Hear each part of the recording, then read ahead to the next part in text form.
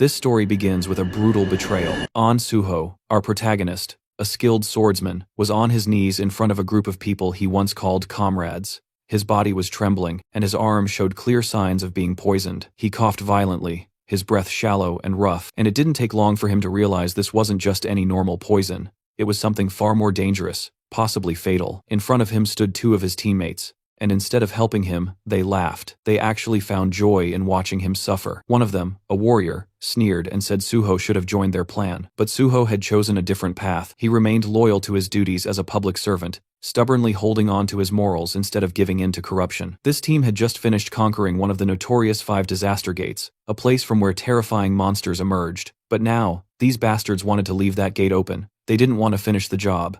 They wanted to make sure the monsters weren't completely wiped out, so they could return again and again. Because as long as the danger remained, so did their jobs, their influence, and their status. If the monsters were gone, the spotlight would fade, and so would their power. Suho remembered all the time he had spent with them, fighting side by side in life-threatening battles, trusting them with his life, and now they stood before him, watching him die without a shred of remorse. They justified their actions by saying Suho was the only one who had opposed the plan. Everyone else was on board. Then the archer stepped forward and casually extended his hand, offering Suho a second chance. He said that if Suho agreed to join their side, they'd let him live. But Suho wasn't a fool. How could he trust people who had just poisoned him and stood back to watch him suffer? Besides, he could already feel it. His body had been pushed beyond its limits. The poison had spread too far. There was no coming back from this. His survival was impossible. But even if he couldn't live, he could still do one thing: take at least one of these traitors down with him. With that, Suho began gathering all the energy he had left. A powerful aura erupted from him, sharp and overwhelming. A couple from the group was immediately paralyzed with fear, backing away in terror. But the woman in the group, even more frightened than the rest, tried to calm everyone down, insisting they shouldn't panic. The archer, clearly on the verge of losing control of his bladder, could tell this was bad, and then Suho moved. In a single swift motion, he charged forward. His blade slashed through the warrior's arm, and in the very next second, he beheaded the dark mage woman with deadly precision. The archer barely managed to retreat, dragging the healer with him. Their smug expressions, once full of arrogance, had completely vanished.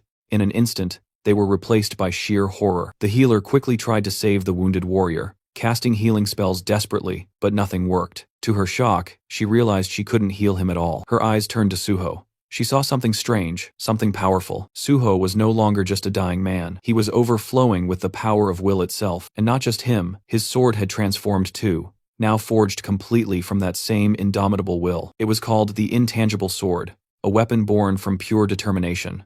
But that power came a cost. The energy that had kept him standing finally faded. Suho's strength gave out, and his body collapsed. He stumbled backward, falling off a cliff behind him. He dropped deep into the valleys below, disappearing from their sight, leaving behind nothing but silence.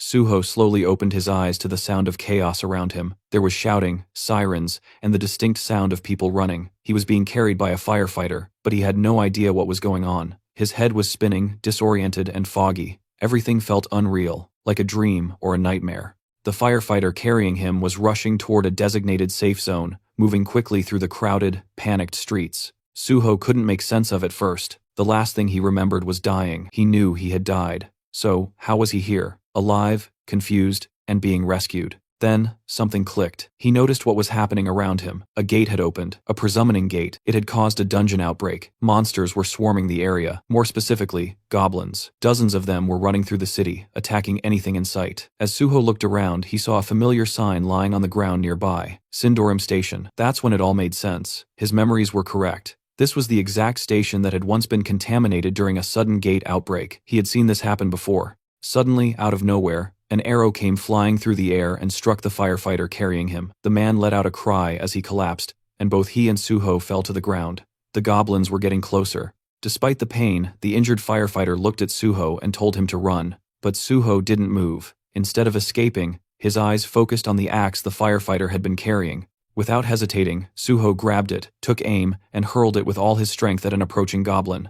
The weapon flew through the air and struck the goblin cleanly, taking it down in a single blow. And then, right in that intense moment, something strange appeared in front of Suho. Floating text, just like a digital display. It was a system window. It congratulated him on his awakening. For a second, he just stared at it, stunned. It was exactly like before, exactly as he remembered.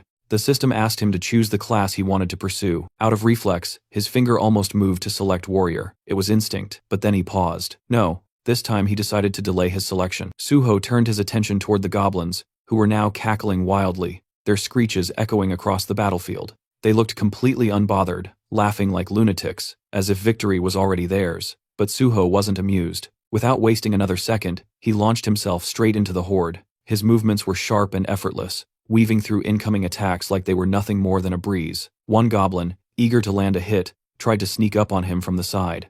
But the moment its eyes locked on his Suho, it froze in horror, because right in front of it, Suho had just retrieved the same axe he had hurled earlier. The goblin recognized it instantly, its face twisted in pure panic. And honestly, if goblins wore pants, that one probably would have pissed itself right there. But Suho didn't care. He wasn't here for theatrics. Before the creature could even let out a scream, Suho slashed it down in one clean motion, cutting it off before it could make the area even more disgusting than it already was. He didn't stop there. Grabbing one of the goblin's sword from the ground, he kept moving. He knew exactly what he was dealing with. Goblins were dangerous, sure, but only to beginners. To someone like him, a veteran who had seen far worse, cutting down goblins was no challenge at all. For Suho, it was easy as fuck. Suho continued slashing through the goblins, cutting them down one after another with a speed and precision that was even sharper than before. In just a few minutes, the entire wave of goblins had been completely wiped out.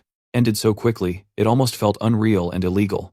As the dust settled, Suho looked down at the sword in his hands. He realized how easily he had gotten carried away. In that moment, he wasn't calm or calculating. He had acted purely on instinct and emotion. And while that raw power was useful, he knew that during times like these, what he really needed was a cool head. But then again, if he wasn't mistaken, he had been brought back to the past for a reason. This was a second chance, a rare opportunity to start everything over from scratch, and he wasn't going to waste it. Suddenly, several system windows popped up in front of him, congratulating him for mastering multiple swordsmanship skills. But just then, something else caught his attention. The firefighter nearby was staring at him, clearly curious. The way Suho had fought didn't go unnoticed, and the man couldn't help but wonder if this guy is a player. Suho simply gave a slight nod in response and turned his focus back to the system. He had made up his mind about his class selection. He would become a healer. With that decision made, Suho walked up the firefighter and politely asked if he could take a look at his injury. The man looked a bit confused.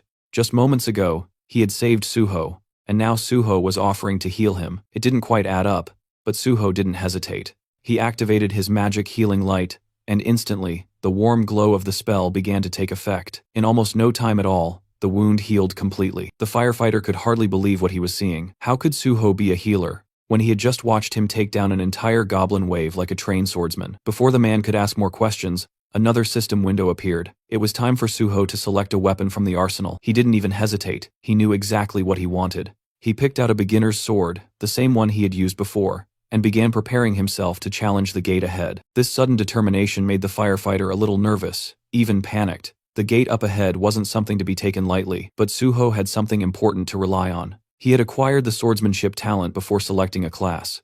This was a key detail. Skills obtained based on innate talent could be used regardless of which class a player chose, and as the player leveled up, those skills and class skills also would continue to evolve and grow stronger. Suho recalled something. Isabella's Holy Spirit had been the top-tier upgrade of healing light. If only he'd possessed that kind of power back then, maybe things could have turned out differently. But this time, he was going to do things right. He had a clear plan. He would walk the path of both a swordsman and a healer. And as he remembered the faces of his former teammates, those scumbags who had betrayed and abandoned him, his resolve grew even stronger. He stepped closer to the gate, the one that had nearly killed him in his past life. Back then, he was weak and unprepared. But now, with the fundamentals of swordsmanship engraved in his very being, he knew he could handle it. Without a trace of hesitation, Suho began walking forward and stepped inside the gate. As Suho stepped through the entrance, he suddenly found himself standing in the middle of a dense, shadowy forest. Almost instantly, the system window appeared in front of him, displaying the name of the area, Green Red. A strange name, but there wasn't much time to think about it. After walking for a short while, Suho stumbled upon the gruesome sight of multiple goblin corpses scattered across the forest floor. Judging by their positions and expressions, it looked like they had been running from something or someone far more terrifying than themselves. Their twisted bodies suggested fear, not just defeat. That's when Suho heard something, a low guttural sound from nearby. He turned his head toward the source, and just like that, he recognized what was behind it. Two towering hobgoblins dragging along the corpse of a creature they had hunted. These weren't the weak, annoying goblins he'd seen before. Hobgoblins were a whole different beast. bigger, meaner, and more dangerous. And when they spotted Suho, their eyes lit up with excitement. To them, human meat was a rare treat. Without hesitation, they tossed their previous prey aside and pointed their jagged weapons at Suho, eager to tear into fresh flesh. But what they didn't know, what they couldn't have guessed, was that the human they were drooling over wasn't some ordinary prey. They were staring at a predator. The first hobgoblin charged forward, blade swinging fast, but it sliced nothing but air. Suho dodged it cleanly. He already knew he was underleveled for these enemies. His weapon wasn't strong enough to cut through their thick skin with ease, but he didn't need to rely on brute strength. He knew exactly where to strike. In one swift motion, he lunged straight at the first hobgoblin, aiming directly for its eye. The attack hit its mark. The creature let out a piercing screech loud enough to rattle the forest trees. Suho, ever the soft-hearted one, ended the pain of the poor monster by killing it. But Suho never intended to kill it so quickly. His attack had been too effective that it was pure habitual mistake. He had hoped to use the creature to gain skills and experience from the fight, but accidentally killed it too soon. Turning toward the remaining hobgoblin, Suho decided to make proper use of this one. The second monster,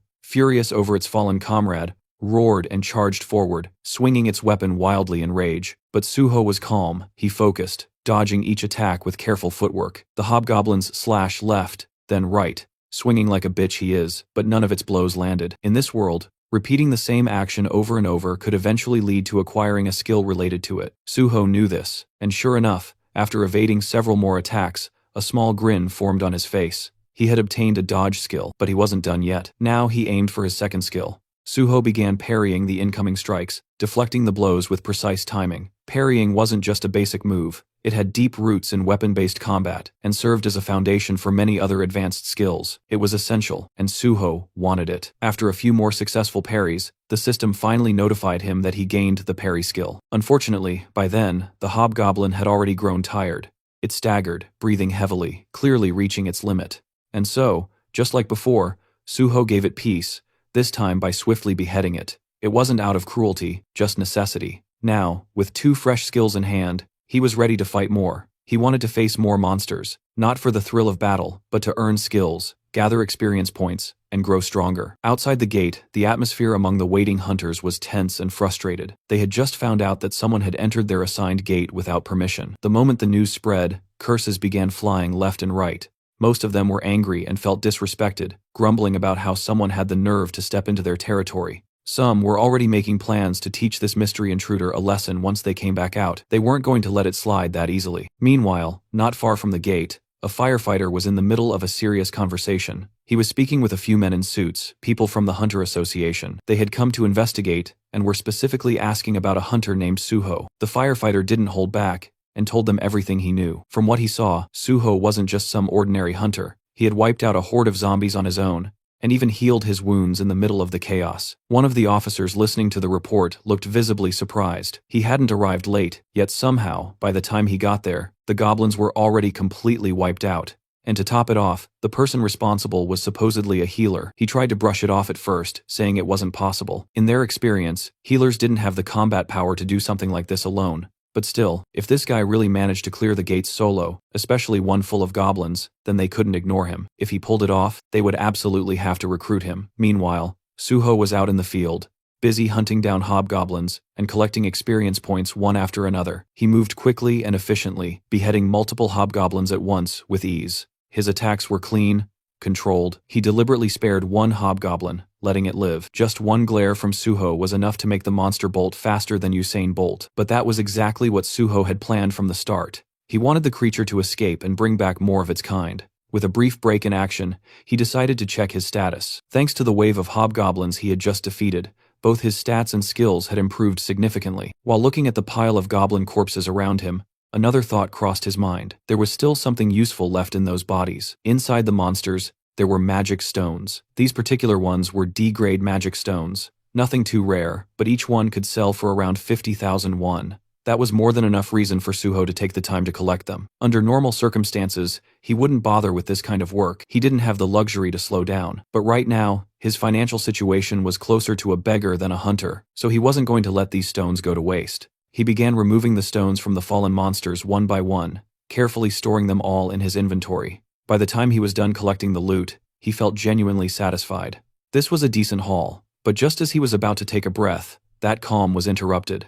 A sudden wave of pure killing intent hit him like a wall. When he turned to face it, about 30 hobgoblins were already approaching. Leading them was the same monster he had let go earlier, the one that had fled in terror. And now, with the confirmation, the entire group charged towards Suho all at once. But Suho didn't panic. Instead, he leapt into the air like a ninja, moving with the speed and precision of a trained assassin. Within moments, several hobgoblins had already fallen, their heads rolling across the ground. His movements were sharp and effortless, like cutting through butter. Then, as if rewarding his efforts, the system notified him that he had leveled up. New stat points were added to his profile, making him even stronger than before. With that power up in hand and enough experience gained, Suho decided there was no need to drag things out any longer. It was time to end this. He dove straight into the mob of enemies, slashing in every direction, clearing the horde with ruthless efficiency. At one point, a hobgoblin managed to charge him head-on, aiming to strike, but instead of fear, Suho's face lit up with excitement. He wasn't worried. If anything, he looked even more thrilled than before.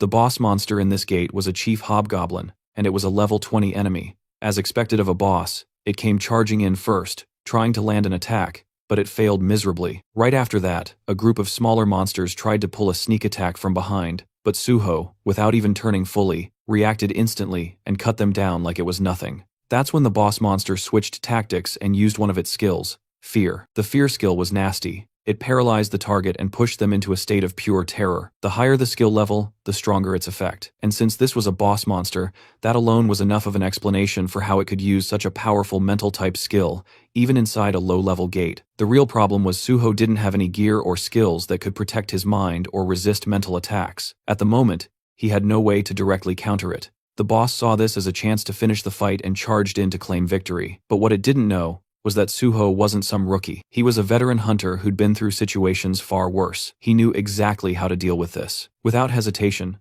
Suho gripped his blade tighter with his left hand and deliberately cut himself. The sharp pain snapped him out of the fear-induced paralysis. The moment his mind cleared, he parried the boss's incoming strike. Then, instead of focusing on the boss right away, Suho made a quick decision. He turned his attention to the smaller monsters first. Within seconds, he moved through the battlefield, slicing down every last one of them. In just a short burst of action, he wiped out all the hobgoblins inside the gate, leaving no enemies behind except the boss itself. Before going back to face the chief hobgoblin, he took a moment to heal the wound on his left arm. Now, with the distractions gone and his body back in shape, it was just him and the boss. One-on-one, no more interruptions. And from the look on the monster's face, it didn't seem all that confident anymore. The fight between the two had begun, and they exchanged blow after blow. Suho gave it his all, swinging his sword with determination. But because of his relatively low level, none of his attacks seemed to deal any serious damage to the monster. It was becoming clear that a head-on approach wasn't going to work. Realizing this, Suho decided to change tactics. Instead of aiming blindly, he drove his sword straight into the monster's thigh, targeting a weak spot to slow it down. In response, the monster activated its fear skill once again, hoping to paralyze Suho and gain the upper hand. But this time, it didn't work. Once a person overcomes fear, it loses its grip, and Suho had already faced it once and conquered it. Now that he was no longer affected, Suho focused all his attacks on that same spot. He slashed the injured thigh over and over again, relentlessly exploiting the weakness. After a few more precise and forceful hits, the boss monster finally collapsed to the ground, barely alive, clearly on the brink of death. But Suho wasn't finished yet. Instead of going for the final blow, he suddenly used his healing light, a skill meant to restore health, and he used it on the monster. The creature, already confused and half dead, was now completely thrown off. It couldn't understand why the human who had nearly killed it was now trying to heal it. Suho, on the other hand, was delighted. He had just realized he could keep the fight going. By repeatedly attacking and healing the monster, he could extend the battle and use it as training. Some time passed in this strange cycle: attack, injure, heal, repeat.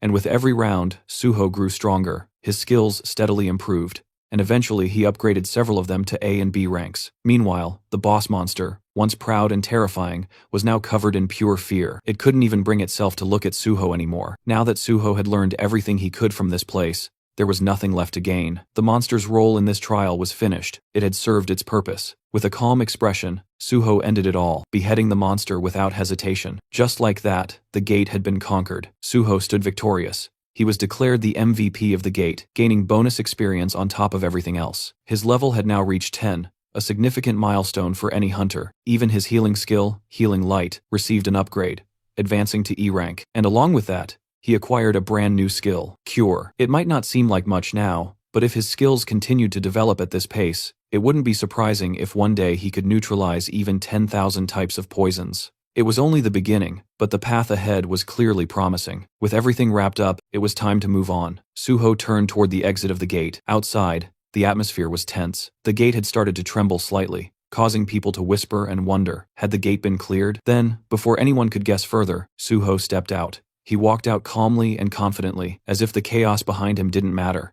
There wasn't a hint of exhaustion or discomfort on his face, just quiet composure. People around him stared, unable to figure out who he really was, or what exactly he had done, and Suho didn't bother explaining. He simply let their curiosity grow. Soon after, multiple guilds rushed over. They had all come looking for the mysterious man who had conquered the gate alone, but Suho ignored every offer, every scout, every invitation thrown his way. He wasn't interested. Instead, he walked past them and landed right in front of a man in a formal suit. With a calm and confident tone, Suho greeted him. This man was no ordinary official. He was the team leader of the South Korean Hunter Association, Young Chulmin, and judging by the confused look on his face, he clearly wasn't expecting to be greeted by the person behind the gate's conquest. The scene shifts to the South Korean Hunter Association, where team leader Yang and Sujo were sitting across from each other. On the surface, it looked like a standard registration meeting, but Chulmin's mind was elsewhere. His thoughts kept drifting back to their earlier encounter. He remembered how they had first met, shaking hands casually, and how Suho had mentioned that he was already on his way to the Hunter Association. Anyway, at first Chulmin had assumed it was just for a license renewal, something experienced hunters did all the time.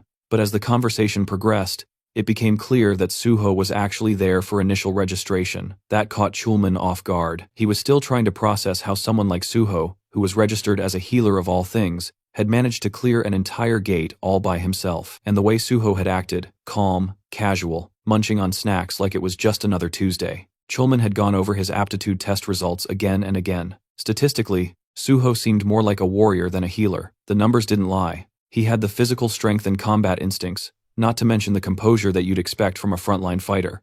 It didn't make sense. While Chulmin was lost in thought, Suho spoke up, snapping him out of it by asking if there was a problem. That brought Chulmin back to focus. He began asking Suho a few routine questions, background, education, that sort of thing. And that's when more pieces of the puzzle began to fall into place. We learned that Suho was a college dropout. He had been studying physical education before quitting. Most students from that department usually chose combat classes like warrior or archer if they entered the hunter field. But Suho had gone in a different direction. He had selected the healer class, and the reason he just hated getting hurt. Then he went on to explain what had happened inside the gate. He described the sequence of events in a straightforward, almost detached way. Though he left out one key detail, the fact that it had all been far too easy for him. He simply said he fought to survive, and that was that. But when Suho casually mentioned Chief Hobgoblins, Chulmin stiffened. Something about that didn't sit right with him. Gates that produced Chief Hobgoblins weren't supposed to be easy. So Suho, noticing his discomfort, calmly opened his inventory. In the next moment, he dropped all the loot he had collected from the gate right onto the table. The items hit with a heavy thud, and Chulmin was caught completely off guard. His eyes widened in shock, and for a second, he almost panicked. These were the magic crystals Suho had collected after hunting hobgoblins. The smaller ones were from regular hobgoblins, while the larger, more refined one had come from the hobgoblin chief. Since Suho didn't really know their actual value, he politely asked the team leader if he could help get them processed. Even while trying to stay composed, Chulmin couldn't take his eyes off the loot.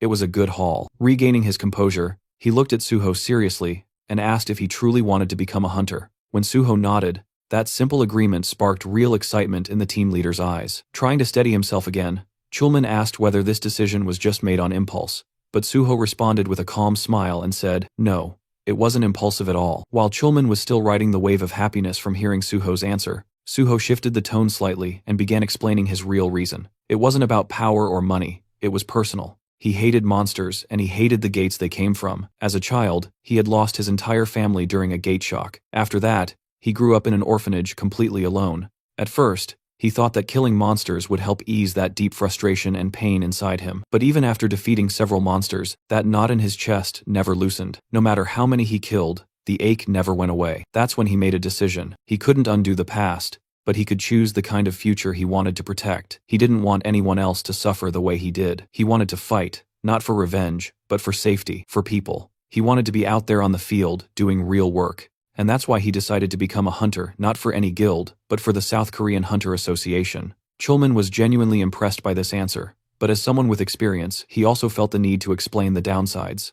He told Suho honestly that the pay scale of the Hunter Association was significantly lower compared to what private guilds usually offer. But Suho didn't seem bothered by that at all. As long as he had free access to multiple gates, priority in entering them, and the authority to punish hunters who committed crimes, that was more than enough for him. Chulman could barely believe what he was hearing. You see, even though the Hunter Association technically has gate priority, they often end up auctioning those rights off to private guilds. And the reason is simple. No official wants to put their life on the line for a small government salary. Most people claim they join to help others, but the reality is, they aim for stable, safe positions where they can earn quietly without ever having to step into a gate. That's why so many aim for administrative roles instead of field duty. But in Chulman's eyes, Suho felt different. He wasn't chasing safety or comfort. He was a rare type, a true patriot, who wanted to be out on the front lines protecting people. Someone who genuinely believed in civil service. The happiness was so overwhelming that for a moment, Chulman felt lightheaded, but he quickly snapped out of it and got back to the task of handling the magic crystals. Now, to take the official hunter exam, one has to first pass an aptitude test, with both a written and a practical exam. Unfortunately for Suho, this year's registration period had already ended, and the exam was scheduled for tomorrow. But fortunately for Suho, he had brother Chulman on his side. Since Suho had managed to conquer an entire gate by himself, there was a good chance they could pull some strings and get special approval from the higher-ups. That part wasn't a problem. What had concerned Chulman, though, was the written test. Clearing that with only 1 day of preparation almost impossible for a regular person. But Suho, being Suho, was confident. To him, if you ever get the chance to do something, you take it, no matter the circumstances. The only issue, our boy was practically a beggar at this point. He didn't even have enough money to pay the exam registration fee. So, swallowing his pride, he asked if team leader Chulman could take care of the magic crystals for him. And Chulman, being the dependable guy he is, immediately took the task without a second thought. Right now, the only person Suho could fully rely on was his big brother Chulman, and he was genuinely grateful for that. After some time, they completed all the aptitude tests. Team leader Chulman then sent Suho the money they got from selling the crystals. In the next cut, Suho was munching through Chulman's food stash like he owned the place. Thanks to the magic crystals, he received 3 million won. And on top of that, since he registered as a civil servant hunter, he also got some tax exemption benefits. Still, that wasn't enough for him. He had one more request. He had heard the association had a library, and he wanted to cram a bit for the written test tomorrow. He politely asked if the team leader could allow him access. And of course, Chulman said yes, with a smile. He even personally showed Suho the way to the library, and told him he wouldn't need an employee card to enter. Before parting ways, Chulman wished him the best of luck for the exam. Suho watched him leave, quietly, thinking how kind and reliable his brother still was. Deep down, he knew that one day Chulman would definitely become the president of the association. And with Chulman out of the picture,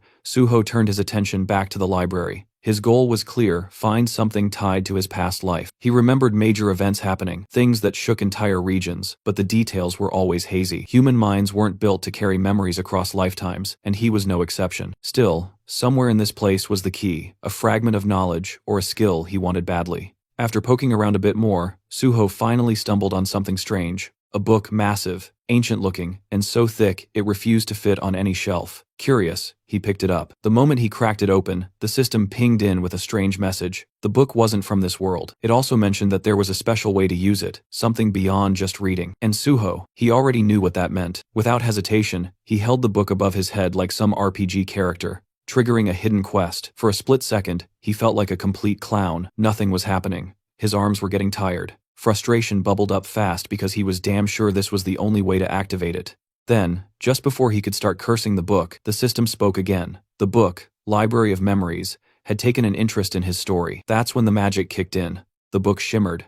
Reality shifted, and in the blink of an eye, Suho was no longer standing in that dusty room. He now stood before a massive, otherworldly tree, its roots deep in glowing stone, its branches reaching into a sky that wasn't even real, a spiral staircase wrapped around it, leading upward into the unknown. And this is the Library of Memories. It's then revealed that the Library of Memories grants its user the ability to recall everything they've ever seen or heard, including painful or traumatic experiences. Normally, the human brain copes by forgetting, but once this ability is acquired, the user is burdened with flawless memory. The original owner of this skill was the manager of the Hexagon Guild, a former Korean Hunter Association employee. While studying in a library for a career change, she unintentionally gained this ability after using a book as a pillow, just because lying face down was uncomfortable. Suho thinks about how lucky she was to stumble upon such a skill, and feels grateful to her for introducing him to it. He even plans to treat her a meal one day. The system window then prompts Suho to donate his own story to the Library of Memories. He considers how powerful the ability truly is. It could help him restore every memory he's ever had, especially since human recollections tend to fade and warp over time. Realizing its value, he decides that obtaining the skill is necessary to retain every detail with precision.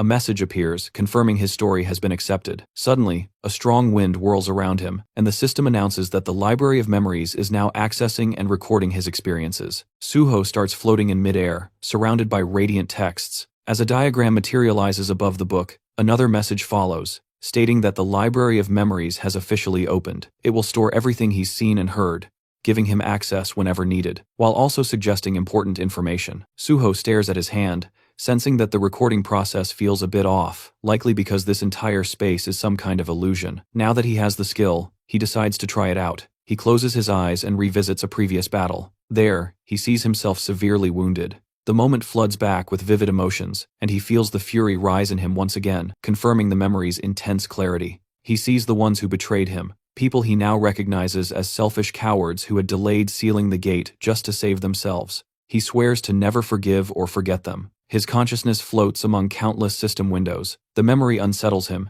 and he wishes he'd chosen to recall something less painful. Then, out of nowhere, one system window shows a shocking notification. He's being given a chance to become stronger. As the first person to reach the realm of the transcendent, the system announces it's rebooting for player On Suho. He's left speechless as the world around him reverts to normal. A thought crosses his mind. Could it be that the system really sent him back in time? He remembers having once reached the state of unity with the Divine Sword, and obtaining the first SS rank skill. But now, as the first to attain transcendence, he's being given a new opportunity, something no one's ever experienced before. Suho starts to realize that his return to the past might not be just a coincidence. In the next moment, he arrives at a certain place by taxi. As he steps out, he reflects on how meaningful this second chance really is. Now he has an opportunity to prevent the disasters that once struck him, and to handle the unpredictable gates that had caused countless casualties. Determined to tackle these gates faster than before, he reminds himself that every second matters. He soon arrives at a huge building nexus. Standing before it,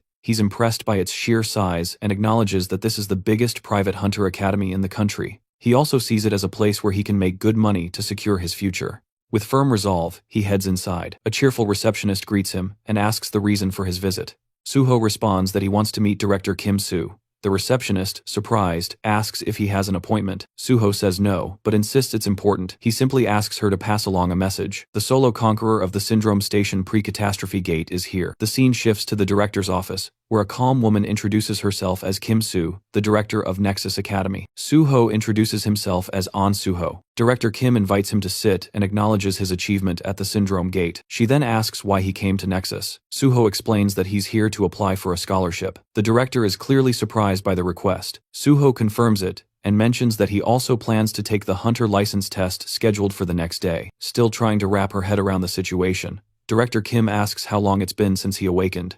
Suho calmly replies, "It happened today." Shocked even further, she checks her documents and repeats in disbelief. An unregistered hunter who awakened just today wants to take the test tomorrow and has already solo cleared a catastrophic level gate. Suho confirms everything. He adds that a connection within the Hunter Association helped him secure a spot in the exam. His goal is simple: to rank first. His confident declaration leaves the director even more surprised. Then Suho states his condition. If he ranks first, he wants to be officially granted Nexus Scholarship student status with full financial support. Suho knew full well that for an unknown newcomer, reaching the top wouldn't be easy. But he wasn't some beginner. He was a battle-hardened veteran who had cleared countless gates. Whether anyone else believed him or not didn't matter. That choice was up to them. Director Kim recognized that clearing such a dangerous gate alone was no small feat. Still, she reminded him that the hunter test was a completely different matter, with an average pass rate of less than 20%. Suho made it clear if he didn't get first place, they could ignore him and cancel the scholarship deal entirely. Intrigued, Director Kim asked why he chose Nexus instead of more prestigious academies like Hexagon or Prime. Suho answered bluntly. Despite being the biggest academy, Nexus had hit a rough patch in recent years. It hadn't produced a single top-ranking student, and that had hurt its reputation and admissions. Silently, Director Kim acknowledged the truth. Nexus was in desperate need of success, and no current student had shown any signs of becoming a breakout talent. If Suho really did take first place, Nexus would gain the most from Spotlight. His proposal in that sense was perfectly timed. Still, the director couldn't help but wonder what kind of person makes such a bold offer with that much confidence. Curious, she asked how much money he was expecting from the scholarship. Suho responded by asking about the rewards for becoming the top student. She explained that the prize included a full refund of tuition, an additional bonus of 30 million won, and the opportunity to immediately join the Nexus Guild. Suho nodded. It seemed fitting for the country's largest academy. But then, with a grin, he added that 300 million won would be even better. The number stunned Director Kim, but Suho kept going, saying that considering the advantages that came with being the top student and the scale of the academy, the amount was fair. For Nexus, 300 million wasn't much anyway. Deep down, Director Kim knew he wasn't wrong. Reluctantly, she agreed and told him that if he ranked first, she would pay him the 300 million. Later, Suho wandered around the campus. The more he explored, the more he realized just how enormous it was, bigger than most amusement parks. Once enrolled, he wouldn't be missing anything. The staff members showing him around chuckled proudly, explaining that Nexus was the largest academy in all of South Korea. Suho noticed the guide looked tired, and figured they'd probably been woken up just to give him a tour. Feeling slightly guilty, Suho thanked him for showing him around so late. The guide smiled, saying it was the least he could do for someone so important. Then, Suho spotted someone training alone on the playground. Curious, he asked if that person was a student. The guide nodded, saying that student trained every night at this hour, and was the most hardworking student in the academy. Suho was intrigued. The student's name was Daehan. The guy called out to him, reminding him to take care of his health, to which Daehan replied with a smile, saying he had to push himself harder since he was already in his third year. Suho recognized him instantly. In his past life, he had teamed up with Dawn for raid missions. Back then, Daehan had been the nation's top tanker, famous for his unmatched endurance and defensive capabilities. It had been unfortunate when pure tankers lost their place in the meta over time, but now seeing Daehan wielding an axe instead of a shield, Suho realized Daehan still hadn't unlocked his real potential. This was a perfect opportunity. He could guide Daehan now and eventually recruit him into the Great Hunter Association. The guide introduced the two of them. After a brief greeting, Suho asked if Daehan intended to use the battle axe as his main weapon. Daehan confirmed it. Suho then asked why he chose that particular weapon. Daehan explained that since he aimed to be a frontline fighter, his instructors had suggested the axe, saying it matched well with his build. The guide chimed in, adding that few weapons could rival the battle axe in sheer destructive force. Suho asked if Daehan had only trained with the axe. Daehan admitted he had. He called himself a slow learner and said trying out multiple weapons felt like a waste of time. It had taken him 2 years just to get somewhat decent with the axe, and even now, he didn't feel particularly skilled with it. Suho silently analyzed the situation and understood the real problem. It wasn't that Daehan lacked effort, but that the axe simply didn't suit him. It wasn't a matter of dedication, it was a case of poor direction. If his progress hadn't improved early on, he should have switched weapons. Suho found it surprising that even the top academy in the country missed something this obvious. He suggested a different mindset. Since players would eventually receive stat adjustments, it made more sense to pick a weapon that felt natural to them. With skill correction effects, proficiency could rise quickly, but true performance in battle relied on knowledge and experience. In Daehan's case, the battle axe was clearly a mismatch. While it delivered heavy hits, the long cooldowns made users vulnerable, and considering Daehan's large frame, it became even harder to protect him effectively. When Daehan heard this, he was taken aback. He'd spent the last 3 years training with an axe. Suho acknowledged his dedication, but pointed out that Daehan's real strength might be in tanking. He advised Daehan to try using a kite shield on his left arm and a one-handed blunt weapon in his right hand. According to Suho, this setup would significantly enhance Daehan's overall combat effectiveness. Daehan hesitated. Switching roles right before the exam felt risky, especially since the test was happening the very next day. Suho then asked him to think about what truly forms the backbone of a raid party. While many believed it was the mage, in reality it was always the tank. The tank's job was to draw the enemy's focus and protect the team. To do that properly, a tank needed both a shield and a secondary weapon for crowd control. Suho's reasoning finally clicked with Daehan. Motivated by the insight, he decided to give it a shot. Suho was glad that Daehan didn't let doubt hold him back, and appreciated how quickly he could think and adapt. Suho wished him luck, and Daehan thanked him before heading off. Right after that, the guide explained that Director Kim had asked him to give Suho a tour, which is why he introduced him as a guest. But now the guide was curious. Was Suho actually an instructor? He seemed to know a lot about combat and contracts. Suho clarified that he was an instructor, though internally he realized it probably looked suspicious for someone without a license to know so much. He explained that he was more like a stakeholder. The guy nodded and mentioned he'd just received a call. The contract was ready, and it was time to return to the director's office. Then came a day of the hunter test. The area in front of the association building was packed with examinees, all armed with swords and ready to earn their hunter licenses.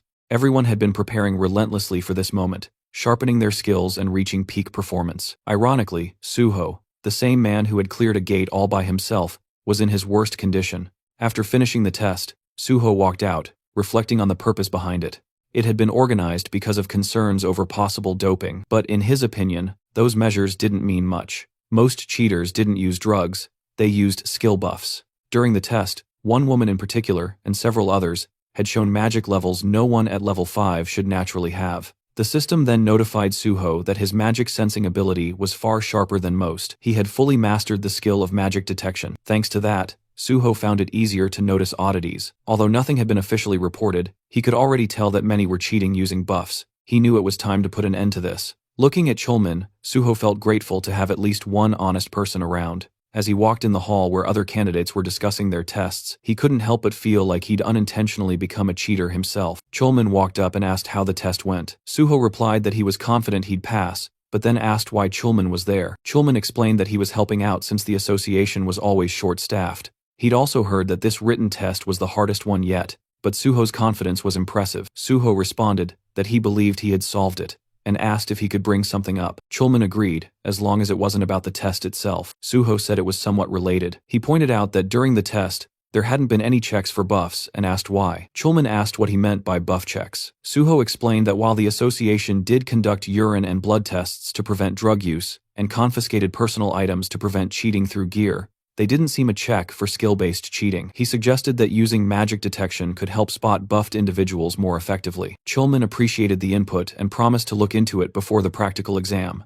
Suho said he'd get ready for the next test. Before he left, Chulman stopped him and said he personally hoped Suho would do well, and that they'd get to work together. He wished him luck on the practical, and Suho thanked him. 30 minutes later, at the site of the practical test, the announcer informed everyone that the exam had been delayed by 2 hours due to issues with the dive capsules. All candidates were directed to grab lunch at the cafeteria and wait either in the lounge or the training area, but Suho wasn't convinced. It felt like an excuse. He suspected that Brother Chulman had already started cracking down on those trying to cheat using buffs. Moving swiftly, just as he'd expected, with 1,200 candidates and a pass rate of under 10%, spotting cheaters could easily bring that rate down to 7%. Anyone who passed under those conditions would undoubtedly be top-tier talent. Suho decided to observe the other candidates to spot anyone who might be worth keeping an eye on. Just then, voices caught his attention. One man was challenging another to a match. The second guy snapped back, telling him to back off and stop picking fights, but the first guy clarified that he only wanted to spar, joking that the other was afraid his lack of skill would be exposed. Annoyed, the second man shoved him and told him to stay out of his face. The first man then raised a wooden sword and asked what would happen if he struck first. Before anything could escalate, Suho stepped in and blocked the wooden sword with his own, making the attacker pull back. The second man was stunned and asked Suho if he'd lost his mind, but Suho calmly said he'd handle it and told the man to stay out of it. The guy asked who Suho was. Was he some sort of officer? Suho simply said he was just another test taker, but warned that dealing with someone like this attacker would only cause unnecessary trouble, so it was best to leave it to him. The attacker then questioned why Suho was getting involved. Suho smiled, introduced himself, and offered to be the attacker's sparring partner since he was so eager for one. But the attacker wasn't impressed. He scoffed, saying he wouldn't waste his time sparring with someone weak like Suho. That word weak caught Suho off guard. The attacker claimed Suho just got lucky earlier and warned him not to get arrogant, ordering him to leave. But Suho turned the tables, asking if he was scared. The attacker, annoyed, asked what that was supposed to mean. Suho suggested they find out if it really was just luck, hinting that the attacker was too scared to test it. Provoked, the man accepted the challenge, hurling insults and calling Suho just another coward in the crowd. Suho agreed to the spar, but said they should get a supervisor's approval and use the designated sparring arena. With permission granted, both of them stepped into the training arena, drawing attention from nearby students. The referee reminded them they could only use training weapons provided by the association, and warned that the match would be stopped if things got out of control. As the match started, the attacker charged first, swinging his wooden sword. Suho blocked it with ease. The attacker leapt into the air, swinging downward, but Suho dodged effortlessly. Furious and surprised, the attacker threatened to tear Suho apart, but Suho stomped down on the man's wooden sword and taunted him, calling him pathetically weak. The insult pushed the attacker over the edge. This man, Park Yong, was known as a mad swordsman, obsessed with strength, always seeking out skilled opponents to fight. His thirst for power had turned him into a relentless combatant. Suho remembered how skilled Yang had been during their last encounter, and was surprised to see him among the same batch of test takers. He immediately realized that Yang needed to be stopped before repeating past mistakes. Without warning, Suho delivered a powerful kick that sent Yang flying. As he hit the ground, Suho mocked his earlier arrogance. Stunned, Yang questioned how Suho was so strong. Suho calmly warned him that charging in blindly wouldn't work, hinting that Yang had never faced someone as powerful as a level 10 before. Most of his previous opponents probably never got past level 5. Getting back up with a smirk, Yang admitted Suho seemed too calm and announced he'd go all out. Suho welcomed it. Yang unleashed a barrage of strikes, but Suho dodged them effortlessly with just one hand on his sword. The intensity of Yang's attacks had definitely increased, and Suho acknowledged the added weight behind him. Then, Yang went all in, using his signature dragon sword technique. A flash of blinding light erupted as the swords clashed. Yang thought he had finally landed a decisive hit and began to celebrate, but when the light faded, Suho was still standing, completely unharmed. He blocked the attack. Shocked, Yang trembled and demanded an explanation. Suho smirked and said the attack was too slow. In reality, Yang had only managed a basic version of the dragon sword technique. Without a hunter's license, it was impossible to master the real thing. Enraged by the humiliation, Yang charged again, but Suho dodged every attack with ease. At one point, Suho dropped into a crouch, baiting Yang into one last reckless charge. Just as Yang shouted that the match was over, Suho landed a powerful upward strike to his chin, knocking him out cold. Yang hit the ground, defeated and dazed, struggling to understand what had happened. Suho calmly repeated that his attacks were simply too slow. Though Yang was seething, all he could do was lie there, muttering Suho's name under his breath. Watching this, Suho realized that Yang's obsession would now revolve entirely around defeating him, ignoring everyone else in the process. With that distraction taken care of, Suho figured the testing center might finally quiet down. Meanwhile, the supervisor who had been observing everything were left stunned, snapping them out of their daze. Suho casually spoke up, reporting that he'd accidentally knocked out Park Yang and asked them to take care of him. In the next scene, Suho sat inside a room filled with various machines. Looking around, he noticed there were more skilled individuals present than before, probably anti-doping inspectors disguised as technicians. As the room grew noisy, Suho became visibly irritated, clearly wishing they'd all just leave. A technician walked up to him and instructed him to lie down. He then explained how the emergency button worked in case anything fell off during the dive process. Suho confirmed he understood. Once the system powered up, Suho lay down, and cables were attached to both sides of his head. A system window appeared indicating that the Hunter Practical Test program had been activated. As Suho's consciousness connected to the simulation, the dive progress steadily climbed 5%, then 40%, then 77%, until it hit 100%. The connection was successful, and the healer class test scenario began. When Suho opened his eyes, he found himself in a different world. Right away, he could tell this test wasn't going to be easy, especially considering how few people passed the healer exam. In front of him were wounded individuals calling for help, and some were trapped under rubble. One girl in particular was desperately trying to lift a huge stone. As Suho took in the chaotic scene, he silently criticized the Hunter Association for being too ruthless with the scenario. The whole situation already felt traumatic. Before continuing, let's understand the context of the practical test. It's considered the centerpiece of the Hunter exam. The main goal is to evaluate how well a participant fits into their chosen class. Every year, the simulation scenarios change, and the criteria for passing also vary. Typically, these tests involve one-on-one fights or surviving waves of enemies. A participant score depends on how long they last and how many opponents they defeat. But for healers, it's different. The focus isn't just on how strong their healing powers are. While healing ability matters, the most valued quality is sacrifice. Healers who put their own lives on the line to save others earn higher scores. As monsters began to approach, Suho reflected on the nature of the test. In this scenario, the healer is expected to die protecting the patient. The issue, his own stats were still active. Walking toward the monsters, he spotted a sword on the ground. Looking at it, he realized he'd have to take a serious beating before dying. Unlike the others, he questioned the logic of letting himself be beaten to death. Dying once had already been enough for him. Nearby, others screamed for help at the sight of the monsters, but Suho knew those screams were illusions. In reality, he was surrounded only by corpses. He approached a terrified girl and asked if she was okay. Shaking, the girl warned that the monsters would return and they had to run, but Suho knew the real mission. He had to protect her until the end. Reassuring her, he promised that the rescue team would come and that he'd keep her safe until then. With resolve, he stood his ground, ready to fight the oncoming monsters. Back in the observation room, players started exiting the simulation pods one by one.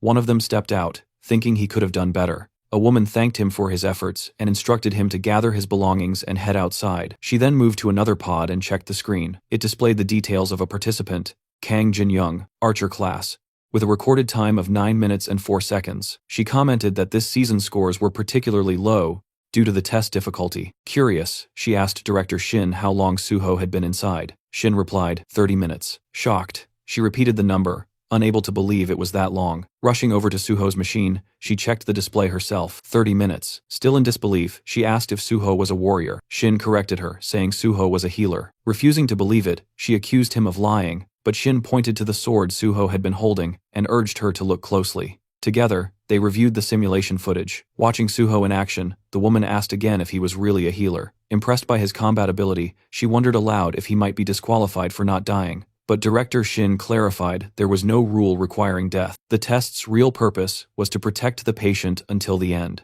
She nodded in agreement. Shin explained further. Suho was meeting all the conditions. He never abandoned the patient, fought near her, and continued healing her throughout. He was risking his life to protect her. As long as all conditions were met, disqualification wasn't an option. Hearing that, the woman concluded that the top score for this exam had already been determined. Meanwhile, Suho was still battling inside the simulation. With incredible skill, he sliced through the monsters in a single blow. But even after his victory, Suho felt it wasn't enough. He needed to be faster. As more monsters appeared, he eliminated them one after another, showing unwavering focus. Eventually, he wiped them all out. A system message popped up. Your understanding of the skill footplay is very high. Congratulations, you've mastered footplay. Suho read the message and realized that although this was a simulation since it was based on real-world mechanics, the system could still recognize his physical control. The system acknowledged that he was directly controlling his body, making it possible to master physical skills, that is even here. Though the experience gained was less than in real combat, it was still a great way to train. In addition to swordsmanship, he had picked up various skills and upgraded all basic sword techniques to a rank. There were no experience points or item rewards, but the results were still satisfying. If he could eventually raise all his sword skills to a rank or higher, he might be able to develop a technique like Park Yong's dragon sword technique. Another message appeared. Great achievement. Your understanding of swordsmanship surpasses everyone else's. The system is impressed by your unique style and wishes to register it. Would you like to create a new swordsmanship skill by combining your basic sword techniques and footplay? Suho smiled, finally ready to create his own style. Guardian Sword. A confirmation window appeared, asking if that would be the official name. Suho confirmed. Another message congratulated him for his supreme mastery and recognized the creation of a new unique swordsmanship skill, Guardian Sword S. This new ability boosted the effects of all his sword and footwork skills by 50%. As a reward for this great achievement, the system awarded him 10 bonus stat points and expressed its hope that Suho would continue walking the path of the sword. A final message confirmed he had unlocked Sword Mastery S, a privilege granted only to those with deep understanding of swordsmanship. This lifted all restrictions on learning and using sword techniques, enhanced all sword-related abilities by another 50%, and removed any limitations tied to sword use. Suho quietly thought back to his past life. Back then, it had taken him over 10 years to reach this level of skill. But now, thanks to the knowledge he carried from that life, he had progressed much faster. He recognized how much his value had grown. Turning his focus to the exam, he recalled that the number of monsters was predetermined, and he couldn't help but wonder how much effort had gone into preparing the whole thing. With all his objectives completed, only 2 paths remained: either die at the hands of the monsters, or wipe them all out. Elsewhere, the supervisors watching the live footage were left speechless. They couldn't believe what they had just witnessed. For the first time in the history of practical exams, someone had defeated every single monster. They were in awe, not just of his combat prowess, but also because he had successfully healed the patient. One examiner even joked that they didn't need to bother checking the rankings. The winner was clear. A few days later, the scene shifted to the Hexagon Guild's headquarters. A confident guild member declared that their student, Kian, would surely be this year's top scorer. Another member agreed, proud of the effort they'd poured into his training. But then, someone noticed a congratulatory letter. As it was read aloud, confusion spread. Kian wasn't the top scorer after all. The name on the letter was On Suho. Everyone was stunned. The atmosphere immediately shifted, tense and confused as someone asked where Kian was. At that moment, the guildmaster received a call, and the scene changed again. Suho was now on a call with the team leader. The leader apologized for the late congratulations, explaining he'd been swamped with work, but he made sure to praise Suho for earning the highest score. He admitted he hadn't expected such consistency from him. Suho responded humbly, saying it was all thanks to the team leader, though the leader quickly deflected the credit, saying Suho's achievements were entirely his own doing. He also pointed out that Suho's exceptional performance had helped expose a number of cheaters who were illegally boosting their skills. This would lead to tighter rules in future exams, which he saw as a positive outcome. Then the team leader cautiously brought up a question. Was Suho still interested in joining the Great Hunter Association? Suho replied that although he might stay with the guild a bit longer, his ultimate goal hadn't changed. He still intended to join the association. The team leader appreciated his clear answer and said he'd reach out once the recruitment or testing schedule was ready. Suho agreed with a smile. Before ending the call, the leader reminded Suho to eat properly and look after his health, and Suho returned the same kind words. After the call ended, the team leader glanced down at something in his hand and quietly reminded himself to eat too. Back on Suho's side, he paused for a moment. Something about the leader's tone lingering in his mind. It fell off. He wondered if everything was all right. Just then, his phone rang again. Suho checked the caller ID and seemed to know who it was. He answered and introduced himself. The caller was Kim Soo, who congratulated him on his success and confirmed that payment had already been sent according to their agreement. Suho acknowledged her efficiency, praising how professional her large guild was. Then came her proposal. She invited Suho to join the Nexus Guild, promising benefits better than anything other guilds could offer. Curious, Suho asked how far they were willing to go. Kim Soo assured him that she'd do everything possible to match his expectations. As a top student and scholarship recipient, she said adjusting the contract terms would be no problem. She even suggested meeting in person to finalize the deal. Suho, however, politely declined for now, mentioning he had personal plans that day. He promised to review his schedule and get back to Earth soon. Still, he did hint that considering he was a Nexus scholarship recipient, it would be logical to join Nexus over any other guild. Kim Soo was overjoyed by his response. Her excitement was so intense that even her co-workers nearby noticed. She begged him not to sign anything with another guild in the meantime. Amused by her enthusiasm, Suho chuckled and agreed to meet soon. As the call ended, Suho smiled, still hearing the echo of her thrilled voice. At that moment, the taxi driver let him know they had arrived. Suho thanked him and stepped out. Now standing outside, Suho reflected on everything that had happened. He had cleared the test, secured his license, and received the payment. The next chapter of his journey was right in front of him. With quiet determination, he moved forward, ready to begin farming. At Lighthouse General Market, Suho checked his phone and thought about how he had quickly gathered everything he needed. Now, the only thing left was to buy a weapon. With that goal, he arrived at a small, tucked-away shop, deliberately avoiding the crowded ones since he wasn't sure they'd have what he was looking for. As he stood outside, he wondered if his quiet place might hold the right weapon. Stepping inside, Suho greeted the shopkeeper, who asked what he needed. Suho explained that he had just become a hunter and was looking for a lightweight weapon. The shopkeeper directed him toward a section with cheaper items. When Suho glanced at them, he noticed thick layers of dust and realized most low-grade weapons came without verified data. But that didn't mean every unverified weapon was useless. Some weapons needed to go through a process called liberation before revealing their true potential. These special weapons usually gave off a subtle aura, a kind of signal, though most players in places like this wouldn't recognize it. Suho picked up one of the weapons and activated his magic detection skill. A faint smile appeared on his face. He had found it. After walking out with the weapon, Suho thought to himself that if the owner ever found out the spear's true worth, he'd regret letting it go so cheaply. But for now, it was time to begin. Suho closed his eyes, focused, and began pouring his magical energy into the weapon. The spear absorbed his power at a fast pace, draining his energy quickly. Realizing how much it was taking out of him, Suho stopped and collapsed to the ground, completely exhausted. He understood that if he'd pushed just a bit more, he might have passed out from magic depletion. To awaken the weapon,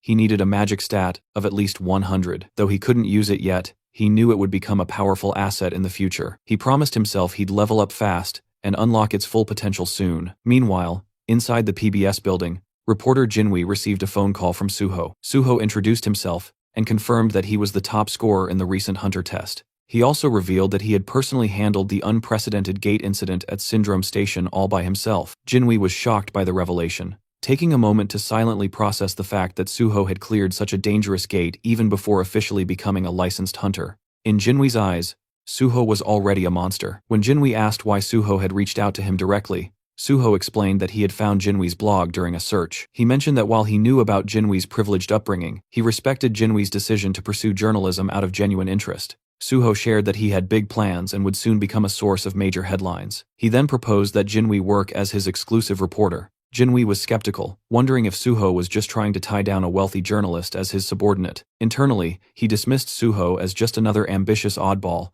with delusions of grandeur. Even though he understood what Suho was suggesting, Jinwei was uncomfortable with the idea. He admitted he craved exclusives, but he had no desire to work under anyone. Suho clarified that he wasn't looking for a subordinate, but a reliable partner. Jinwei responded bluntly, suggesting that Suho's offer seemed like a tactic to boost his own market value before joining a guild. Suho admitted there was some truth to that, but not entirely. He wasn't doing this to increase his worth, but to gain fame. His ultimate goal was to become a civil servant. Jinwei was caught off guard. Did Suho mean joining the Hunter Association? The idea of chasing fame to become a public official seemed absurd to him, but Suho was serious. He wanted to work in the field as part of the Hunter Association. That made Jinwei question his background. Was Suho another rich kid treating hunter work as a side quest? Suho revealed he was actually a gate orphan, and that past was what drove him toward public service. It shaped his purpose in life to conquer gates. As Jinwei glanced at his laptop, he questioned whether Suho was really being serious. With so many strange people emerging lately, it was getting hard to tell, but in the end, he decided it didn't matter much. He acknowledged Suho's point of view, but declined the offer. He preferred choosing his own stories to cover. Still, Suho didn't give up. He suggested a bet. Curious, Jinwei asked what kind. Suho proposed to earn Jinwei's trust by proving himself as a hunter. He announced he would attempt to clear the Tower of Challenge alone that very day. Jinwei was stunned. That tower was infamous. Clearing it was considered impossible even for a full party. Doing it solo sounded downright insane, but Suho was confident that if he pulled it off, it would be enough to convince Jinwei. If he succeeded, he wanted Jinwei to become his personal and exclusive reporter. Suho remembered the Jinwei from his past life, a top-tier broadcaster from PBS, famous for his pride and elite background. He'd gained popularity as a journalist who never took requests. Yet, in Suho's previous life, they had teamed up many times thanks to Jinwei's sharp reporting and rare influence over public opinion. But that same brilliance made him dangerous to others, like a thorn, always in someone's side. Eventually, Jinwei got caught up in political conflicts, was forced into early retirement, and eventually disappeared from the scene. This time, Suho silently vowed to prevent that fate. During the call, Suho made his proposal. If he could conquer the Tower of Challenge solo, Jinwei had to become his personal reporter. Though stunned, Jinwei agreed. If Suho truly managed to do it, Jinwei promised he'd support him with everything he had as a journalist. The call ended with Suho confidently declaring, it was time to begin. After the call, Jinwei starts feeling irritated, thinking Suho is seriously driving him nuts. He keeps dwelling on Suho's sudden and unexpected request, confused about where it even came from. Even though he's clearly annoyed, he doesn't completely hate the idea. Something about the proposal feels genuine, and Suho doesn't seem like the type to scam anyone. Caught between frustration and curiosity, Jinwei mutters to himself that he's really losing it. Still, he shrugs it off, thinking it's a harmless gamble. If it turns out real, great. If not, no big deal. The scene shifts to the Tower of Challenge. Suho stands at the entrance showing his hunter license to the gatekeeper. The man notices Suho came alone and warns him. Solo entry is allowed, but it's risky. Judging by Suho's license number, he assumes Suho just passed his test. The gatekeeper suggests teaming up since even the lower levels often lead to injuries or worse, but Suho insists on going in alone. Respecting his choice, the man informs him of the 70,000 won entry fee, and tells him to pay once he gets the invoice. Suho nods and thanks him. As he steps forward, the gatekeeper shouts after him to be careful and retreat if things get too dangerous. Suho simply gives a nod and walks inside. While walking, Suho reflects on the Tower Challenge. It's widely known as a training ground for players below level 20. This public gate is government-maintained and meant to help players grow stronger. Now that his level has been reset, there's no better place to start over. As he pushes the door open and steps in, the system immediately announces his entry. It tells him that he can give up any time, and if he declares withdrawal, he'll be teleported back to the entrance instantly. Suho summons his sword just as the system triggers the beginning of the first floor challenge. A slime monster appears and launches an attack. While fighting, Suho notices the monster's large size and surprising speed, which momentarily catches him off guard. Despite being just a level 1 creature with barely any attack power, its movements are annoying, and getting stuck with it could slow him down. Wanted to finish it quickly, Suho drives his sword through the slime's core, destroying it. But then he realizes something. This slime can multiply. That irritating trait means that when its core splits, it regenerates into several smaller versions. Even though there's a limit to how much they can divide, there's still a threat. This regenerative ability is one reason why most players enter the tower in parties. Monsters usually show up in groups on almost every floor. Not wasting time, Suho begins wiping out the multiplying slimes. He leaps into the air, stabs one mid-jump, and then hurls his sword to take down another. As he falls, a slime swings its tentacle at him. Suho grabs at mid-air, preventing a hard fall, and uses that grip to catapult himself upward with clean and precise strikes. He slashes through the tentacles and clears the rest of the enemies. The system notifies him that he's conquered the first floor, and asks if he wants to move on. Suho looks up, full of resolve. With 48 more floors to go, there's no time to waste. The system then signals the start of the second floor challenge. Suho thinks back to the Tower of Challenge, remembering that in his past life, the highest official record reached was the 48th floor. At present, the record only goes up to the 29th floor, both milestones achieved through party play. Typically, challengers enter the tower in groups, and the number of participants determines the difficulty level. The more people in a party, the less experience each person earns, but it's a safer way to progress. Most hunters aiming for top records form parties of level 20 members. With these thoughts in mind, Suho clears the 18th floor and looks upward, realizing he doesn't need to follow the usual methods. Without hesitation, he accepts the challenge for the 19th floor, activating the next stage. Unlike the earlier levels filled with multiple enemies, this floor has only a single powerful monster. While that makes the opponent stronger, it also means that defeating it alone is enough to pass the stage.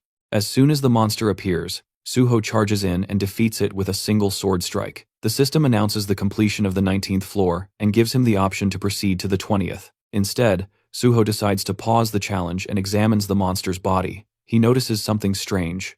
Unlike other defeated monsters that vanish immediately, this one leaves behind a red gain. It's a clear hint from the tower that there's something more to uncover. Suho retrieves an item from the remains, realizing it has a specific purpose, even though it can't be used on its own. Using his magic detection ability, he finds a hidden space linked to the Red Gate. This hidden area turns out to be the subspace fortress of the Fortress King, Jiang Pyong.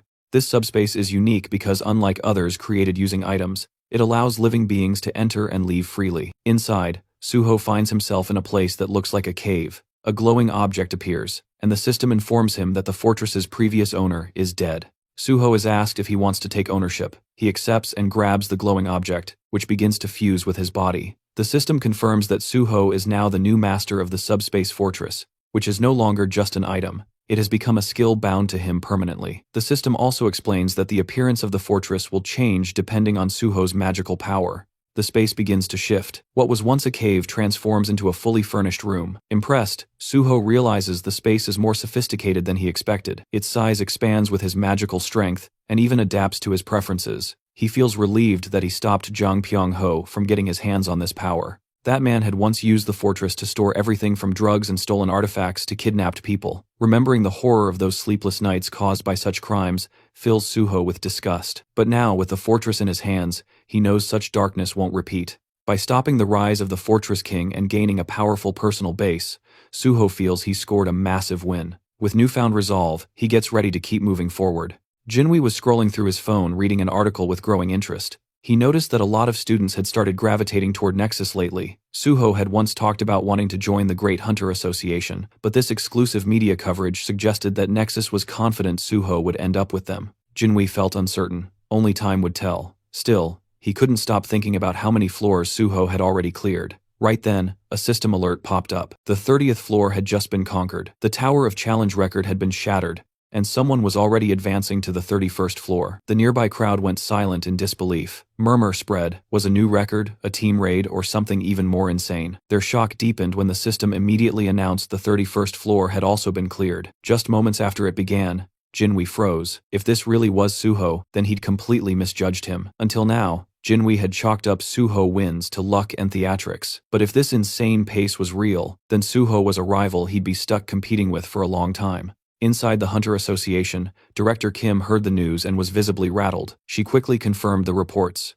Suho was actually smashing records live. Realizing Suho's value, she decided they had to make an offer, so tempting it couldn't be refused. She ordered her team to alert the president and office manager, then head straight to headquarters. Meanwhile, the system made Chulman rapid rise through the Tower of Challenge was something the world had never seen. If Suho truly wanted to join the association, this was a once-in-a-generation talent. Just then, Chulman's phone rang. It was the vice president of the association. Curious, Chman picked up. The VP asked where he was. Upon hearing that Chulman was near the tower in Pango, he jumped on the opportunity. He told Chulman to bring Suho in. Chulman lit up, thinking he'd been given the chance to recruit Suho, but the VP quickly shut that idea down. He didn't want a recruitment, just a photo of Suho with the association president. Then he hung up, leaving Chulman stunned and bitter. He thought to himself, how these power-hungry executives were exactly why the public saw them as corrupt and incompetent. In his mind, only hunters deserved to be in charge of the association. He stared at the tower, trying to think of a way to convince Suho to come in. Inside the tower,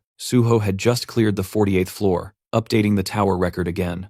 Exhaustion was starting to weigh him down. Constantly pushing forward was draining. He wondered when this madness would finally end. Still, when he opened his status window, his spirits lifted. Hitting level 39 felt like a real reward. With every floor cleared, he earned 5 bonus stat points, and each one felt like a gift. Knowing the system inside out made it feel like he was building a game character, a second self, and honestly, it was kind of fun. With his stats set, Suho prepared for the final challenge. The 49th floor had begun. A glowing crystal appeared in front of him, and from it emerged the final boss, a tower dragon. Level 49. Suho stared at it, immediately recognizing how broken this thing was. Even without pure blood traits, just being a dragonborn made it absurdly powerful. It made him question if this floor was ever even meant to be beaten, but Suho knew why he was here. He wasn't going to hesitate. Gritting his teeth, sword in hand, he charged at the final boss with full resolve, ready to end this. Suho moved in to confront the dragon, ready to attack. In response, the dragon launched its own assault, forcing Suho to leap into the air to evade it. While airborne, he quickly noticed something important. For a beast of its enormous size, the dragon was shockingly fast. Suddenly, a dark aura leaked from its claws, creating a powerful pulling force that dragged Suho straight toward its jaws. Right before he was sucked in, Suho grabbed the dragon's mouth, hoisted himself over its head, and slammed his sword down with all his strength. The dragon roared furiously and tossed its head so violently that Suho was flung away, forcing him to retreat to safety. As he caught his breath, Suho realized something concerning. His strongest strike hadn't even left a scratch. All he had managed to do was annoy the creature. The dragon then smashed the ground with overwhelming power, sending deep cracks tearing through the floor. Suho ducked behind a large rock, silently grateful for his high stats. Without them, the shockwave would have killed him instantly. He quickly understood that although the dragon's level wasn't unbelievably high, its natural traits made its body absurdly durable. Standard attacks were useless. He needed to target its weak point, the reverse scale. Since this dragon wasn't level 100 yet, it likely couldn't completely hide that scale. After scanning its body, Suho spotted the vulnerable point near its tail. Without wasting a second, he charged in and struck the rock-hard scale with all his might. The dragon howled in agony, and a system notification appeared. The tower dragon had entered a rage after its weakness was hit. Suho left his sword lodged deep in the reverse scale, knowing the fight wouldn't end quickly. Dragging this battle out would only make it more dangerous. He channeled even more power, pushing the blade deeper. Enraged, the dragon unleashed its fear-based ability. Suho's body froze as he slipped into a hallucination state. The system confirmed he had fallen under fear. He tried to cure himself, but the system informed him that such a high-level fear couldn't be removed. Before the dragon could crush him with its tail, Suho opened the entrance to his subspace and vanished inside. He immediately chugged a purification potion. The system confirmed the potion's effects as the hallucinations vanished. Relieved, he reminded himself that only people he allowed could enter this subspace. He had bought the potion casually from the general market, unaware that he would need it so soon. The fight was far more intense than he had expected. Even after removing the fear status once, he wouldn't get immediate resistance, and cure spells were useless. That meant he would have to repeatedly retreat into his subspace and rely on purification potions, something clearly unsustainable. He needed another plan. Searching through his inventory, he briefly considered calling the Mad Pulverization Scholar. Before he could decide, the system notified him that he had learned a basic combination formula from a skill book, and a combination jar appeared. Understanding its significance, he placed 3 unusual items into the jar: the unknown thief's socks, the unknown minstrel's instrument, and the unknown cleaner's broom. The jar began its fusion process. Suho knew that combinations using absolute formulas always succeeded. Many so-called trash items actually held hidden value. The process ended successfully. A rare treasure had been created, First Mumu, a ring formed from a basic level formula. Suho also gained 10 bonus stat points for creating a first-ever item. He understood that first-time items were usually S-grade or above, and this one was S+ because it was a growth-type item. He equipped the ring, and the system instantly bound it to him. Suho remembered that in his previous life, he had missed the chance to obtain First Mumu because the Mad Pulverization Scholar discovered it first and made the recipe public. This time, Suho had claimed it for himself. With the extra stats, he opened his status window and added 4 points to his magic stat, raising it to 100. The system congratulated him. His magic stat had turned red, an achievement he had never reached before level 50. Earlier, he had thought purple status would take forever, but now, it felt fully achievable. Purple required 700 points. Still a long journey, but he was confident he could reach it. After finishing his stat allocation, Suho summoned his familiar old spear and began infusing it with magic. The weapon absorbed power at an incredible rate. Once the required amount was reached, The system acknowledged the successful awakening. The spear had transformed, it was now the Shadow Spear. Round 2 was about to begin. The system revealed the weapon's origins. It was one of the Shadow Lord's treasures, forged from the bones of a shadow beast, and it had acknowledged Suho as its first awakener. The spear could now be summoned from his shadow, and regenerated using magic and shadow energy. Suho understood the weapon's value immediately. Just as Zhang Pyong had the subspace fortress, the Shadow Lord, a monarch-level being, had wielded this spear. If that entity existed within the gate, Suho was now holding its signature weapon. He felt relieved he had secured it before anyone dangerous could claim it. Time to test it. He summoned the spear again, appreciating its convenience. Since he couldn't attack from within his subspace fortress, he would need to step out and hit the reverse scale while the dragon slept. Suho exited the subspace and climbed to a rocky ledge overlooking the beast. Raising the shadow spear, he hurled it straight into the stone embedded in the dragon's tail. The spear pierced through, and the dragon writhed in pain. Suho jumped down as the system announced the dragon had entered another enraged state. It unleashed dragon fear, but Suho instantly retreated back into subspace, avoiding all status effects. His hit-and-run tactics continued. Suho struck repeatedly, retreating each time. The process took longer than expected, but soon the reverse scale's durability dropped under 10%. It wasn't completely destroyed, but it had become too weak to protect the dragon. Stealth would no longer work. Suho abandoned subtlety and went for a full assault. Bursting from the fortress, he launched himself into the air and drove the shadow spear into the dragon's eye. The impact shook the entire area. Suho was thrown back, but the enraged dragon was relentless. As it searched for him, Suho seized the moment, circling behind and rushing for the tail. The dragon used dragon fear again, but Suho shattered the stone first. The system confirmed it. The reverse scale was destroyed, and the dragon's power drained rapidly. Suho took a purification potion and surged into the air for the finishing blow. With a clean slash across the throat, the dragon collapsed. The battle had finally ended. The system declared that Suho had cleared the 49th floor and set a new record for the Tower of Challenge. He received 10 bonus stat points, and more rewards began pouring in. Lying on the ground, he processed the achievement. He had conquered the entire tower, something neither past nor present versions of himself had ever done. For reaching level 40, he gained a new skill, Healing Spirit, an area of effect healing ability that, once mastered, could cover an entire battlefield. The evaluation wasn't done yet. Recognizing the difficulty of his feat, the system rewarded him with dragon blood. Suho was shocked. This was the signature power of Yoma, the monster player. So this was where Yoma had obtained it from the Dragon Mountains. The system explained that inheriting dragon blood granted a dragon's power depending on how far the user pushed themselves. Before Suho could summon the Shadow Spear again, the system alerted him. The weapon was reacting to the Tower Dragon's shadow. It absorbed the shadow entirely, undergoing another transformation, Shadow Spear Plus. A hidden function called Shadow Devour, not even listed in the original description, had grown stronger. Part of the weapon's consciousness had awakened. Suho checked the updated stats and was stunned. Shadow Binding and Shadow Regeneration had both risen from A rank to S rank. Shadow Binding could now rip out a target's shadow and immobilize them, while Shadow Fangs tore the shadow apart, causing continuous bleed damage. Growth-type weapons truly exceeded normal equipment. Satisfied, Suho prepared to leave, but something on the ground caught his attention, a massive fang. The system identified it as a mighty dragon's fang capable of inflicting an incurable debuff that nullified all recovery. Suho was stunned again. He had obtained a dragon byproduct, something believed to be almost impossible to secure. It confirmed that the Tower Dragon had been a pure blood dragon, which naturally dropped materials. This entire battle had been a jackpot. With everything collected, Suho finally turned to go, certain that reporter Jinwei would be waiting for him outside. At that moment, the tower crystal shattered, and the system calmly declared that the trial tower had been conquered. The conqueror was the player named Suho, and every other player was forcefully expelled from the gate.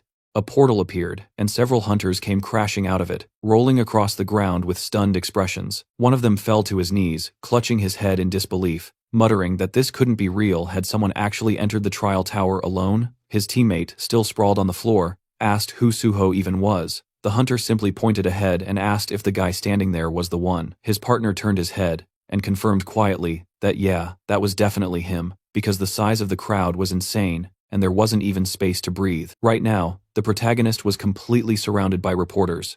Cameras were flashing non-stop, and everyone was shouting at him, asking for comments and reactions to the conquest. But Suho silently thought about how exhausted he was. He'd taken a lot more damage from the Tower Dragon than he expected, and all he really needed now was rest, definitely not a screaming media mob. He hadn't expected reporters to swarm him like this. His attention shifted when he spotted reporter Jinhui, who was sitting dramatically on the hood of his own car, looking genuinely stunned. A psycho that was probably the first thing running through his head, because someone conquering that tower solo was unreal. Suho casually walked up behind him, placed a hand on his shoulder, and greeted him. Jinhui screamed, fell to the ground in panic, and then widened his eyes in disbelief as he realized who it was. He stuttered Suho's name and asked how he even escaped the crowd.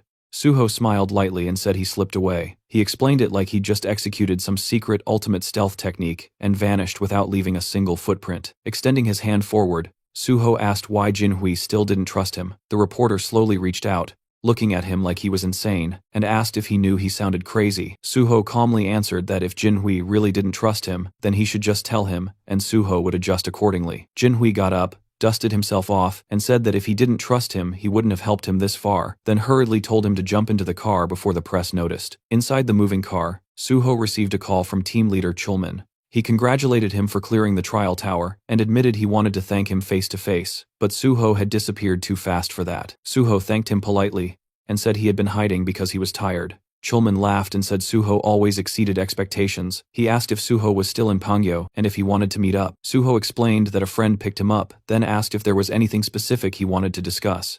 Chulman admitted there wasn't anything particular unless Suho could stop by the association, if he wasn't too exhausted. Suho paused and repeated the word, "The association?" Chulman confirmed it. He explained this was an unprecedented event. Everyone believed the trial tower was impossible to clear, and it had been functioning as a public gate. Considering the scale, they needed an investigation. Suho responded that he didn't remember investigations being conducted when large guilds cleared difficult gates. If there was information they needed, couldn't they just request it? After a quiet second, Chulman agreed and wished him good rest. Suho thanked him and ended the call. He leaned back and thought to himself, without a doubt, the chairman or the vice chair wanted him there, probably for photos and PR. He respected Chulman, but he had zero interest in doing anything for the higher-ups. If he let them drag him into bureaucracy now, he'd definitely get stuck in trouble. He planned to dodge it until he officially joined the Hunter Association. Jinhui glanced at him while driving and asked if he could ask something. Suho nodded and told him to go ahead. Jinhui said that with Suho's abilities, couldn't he go anywhere, especially government positions? Suho smiled. The government paid well, and no matter how strong private guilds pretended to be,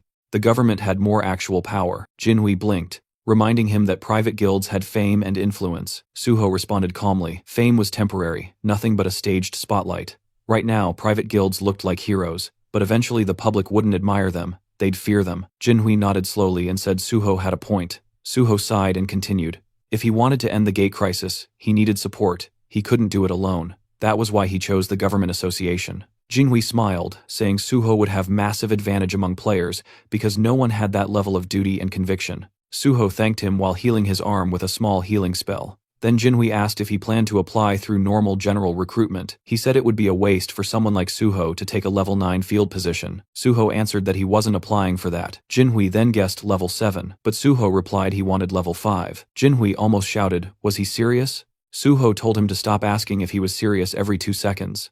Jinhui looked at him curiously, and said of course he wanted to know why it was natural. Suho smiled lightly and said he'd explain it, but Jinhui better not write it in the article. And also, he should keep his eyes on the road. After some time telling the story, reporter Jinhui was stunned by Suho's plan, and said it was a great idea, and the protagonist calmly replied that yes, it was, but it must not appear in the article yet, because he wanted to officially announce it through him later, and when that time came, it would naturally shake everything, which meant Jinhui would have exclusive access before anyone else in the company. Jinhui stared at him and asked if Suho was planning to squeeze every drop of benefit out of him, and Suho simply replied that if he's friends with a reporter he should obviously use that fact to his advantage. Jinhui laughed and said fine. Suho could use him as much as he wanted, then suddenly asked if Suho wanted to go home now, since his personal information was already leaked, and there were probably countless people waiting near his house. The protagonist smiled and casually answered that he would just disappear again the same way he did at the tower. But Jinhui hesitated and asked if maybe Suho should just stay with him for now, explaining that he lived alone in a big house. The guest room was beautifully furnished, and the security was tight enough that nobody could break in. Suho paused for a moment and asked where exactly he lived, and Jinhui answered proudly that his home was in Kaiser Cheongdam, and Suho couldn't help thinking with genuine surprise that those were premium luxury apartments worth hundreds of billions. Once they arrived, Suho stepped inside and froze for a second, not because he was impressed, but because the place looked like the final boss of rich kid housing, the kind of luxury that doesn't brag, it just exists and expects you to stare. Jinhui welcomed him like it was nothing, and told him to treat the place like it was his own house, and Suho just nodded, mentally noting that this was exactly what life looked like when someone was born with premium DLC enabled at birth. Jinhui pointed toward a device sitting neatly on the table, a convenience function pad. Through the community app installed on it, Suho could order food, shop, call support, and even summon an emergency healer if needed. Jinhui added that Suho looked way better now compared to when he first got in the car. Suho replied simply that he was a healer. Jinhui blinked and asked again, and Suho repeated it, a little annoyed, because yes, he was really a healer. The journalist apologized, admitting that even though he had read it everywhere, his brain still refused to believe it. After all, healers normally entered a guild first, then leveled safely. They didn't just casually solo clear the Tower of Challenges. Picking up his bag, the rich guy said he had to return to the office for work and reminded Suho of the password. Suho told him not to worry and wished him a safe trip. After the door closed behind him, Suho finally opened his system window and checked his status. He decided it was time to distribute the stat points he earned from clearing the tower. He balanced stamina with the other attributes and poured the remaining points into sensitivity. At this level, it wasn't just an elite route anymore, it was the path of a successor, and even he had to admit his stats were looking insane now. Once that was handled, Suho switched to a different task. He'd been a master at detecting surveillance equipment in the past, and with his newly improved sensitivity, he could probably detect anything. And even if he trusted Jinhui, he wasn't stupid enough to blindly assume a conglomerate kid's place was completely clean. Better paranoid than dead. After checking every detail for a while, Suho finally dropped onto the sofa, feeling drained. The house was huge, way bigger than most subspace-grade houses he'd seen before. Honestly, finding hidden cameras felt harder than slaying that dragon earlier. With no devices detected, he finally let himself relax, but his phone wouldn't stop buzzing. Notification after notification kept flooding in. When he checked, Suho realized his personal information had been leaked. Someone had exposed his number and the messages just wouldn't stop. Accepting the situation, he decided he needed a new phone and a new number. Remembering the community app Jinhui mentioned, Suho tried using it, and to his surprise, it was extremely efficient. He transferred important things to the new device and designated it for private use. Even though the messages kept flooding his old phone, he planned to switch numbers soon. He glanced at the time, a little past 5 p.m. He figured he had time for a short break before heading out again. Meanwhile, somewhere else that night, inside a quiet building, a mysterious gate appeared. Several masked individuals stepped through it. They scanned the area carefully. No witnesses, no surveillance, nothing. Then they opened the bags they carried and began placing bombs with practiced precision. And while they were still in the middle of setting everything up, Suho appeared behind them calmly, as if he walked in on a casual meeting instead of a terrorist operation. He said bombing public buildings wasn't exactly a great idea. The masked group froze instantly, confused because this building was supposed to be empty today. Suho agreed that normally, yes, but he came because he expected something like this. Panic erupted. One man yelled for everyone to retreat and scrambled toward the gate. A girl in the group stumbled and fell to the floor. Her teammates hesitated, asking if she tripped. One tried to lift her, but she wouldn't budge. Another insisted they hurry and pull her through, but the girl's legs stayed rooted to the floor.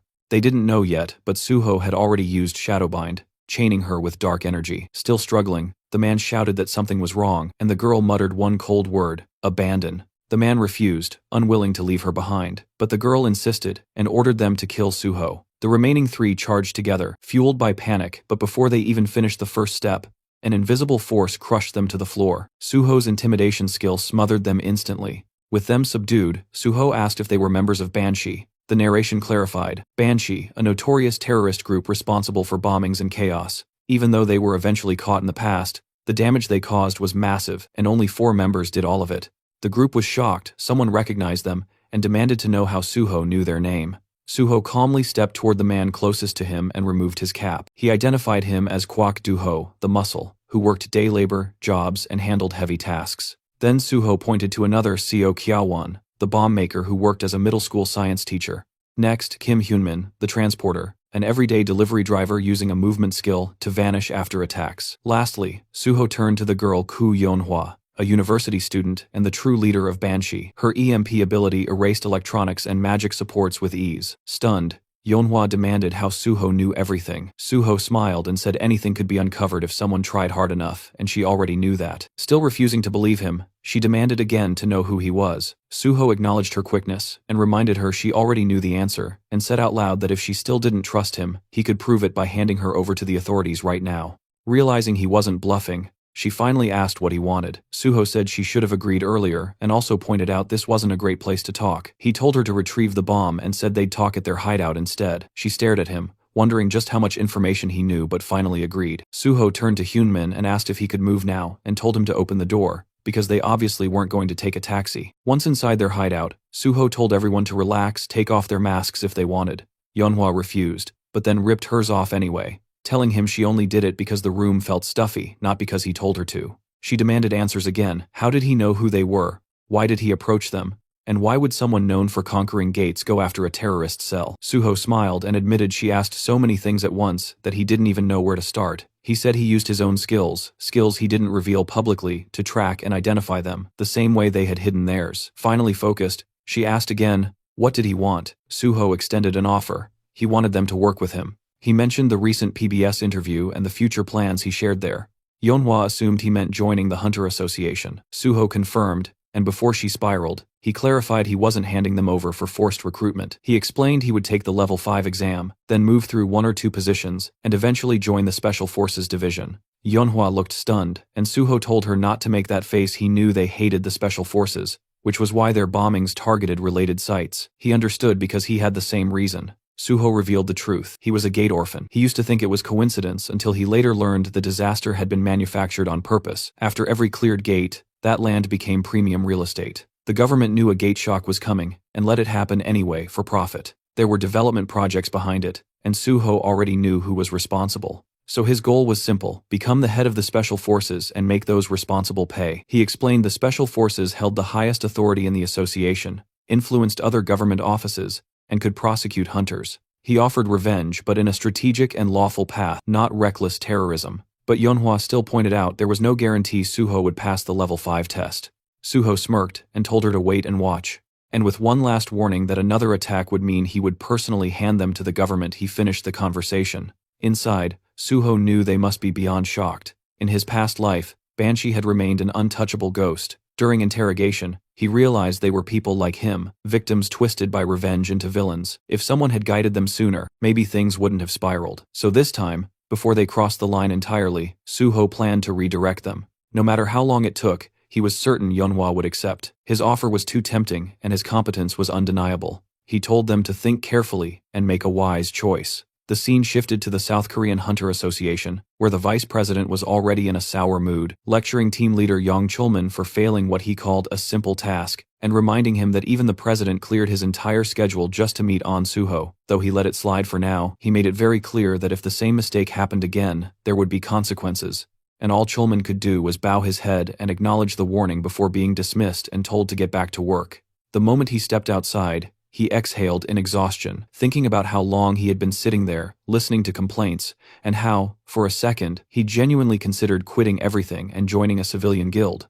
But then he reminded himself why he joined the Hunter Association in the first place, and that after surviving so much, enduring one more miserable moment wasn't impossible, so he whispered to himself to stay strong. That was when P. Song-yeol, the head of the Special Investigation Department, suddenly appeared and placed a hand on his shoulder, and Chulman, already irritated, wondered why he had to run into this person right now. Trying to act normal, he forced a polite tone and asked what the chief was doing here, and Pai responded in his usual playful attitude, saying he heard that his cherished team leader Yang was getting an earful again. He even complimented Yang's patience for enduring the old man's constant nagging, but Yang immediately took the blame, saying everything was his fault. As they walked together, Pai shifted the conversation and brought up rumors about Suho supposedly causing problems, but Chulman clarified that Suho wasn't exactly causing trouble, though yes, the story was spreading fast. Pai noted only a handful of people were aware, and then casually offered his help. When Chulman asked what he meant, Pai gave him an absurd suggestion: just accuse Suho of something, drag him in for questioning, and clear things up later, because according to Pai, it was all about making the process look clean and controlled. If Suho was summoned, then the president would be pleased, the issue would look handled, and Suho would be released afterwards, with the association looking authoritative. He added that since Suho wanted to join the Hunter Association anyway, it would benefit everyone involved. Yang stared and cautiously called Pai's ideas mischievous, because interfering with someone as successful as Suho could backfire spectacularly. But Pai didn't flinch, and instead admired Yang's morality, questioning why someone in his position was so nervous over a single hunter. Yang responded politely, But Pai wasn't done. He reminded him that prosecutors still had the authority to investigate and charge hunters, and that hunters once feared them for a reason, hinting that Yang should be more flexible instead of clinging to protocol. After a tense pause, Yang nodded and said he'd keep it in mind. Pai left after offering support and reminding him that there were always alternative ways besides following rules strictly. Once alone, Yang replayed everything quietly, thinking about how he used to respect Pai as one of the few hunters inside the association who felt grounded compared to the disconnected elites at the top, but now he wasn't so sure. Knowledge changes people, and Pai knew too much, which made him dangerous. Feeling uneasy, Yang went outside, found a quiet spot, and sat down, lost in thought. His mind went back to Suho, how the guy initially supported the association, but suddenly distanced himself. It wasn't shocking though, since major guilds offered ridiculous benefits that could sway anyone, yet Yang wondered what Suho was really thinking. Meanwhile, Suho stepped out of a taxi elsewhere, and activated the ring on his finger called First Mumu, thinking about how reckless he had been when he activated it the first time, but now, after conquering the Tower of Challenge, he had mastered its usage. It was time to move. He walked toward the Seoul Central Blood Center building and activated his magic detection skill, scanning the surroundings until he found it, a faint trail of magical energy. Gates naturally emitted magic, so even hidden ones leaked traces. Following the signal, Suho found a faint gate hidden like mist, one that required specific conditions to open. Without hesitation, he pulled out a knife, sliced his palm, and let the blood drip toward the gate, because he already knew this one demanded blood. Once it absorbed enough, the system confirmed the condition was satisfied. A hidden gate had been discovered, and Suho earned 5 bonus stat points. The gate's name was Blood's Decree. Entering, Suho tossed glow in the dark powder forward to illuminate the cave-like environment. The first stage was clearly a cave system, so he moved deeper until a mysterious liquid dripped onto his head. He looked up and realized it wasn't cave water, it was saliva. Above him hovered countless vampire bats, all around level 63, and Suho smirked at the dramatic welcome. Without hesitation, he activated Intimidation, and instantly, every bat lost control and crashed to the floor. Calmly, he stepped toward one bat and drove his shadow spear straight through its body, letting the spear devour the shadow, killing every bat in the room at once. Opening his status window, he felt satisfied. This method was perfect for wiping low-tier enemies. With an S-class intimidation skill, level gaps became meaningless. Most hunters focused on 2 primary stats, but Suho had decoded the full color-coded stat system and planned to raise everything evenly. Reviewing his numbers again, he wondered if his level was too absurd just for hunting bats. His curiosity led him to check the combat log, and that's when he noticed something strange. Among the corpses was a blood slime. It must have been hiding among the bats and accidentally died from the intimidation shockwave. The cleanup felt boring, but he acknowledged the usefulness of intimidation, since while high-level monsters could resist fear effects, the skill still worked, unless the opponent belonged to a special category. Soon he reached the boss room and felt excitement building. Without hesitation, he entered. The moment he stepped in, he summoned his sword, and instantly a large vampire bat lunged at him. He blocked the attack and identified it as a Great King vampire bat, countering with a swift slash. Then, from behind, a golem lunged, forcing Suho to dodge sideways. Neither creature felt like a true boss, they were mini-bosses. He fought both at once, slashing the golem and spinning to counter the bat's attacks. When the golem attempted to punch, Suho slid backward to avoid the hit, then rammed his sword into the ground, unleashing a shockwave that exploded through the room and hit both monsters. He thought the fight was finished until the dust cleared, and both monsters were still standing. The battle intensified, and Suho quickly realized physical attacks alone wouldn't finish high-level targets. It was time to use what he prepared. Just then, both enemies attacked at the same time, one from the front and one from behind. Suho summoned another sword, and when the explosion settled, he had driven one blade into the bat and the other into the golem. Even repeated attacks weren't enough to finish them, but Suho finally grasped the key. Their weakness was pure silver, infused with holy power. At that exact moment, the system notified him holy power had now been successfully applied. The silver sword in the bat's body glowed, and a lightning strike crashed down on it, slicing its throat and obliterating the monster instantly. Suho stood over the corpse with his foot on its head, watching it erupt like an insect crushed under a giant hand. Holy power was devastating. The golem lunged again, but Suho moved first, cutting it into pieces with his wholly enhanced sword until the system confirmed its defeat. Looking down at the weapon, he acknowledged how perfectly it worked. A healer-exclusive skill that allowed holy enchantments had become an incredibly powerful advantage, and enchanting silver weapons with holy energy turned every strike into a guaranteed critical hit, making it the perfect counter for enemies in this gate. Suddenly, Suho sensed a powerful presence behind him, and as he turned, he realized the true boss of the hidden gate had finally appeared. The figure stepped forward, radiating murderous intent, revealing himself as the Cursed Prince, a monstrous level 76 elite, and he furiously accused Suho of invading his domain and slaughtering his subordinates,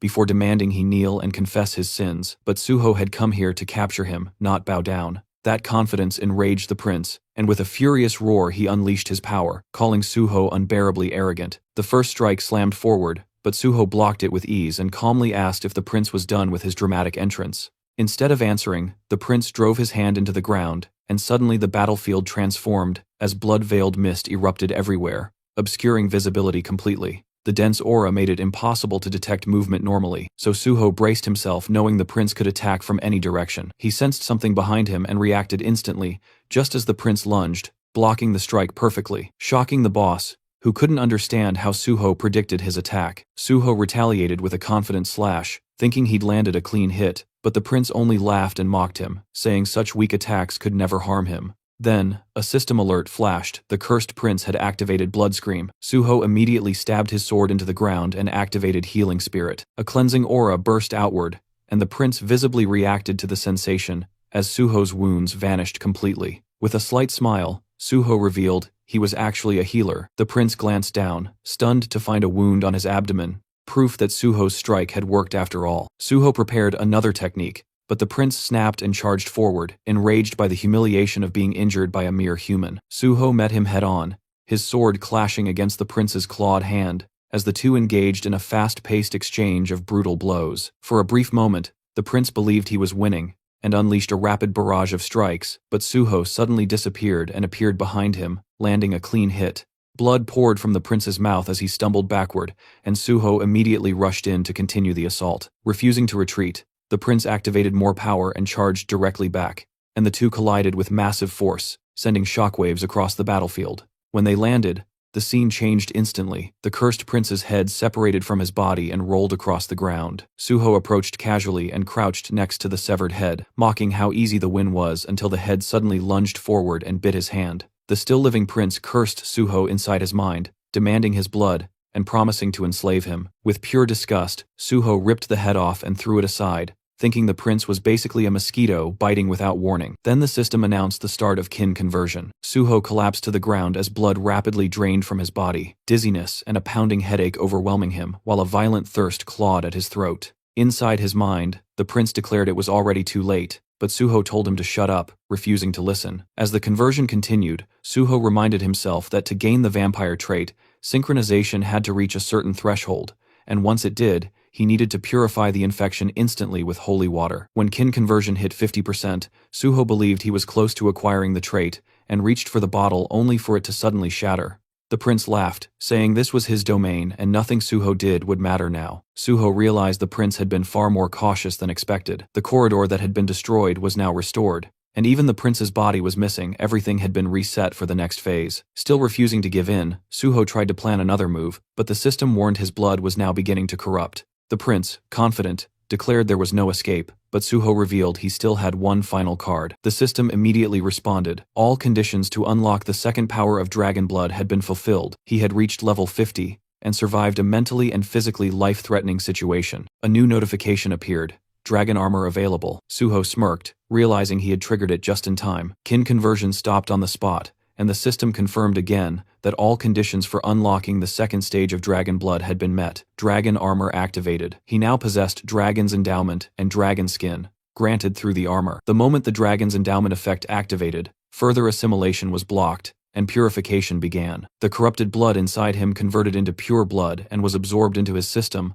while the remaining corruption was destroyed entirely thanks to the Dragon Blood effect. Suho successfully mastered the unknown power hidden within the corrupted vampire blood and felt his body become lighter. He remembered planning to unlock the second Dragon Blood power using a custom gate at level 50, but instead it happened here unexpectedly. Checking his newly unlocked skill, he saw Dragon's Endowment, an innate trait exclusive to descendants of Dragon Blood representing nobility and superiority. While active, it granted immunity to infection, corruption, and allowed automatic absorption of corrupted sources to purify, heal, and evolve. The system had never shown the second awakening condition, but Suho had learned it from Youngma. Since kin conversion was life-threatening, the system recognized it as the trigger. Although the endowment purified the blood, it also preserved the vampire power inside it. He checked another skill, one tied to vampirism sealed for now, proof that he had nearly become a vampire, and he wondered whether he technically acquired it or not. His original goal was to obtain vampire traits, but dragon and vampire blood clearly couldn't coexist fully still. The skills he gained were strong enough, so he accepted it. Another new skill appeared, Blood Weapon, a rare ability only usable by noble-level vampires or higher, but requiring huge quantities of blood. He concluded he would need to hunt a large number of monsters and planned to develop Phantom Shadow alongside it. Just then, the cursed prince began mumbling to himself again, and Suho told him to stop because his rambling was annoying and incomprehensible. The prince lamented and questioned how Suho could still be alive after being bitten, muttering about curses, calling himself useless. That was when Suho realized Phase 2 was beginning. The system confirmed it. The cursed king laments his fate. His power surges dramatically. Suddenly, blood rained from above and from within that crimson downpour. The cursed king emerged once more, now level 80, radiating fury as he declared that he would destroy all beings superior to him, burn them, crush them, and cast them into the pit. His blood wings unfurled, and a chilling scream echoed through the chamber. Suho immediately sensed the overwhelming spike in magic power. This was no longer the same monster. The cursed king had evolved into something entirely new. The king launched a dark force attack that detonated into a massive explosion. But when the dust cleared, Suho was gone, only to appear in the air above the king's wing and unleash a devastating sword strike. Yet the cursed king barely reacted, and claimed that a mere blow like that could not bring him down. Suho realized that not only was his power growing, but his intelligence as well. The king swung his wing like a weapon, smacking Suho away with brute strength. Suho steadied himself and immediately recognized the danger. The king rushed in with another attack, and Suho blocked the incoming strikes head-on with his sword, activating his holy power, and declaring that holiness would surpass all the strength the king possessed. But in the next instant, the cursed king shattered Suho's weapon, and scoffed that holy power meant nothing to him now. Suho quickly retreated, analyzing the situation. A wholly enhanced weapon had broken like glass, meaning normal weapons would not work anymore. With no hesitation, he summoned his bloody sword. Seeing it, the cursed king erupted with rage and demanded Suho hand it over while launching another brutal assault. But Suho infused the bloody sword with holy power and sliced through the strike, shocking the king who couldn't comprehend what just happened. Suho finally understood. Blood weapons scaled in power and durability based on his stats, and at his current level the sword had already reached red rank, more than enough to end this fight. The cursed king conjured a bloody spear, vowing to tear Suho apart, and charged in. The attack came fast, but Suho shifted his bloody sword into a shield form and blocked the spear, leaving the king stunned again. Suho told him he wasn't the only one capable of transforming a blood weapon, then smoothly reverted the shield back into a blade and slashed the cursed king's throat in one clean, decisive motion. The king's severed head hit the floor, still wearing a twisted smile filled with arrogance, confidently claiming that cutting off his head meant nothing. Suho simply kicked the head across the floor and summoned his shadow spear, slamming it into the ground.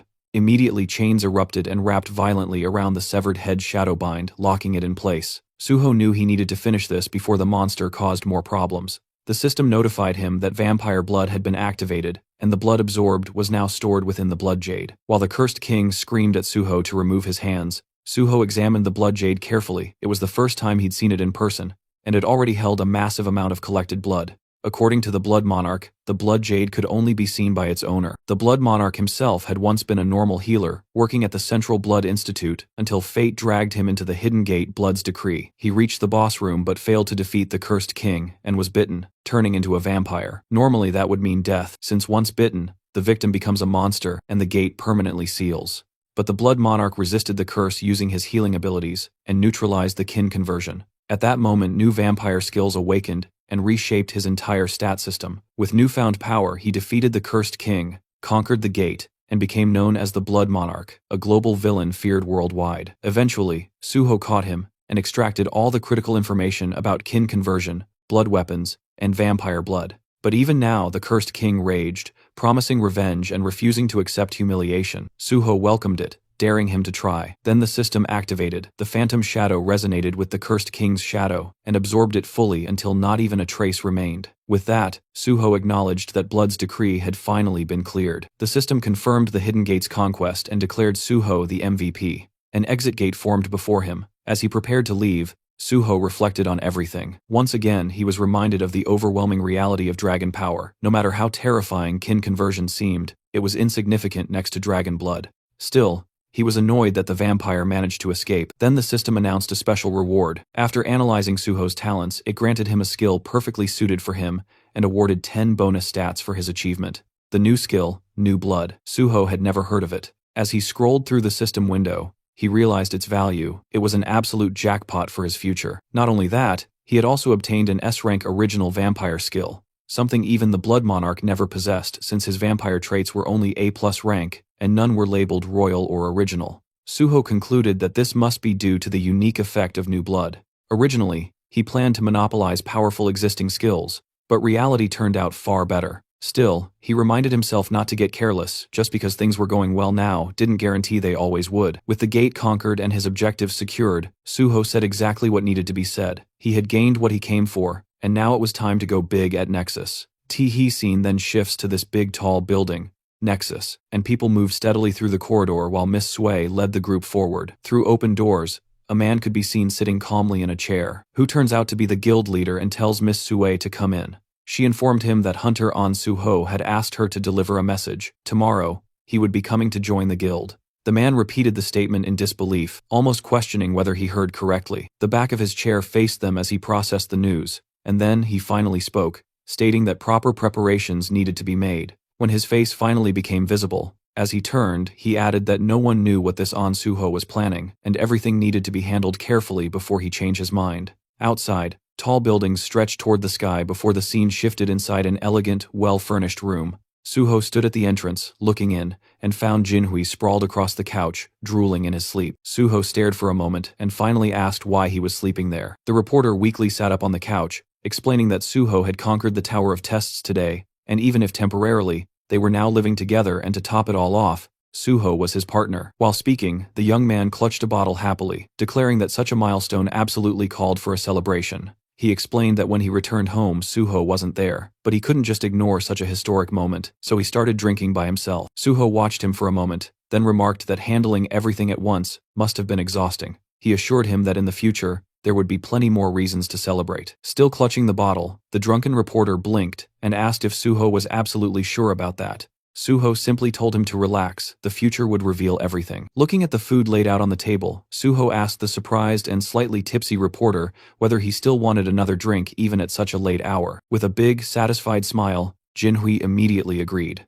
Next to the plates of food sat a glass of wine, and Suho commented that he had tried the community app Jinhui recommended, and found that it worked perfectly. He also added that he genuinely liked the apartment itself. While eating, Suho mentioned that he had read the reporter's blog, and could tell the young man was doing quite well, leading him to assume that his companion must be incredibly wealthy. They continued drinking wine together, and with a cheerful tone, Jinhui explained that he wasn't just rich, he was the youngest son of a Chaebol family, meaning he couldn't simply be considered normally wealthy. Surprised, Suho asked if he truly belonged to a Chaebol family, then took another sip from his glass. Jinhui continued speaking, saying that since Suho had shared one secret, he wanted to share one of his own in return. He revealed that he was the youngest son of the president of the Daisen Company. Suho responded that if he was the president's son, then he was likely also the heir. But the reporter shook his head and explained that his father had many children from different women, and his own mother had been just a mistress, meaning he was merely an illegitimate son. He admitted he had never told anyone that, but since he would likely be working with Suho for a long time, he felt Suho should know everything. Suho looked at him with surprise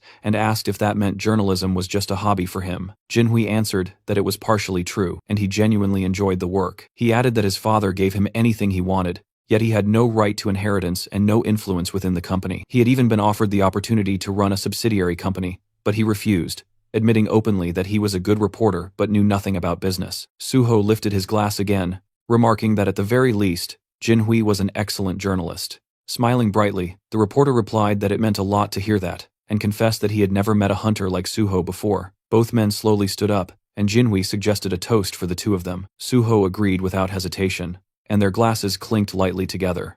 The next morning, Suho walked through the apartment, yawning, and from the kitchen, Jinhui greeted him with a cheerful good morning while pouring boiling water into a cup. Suho asked if he really planned to work on the weekend, and the reporter replied that he had a lot to do. Standing in front of the window and rubbing the sleep from his eyes, Suho commented that maybe they shouldn't have drunk so much last night, but Jinhui laughed and said everything was fine. He actually had a great time. Suho then asked why he was already going out hunting for new material, and the reporter answered that he couldn't live off articles about him forever. Hearing that, Suho casually admitted that this was exactly why he respected him, which made Jinhui pause in surprise at the unexpected compliment. After taking a sip, he asked what Suho planned to do today, and Suho reminded him that today was the day he had mentioned before. Realizing it, Jinhui asked if he was going to Nexus, and Suho nodded, explaining that last night he reached level 50 and received several upgrades, so it was time. Those words made Jinhui freeze, and he burned his hand with the water, startled because just yesterday Suho had been level 40.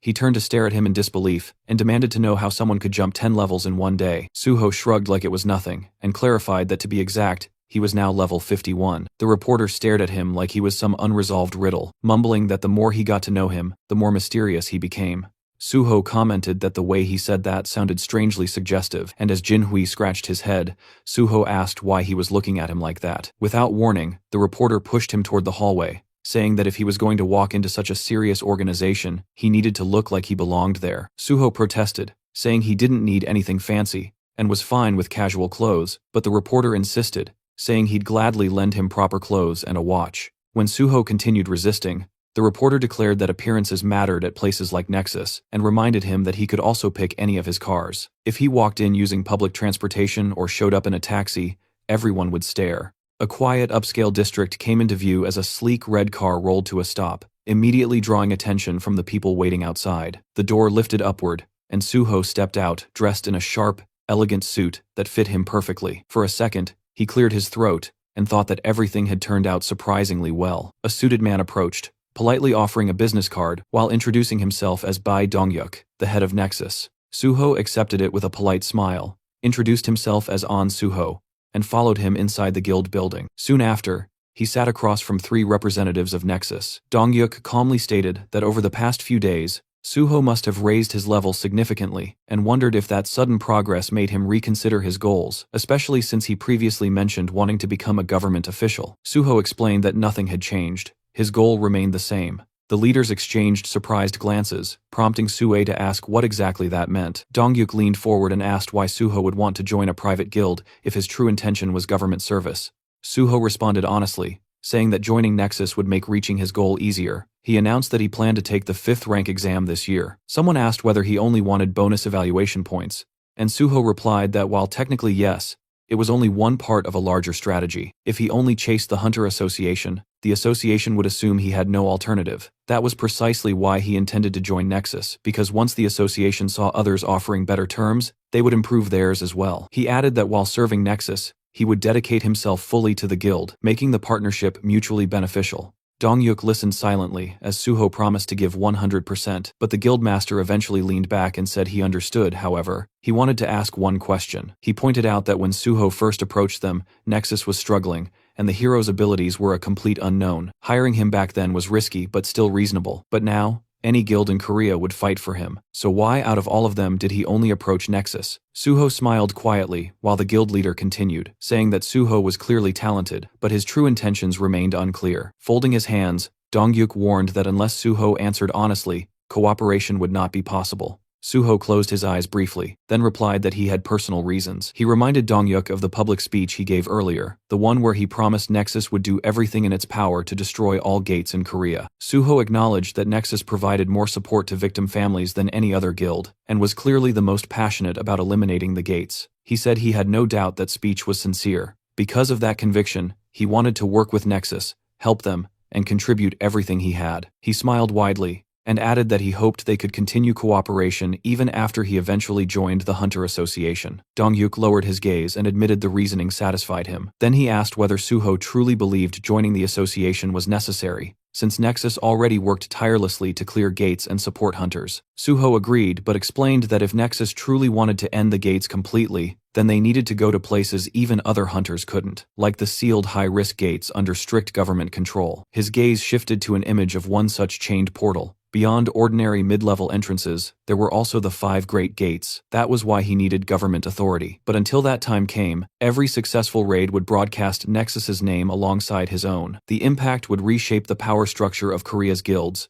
and Nexus would rise to number 1. Dongyuk rested his hands on the table and said all of this only lasted as long as Suho remained with them. Suho nodded, saying that was why he promised to give everything while he was here. Suho blinked in shock, suddenly asking if he had already found team candidates after their previous conversation. Suho confirmed it and revealed the first candidate, Kang Dae-han. Sue froze and asked again, as if she couldn't believe she heard it correctly. Suho nodded and casually mentioned that he was the one who convinced Daehan to become a tank. Sue shot to her feet in outrage, demanding to know what Suho planned to do if tanking didn't suit him. Suho calmly lifted a hand and told her to relax. He made the decision after analyzing everything properly. He reminded her that Daehan had passed the exam with exceptional scores. Sue frowned, reluctantly remembering the results. Daehan had unexpectedly ranked second place. She admitted she planned to thank whoever was responsible, but Suho simply shrugged and said it wasn't a big deal, which irritated her further. The third Nexus representative finally spoke, saying Suho's proposal sounded excellent, but he needed clarification.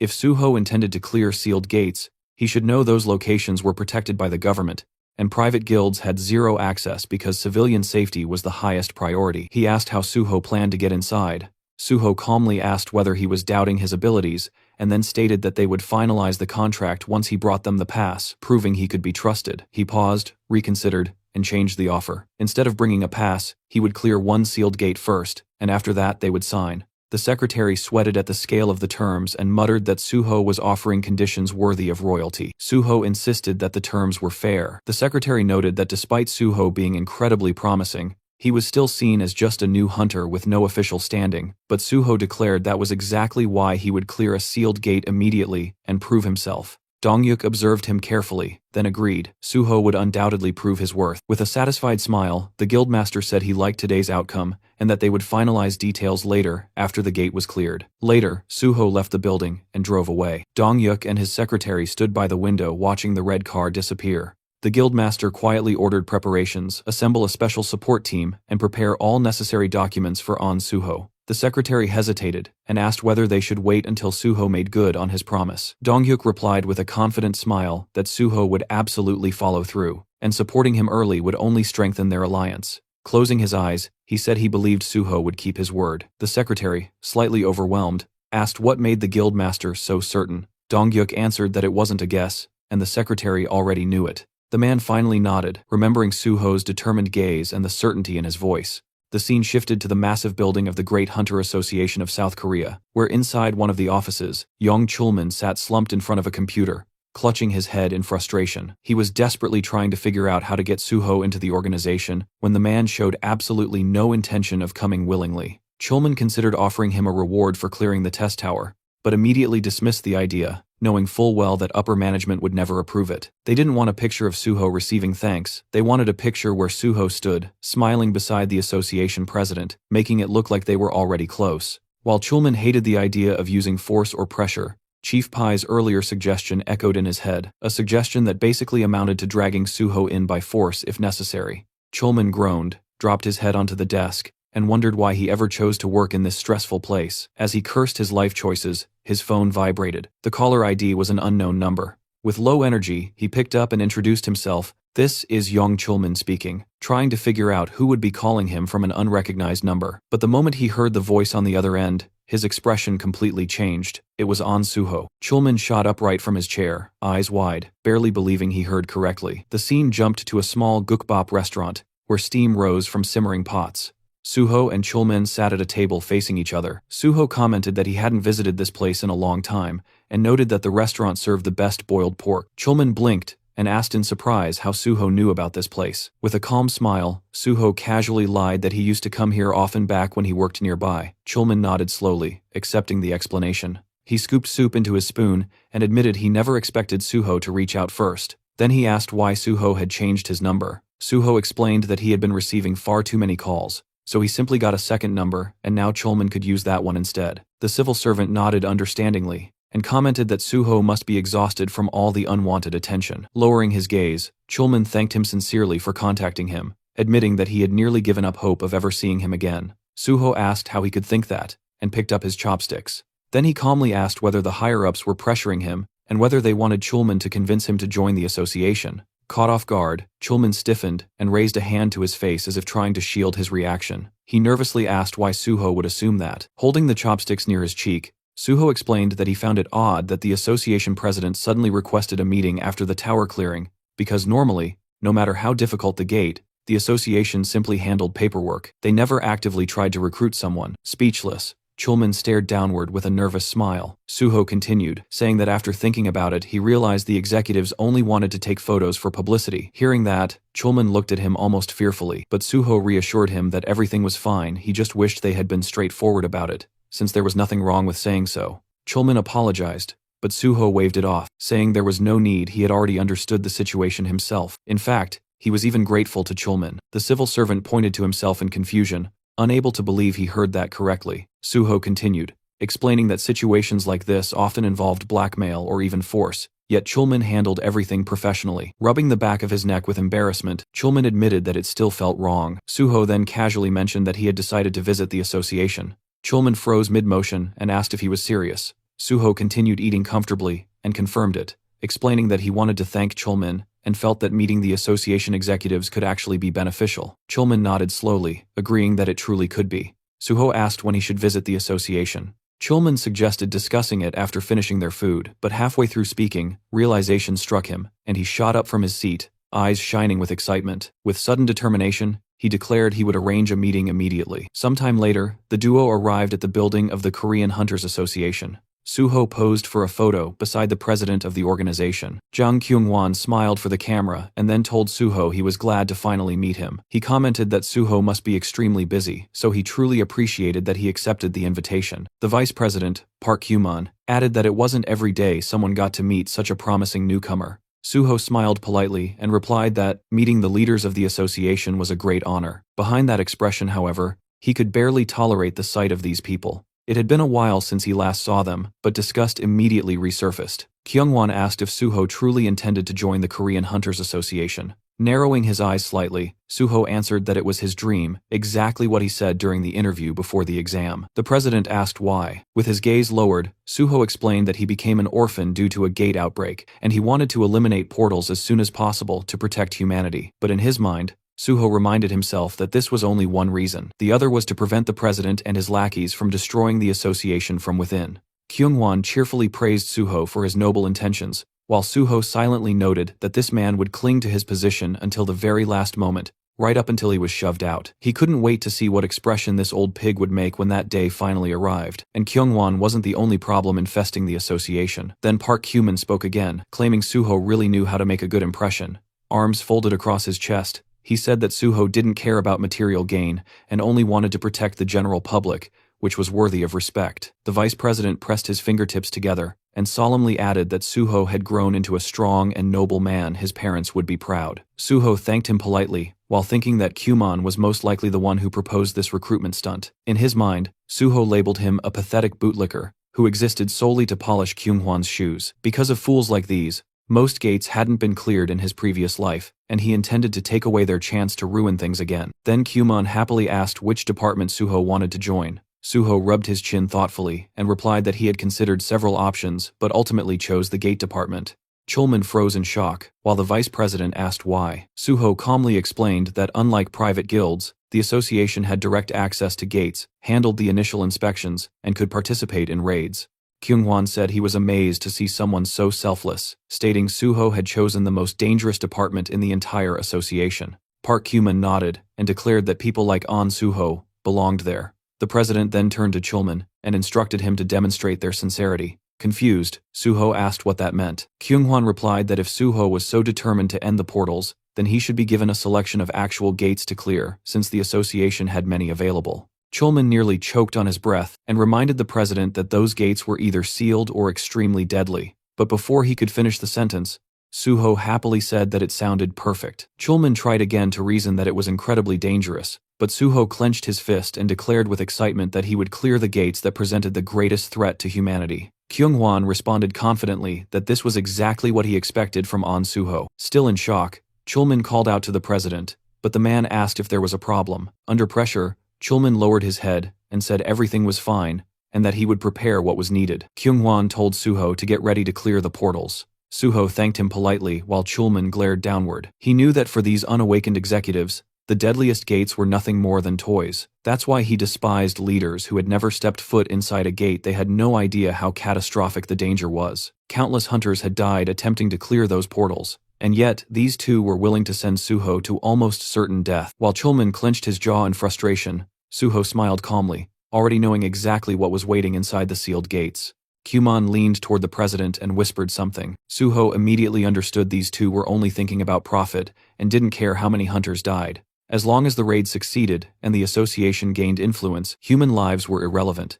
Kyunghwan looked at Suho again and asked what rank he planned to get during the exam. Suho smiled and answered that he intended to take the level 5 test by the end of the year. Kyunghwan asked if he knew how difficult that exam was. Suho answered that reaching that rank would give him more opportunities, and that he planned to join a guild to gain experience in the meantime. Kyunghwan raised his hand and said, "That was an excellent idea, experienced applicants were preferred." Then he asked how long private guild contracts usually lasted. Suho said the length wasn't his priority, gaining real field experience was. If a guild fulfilled his requirements, he would stay until it was time for the exam and the association. Kyunghwan yawned and said he hoped Suho could find such a place.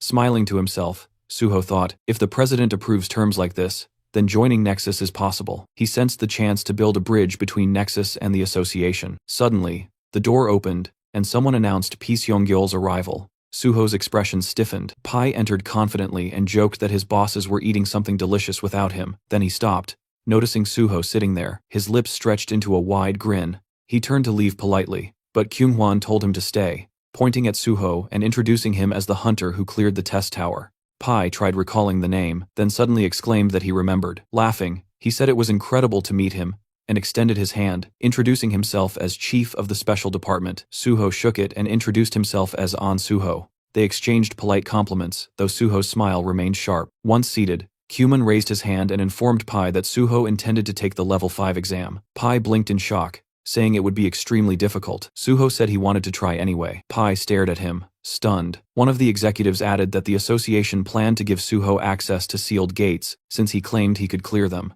Pai froze, eyes wide. Then he mumbled under his breath, covering his mouth in disbelief. Looking worriedly at Suho, he asked if he was really sure because those gates were extremely dangerous. Suho noticed the anxiety on his face and found it strangely amusing. He replied that he was well aware of the danger. Still uneasy, Pai crossed his arms and said that he couldn't stop Suho even if he wanted to, but he sincerely hoped things would go well. Suho silently acknowledged that Pai was a hunter, someone who valued talent. His expression showed genuine concern not for himself, but for the possibility that someone promising might die needlessly. Then Pai added that if Suho wanted to join the special department, he would personally take care of him. Kumon immediately raised a finger and warned him not to poach. Suho had already chosen the gate department. Pai asked why. Kumon replied that An Suho wanted to destroy all gates and have priority access to them. Pai nodded slowly, now understanding. He said that if that was all that mattered, then his department could also support him. Turning his head, he smiled at Chulman and asked him to confirm that. Sadly, Chulman nodded. Hands on hips, Pai commented that if Suho passed the level 5 exam, his relationship with Chulman might become rather complicated. Facing the young hunter, he added that they could discuss all of that after the exam, but for now, he sincerely wished Suho success. Suho thanked him politely, thinking privately, what a sly fox. Suho quietly glanced at Chulman, already realizing that if he passed the exam, he would outrank him, and that alone would put Chulman in a painfully awkward position. Suho let out a subtle sigh. That was exactly why dealing with Chulman felt complicated. He didn't want the man to feel cornered or overshadowed. After the meeting ended, the two walked side by side down the long corridor. Chulman kept his gaze fixed on the floor, shoulders low with worry. Suho stole another look at him before finally asking if he was troubled by what Chief Pai had said earlier. Chulman admitted that of course he was. He knew better than anyone how talented Suho was, but even with that ability, clearing a sealed gate was beyond dangerous. With a serious tone, he told Suho to be extremely cautious and said he could personally speak to the president so that the association would provide as much support as possible. Suho looked at him with genuine appreciation and said he truly valued that concern. But Chulman wasn't speaking out of politeness, he meant every word. He reminded Suho that he had only recently become a hunter, and warned him again that the sealed gates were nothing like ordinary ones. Then he asked if Suho understood why the government trusted no one except the Hunter Association to clear them.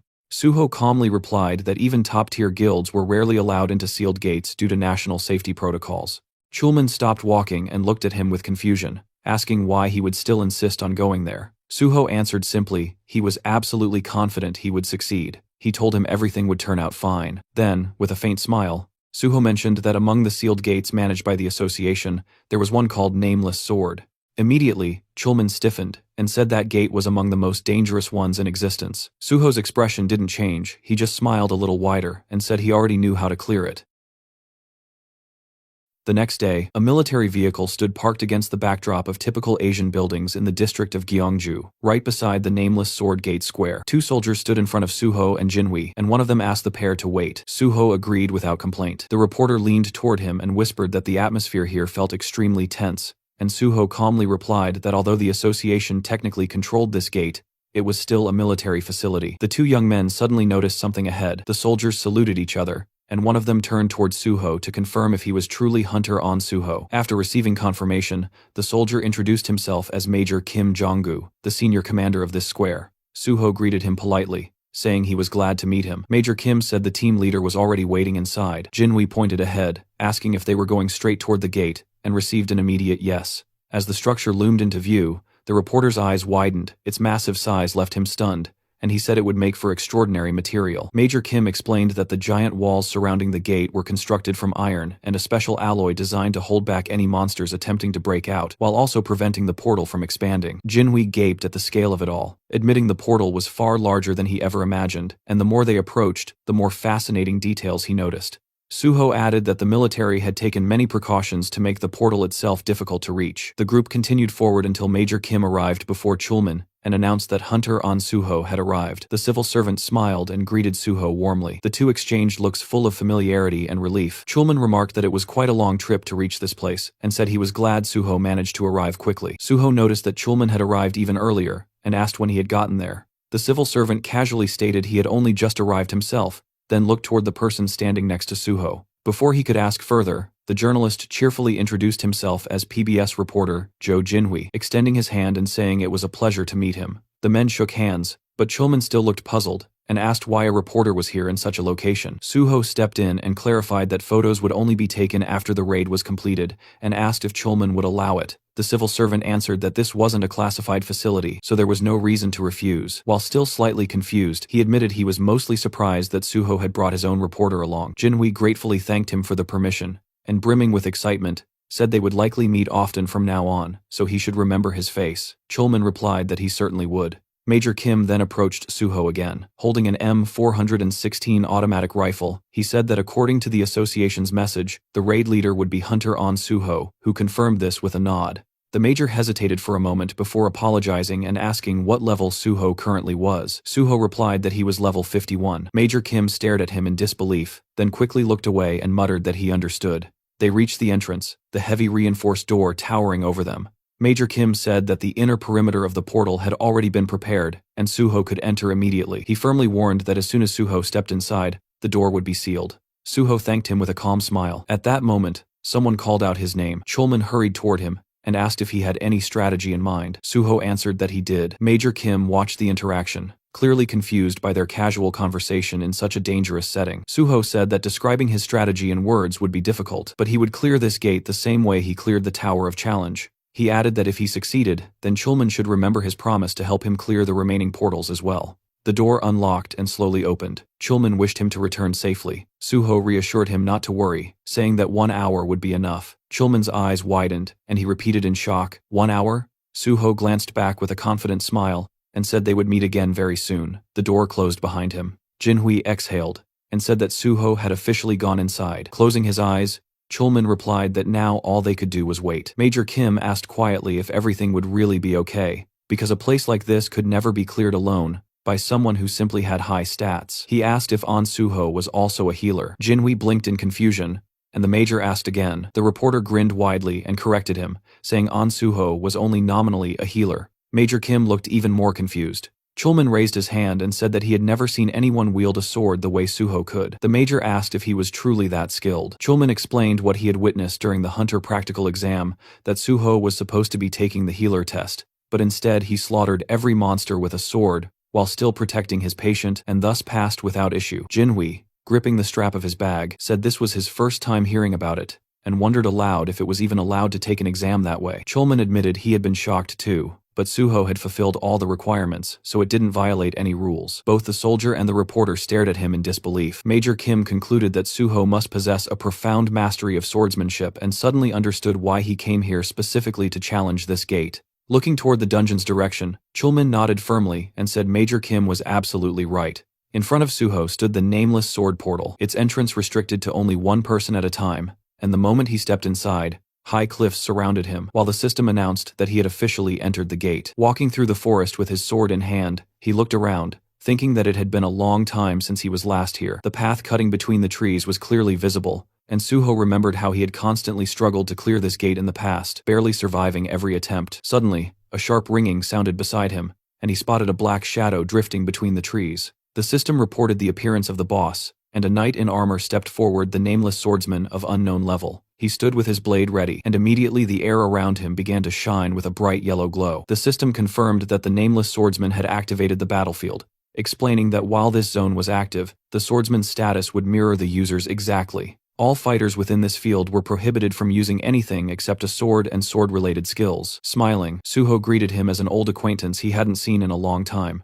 The knight charged instantly, and the two clashed at close range, Suho catching the enemy's blade with his own. He struck back, but the knight blocked effortlessly. White streams of energy shimmered in front of the warrior as the two separated briefly. Watching his opponent, Suho analyzed his footwork. He noticed how the Sword Emperor adjusted his stance in perfect balance to minimize rebound after every strike. The knight swung again, and Suho understood clearly that no one at this point in time could defeat this opponent with pure swordsmanship alone. The Sword Emperor held his weapon with both hands, and Suho noted how the enemy's style shifted instantly after crossing blades, switching stance to catch him off guard with a completely different technique. Not only that, the knight attacked from unpredictable angles, changing direction constantly. As the Sword Emperor closed in, Suho acknowledged the truth. The most dangerous part about this opponent was how he adapted his tactics based on whoever he was fighting. The knight struck again. Suho dodged, realizing how cunning the enemy was, but that was precisely why Suho had learned so much from him in his past life, and with a small, knowing smile he braced himself. As the nameless swordsman lunged in a leaping attack, Suho spotted an opening and slashed, but the enemy twisted away at the last moment. Even so, Suho's blade scraped across the armor,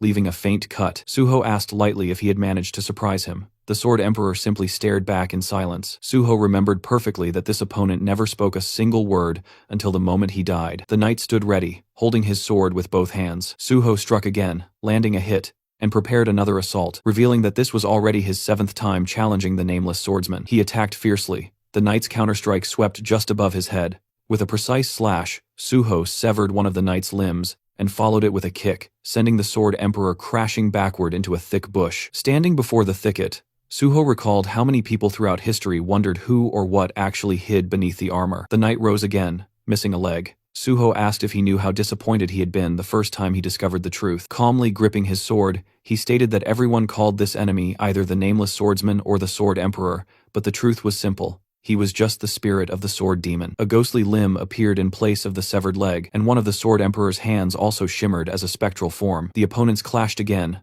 blades ringing violently as sword marks carved into the ground and rocks around them. Suho blocked a powerful blow, his sword glowing with vivid red streams of energy, and counterattacked his blade, punching a large hole through the enemy's chest armor. He struck the same spot again, and the purple cracks crawling across the Sword Emperor's form spread further. With another leap, the knight retreated, but Suho immediately closed the distance. Studying his enemy closely, Suho said that his own fighting style had been shaped specifically to counter every style the knight used. Smiling, he delivered another decisive slash. Large fragments of armor shattered and flew through the air. Finally, Suho stood over the fallen enemy. The system declared that the nameless swordsman had been defeated, and the sealed gate was cleared, with Suho recognized as MVP. Looking down with a faint sadness, he said he was glad to meet the nameless swordsman again, and that, in truth, he should thank him, because without this opponent, he would never have been able to reach such mastery in swordsmanship. A broken piece of armor lay on the ground, and Suho noted that it was thanks to this very enemy that he had once earned the title of the Sword God. Black streams of energy swirled around him as he wished the spirit to rest in peace, promising to remember him on Teacher's Day each year. The system granted him additional experience points and bonus stats. System windows appeared, one reporting a level increase, another reporting a +1 increase to his stats, and an additional skill point, and another awarding 5 bonus points for clearing a difficult gate. A sword lay on the ground. Suho sighed, regretting that this ghost had no blood or shadow. Therefore, his Bloodsucker and Shadow Eater skills were useless here. Still, he picked up the weapon, examining the blade closely. Just this sword alone made the trip worthwhile. His reflection shimmered across its surface as the system identified it as the Nameless Sword of the Nameless Swordsman, ranked F. The blade quivered and abruptly shattered in his grasp, rising as floating fragments. The system announced that the nameless sword had been absorbed, activating sword understanding. Suho smiled as he learned that the soul of the nameless sword had altered his fighting style and changed the nature of the Guardian Sword. Then a description unfolded. Guardian Sword, rank S+. This ideal technique was created by An Suho based on the most fundamental principles, achieving perfect balance among attack, defense, and evasion. After merging with the soul of the nameless sword, its rank increased further. The technique absorbed the sword's will, and it now possessed unlimited growth potential. Suho realized with awe that his ideal sword technique had just been born. The scene shifted to the spectators watching multiple screens, and Jinhui murmured that everything seemed quiet for now. Chulman glanced at him, and admitted that although he trusted Suho completely, considering the strength of the enemy, clearing this place might still take quite a bit of time. Jinhui objected immediately, reminding him that only half an hour had passed. Major Kim stepped forward and asked Chulman for permission to check the situation himself, and once he was allowed, he prepared to go until the reporter suddenly told him to wait. Confused, the major asked what was wrong as sweat dripped down the journalist's cheek. Jinhui pointed urgently at the portal, shouting that everyone needed to look. On the screen, Suho appeared, stepping through the now open door. Jinhui burst out, shouting that the gate had been cleared. Suho, still adjusting to the outside light, was stunned when someone called him Pro-On. And suddenly Jinhui and Chulman came sprinting toward him like overly excited kids running after candy. Jinhui even held his camera above his head, as if he were filming a festival. Suho told them to calm down, but the reporter's entire face was practically glowing with joy, as he demanded to know how they were supposed to calm down when Suho had cleared a sealed gate in under an hour. He yelled that it was insane. Chulman looked like he was caught between fear and happiness, as he reminded everyone that Suho had defeated the Nameless Swordsman, the very same monster who hadn't been beaten even after more than 200 attempts. He anxiously asked if Suho was all right. Suho smiled and said he felt great, casually adding that he'd taken care of it easily. The major stared at him in disbelief, as if trying to process the idea that the monster who slaughtered hundreds could be considered easy. Standing beside Jinhui and Chulman, Suho noted the major's expression. This soldier was desperately trying to understand what kind of person he was dealing with. Chulman then practically bounced with excitement, suggesting they take a commemorative photo since a sealed gate had been conquered. The major hesitated, but Chulman waved it off, insisting it was only a formality and that there was nothing to worry about. He reminded the major that he was just a regular soldier, so he rarely appeared in photographs, and that having a Korean army major in the picture would make the proof far more credible. Finally, Jonggu agreed to join the photo. Cut to another scene where the picture appeared on a laptop screen in front of the Nexus Guild leader. Suho explained that, as he had mentioned earlier on the phone, he had successfully cleared the Nameless Sword sealed gate. In the photo with him were a representative of the Hunter Association and Major Kim Jong-gu. He also pointed at the reporter beside him,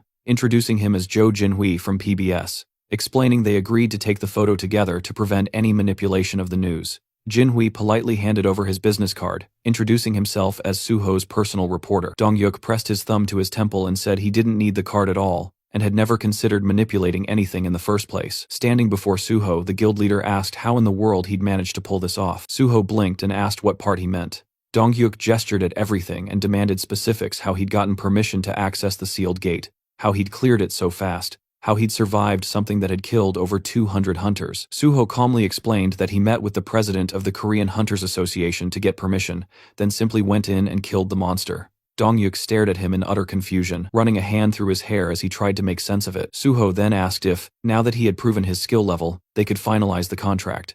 Holding up 2 fingers, he said that the guild leader could choose the salary amount himself, but he had 2 conditions. As long as he was in Nexus, he needed full support, and if he passed the Hunter Association exam, his exclusive contract must be terminated immediately. He added that he had already informed the association president about clearing the gate and that several guilds had contacted him, but he'd told all of them he would only accept an offer from the one willing to fully support him. Dongyuk eyed him with distrust at first, a strange expression flickering across his face, then suddenly burst out laughing and said the deal was accepted. He called for the secretary to bring the paperwork. The man returned Suho's confidence with renewed excitement, saying the hero had proven himself right after he doubted him. Suho extended his hand, and they shook firmly. The guild leader warned that there would be a lot of work ahead, and Suho replied he was ready. Later, on the road filled with evening traffic, Suho smiled and mentioned that since his friend brought him there, he'd be happy to drive him back. Jinhui chuckled, saying he was simply fulfilling his duties as Suho's manager. When Suho asked why he called himself that, Jinhui explained that since Suho kept feeding him exclusive content, the least he could do was pay him back somehow. He added that the sedan didn't shake nearly as much as the minivan he used before, so he bought this one specifically. Suho stared at him, stunned, realizing once again that this man truly was born with a golden spoon. As they drove, Suho asked if the reporter wouldn't get scolded for skipping work all day. Jinhui proudly replied that several exclusive articles had been published that very day, so no one would complain, especially since he promised the editorial office that he would bring Suho there eventually. Suho realized that there was no way this man would let such an opportunity slip. Jinhui said they could start by reporting the successful clearing of the sealed gate, and then gradually move on to covering his joining Nexus. With the news spaced out, there should be no problem maintaining interest, though realistically, no one knew how long they could keep public attention. Suho closed his eyes and told him it was fine. He could handle things however he liked. Then Jinhui hesitated and asked something more serious, asking how Suho managed to read the strategy of the nameless swordsman. Suho explained that the monster had a very predictable pattern, and that he was already familiar with the Sword Emperor's reputation, knowing that the fight had to be done solely with cold weapons. He admitted it might sound arrogant, but he was certain he was better with a sword than the monster. Jinhui stared, bewildered, gripping the steering wheel as Suho continued, saying experience played a huge role in the battle and that his own swordsmanship was strong. The reporter reminded him that the monster had killed over 200 warriors, including the country's greatest swordsman, and asked if Suho understood that. Suho calmly explained that the nameless swordsman copied the opponent's status and adapted his combat style accordingly. Inside that gate, only sword skill mattered, no items, no external abilities, nothing else could influence the fight. Driving, Jinhui finally asked if Suho even had a swordsmanship skill. Suho replied that he did, and that it was rank S, but that it didn't show in his status window. The car swerved as Jinhui slammed his forehead onto the steering wheel, completely stunned. He demanded to know how Suho had acquired a rank S swordsmanship skill, and when it happened, flames practically burst behind him in excitement, and Suho told him to calm down because he was boiling over. He warned that information should be delivered gradually, not dumped all at once. Jinhui exhaled heavily and said that if Suho wanted to know anything about him, he could ask any time and get instant answers. After slowing the car, he admitted that Suho had a talent for shocking people, and that he never imagined he would end up working for someone. Suho reassured him, and Jinhui thanked him for calling him first, apologizing for doubting him in the beginning. Suho laughed, saying it was all fine. They finally arrived back at their luxurious apartment complex, and Jinhui asked if that meant they were done for the day. Suho nodded, saying he needed rest. The reporter immediately said he would walk him home, and Suho thanked him warmly. Later that night, as darkness settled outside, Suho finally sat down on something soft and let himself breathe, thinking with quiet satisfaction that he could genuinely be proud of today's results. Wiping his head with a towel, he realized he wasn't even tired despite everything he had done. Pulling the towel away, he summoned his status window. The system reported 7 remaining bonus points, and he immediately understood that this might finally be enough to unlock Unified Train. Though the conditions for it were strict, every stat except one had to share the same rank, and all stats at that same level needed to have identical values. If even one bonus point remained, the system would automatically raise the lowest stat to match the higher ones. Suho worked through the window carefully, watching as the system evaluated each requirement. Then the notification appeared. All conditions had been met, and the skill Unified Train was fully activated. He blinked in surprise and watched as the remaining bonus points were distributed to equalize every stat. His personal card refreshed, showing that all of his characteristics now stood at the same values red level, rank 14 across the board. Joy rising in him, Suho clenched his fists and thought that he had finally done it. In his past life he never imagined this was even possible, so he'd never tried. Now, staring at the window, he broke into a bright, satisfied smile and let himself fall back onto the bed, thinking that he needed to keep pushing forward exactly like this. His phone rang beside him. The caller ID displayed a name he hadn't seen in a while. Gu Yunhua. Still lying down, Suho said it had been some time since he heard her voice, and she had called at a great moment since he was in an excellent mood. She immediately remarked that he must have a lot of free time. Confused, he asked what she meant, and told her not to speak so formally. Yunhua said she had read the article. Smiling, Suho pressed the phone closer, surprised the piece came out so quickly. He said he hadn't checked the comments yet and asked her to tell him how everyone reacted. But she called him sir again and insisted they meet first. Suho repeated that he just wanted her answer. She reminded him sharply that they still hadn't accepted his offer. Suho told her that if she or the others weren't satisfied with anything, he wouldn't force them. That shocked her, and Suho asked again for an answer. Yunhua closed her eyes and asked what they were supposed to do from now on. Suho got up from the bed and said he would explain everything tomorrow when they met. He suggested everyone come to the Nexus Academy at 1 p.m. She objected immediately, saying 2 of them had work and she had lectures. His expression hardened with disappointment. He told her he must have overestimated them. Apparently none of them cared about anything except useless nonsense. He had to pull the phone away from his ear because Yunhua exploded, cursed him out, and then yelled that she would still come. She said she'd be at Nexus Academy at 1 p.m. and hung up. Suho smirked and told her goodbye. The next day, at the magnificent Nexus Academy building, Yeonhwa crossed her arms and barked at him not to get full of himself, claiming she skipped her lectures only because she felt like resting, not because of him. The others stood before Suho, who sat casually on a bench. He said he didn't recall asking her why she came, and she snorted angrily. Irritated, she demanded to know why he gathered them all. Suho stood up and said he brought them because he had something important to say. Smiling, he announced that today he was going to kill them all. The Banshee members stared at him, stunned, while he handed them tablets and asked them to fill out forms first. Yeonhwa squinted at the device and assumed it was some contract to hand over their corpses to him. But reading the text, she realized it was simply a skill survey. She asked if he wanted their personal information. Raising his hand, Suho told them that once he joined the special department, he would need freelance agents, and he'd already said he needed real shadows. He reminded them he wouldn't use just anyone for that purpose. Turning away, he explained that their training would be brutal until exhaustion, and they'd learn everything from basic combat techniques to maximizing their own skills. Only they would see their personal information, so they needed to be honest. Their relationship had to be built on trust. Since he already shared his secrets, it was their turn now. The group exchanged uneasy glances.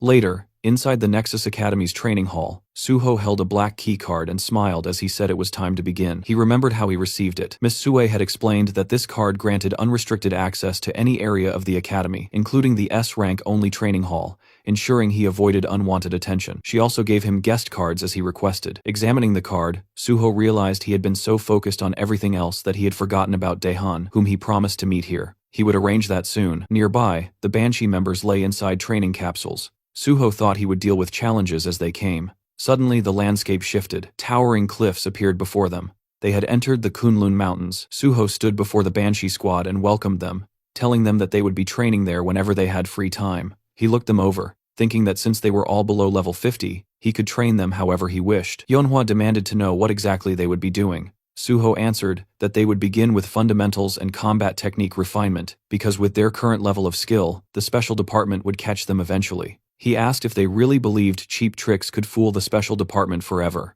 Yeonhwa snapped that their plan was excellent, and no one would ever catch them. Suho smiled with his arms crossed, reminding her that he had already caught them himself and that perfect crimes didn't exist, especially in a world full of superpowered individuals. He told them that, for that reason alone, they needed to learn to protect themselves and, ideally, each other. With a snap of his fingers, countless weapons appeared around them. He told them to pick one, because developing fundamentals and overcoming fear was their priority now. Yeonhwa picked up a weapon and asked if there was anything else. Suho asked if she remembered what he had been called recently. She muttered that people called him the Sword God. His right hand glowed as he confirmed that was indeed his nickname. Leaning on his sword, he told them they were standing before a true master of swordsmanship, and it would be foolish to expect him to teach anything else. To maximize swordsmanship in this realm, they shouldn't use any of their other skills. He couldn't forbid it, but those skills would only hinder them later. The group frowned. Suho told them to try to kill him, swinging his sword as he announced the training had begun. In an instant, he rushed them. Heads flew. He asked the stunned survivors why they still had time to be surprised. Then he finished off the remaining two. The squad respawned again, and Suho said that since they had died once already, they shouldn't freeze like idiots.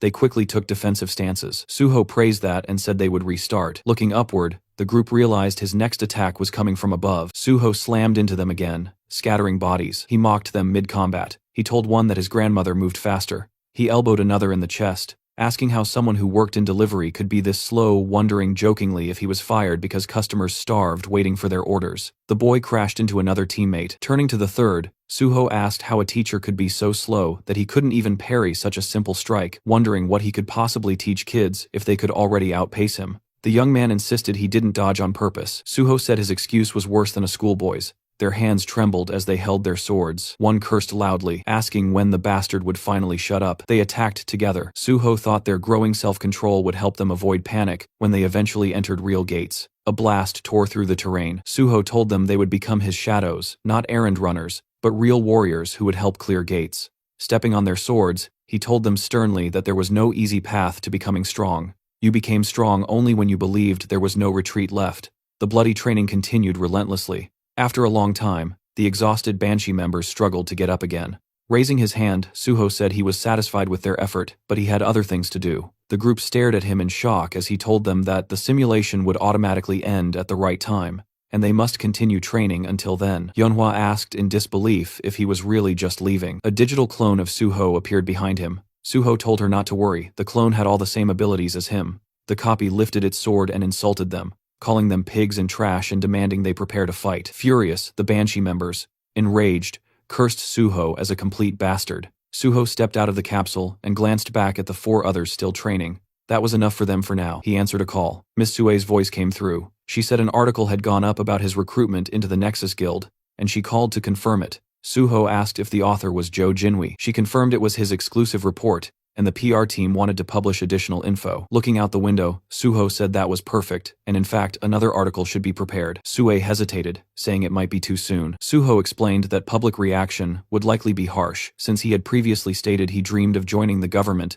and then abruptly joined a private guild. There would be negativity. Sue assured him that following his plan would settle public opinion soon enough. Suho thought about the fact that he still hadn't publicly announced he was taking the Rank 5 exam at the end of the year, though it wouldn't remain secret for long. He told her he'd explain everything later and needed to make another call. He phoned Jinhui, who greeted him happily while working at his laptop. Jinhui asked what he needed. Suho said he heard the article about Nexus had been published and that public opinion was heated. He said he had an idea, he wanted another article. This time it would cover his next challenge, the clearing of another sealed gate. Smiling, Suho announced he was planning to take on the Swamp of Despair next. A new article spreads across the internet, announcing that Suho has successfully cleared the sealed gate of the Nameless Sword. People online explode with shock. How could he have just cleared the Tower of Trials, yet already moved on to conquering a sealed gate? One person wonders aloud if Suho is now the newest Sword King. Another corrects him instantly, and says the guy should be called the Sword God. A second article follows, reporting that An Suho has joined the Nexus Academy. Immediately, users start reminding everyone that he previously said he wanted to work for the Hunters Association.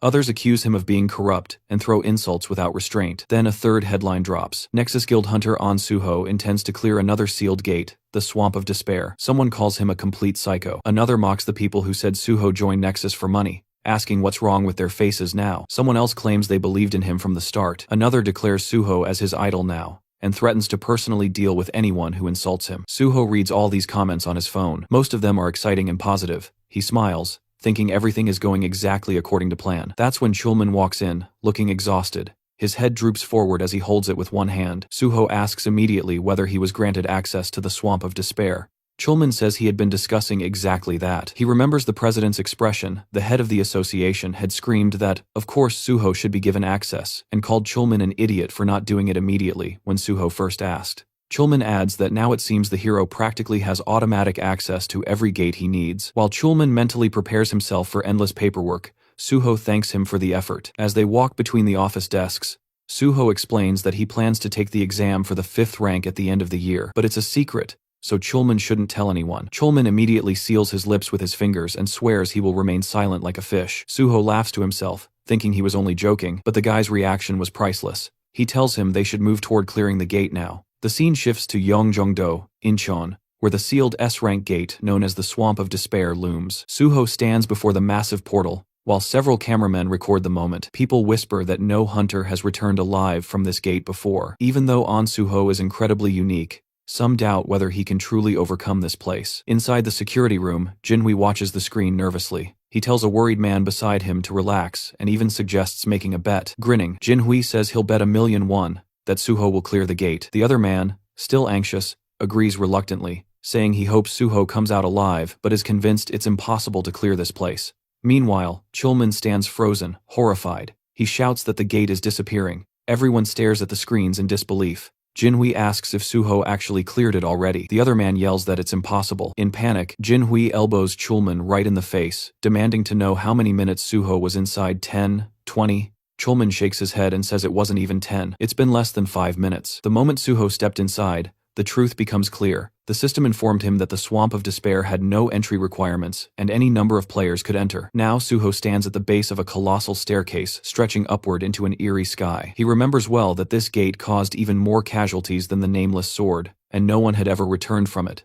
Outsiders never understood what actually happened inside. Suho knows, monsters don't appear here. To clear the gate, one must simply climb the stairs, but every step is a psychological nightmare, packed with terrifying mental traps. That's why horrific monsters surround the staircase victims turned into statues. Suho understands the real strategy for clearing this place. You need an item or skill granting S-rank mental protection. Otherwise, the endless despair kills you and your corpse becomes another statue on the stairs. This gate is called the Swamp of Despair. For that very reason, no one has ever made it back. Smiling faintly, Suho steps onto the first stair. He thinks that none of this matters right now. Immediately, a crushing wave of despair slams into him. His legs barely stay steady. Purple streams swirl behind his head, but he smiles. The system announces that Dragon Blood has activated mental damage immunity. With Dragon Blood flowing inside him, the entire gate turns into nothing but an easy stroll. Suho climbs to the next step, terrible monsters lurking all around him. He keeps walking calmly. He notices fewer and fewer statues the higher he goes. Only a handful ever made it even halfway. Twisted faces look at him from the sides, forever trapped.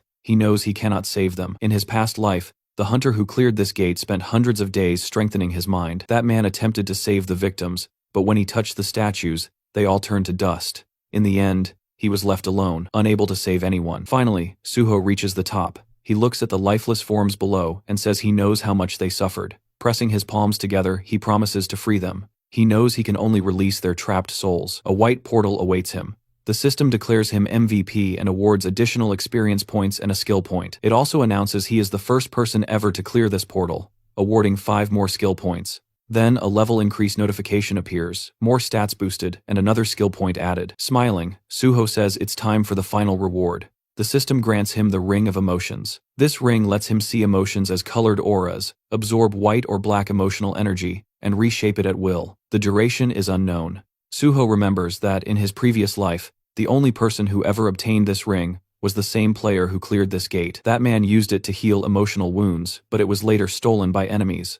Suho lifts his hand, thinking that this time things will be different. He slips the ring onto his finger. Standing at the top of the stairs, the ring instantly begins absorbing the black emotional energy lingering in the corpses. Thanks to Dragon Blood, Suho takes no mental damage. He touches the ground, and the system reports that the ring reacts to strong emotions. Its color is black, and absorption begins. Black energy swirls. Suho raises his right hand. The ring has absorbed the maximum amount it can. It isn't enough to purify the entire staircase, but he has no other option now that he faces the exit portal. Turning toward the gateway, Suho says quietly that it's time to leave. The moment Suho stepped outside, reporters instantly surrounded him, their cameras flashing non-stop. He lifted a hand to cover his face as journalists urged him to look into their lenses. Before he could steady himself, Chulman and Jinhui rushed toward him, both overflowing with excitement. Chulman, practically punching the air, demanded to know how Suho had managed to clear the portal in exactly 4 minutes and 17 seconds, when this gate was said to be even more dangerous than the Nameless Sword. Jinhui shouted that he needed to write an article immediately. Suho told them to calm down, but with a smile, he invited them for a photo, and the two happily agreed. As news of the cleared gate exploded online, people questioned whether Suho had truly conquered the Swamp of Despair,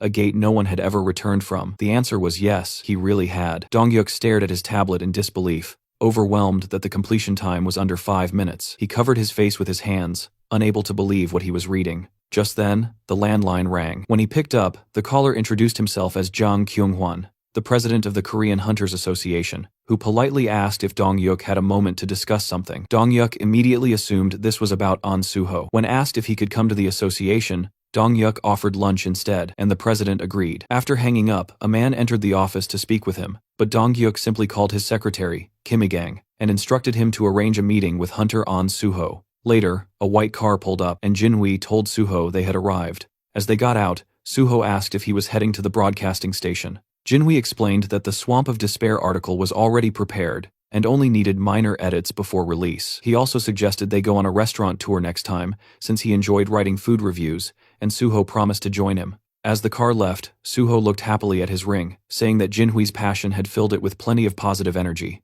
Entering a restaurant, Suho approached a table where Kyumun greeted him loudly as the protector of South Korea. The president encouraged him to sit beside Mr. Dongyuk. Suho thanked the association leaders and took his seat, noticing Kyung-hwan, Kyumun, Dongyuk, and the head of the Special Force Division, Pai Songyol, all gathered. Confused about the sudden formality, he listened as Kyung-hwan congratulated him, praising the unprecedented speed with which he cleared both sealed gates and calling him the future of the nation. Kyumun proposed a toast, and Suho, raising his cup, chose to toast their shared success. Glasses clinked around the table. During the meal, the president mentioned hearing that Suho's guild contract had no fixed term. Dongyuk confirmed that while most contracts lasted 3 years, An Suho was a special case who could contribute greatly to the country, so he would not be restricted at all. Kyung-hwan laughed, pleased that guild leader Dongyuk shared the association's goals, then asked Suho if he agreed with the arrangement. Suho said he appreciated the guild leader's consideration very much. Chief Pai added that he looked forward to Suho joining the Hunters Association, as it would boost not only their organization but the entire nation. With a strange smile, Cuman said the president wanted to present Suho with a special letter of thanks. Inside, Suho rejoiced this letter practically ensured he would pass the level 5 exam. Out loud, he said he was deeply honored. Kyung-hwan explained that they had originally gathered to celebrate the Nameless Swordsman victory, but Suho cleared another gate so quickly that even they couldn't keep up. Suho humbly replied that it was only possible because the president granted him the access he needed.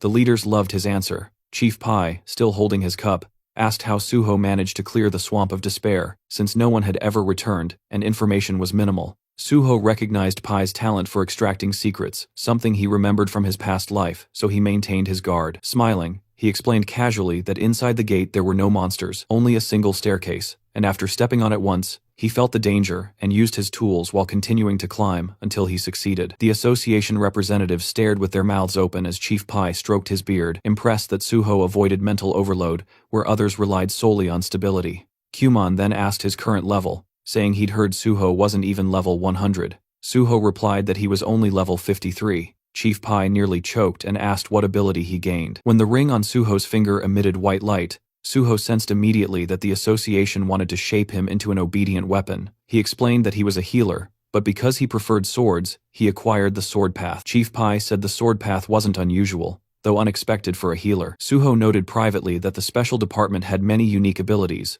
so his didn't impress them much, yet he disliked the feeling of being treated like a hunting dog. Out loud, he added that while his main skill was swordsmanship, he wanted support developing his healer abilities because a hunter's lifespan was too short. Dongyuk and Kyung-won both agreed that hunters faced constant danger, and the Nexus Guild could support his development better. The leaders smiled as Kyumon declared himself a link between the guild and the association. Chief Pai said Suho could also rely on him. Feeling overwhelmed by so many offers of support, Suho raised his fist and promised to clear every gate in Korea. The leaders applauded, and Kyuman refilled his drink. As night settled, the meeting ended, and Suho and Chief Pai walked out, saying goodbye to the association leaders. Suho said he enjoyed the evening. Once the car left, Chief Pai reached under his jacket, offering Suho a cigarette. Suho declined, but the chief lit one anyway, saying he always smoked after a good party. He handed Suho his business card, saying he usually ignored calls, but would answer his. He then asked where Suho lived, and Suho explained that his old place was too crowded with fans, so he was staying in a hotel. Chief Pai frowned, saying this was a national problem. Popular hunters immediately became surrounded by obsessed crowds. Suho dismissed it as normal affection, which instantly darkened Pai's aura. Suho realized his comment sounded naive to someone who viewed unawakened civilians as pawns, a mindset shared by the president and vice president. Chief Pai said that although the exam would be held at the end of the year, Suho had practically already passed. Suho acknowledged this. The chief said he once thought Suho was modest, but now saw he wasn't simple at all. He then linked arms with Suho and suggested they rehearse a superior subordinate dynamic since Suho would be under him once joining the association. Suho agreed, making Pai laugh. Then he asked if Suho wanted to quit clearing gates altogether and join the special force unit immediately. Suho tensed, realizing Pai was baiting him.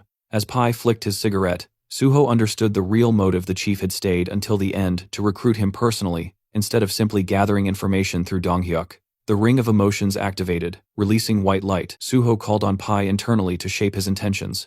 Smiling, he reassured Pai that everything was fine and emphasized the importance of the special force unit. The ring amplified positive emotions, and white streams rose from Pai's eyes as he said, Suho actually had ambition, a trait he admired, since most hunters only had empty dreams. He asked how close Suho was with Chulman from the gate department. Suho replied that Chulman was close, but he also wanted good relationships with both Pai and the president, especially hoping for productive cooperation with the special force head. Pai, pleased, rested his hand on Suho's shoulder, complimenting his communication skills. Suho thanked him and expressed hope for joining the department through special recruitment. Pai rubbed his chin, thinking aloud that recruitment for level 5 hunters had already been announced for the end of the year, and there was no need for a special recruitment just for someone who would qualify anyway. Suho, meanwhile, knew the ring's influence had deepened Pai's interest into something closer to emotional loyalty. It wouldn't last forever, but was more than enough for now. Standing together, Pai said he was surprised Suho was so committed to joining the association, and asked about special recruitment. Pai explained it wasn't common but could be arranged if necessary. Suho praised him as an amazing person, prompting Pai to cover his mouth shyly. He explained that recruitment decisions came from higher authorities,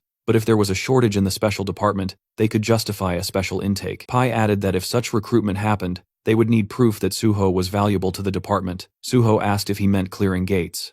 Pai reminded him that the special force handled awakened criminals, which was more important. Suho had indeed forgotten that part. Pai said criminals with awakened abilities were extremely dangerous, and although Suho had great skills, gate clearing and crime fighting were completely different. He suggested Suho prove himself by choosing any wanted criminal and delivering them to the department. If done, he could be accepted within 1 or 2 months. A car pulled up. Pai said most newcomers panicked at the mention of wanted criminals, but Suho clearly wasn't timid. Smiling, he said he would wait for Suho's news. Suho remembered how, in his past life, Pai didn't even remember his name until after the Nameless Swordsman victory, but this time, things were already different. Watching the car leave, Suho understood that soon the villains and their underlings will be among the new recruits who would make excellent sacrifices for his plan ahead.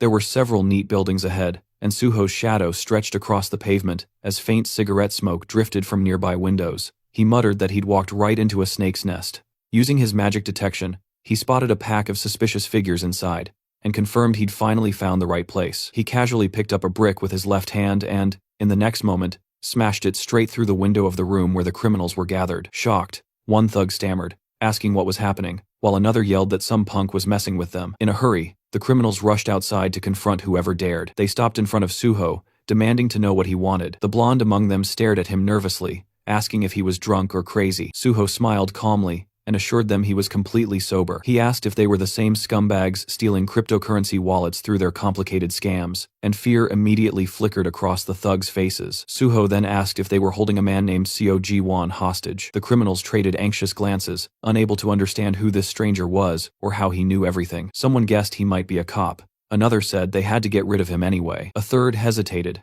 asking if this could get them into trouble. But the reply came quickly: this bastard already knew too much, so nothing worse could happen if they didn't deal with him. Suho gave them a tired smile, thinking that these opponents were pathetic and mentally encouraging them to try catching him. If they could, they might even prove useful. He summoned the Shadow Spear and fired a shot near one thug, releasing chains that wrapped tightly around him. Purple energy swirled over the man's trapped body as his bald friend shouted his name in panic. Several criminals charged at Suho yelling insults, but he dodged effortlessly. A blond man lunged with a spear, managing to land a clean hit, but it did absolutely nothing. The criminal stared wide-eyed as Suho, splattered lightly with blood, grinned. The system announced the activation of his blood weapon, and a long crimson shaft formed in Suho's hand. He drove it straight into the thug, sending him sprawling across the ground. Suho noted that he couldn't kill them, but nobody said he couldn't beat them senseless. Another criminal rushed forward, calling him an idiot, only to be sent flying by a powerful strike. Soon only the bald thug remained, trembling and muttering that this was madness. He tried to run,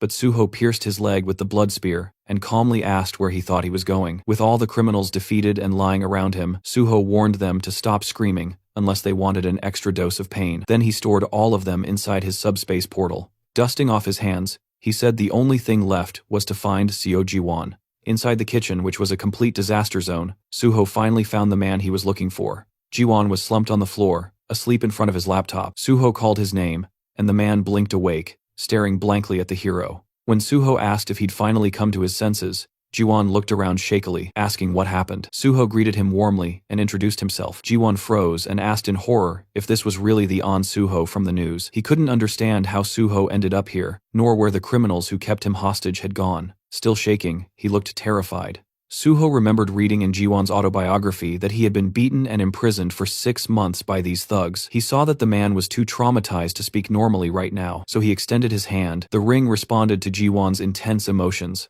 identifying them as black, and Suho pressed his palm gently to Ji-won's chest to absorb them completely. When Suho asked if he felt better, Ji-won stared at him in disbelief, unable to comprehend how the trembling had stopped. Suho knelt in front of him, explaining softly that he saw his condition was terrible and used one of his skills to help. Ji-won gasped, and then, hesitantly, asked what would happen to him now. Would he be going to jail? Suho asked why he would. Ji-won admitted he'd done many wrong things. Suho reminded him that he had been forced into everything, and people like that didn't belong in jail. Ji-won reluctantly agreed. Still suspicious, he asked how Suho knew he was here when Suho hadn't even joined the association yet. Suho answered that he found him using a special skill that no one else knew about, and that he shared the information because he truly needed him. Ji-won held his left hand anxiously and claimed he was useless.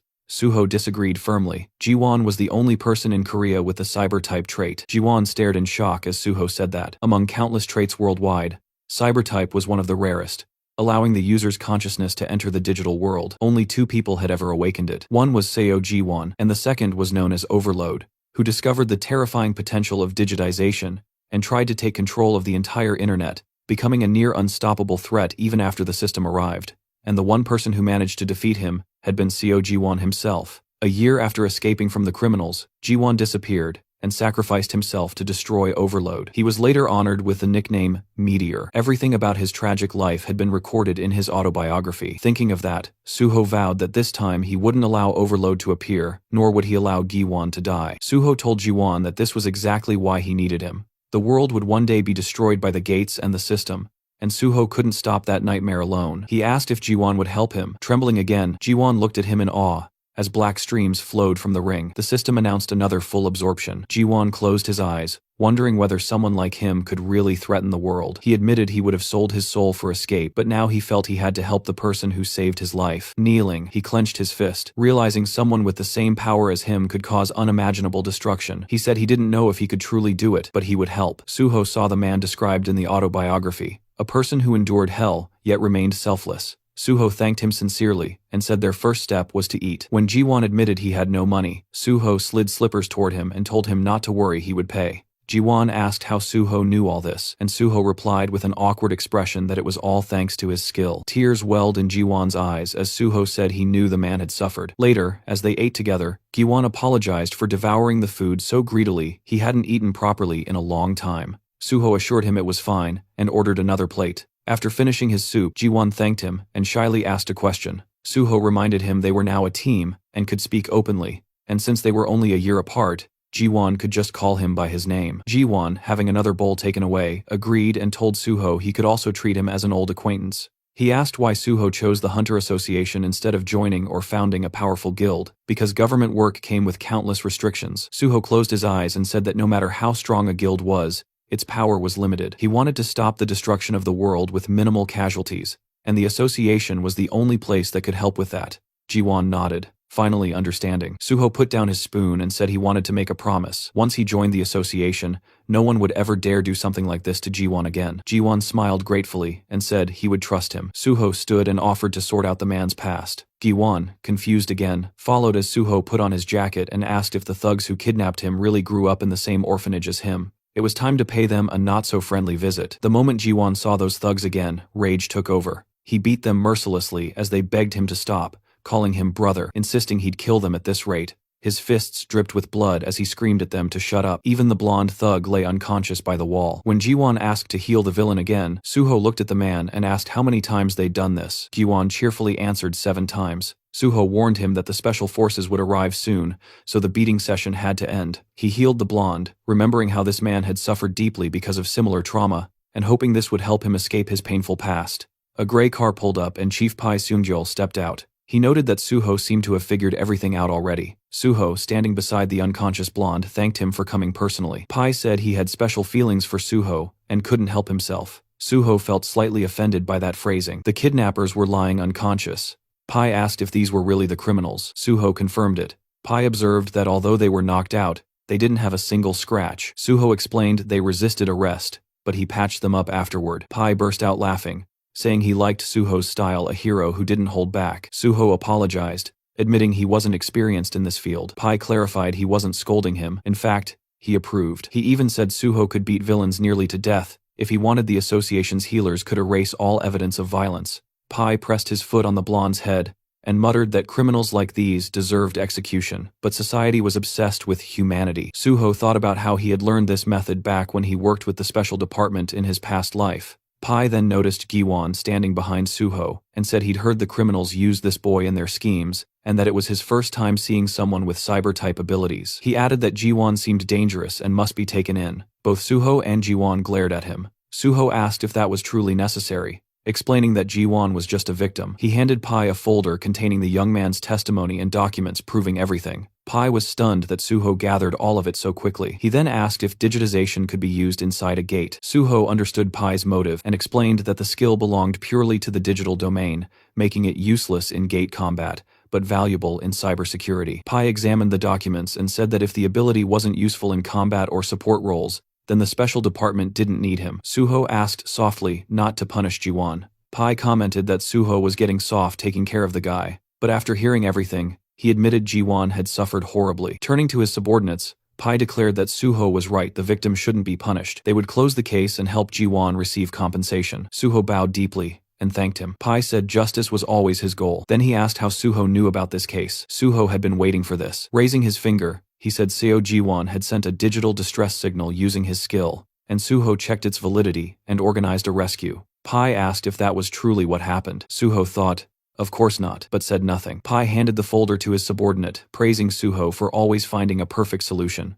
Suho said it was just luck. Pai replied that luck favored the capable. With a hand on Suho's shoulder, he promised to arrange the special recruitment as agreed. Jiwon finally stepped closer, asking what he should do now. Suho pointed behind him and said that he would be coming with him. Jiwon looked around the apartment in shock, while Suho grabbed a drink from the fridge. The place was luxurious, almost too perfect, and Jiwon couldn't help saying it out loud. Suho casually replied that it wasn't his home, this belonged to Jo Jinwi, the PBS reporter. As he poured the drink into a glass, he mentioned that the owner was currently away on a business trip, so the two of them had the whole place to themselves. Jiwon accepted the glass, nervously asking if the owner wouldn't be angry about bringing someone over without permission. Suho brushed it off, saying it wasn't a big deal, but warned Jiwon not to talk too much. Jiwon slapped his own chest dramatically and promised to stay silent like a fish, then quickly asked what Suho wanted him to do next. Suho lifted the glass to his mouth and clarified, Giwon had been kidnapped right after hitting level 50 and awakening his ability, right? Giwon confirmed it. Suho said that meant he would soon have to face overload,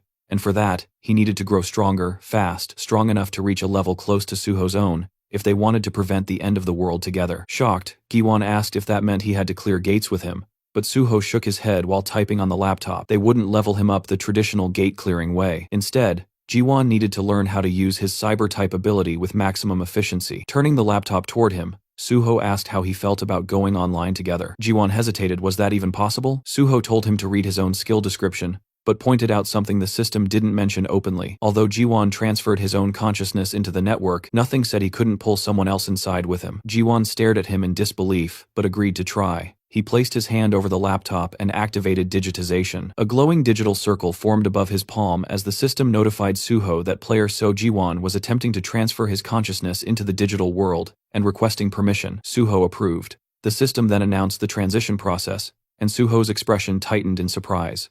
A moment later, he found himself standing in the middle of a massive vineyard under a bright sky. Realizing he had literally entered the laptop's home screen, the Windows wallpaper he'd always seen but never imagined he'd experience firsthand. Jiwon, running from behind, called out to him in excitement. He said it felt bizarre seeing someone else here because until now, he'd always been alone in this digital world. Suho admitted this was his first time too, and it felt amazing. Jiwon looked around at the endless fields and asked if they really were inside the wallpaper photo. Suho confirmed it was an actual winery image, complete with grapevines. He even plucked a grape and chewed it out of curiosity, earning a laugh from Jiwon, who reminded him that the digital world had visuals but no taste or smell. Suho spit out the illusion, admitting he wanted to test it anyway. They walked through the vineyard as Jiwon asked how they were supposed to increase his level here. Suho was surprised he didn't know. Levels rose based on experience points, and the system didn't care whether actions happened in the physical world or not. He even reminded him that he had increased his sword proficiency during his virtual reality hunter exam. Jiwon then asked if leveling in a virtual environment was really possible. Suho clarified that skills could be trained there, but not character levels. However, this digital world was different. Here, nothing resets after death. Here, everything was real enough to kill you, and that was what made it capable of affecting the system. They stopped in front of a pair of closed digital doors labeled File Cleaner. Jiwon asked what this folder was.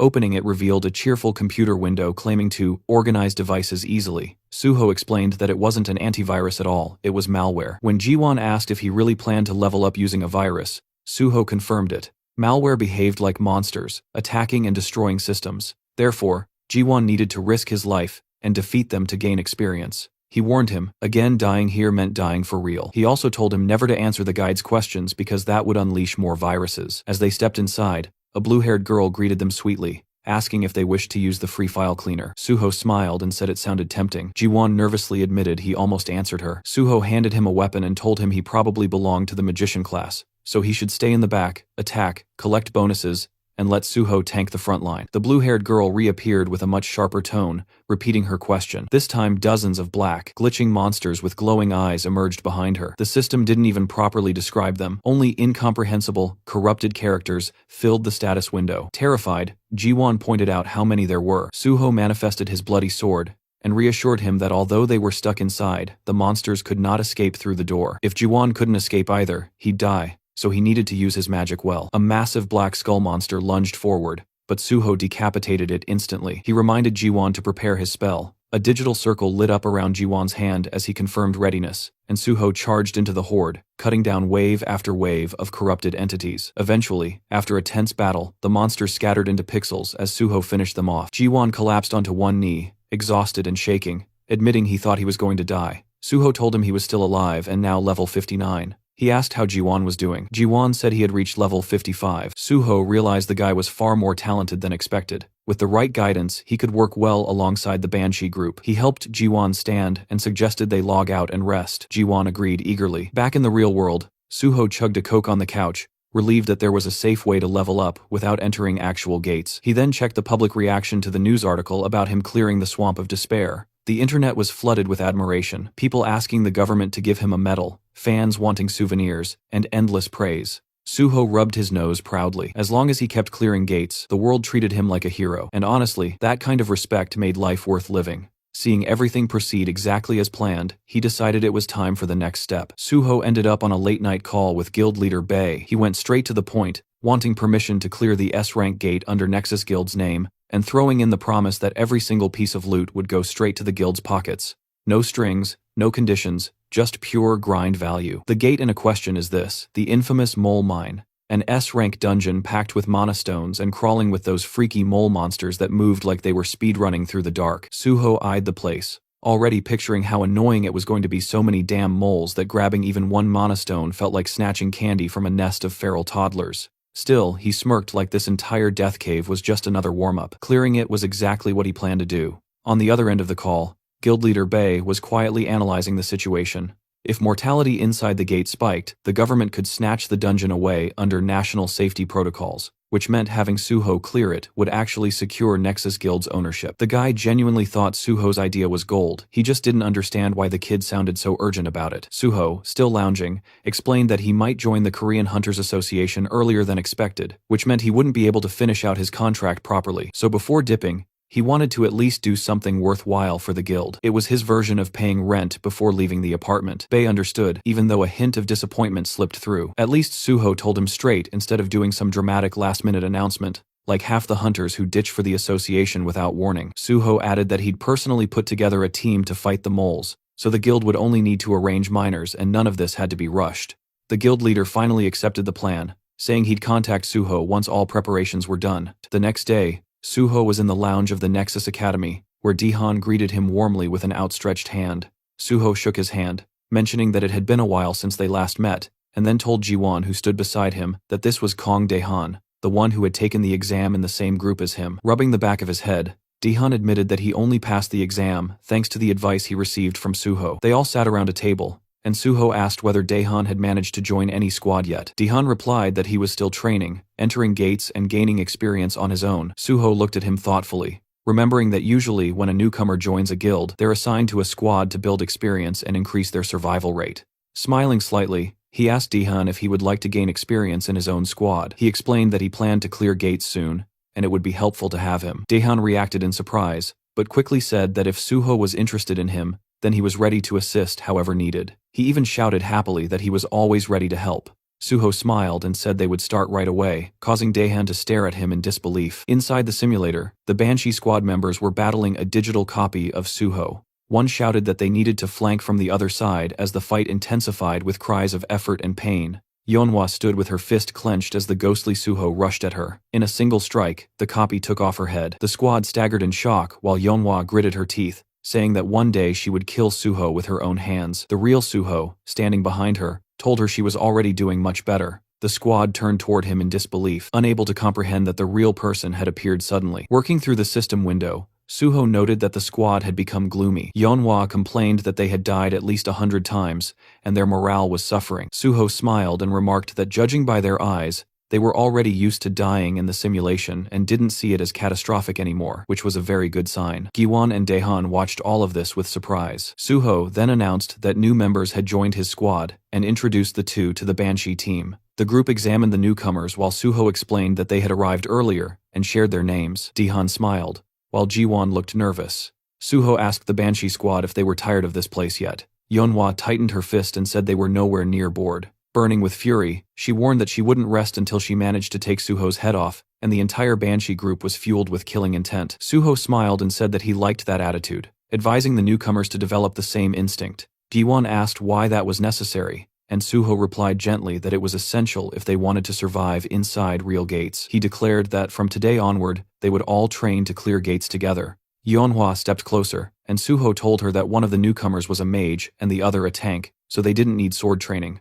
She would need to organize the squad properly, use the clones well, and train everyone hard. Yeonhwa agreed, but asked him to at least explain more about the gate. Suho adjusted the system window and said that he would have to change the clones' settings, but soon they would understand everything themselves, so they should be ready. When she asked him again about the type of gate, Suho simply said that it would be a very ordinary one. He added that it would be inconvenient to call each other with meaningless shouts in real combat, so they needed proper forms of address. Yeonhwa said she didn't know what to call him, but she would rather die than call him Appa. Suho, still working through the window, said that since they were one team now, she could call him team leader. She accepted that. Suho then said he needed to leave for other matters, and asked them to notify him once preparations were complete. Daehan and Jiwon watched in confusion as the digital Suho pulled a sword out of the ground. When they asked what they should do, Yeonhwa told them they would soon see for themselves. The virtual Suho pointed his sword at them, calling them trash, and asking why they were standing around like ducks. He demanded they attack instead of staring. Daehan was stunned, saying he never imagined Suho acting like that,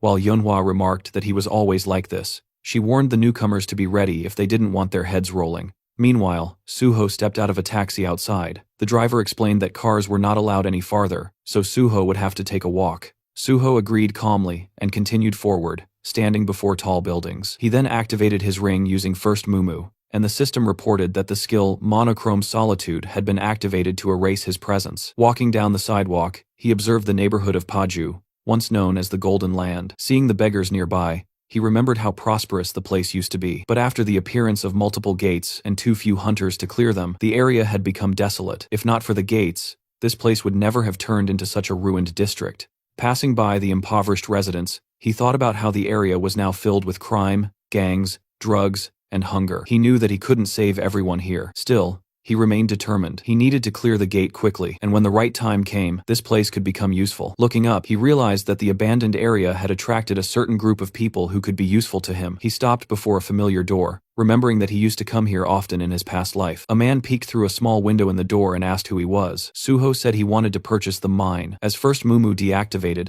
the man immediately recognized him as An Suho. Smiling, Suho confirmed it. The man opened the door and invited him inside, pointing at a sofa. Sitting across from him, the man explained that, although they weren't officially open yet, he already had orders about how to treat Suho. He asked if Suho had ever been to Paju. Suho instead asked whether the man was uncomfortable. The man repeated the question in confusion, and Suho mentioned that he didn't look comfortable in the mask he was wearing. Surprised, the man asked how Suho noticed that. Suho told him not to worry, since they were alone. The man removed the mask, revealing a stunning red-haired woman underneath. She commented that she had expected someone capable of clearing 2 portals alone to have abilities like this. Suho recognized her immediately as Choi Yun, one of the most famous gate brokers in the country. In his past life, he had gained access to many portals through her, but now, at this time, she was barely known. Choi Yun crossed her legs and asked how Suho knew about this place, adding that she found it interesting he used the slang term mine instead of the official term gate.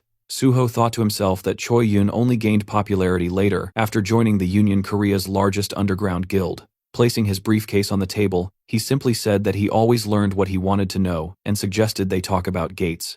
She asked which ones he was looking for. He asked if she had access to the Twisted Forest. Choi Yun stiffened in surprise, and Suho pushed the briefcase toward her, saying he wanted to buy a pass and would be entering alone. She explained that the Twisted Forest had appeared on the market less than 3 days ago, and very few people knew about it. She asked how he even knew she had access to it, and what the price was. Suho answered that explaining such things in the black market wasn't necessary. He reminded her that when dealing with gates, people didn't talk more than needed. There were 2 types of gate deals, buying the gate itself, or buying a one-time entry ticket. Ownership cost far more, but even single entry into a popular gate could be expensive. Choi Yun nervously apologized and said that a one-time entry into the Twisted Forest cost 100 million won, and clearing it alone was extremely difficult. She asked whether he was sure he wanted to attempt it. Suho held a thick bundle of cash, telling her not to worry, since it was his responsibility. He said she could take a deposit now, and he would give the rest once they reached the gate. Smiling, Choi Yun admitted he surprised her, hence all her questions. She agreed to take him.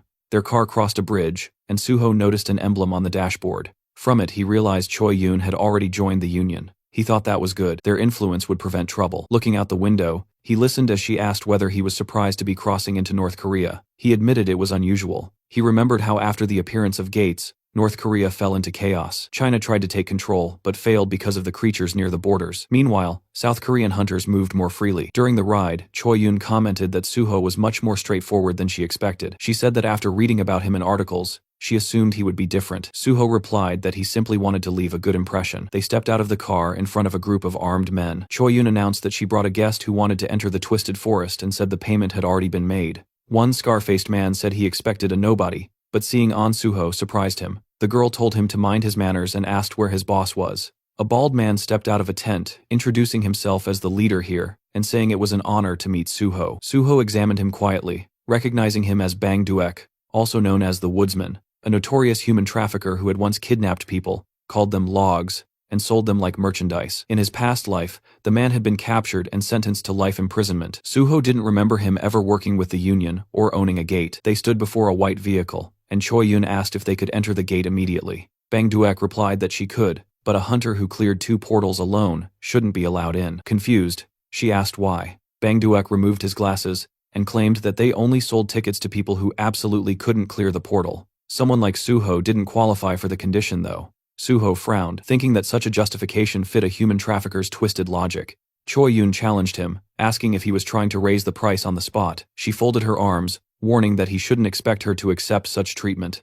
Bang Duek quickly smiled, turning away, saying it had only been a joke. Suho knew that even the woodsman wouldn't dare argue too much with a union broker. Bang Duek complained that no one let him joke anymore, then told them to follow him. Choi Yun gestured politely for Suho to go ahead, telling him she would ensure his safety. Meanwhile, several unpleasant-looking men stared at Suho with hostility. Suho knew that if he managed to clear the gate successfully, there could be an ambush waiting for him on the way out. That was why brokers were responsible for keeping clients safe, and why so few existed. When the shutter lifted, the glowing portal appeared. Bang Duek asked Suho whether he truly intended to enter alone and whether he thought he was invincible. Suho simply ignored him and stepped into the gate, Twisted Forest. A blue portal shimmered before him, and the system reported that entry had begun. It also stated the rules. Only hunters level 99 or below were allowed, and the maximum squad size permitted inside was 8. Suho stepped into the forest, lifting his gaze as he took in the twisted landscape. He hadn't expected to end up in this place. In his previous life, he had never entered this gate either, but he had heard enough about it to know what awaited inside. Calling forth his shadow spear, he decided to first search for anything useful.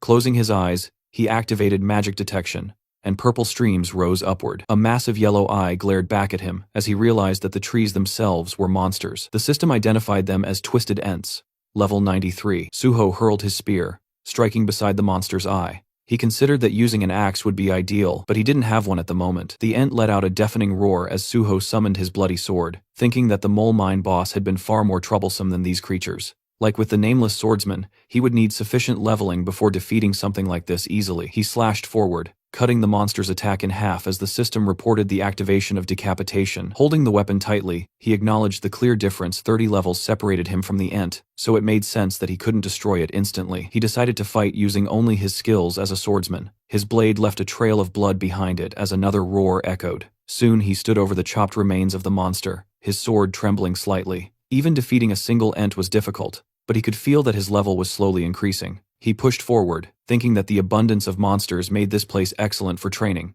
A gaping tooth-lined mouth opened beneath another Ent's eye as Suho launched himself upward, rising high into the air and promising to turn the creature into firewood. Later, fallen trunks formed a heap beneath him as he stood on top of the destroyed Ents, saying that he finally managed to do it. Opening his status window, he realized that despite the slow progress, he had reached the result he wanted. Surprise touched his expression as the system congratulated him. The light of healing had reached maximum level. It explained that F-rank healing now used mana more efficiently, increased healing effectiveness, and reduced regeneration time. It showed him the progression from rank 50 to 100, and he recalled how before level 40, he only had access to one class skill. At level 50, class skills rose to rank A. After level 60, they rose again.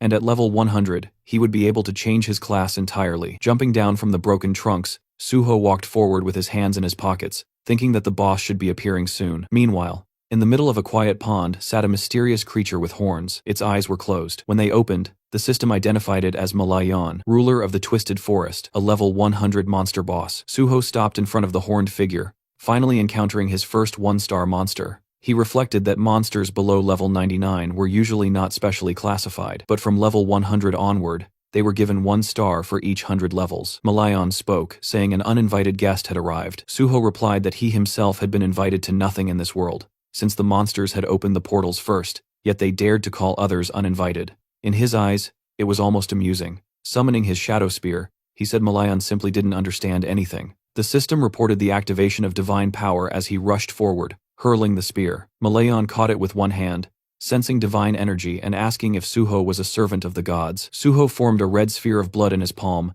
and acknowledged the boss's guess. The projectile shot forward, striking the spear and forcing it stab through Malayan's chest. Suho remarked that he expected more from a one-star boss. Malayan removed the spearhead, a predatory smile creeping across his face as he declared that Suho had made an unforgivable mistake. The system warned that the forest trembled with Malayan's fury, and his terrifying killing aura washed over Suho until the dragon blood inside him responded, activating the dragon's armor and shielding him from the intense aura. Suho noted that Malayan's aura was powerful, but the fight now was essentially between a deer and a dragon. Malayan demanded to know what kind of dark magic was protecting him. Suho said it was not magic but simply a reward for effort. He summoned the shadow spear again. The boss scoffed and asked if that was all he could do. Suho replied that he could do much more if needed. The spear struck the ground in front of Malayan, and black chains coiled around the boss as the system activated shadow binding and shadow bleeding. Malayan tore through them easily, asking if Suho truly believed such tricks would work on him. He raised his arms, the water around him bubbling as black energy surged upward. Menacing formations rose from the pond. With a confident smile, Malayan urged Suho to feel the difference in their strength. Suho watched calmly and said he was looking forward to it. A powerful strike came at him, which he dodged with ease, responding with blood-enhanced sword attacks. His blade turned crimson as the system activated decapitation. Suho acknowledged that this enemy was indeed tougher than the Ents. He leapt back to avoid a massive root, cutting another one cleanly. Malayan sneered, saying Suho didn't know how to handle a sword. Suho admitted it with a smile, stating that he only needed to wait a moment longer. Malayan studied him, unable to discern his intentions. Suho's slashes continued, and faint red marks began appearing on the roots. Malayan realized Suho had stopped using divine power and couldn't understand the purpose of these weaker attacks. Suho's movements made no sense to him. Malayan spread his arms and prepared another attack, sending multiple roots surging forward. He promised to cut Suho to pieces, but when the attack reached Suho's position, the roots split apart effortlessly. Standing on a stone island, Suho's calm expression contrasted Malayan's shock. Malayan tried to justify it, imagining Suho had struck weakened points on the roots, but as more roots fell with clean cuts, Suho said that his technique seemed to have worked. He had been using decapitation so that the system would assess his technique, and now that it recognized his mastery, it significantly boosted his strength. Holding a red and black sword, he watched as the system announced that his swordsmanship had surpassed all others and upgraded decapitation to rank S. A follow-up message stated that the will of the nameless sword reacted to this increase. Smiling, Suho read the new system notifications. The sword's consciousness awakened, it blessed him, it chose a new target, and then the system congratulated him for becoming the successor of Void-style swordsmanship. Malayan unleashed another swarm of roots, shouting that Suho could not stop this attack. Suho looked up, struck once, and split the massive root neatly in half. The system identified the technique as the first form of the Void-style slash. Malayan, enraged, demanded to know what sorcery this was. Suho replied that it was not magic. Holding his bloody sword forward, he said the real fun was only beginning. The system announced that Suho's understanding of swordsmanship surpassed all others and would now be added to the system's database. Suho thought back to when he first created the style, mistakenly believing he had reached the limit. Later, he had realized that there were monsters like the Nameless Swordsman, whose skills exceeded all human abilities. The first technique he learned afterward was Void-style, Steel Cutter, and he had achieved it in this life far faster.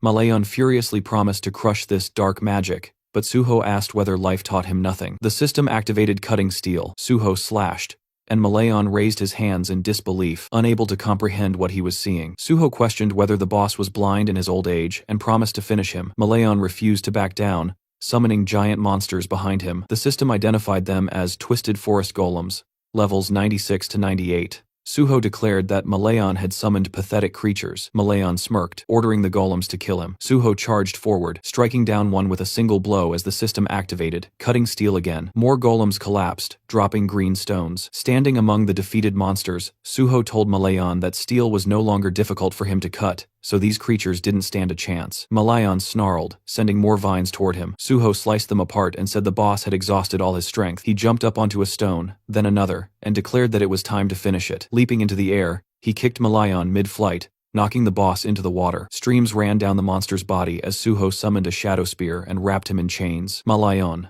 struggling, demanded he stop talking, and accused him of daring to mock a being of his stature, but the chains held him in place. Suho swung his blade and beheaded him with a single decisive strike. The system announced that Malayan, king of the Twisted Forest, had been defeated, and the gate was cleared. Suho was named MVP, received bonus experience, 1 skill point, and another skill point as all his abilities rose with the level increase. A green sphere floated up from Malayan's corpse. Suho said this was what he came for. The system described it as the Cursed Druid Sphere, rejected by the gods, an artifact that controlled unstable minds and corrupted them. It had allowed Malayan to become the sole druid and guardian of the Twisted Forest. Suho examined it, thinking that although the void style was valuable, this sphere had been his true goal from the start. With that, he decided it was time to leave. Outside the portal, people watching gasped as they realized the gate had been cleared. Choi Yun was shocked that he had succeeded. Bang Duek stared, enraged, remembering their earlier conversation. The gate was S-rank, allowed up to 8 participants,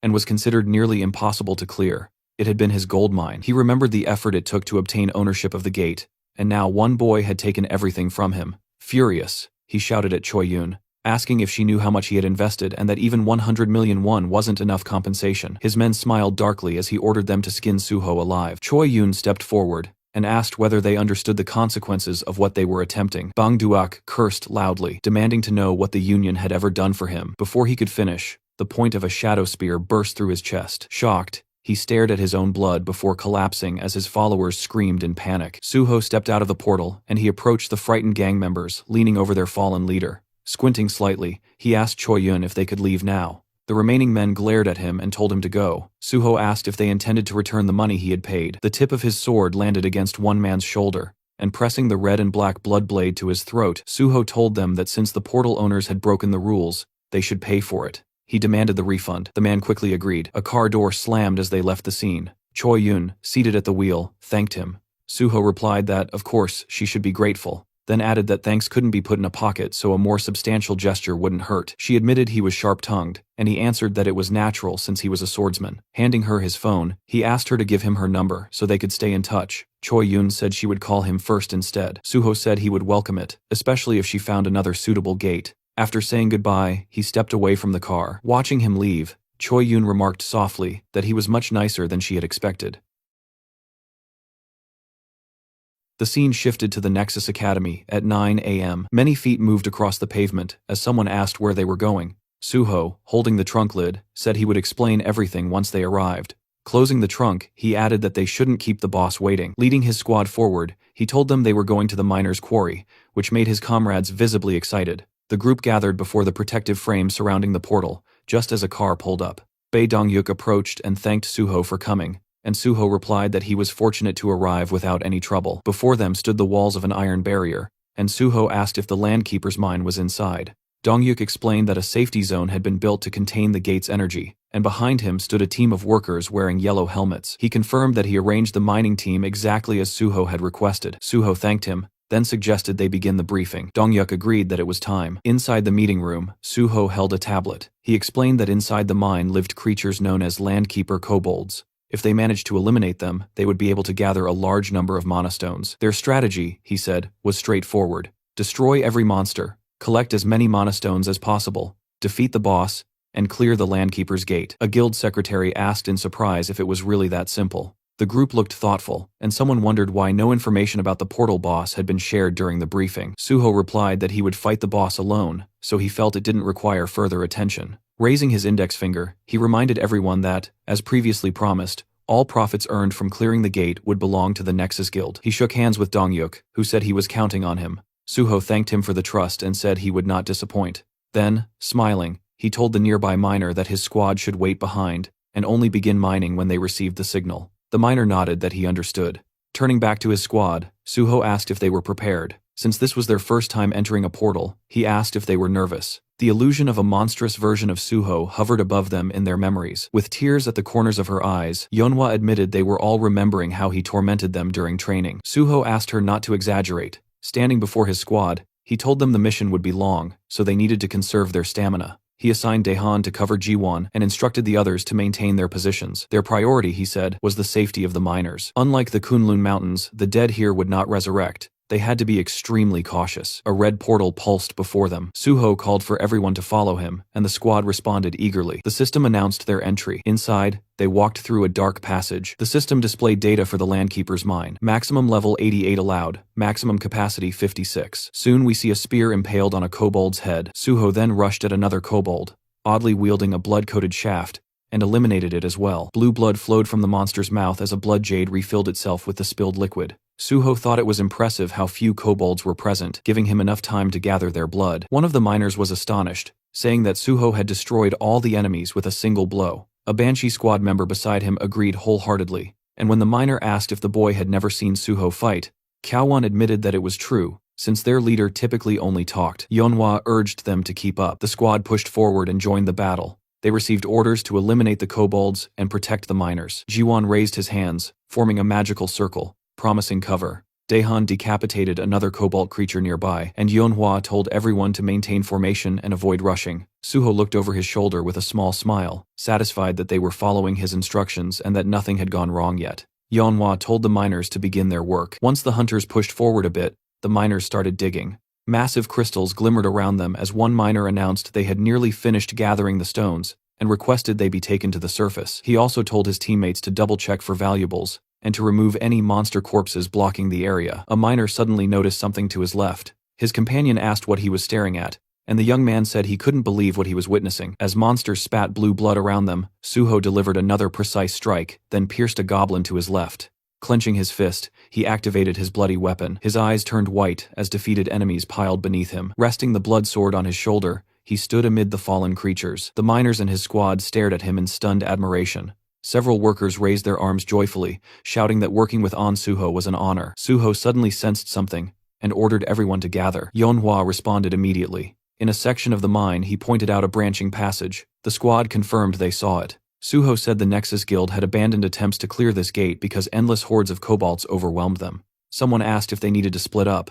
Summoning his bloody sword, Suho said he would go alone. They asked again in shock, but he raised his weapon and declared that there was a boss inside. With one strike, stones exploded outward as cutting steel skill activated. Daehan was amazed that Suho can cut through solid rock with a single blow, and Yeonhwa wondered aloud how such strength was even possible. Standing before the narrow passage he created, Suho explained that he purposely made it tight so that monsters couldn't swarm out all at once. He ordered them to remain here and guard the right side while he went left. When someone asked if they should simply kill any goblins emerging from the cut passageway, Suho confirmed they should, adding that originally he intended to block the entire entrance, but then realized they wouldn't gain experience that way. Turning away from his squad, he told them not to look for him under any circumstances. If he didn't return within 12 hours, they were to leave the mine entirely. Yeonhwa agreed. Suho thought to himself that he would need all 12 hours to finish what he planned. Turning his head once more, he told them they would meet again soon. Duho muttered that Suho had blocked the entrance and questioned whether the man was sane. Hyunmin said that even though Suho was their leader, going alone would be extremely difficult, and he feared Suho might not manage. Jiwon countered that Suho would be fine, reminding them all that their leader had cleared 2 sealed gates and multiple dangerous portals single-handedly. Yeonhwa smiled, saying they all remembered that, so they simply needed to believe in him and do their part. One of the fighters agreed and said they needed to make sure Suho would be shocked at how much they had improved by the time he returned. The group clenched their fists with determination, ready to demonstrate everything they had learned in training. Large stones lay scattered before him, and Suho said that now nothing was holding him back. Ahead stretched a countless army of kobolds, and he declared that it was finally time to begin. Smiling slightly, he noted that there were indeed an overwhelming number of monsters waiting for him, yet he also remarked that their numbers meant nothing to him. The Landkeeper kobolds snarled as the system identified them as level 72 to 74, and Suho rushed forward to attack. The monsters lunged at him with growls, and he delivered rapid strikes. A smaller kobold suddenly dropped from above, but Suho noticed it immediately and raised his weapon, blocking the blow. With an amused expression, he admitted that these creatures actually knew how to use their heads, though all it really did was add unnecessary trouble. The system confirmed the defeat of the Landkeeper kobolds. Outside, Daehan delivered a finishing strike to an enemy and, smiling, turned to one of his comrades to announce that they had dealt with all the monsters. A Banshee squad member agreed, saying that as long as they remained alert, everything would be fine. A miner suggested they take a break and cook something to eat. The miners sat down tiredly beside the crystals, relieved that it was finally time for lunch. One of them was surprised that half the workday had already passed. A miner approached the squad, asking if the young hunters were tired, and praising them for doing an excellent job. Jiwon admitted that there had been difficult moments, but now everything was calm. Yeonhwa stood behind him, listening as the miner praised Giwon for defeating an entire horde of kobolds. Jiwon explained that this was only possible because Suho had created a narrow exit tunnel. If the monsters had swarmed at them all at once, they wouldn't have lasted even an hour. Yeonhwa studied the fallen kobolds thoughtfully, feeling that Suho must have been here before. She hoped he was all right. Remembering her first encounter with him, she thought about how badly that meeting had gone, and how she had assumed he was simply insane. But with time, she realized she had begun to worry about him. Smiling faintly, she accepted that she could not help him right now, and admitted to herself that it was unclear who should be worrying about whom. Deep inside the mine, Suho sat on a stone with his bloody sword in hand, biting into a chocolate bar. He complained that the kobolds were not attacking him even though he was openly eating in front of them. Standing up tiredly, he noticed the monsters glaring at him, but still not moving, and he wondered aloud if they had finally grown afraid of him. Then he added that it hardly mattered anymore, since they no longer interested him. Standing atop a tall cliff, he thought that he only wanted one thing: to find the boss of the portal. It was too dark to see clearly, so he pulled out a flare gun. The system explained that it would illuminate the area for quite a long time. Suho fired it, and the cave lit up with bright, scattered lights. In the illuminated cavern, a strange creature with an elephant-like head appeared. The system identified it as Bulgasari, level 99. Suho considered that Bulgasari was known to be nearly impossible to kill, feeding on ore and having a body stronger than most monsters. Approaching it carefully, he recalled that Bulgasari was one of the 3 most dangerous non-star monsters. Summoning his shadow spear, Suho declared that it was time to begin. He threw his spear, hitting Bulgasari's head, but the monster reacted only with a ticklish flinch. His smile grew odd, as he realized the spear had simply bounced off the creature, as if striking solid stone. Bulgasari finally awakened. Its clawed paws scraped the ground as it rose, throwing its head back and releasing a deafening roar. The kobolds covered their ears in terror. Far away, the miners looked up in panic. One said it felt like an earthquake, and another lamented that he never imagined dying like this. Yeonhwa saw stones tumbling from the cavern ceiling, and realized the source of the tremor was the direction Suho had gone. Sweat ran down her face as she tried to understand what was happening. Meanwhile, Suho looked up at Bulgasari, smiling as he noted the creature did not appreciate being awakened. The system warned that Bulgasari was using the boss monster level fear skill. The enormous jaws roared again, but Suho stood firm as the system reported that the dragon's blood within him had activated, granting him resistance to the fear effect. Bulgasari's eyes glowed with menace as Suho summoned his bloody sword and invited the beast to attack him. Bulgasari then fired a steel projectile from its trunk, aiming directly at Suho. He remembered that Bulgasari converted ore stored inside its body into ammunition and spat it with incredible force. Although the technique was primitive, its destructive power was terrifying. He gripped his sword with both hands, thinking that steel was one of the strongest materials, and few things could match it. With a clean slice, he cut the projectile. Steel Slash had activated. Smiling, Suho announced that it was time to tame the monster. He felt relieved that he had collected so much blood earlier. Bulgasari roared furiously and charged. White energy burst from its body, and its massive paws thundered across the ground. The creature opened its mouth wide, moving shockingly fast. Suho admitted that such speed seemed almost unfair. The monster smashed into the cavern wall with full force as Suho leapt aside just in time. Though shaken, he knew he could not waste a single moment. The cave could collapse at any time. Jumping from a rock, he summoned his bloody sword. Holding it firmly, he focused on using every drop of blood he had gathered for the strongest attack he could muster. With a decisive strike, he sliced off one of Bulgasari's trunks, using the skill, Steel Slash. The monster roared in agony as the severed trunk fell to the ground. Landing on one knee, Suho studied the creature closely, thinking that the Steel Slash attack's effectiveness did not depend on depth of the cut. No matter how thick the armor was, the sword would still deliver maximum damage. Seeing the fallen trunk, he felt a surge of confidence, convinced now that he could conquer this monster. Suho thought about the well-known strategy against Bulgasari using fire. In his past life, This monster had only been defeated with overwhelming flame, but he reminded himself that such a method required an enormous amount of firepower, and since he was not a mage, he had no way to use that option.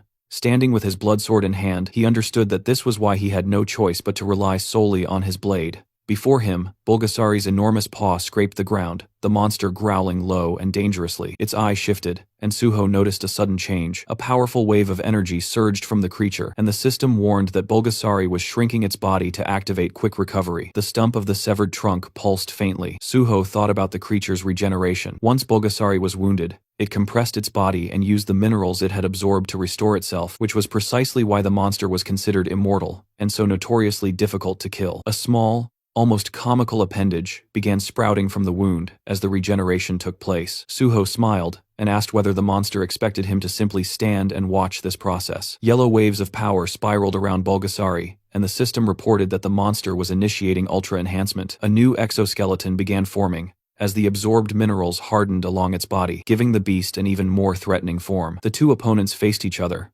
Suho realized Bulgasari was using every skill it had, unleashing its full strength in an attempt to defeat him. Clearly, the monster believed it needed all its power for this single confrontation. Suho, still smiling, accepted the challenge. The monster launched itself forward, the system stating that it was using the skill Ultra Rotation. Holding his bloody sword, Suho braced himself. He had always wondered what Bulgasari, known as one of the strongest monsters, was truly capable of, and he was equally curious to see whether his blade would be able to break through such formidable power. The two clashed. His sword met the monster's rotating body with a violent impact. Bulgasari's eyes gleamed, yet Suho remained calm as he slashed at its form. The creature's limbs suddenly sprawled outward in a helpless motion. Bulgasari growled weakly, looking upward as if trying to understand what had happened. Suho tried to make sense of whether he had already defeated the beast. Raising his sword high, the system announced the activation of Steel Slash. Suho struck with full force, slicing the monster cleanly in half with a single decisive blow. A deafening roar echoed, the monster's remaining eye glowing as Suho pointed a green sphere toward it, declaring that Bulgasari now belonged to him. Outside the chamber, the miners and the hero's squad waited near a collapsed section of stone. One of them said that the shaking seemed to have stopped. Yeonhwa looked up, while Jiwon, standing beside her, remarked that the kobolds had stopped emerging, and it appeared the expedition had already gathered enough mana stones. The girl lowered her head slightly. Jiwon said that now all they could do was wait. Suddenly, Yeonhwa's expression brightened. She saw a system message confirming that the gate had been cleared. The miners gasped as they saw the same message appear. The system declared An Suho as the most valuable player. Yeonhwa and Jiwon exchanged relieved smiles, and Jiwon said he had expected nothing less from his boss. Meanwhile, inside, the system informed Suho that for his exceptional achievement, he was awarded 5 skill points. Smiling, he looked at the glowing green sphere, and the system granted him several more points, along with a level increase and a rise in all his stats. Holding the shining sphere in his hands, he excitedly said that he had done it. He recalled the final blow, thinking that any other monster in Bulgasari's place would have died instantly, but he had not come here intending to kill the beast. The sphere emitted streams of green energy, as he explained to himself that his only goal had been to tame the monster, using the control sphere he had obtained after defeating Malayan. He threw the green sphere onto the ground. It cracked open, and a tiny elephant-like creature appeared. The system identified it as Bulgasari, level 99, with multiple high-level skills. Suho noted that having traits like Phantom Beast and Species Domination alone would be enough to classify the monster as S-rank, yet this creature possessed both. He knelt before the miniature elephant as the system activated healing. His hand hovered over the creature, whose eyes were closed. Suho gently greeted it, and the little monster responded with an odd sound. Rising to its feet, Bulgasari faced him attentively. Suho told it to listen carefully. Surrounded by enormous crystals, he explained that although the creature's enthusiasm was admirable, they could not return here again, so they needed to gather all the ore in the area. The tiny Bulgasari, ears flapping, looked cheerful. Suho asked if they could begin, and the creature made another series of unusual sounds. Meanwhile, his squad waited at the other end of the mine, confused and increasingly anxious, wondering why their leader was taking so long. Suho now stood inside his impossibly luxurious subspace house, the kind of hidden dimension only very few individuals in the world could ever possess. Surrounded by its vast, quiet expanse, he found himself thinking again about his past life and everything he had learned by living through the world twice. In that old life, the only player who had ever controlled Bulgasari was a person known as Gaia, the Master of Earth. Their fame had risen entirely, because Bulgasari was an overwhelmingly powerful creature. Suho remembered every detail of how Gaia used Bulgasari. The monster was a mythical beast capable of devouring any kind of metal, converting all of it into pure strength, while also storing enormous quantities of minerals within its body, turning itself into a walking mountain of compressed energy. Inside the subspace house, Bulgasari, now nicknamed Bulbul, looked shockingly cuter than its terrifying full-sized form. It resembled a cheerful, metallic-skinned gray hippo as it bounced energetically around the room. Then Bulbul opened its mouth wide and inhaled an entire mound of gleaming magic stones like a living vacuum. Once it had consumed everything, it rolled onto its back and began radiating a deep, powerful glow. Suho watched this with satisfaction, thinking that this little creature was unquestionably the greatest miner in the entire world. He smirked to himself. By now, the Nexus miners outside should have collected their portion exactly as agreed in the contract. Whatever remained inside this subspace belonged solely to him, and he had ensured that. Outside the mine, Daehan, Yeonhwa, Jiwon, and the rest of the team continued to wait near the sealed tunnel. Daehan grew increasingly restless, convinced that Suho had been gone far too long. The miners whispered to each other, assuming that Suho must have defeated the boss, but perhaps suffered injuries during the fight. A few even considered going deeper to check, but Jiwon held firm, insisting that they follow Suho's strict orders. Yeonhwa agreed, even though worry tugged quietly at her thoughts. She reminded everyone that a team without trust in its leader would collapse, and Suho had clearly told them not to enter for at least 12 hours. None of them wanted to break that trust. Suddenly, the stone wall exploded outward in a burst of purple energy. Suho walked out through the smoke, appearing completely calm, as if he had finished a short training session, rather than a life-threatening battle. His squad rushed toward him immediately, demanding to know why he had taken so long. Giwon, especially dramatic, practically jumped in front of him. Suho teased that if they were that worried, they should have come looking for him. The group quickly reminded him that he was the one who forbade them from doing so. Suho's teasing expression softened when he placed a hand on Jiwon's shoulder, acknowledging that the boy had followed his orders loyally. Yeonhwa admitted she was relieved that their trust had not been misplaced, though she still disliked being treated like a child. Suho simply said that they had lived entirely different lives, and that was the undeniable truth. Their darker pasts had shifted completely, and he felt a quiet pride at having changed their future paths. Afterward, Suho thanked the miners and said that it was finally time to leave the cave for good. The group cheered enthusiastically, more than ready to return to the surface. Meanwhile, in his office, guild leader Bae Dongyuk waited anxiously. The longer the silence stretched, the more tightly he clenched his hands. If anything happened to Suho, all responsibility would fall on him, and the Nexus Guild would drown in trouble. Suddenly, someone burst through the door with news announcing An Suho and his entire team had returned safely. Dongyuk hurried out to greet them in relief. Suho confirmed the gate was cleared and requested that the result be officially registered. Later, they gathered in the office to review the collected materials and recorded data. Dongyuk was stunned. Despite Suho's unusually short contract period, the profits were massive. They estimated more than 7.2 billion won in resources, possibly exceeding 10 billion after processing. Suho quietly remembered the raw stones he had claimed for himself in advance and nearly laughed. His personal haul was worth a fortune. To be fair, Dongyuk offered Suho's squad 10% of the gate's entire profit as a bonus. Suho pretended to be surprised, even though inwardly he thought it was too generous. He had already taken enormous amounts home, so demanding anything more would feel greedy. After a polite exchange, they eventually agreed on a balanced reward that satisfied both sides. Once the matter was settled, Suho mentioned something else. He wanted to form a secret raid unit within the Nexus Guild. Since he would soon join the Hunter Association as a government hunter, he would be unable to lead his team officially. He asked Dongyuk to support them quietly and register them within the guild, so they could continue serving as a hidden force behind the scenes. Dongyuk loved the idea and agreed immediately. Suho reflected that only because he had regressed could he build a foundation this solid, avoid the betrayals of his past life, and test each person until they proved to be trustworthy allies. This time, he wanted real companions walking beside him, not opportunists. Later, Suho entered the locker room where his squad was gathered, still buzzing with excitement about the previous mission. Jiwon immediately leaped toward him with his usual overly enthusiastic greeting. Suho gathered them around and shared the news starting today. They were all officially members of Nexus. The team was stunned. Several Banshee members had given up their previous jobs just to follow him, and now they would receive proper pay, clear advancement paths, and official B-rank status with potential for A-rank promotions. Daehan and the others were ecstatic, celebrating like they had just won a grand prize. Right then, Suho's phone rang. It was Chief Pai, calling with even more good news. Suho's special recruitment for the Hunter Association had been approved. Soon, he would formally join, receive a commendation, and begin his government contract. Chief Pai joked that Suho was becoming far too impressive, and Suho responded that he fully intended to keep surprising everyone from here on out. The next day, inside the Nexus lounge room, the entire Banshee squad was deep inside the digital space created through Jiwon's digitization skill. The bright white environment looked futuristic from outside, But inside the environment was filled with glitch-covered monsters, their red eyes flickering as they crawled out of broken streams of corrupted data. The creatures let out distorted screams as they swarmed the team. Everyone held their positions while Dihan barked commands, keeping the formation from collapsing under the chaos.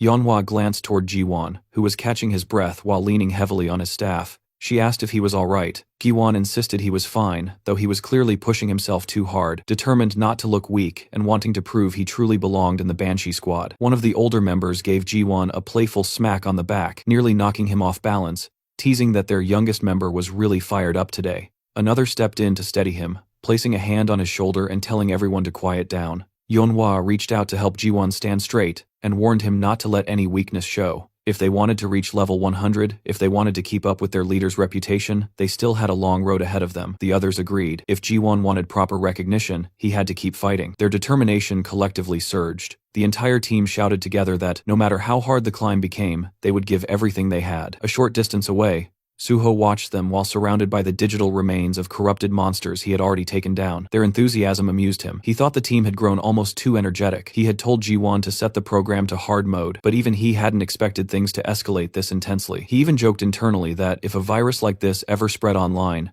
the entire internet would probably collapse. Soon, Suho walked up to Jiwon and asked whether he was holding up. Jiwon tried to appear unfazed, saying he was just taking a break before returning to battle. Suho simply told him they were done for the day and that it was time to log out. Jiwon froze, unable to believe Suho had finished clearing the stage already. The rest of the team, exhausted but irritated, felt like their leader had played a different game entirely. They insisted they were only getting started. Suho quietly smiled. He knew now that they were pushing themselves harder for his sake. He exited the virtual space. Later, in the real world, Suho sat alone inside Angel in Earth Coffee, a calm cafe near the edge of Seoul. He checked his phone and organized his next steps. Since he had just entered the special recruitment program, his free time would shrink quickly. He needed to move fast. His next priority was locating a certain individual. Soon a white car pulled up outside. Choi-yoon stepped out casually and walked inside as if she owned the place. She ordered a strawberry frappe. Suho reminded her that she wasn't really in the position to demand drinks, since he had called her here to repay the favor she owed him. But before she could react,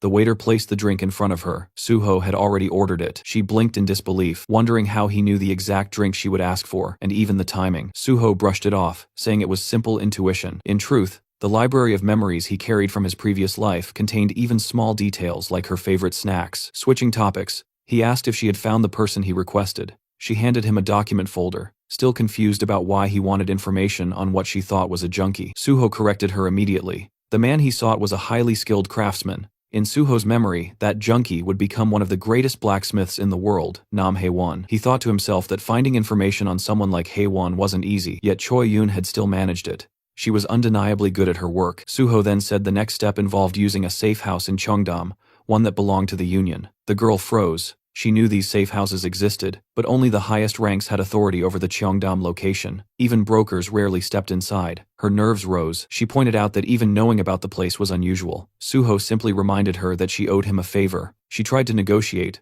but he pressed her harder, even teasing that if her entire life's worth amounted to mere paperwork, maybe he shouldn't have helped her at all. Cornered, sweating, she started making out childish excuses. Finally defeated, she said she would make the call. She stepped outside. Suho waited calmly. Knowing the Union would eventually choose the most logical outcome, they would approve his request. When she returned, she looked defeated and asked whether it truly had to be Cheongdam. Suho's twisted expression made the answer obvious. She regretted asking. He chose the location simply because it was closest. She told him he could use it, but only under one condition. She explained that if he met that condition, he could access the Cheongdam safe house at half price. Even so, half the price was still expensive. She pulled out her phone, ready to accept the Union's terms, but Suho told her to wait. He wanted to know the full catch first. She thought he was being extremely strict for someone asking favors, but Suho replied with a shrug, saying he had to be, after all. He was joining the Hunter Association. Finally, Choi-yoon told him the condition. He had to help clear a newly discovered gate the Union had found, one they didn't want exposed,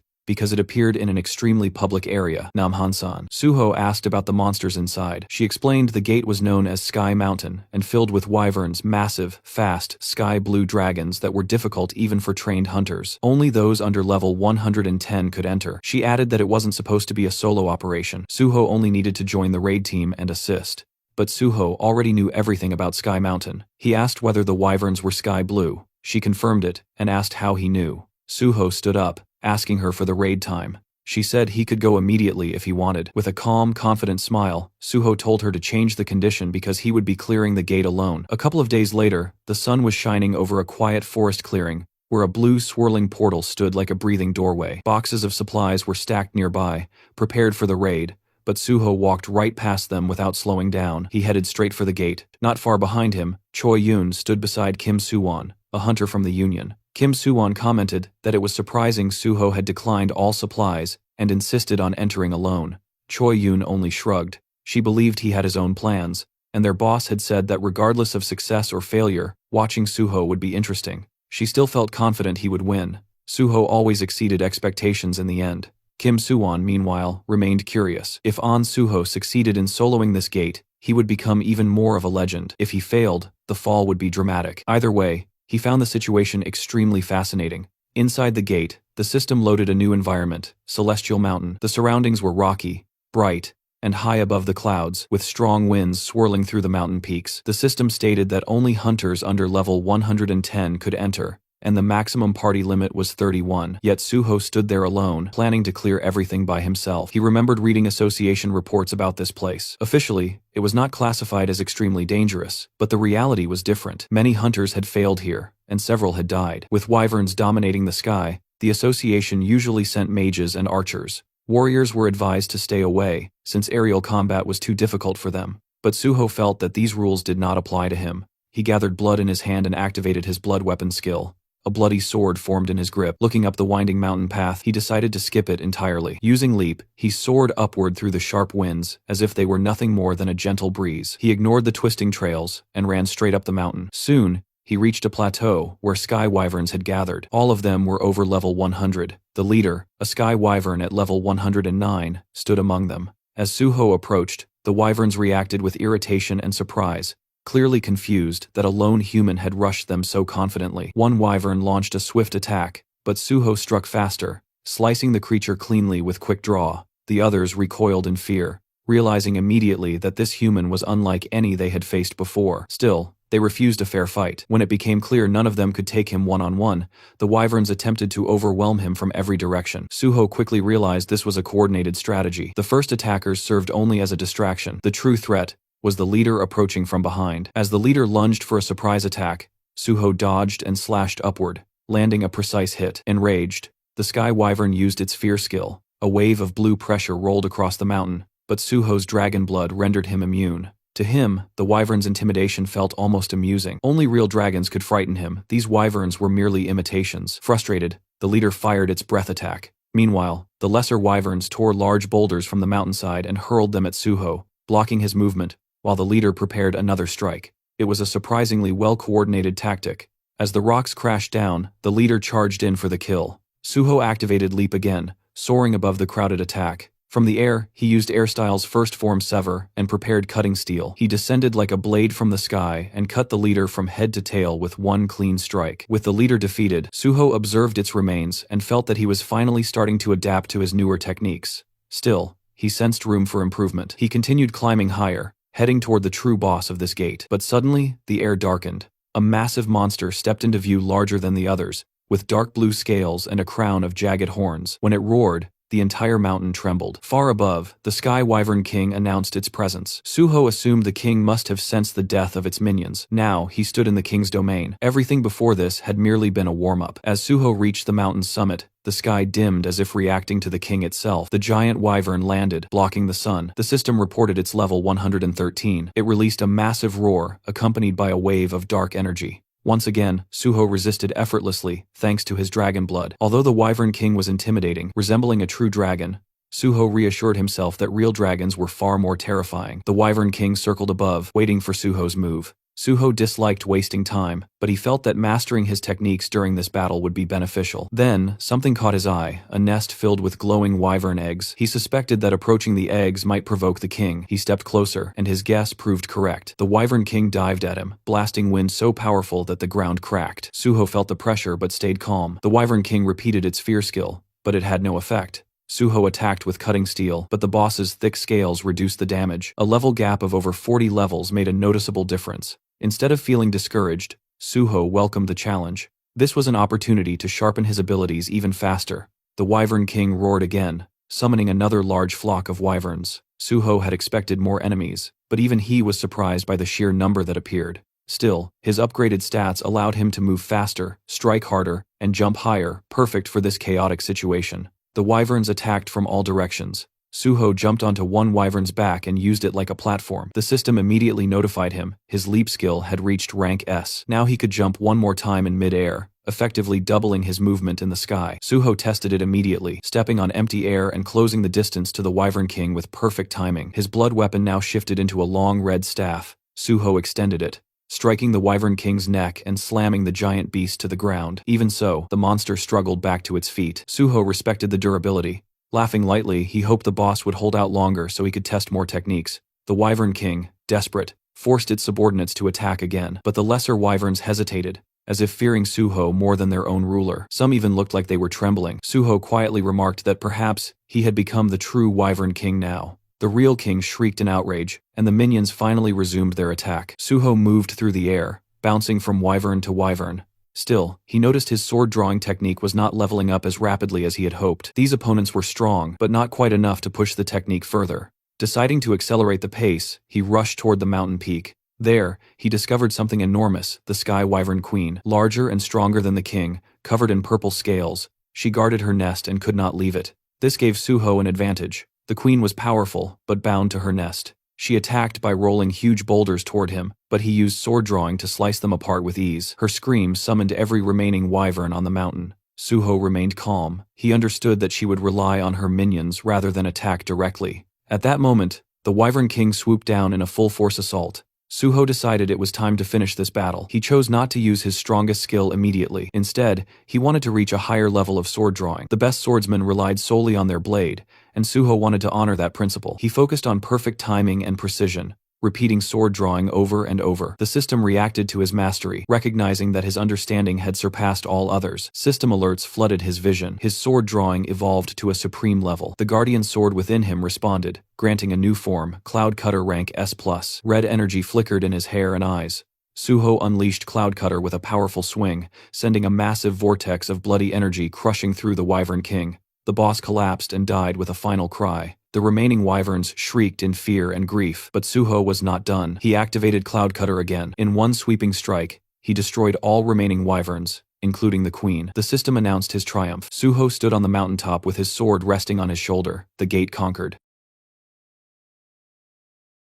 After the battle ended, Suho took a moment to check his status window. The gate had given him a massive boost, and his experience bar was sitting comfortably ahead. His strength stat was already brushing past 80, and he didn't have far to go before hitting the next tier. A small smile formed as he saw the new additions Double Jump and Cloud Sash, the exact skills he'd been aiming for. It felt good to see his plan finally paying off. Turning toward the queen's den, he decided it was time to collect his loot. Inside were 12 Sky Wyvern Queen eggs. The association's advanced team had only confirmed 6, which meant the remaining half naturally fell into his hands now. With the job complete, he shifted his attention to the wyvern corpses. Monster byproducts sold for high prices, especially when used to craft rare materials, and the Sky Wyvern Queen's corpse was considered top tier. Summoning his Shadow Spear, he decided to let it handle the cleanup. He placed the spear beside the queen's massive body, and it immediately began its work, devouring the corpse piece by piece.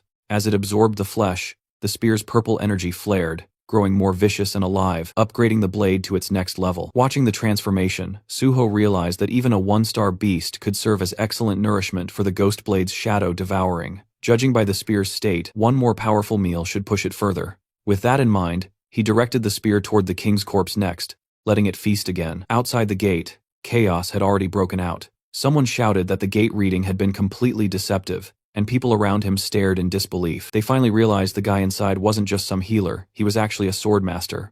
Among the crowd, a black-haired man wiped sweat from his forehead, overwhelmed. He knew better than anyone that even with a full raid party, clearing that gate wasn't guaranteed. Yet somehow this man had done it solo, and not as a combat class, but officially as a healer. Choi Yun brushed it off casually, reminding him that she'd already said he would clear it easily. He agreed, but couldn't understand why she looked so excited. She just told him it must be his imagination. Their conversation paused as Suho walked out of the gate. They congratulated him for conquering it solo, the girl cheering first, and the guy echoing her. Suho thanked them and then reached into his inventory, pulling out the wyvern eggs. He placed all 10 Sky Wyvern Queen eggs before them, saying he'd found that many inside.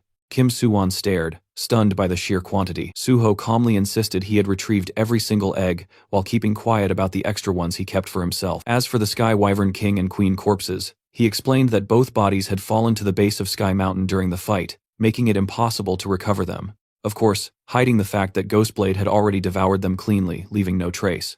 Lowering his voice, Suwon asked if he could pose a question. Suho told him to go ahead. Suwon hesitated, then asked how someone officially registered as a healer was able to wield a sword like that. Did he really fight those wyvern using nothing but swordsmanship and healing abilities? Even with good sword skills, taking down flying monsters with only a blade shouldn't be that simple. Suwon thought Suho, being both swordsman and healer, would have brought arrows, throwing spears, or at least long-range spell scrolls. As a fellow hunter, he was dying to know how the hell Suho managed it. Suho simply smiled, and told him one sword was enough. Suwon stared at him like an amazed fanboy, asking if he really meant he took down all those flying wyverns, including the king and queen, with only that one sword. Suho confirmed it. Suwon practically lit up, thrilled and glowing with admiration, while Choi Yun nudged him, asking if this wasn't the same guy who had been whining earlier. Changing the topic, Suho asked Choi Yun if he had fulfilled all the conditions. Choi Yun happily said he had more than fulfilled them. He'd solo cleared the gate and recovered all 10 eggs. As promised, she guaranteed him free use of the largest unit in the Cheongdam residence, adding that her boss never went back on their word. She then asked when he wanted to start using it. Suho told her he wanted to start today, and also requested access to future reports on items and magic stones. He asked if that was possible. Smiling, she said it absolutely was. He could contact her for anything, from item disposal to money laundering, and she'd provide top-tier service. Suho suddenly pushed a small diary toward her, saying he had one more favor. She told him to go ahead. Inside was a photo of a green-haired man. Suho asked about a patient named Nam Hae-won at the Yeongdong Post Dan Yak Center, and said he needed information on him. Flipping through the diary, Choi Yun realized it was the exact file she had retrieved earlier. Confused, she asked what this Hae-won person actually did. Didn't Suho mention he was some kind of technician? Suho opened his car door and asked if he really needed to explain the whole backstory every time he requested a favor. She quickly apologized, saying she slipped again. As he settled into the driver's seat, she complained from outside the car that she felt hurt after everything they did together. Shouldn't they be able to talk more freely by now? Suho calmly replied that she could ask how he was doing, but nothing beyond that. Clasping her hands dramatically, she muttered that he was cold. Then she informed him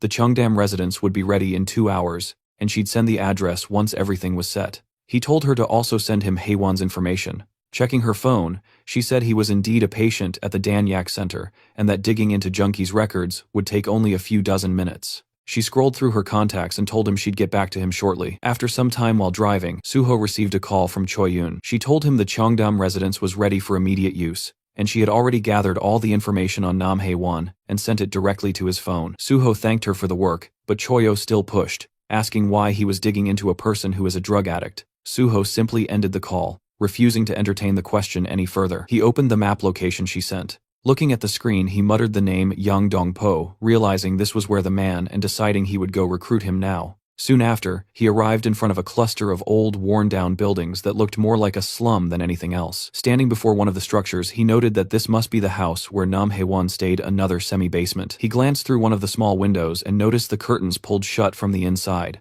He pressed the doorbell, only to realize it was broken, so he began pounding on the door, calling out for Nam Hae-won. After a moment with no response, he assumed the guy wasn't home and said he would have to return later. What he didn't know was that inside the room, 3 men were standing over a collapsed Nam Hae-won. The brown-haired thug crouched beside him, asking if Hae-won really had visitors coming by, deciding they should finish the job before anyone saw him. Before he could act, a heavy thud shook the entire door. All 3 thugs froze instantly, startled by the sudden impact. The one responsible, of course, was Suho. As he stepped inside, the tattooed thug demanded to know who he was, but Suho shut the bitch down coldly, saying his identity was none of their business. The tattooed thug tried to swear at him, but before he could get the full insult out, Suho's hand struck across his cheek with a sharp, rapid slap. It was so fast that the other 2 didn't even register what happened, until the man staggered back. Suho glared at the remaining thugs, his voice heavy as he ordered them to come here, every single one of them. Outside the room, Suho had already confirmed 4 presences inside using his magic detection.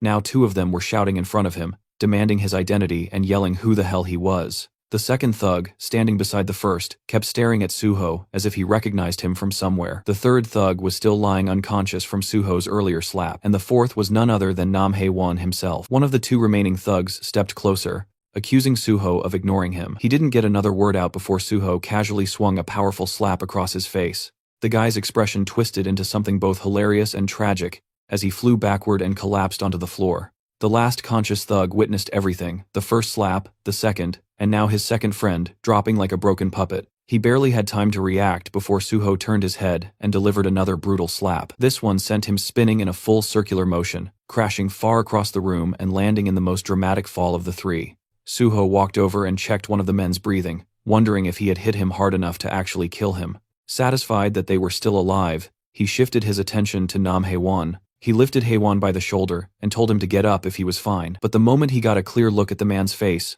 Suho froze. Haewon's hand was limp and drugged, his expression twisted unnaturally. A syringe lay discarded beside him, and Suho realized what had happened. Those thugs had injected him with something and tormented him afterward. Judging by how stiff his body felt, almost petrified, the injection had been done a while ago. Checking his breathing and physical state, Suho understood quickly that the poison symptoms were serious. He needed to act fast. He activated his recovery skill, the evolved form of Cure. He had upgraded Cure into Recovery, specifically for scenarios like this: real illnesses, real poisonings, real damage unrelated to the system. Originally, the skill only affected the area his hands touched, but Isabella had once told him that pouring magic into it allowed him to forcibly expand the range. A slow grin spread across his face as he channeled magic into his hands. He thought about how he was now using information gained from someone who once tried to kill him to save someone else. The world truly worked in wild ways. After some time under Suho's treatment, Haewon slowly opened his eyes. His vision was still blurry, and the first thing he saw was a blurry figure asking if he was awake.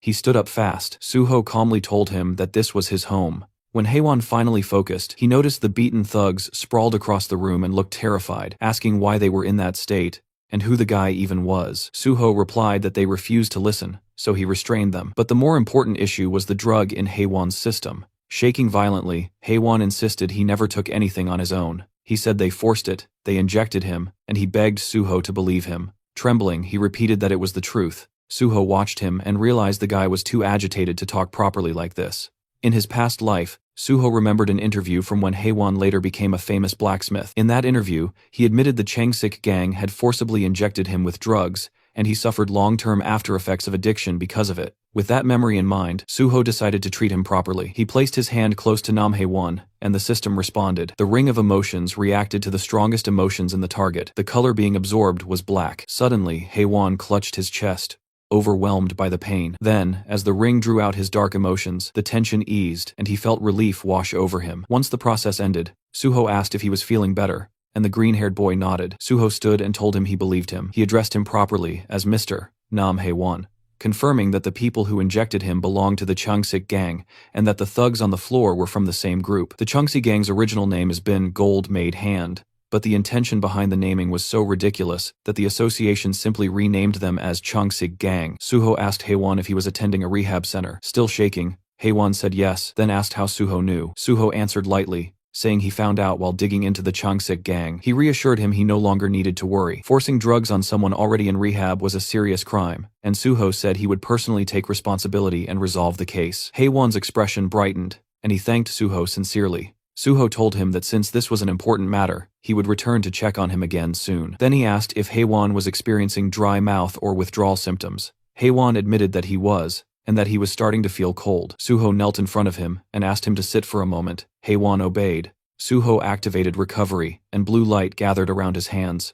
Seeing it, Haewon watched in quiet awe. Suho explained that this was the healer's recovery technique, tailored for drug addicts. It relieved withdrawal symptoms and pushed out the lingering drug energy from the body. But full recovery required continuous long-term treatment. Recovery consumed a large amount of mana, and very few healers were trained enough to handle it. That was why, in Suho's past life, Isabella had become one of the most influential figures among the last Crusaders. And that was also why, after returning, he chose the path of a healer. Standing up, Suho told the green-haired boy that addiction treatment needed consistency, and they would meet again for further care. For now, he had to head toward the Changsik gang's station. Terrified, Haewon asked him to wait. He said he wanted to know something earlier too, and asked who Suho was affiliated with. Suho gave his name, and said he was a hunter under the Korean Hunters Association. As Suho left, Haewon remained seated in silent amazement, repeating the name An Suho in his mind. Even someone who didn't own a TV like him had heard that name over the past few days. It was all over the breaking news. and now he realized the person who saved him was the same An Suho everyone had been talking about. From above, the slum looked like a war-torn zone. After multiple gate shocks, half of Yeongdongpo had collapsed into ruin, turning firmly into a slum. Suho walked through its broken streets, the air heavy with neglect. Since the district sat right in the center of Seoul, it had eventually become a perfect breeding ground for crime. He looked up at the crumbling surroundings, thinking that this must be the place that both the police and the association pretended not to see. In front of him stood a building with a bold sign that read, "Gold Made." Suho stared at it, wondering what kind of gang had the audacity to brand themselves with such a grandiose name. He pushed open the door and stepped inside. The first floor was a convenience store, shelves intact, lights on. Suho immediately understood the situation. A convenience store in the middle of a slum, still operating smoothly, was clear proof that the place was being openly run by gangsters. There was no way it would remain untouched without heavy backing behind it. He walked to the back of the store and found a staircase. As he climbed, a voice barked from above telling him to freeze. A bald man appeared, ordering him not to move, and threatening that he would die if he took another step. He demanded Suho's identity like he had authority over anything. Suho looked at him with a small smile. A gatekeeper. How classic, he thought. Then he asked where Changsik was. The bald man snapped in anger, shocked at hearing the name spoken so casually. The thug shouted, demanding to know who he thought he was to speak their boss's name so freely. But then his expression shifted as he suddenly recognized the face in front of him. The man froze as he realized that this was An Suho himself. Suho waved lightly, thanking him for the recognition. The thug thought he was trying to high-five him and raised his hand. Instead, Suho stepped forward and delivered a brutal slap, sending the bald man flying aside as he walked past with a grin. Continuing up the stairs, Suho spoke calmly, telling them to inform Changsik to come out. Inside his office, Changsik heard the sounds of fighting erupting right outside his door. The noise grew louder and more chaotic until the door finally burst open, a thug flying through it after being kicked by Suho. Suho stepped inside calmly. He muttered that not a single one of these gangster bitches seemed to understand words. Behind him, the bodies of beaten thugs were scattered across the hallway like discarded trash. Running a hand through his hair, he asked Changsik if bringing him here was really that hard. Stepping over another fallen thug, he added that he wondered what the gang would even do if he resisted. Changsik sat in front of him with a straight, unreadable expression. Two bodyguards stood behind him like statues. As Suho approached, he knew exactly what kind of place this was. More than 80% of this organization's members were awakened. The fact that awakened criminals operated openly like this was proof that the nation's security had already collapsed. In his previous life, the Changsik gang had grown even larger than this current version. They had created countless victims, and it took an exhausting amount of time to take them down. Remembering that, Suho clenched his fist. In a cold tone, he said that this was exactly why cancer needed to be removed before it grew. Changsik tried to speak, addressing him as Hunter An Suho, and asking what he was doing so suddenly. Suho stepped closer, telling him not to act clueless. They were the ones who started all of this. Changsik demanded to know when he supposedly started anything. Suho told him he was playing dumb to the very end. He said they messed with someone named Haiwon. He dropped a syringe on the desk, and both the boss and the bodyguards stared at it. Suho told them he had just met Haiwon himself. He asked if they truly intended to keep denying it. Changsik leaned toward his subordinate and quietly asked who Haiwon was. The underling whispered the explanation into his ear. Suho raised his leg and slammed it down on the table, breaking the surface clean in half. He said they had turned his closest friend into that state. His eyes glowed red as he asked why they did it. The two bodyguards froze. Changsik kept his expression firm, trying not to show fear. The boss rolled his hand across his face and told the bodyguards to step outside. They hesitated and asked why. He then barked at them to get out. The rest of the guards immediately rushed out of the room, leaving only Suho and Changsik inside. Changsik swallowed and said he believed there was some misunderstanding, suggesting they talk calmly. Suho walked over the broken table with slow steps. He said that every word they spoke only earned them another beating. Changsik, now trembling, warned him that if he touched him, he would call the police. Suho punched him across the face, calling it nonsense. The blow sent Changsik sliding across the floor along with his chair like his ass glued to it. Suho said that hearing the word police come from a gangster boss was hilarious.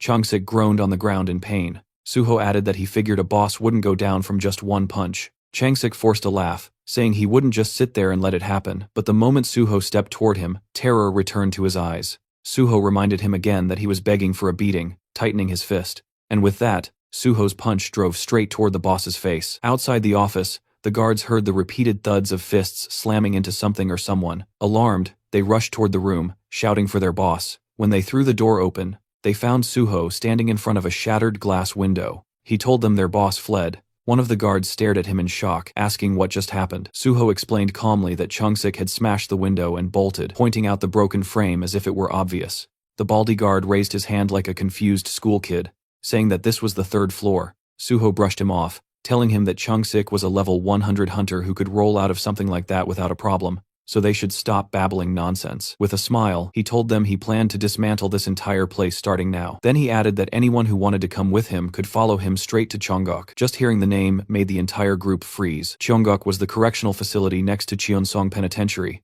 While Cheonsong held regular criminals, Cheongok held awakened offenders. Since the whole place was filled with violent awakened criminals, it was practically a hell within hell. A pro version of hell. Only the strong survived there. Its reputation alone was enough to make half-baked punks bitches tremble, exactly like the situation unfolding now. Sweat poured down their faces. Suho reminded them that he had connections to the Great Hunter Association. He told them to run before he tossed them all inside. Otherwise, he would drag them along with Chung-sik straight to Cheongok. The thugs gritted their teeth in terror, then the next second they bolted at full speed, shouting that they don't know any boss. Watching them scatter, Suho said he expected about that much loyalty from gangsters, calling them vermin, cockroach bastards. He warned them that if even one document disappeared, he would carve them up slowly. He ordered them to leave empty-handed. Once the building was clear, Suho activated his magic detection. A blue magic circle formed beneath his feet. After a moment, it detected something special radiating mana on the 3rd floor, in the corner of the room. Suho approached the spot and uncovered a hidden safe. He called it obvious, saying the bastard must have thought hiding it here would keep it protected. It was a top-tier safe from a famous brand, the kind that only unlocked with the registrant's mana signature.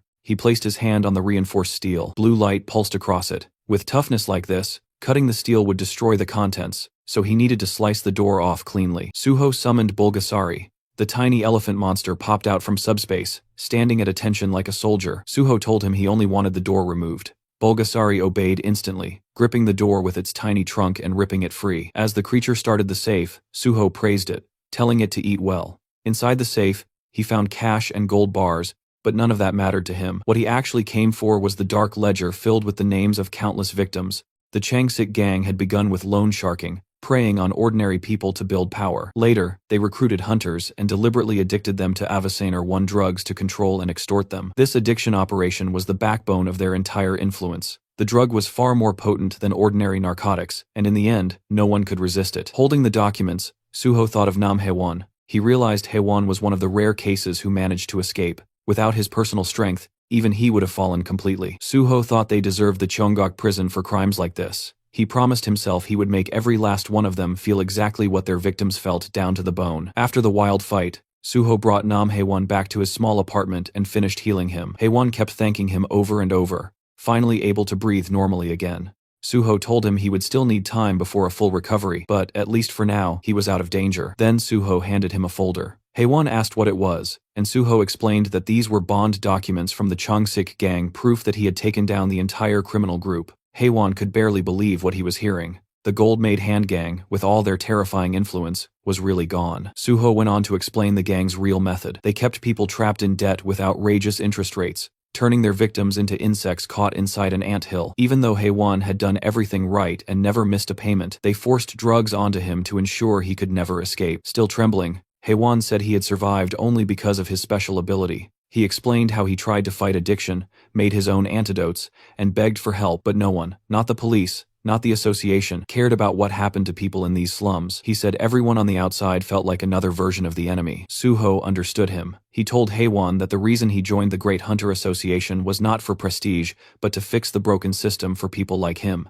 Suho placed a reassuring hand on his shoulder and praised his courage. Overwhelmed, Haewon broke down and thanked him again and again. Then Suho shifted the conversation to something important. It was time for a new proposal and potentially a new ally. He asked if Haewon was ready, and Haewon said he was. Suho explained that he had learned about Haewon's special power, synthesis. With synthesis, Haewon could combine any materials and create a brand new result. The outcome always matched what he intended. That was the core of his extremely overpowered ability. Suho said that while reading the gang's files, he discovered how huge the number of drug victims really was. There were far too many for him to treat alone, but Haewon had already made secret antidotes before, so Suho offered him a real job to create a proper neutralizer to help even more people. He promised top pay, a luxury safe house, and full medical support for Haewon's own addiction recovery. Haewon looked stunned. He thought being healed was already far more than he ever deserved. Now he was being given a chance to help others, live safely, and get paid for it. To him, this felt like something a hero would do. He thought that if a godlike hero existed, Suho must be that person. Haewon said he would do it.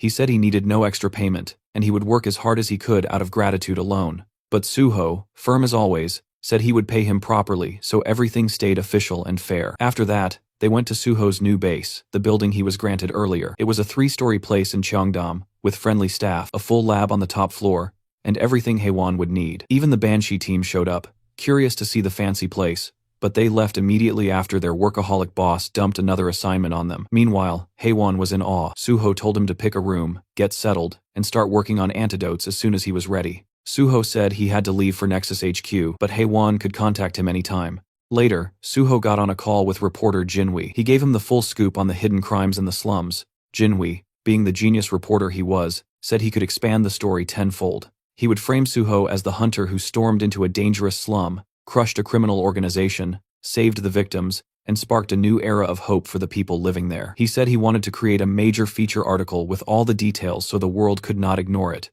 Suho believed him completely. Public influence was exactly that reporter's specialty. Afterward, Suho met with guild leader Bai Dong-yuk at Nexus Guild and laid out the plan. Nexus would buy every neutralizer Haewon produced, helping victims all across Korea. The uplifting story would shift Nexus's reputation, turning them into a guild with a genuine hero presence, the kind the world would finally take seriously. Dong-yuk was thrilled. He shook Suho's hand and promised to look after Haewon from now on. With everything lining up, Suho felt good. The win-win plan was in motion: heal the people, spread the truth, make the criminals pay, and show the world that real change was finally possible. The scene cuts to Chung-sik, the once feared boss who made slums, Neil now reduced to a shaking wreck inside a trashed luxury room. He was on his knees, trembling. Suho's name kept echoing inside his mind like a curse he could not escape. No one had to spell out what happened. The syringe and the half-empty bottle beside him made everything clear. He had taken some kind of drug, the kind that burned strength into the body while tearing holes through the mind. Those substances twisted people from the inside, and his scattered expression showed exactly that. He muttered Suho's name, obsessively, like it was the only thought left in his fractured skull.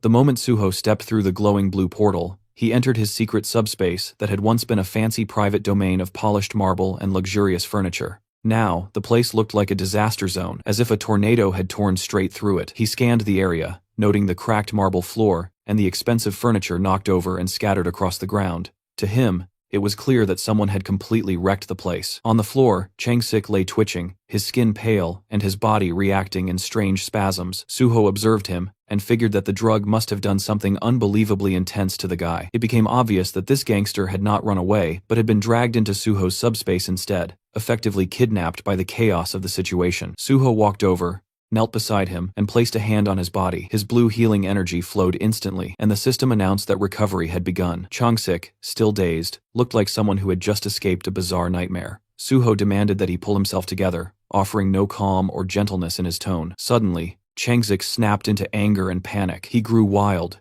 yelling incoherently as he lunged forward to attack Suho. Suho barely reacted, simply kicking him in the chest and sending him flying backward like it was effortless. Chung-sik continued screaming, desperate to be let out, spiraling into fear as though he believed he was trapped with a monster. Suho smirked and rolled his eyes, noting to himself that Chung-sik still had a lot of energy. He assumed the drug was overstimulating him, but mentioned to himself that he had brought extra, so the man did not need to worry. Sensing danger again, Chung-sik crumbled into full desperation. He dropped to the floor, crawling and begging Suho to release him, insisting he would do anything to avoid experiencing the drug again. Suho had no sympathy. He stepped onto Chung-sik's chest with force, pressing him down firmly. Chung-sik screamed for help, insisting that he had been kidnapped, but Suho reminded himself that no one could enter this place, and that the fools from Chung-sik's gang had already run away. He promised internally that he would hunt them down and make them pay as well. For now, he instructed the criminal to sit still, reflect on his choices, and drown in regret, since that was the only useful thing available to him at the moment. Later in the afternoon, Suho returned to his new house. Haewon came running toward him, full of excitement. Suho noticed how hyped he was, and Haewon proudly revealed that he had just finished creating a brand new neutralizer for the dangerous drug. The new version was called Hammer 2. The system displayed information identifying Hammer 2 as a grade C item that excelled at neutralizing the effects of the drug, called Illusion. Suho felt genuinely impressed, especially since Haewon had made it in only 2 hours. Haewon explained that he had improved the old version, naming it Hammer 2 because it metaphorically smashed illusions. Suho recalled how Hammer 4 had saved lives in his past life, which meant Hammer 2 should still be a reliable creation even if it was not the strongest one yet. Haewon attributed the success to Suho's help and described the entire process as similar to grinding for items in a game. He believed that with enough time and money, luck would eventually follow. Suho thought Haewon was always humble and wondered how much stronger he would become when he leveled up further. Suho then asked if Hammer 2 could be produced in bulk, and Haewon agreed enthusiastically. He had already completed the formula, meaning they could make large quantities as long as they gathered the necessary ingredients.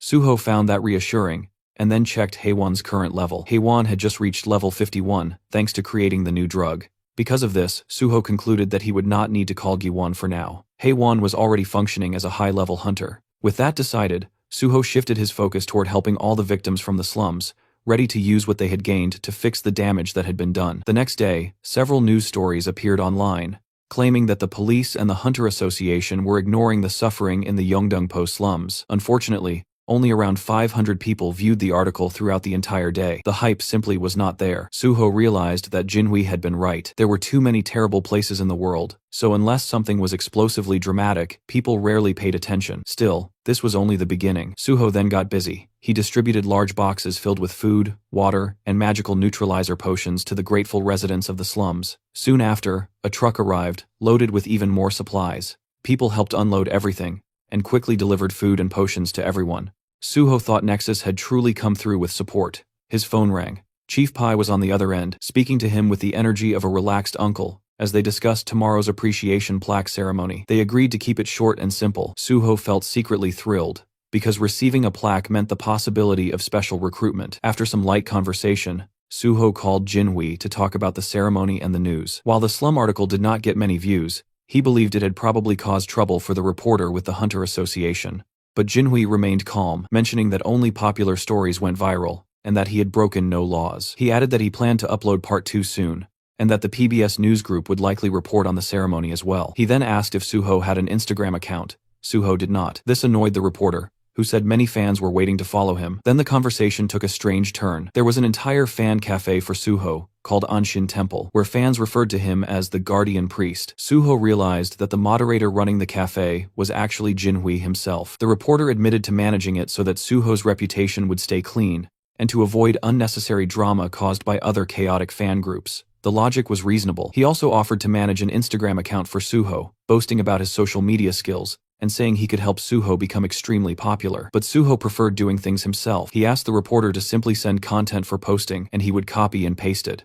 That simple approach made the reporter ridiculously excited. He even suggested that Suho upload selfies and photos for fans, but Suho was not confident about pictures. The reporter advised him to relax and at least make the account. Soon enough, Suho would become an influencer. After the call, Suho made the Instagram account, and immediately his phone began vibrating non-stop with notifications. A huge number of users started following him. Inside the house, Haewon noticed the phone buzzing constantly, but Suho said it was fine. He figured that Jinhui had already started promoting the new account aggressively, so he muted all notifications. Finally, the big day arrived. The appreciation plaque ceremony at the Hunter Association headquarters began. A massive crowd had gathered inside. Reporters, fans, and people holding signs shouted Suho's name, and the title Guardian Priest. Suho had expected a simple ceremony, but the screaming fans and swarming reporters told a very different story. The number of people was overwhelming, forming a sea of excitement. Security guards struggled to control the crowd, begging them to stop pushing and asking them to wait outside. 2 association workers stared in shock, completely stunned by the turnout.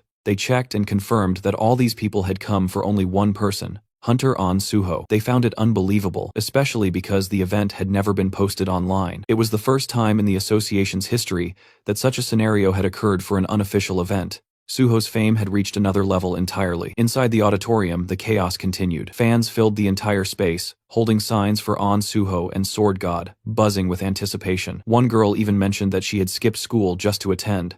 Others discussed how the fan club president, Golden Horse, was absent, so they planned to take plenty of photos for her. In the press section, reporter Jo Jinhui was busy texting. He informed Suho that a massive crowd had shown up for him and asked where the MC was. Suho had actually arrived early, and had been observing everything while using his monochrome solitude skill, which made him invisible to others unless he chose to be seen. A fan sat directly in front of him, with no idea that the Sword God was right behind her. Suho soon received a message from Chief Pai, asking him to meet in the hallway, next to the waiting room. He slipped out silently to meet his senior. Chief Pai was astonished by the number of fans, and jokingly called Suho a superstar, which made Suho laugh. Chief Pai then mentioned that the recent article about the Yeongdeungpo slums had stirred public sentiment toward the Hunter Association. Suho already knew the article would make the association look bad, but Chief Pai seemed unconcerned about reporters, which explained how easily the journalist had entered today. Chief Pai congratulated Suho for the award and rushed off for something urgent, maintaining his typical cool and distant style. Then an announcer called everyone to take their seats. The ceremony was about to begin. Suho walked toward the stage as the crowd erupted in excitement. Cameras flashed everywhere. Fans screamed about his appearance, some claiming they finally understood why people fell for him, and others joked that they would let the sword god cut them.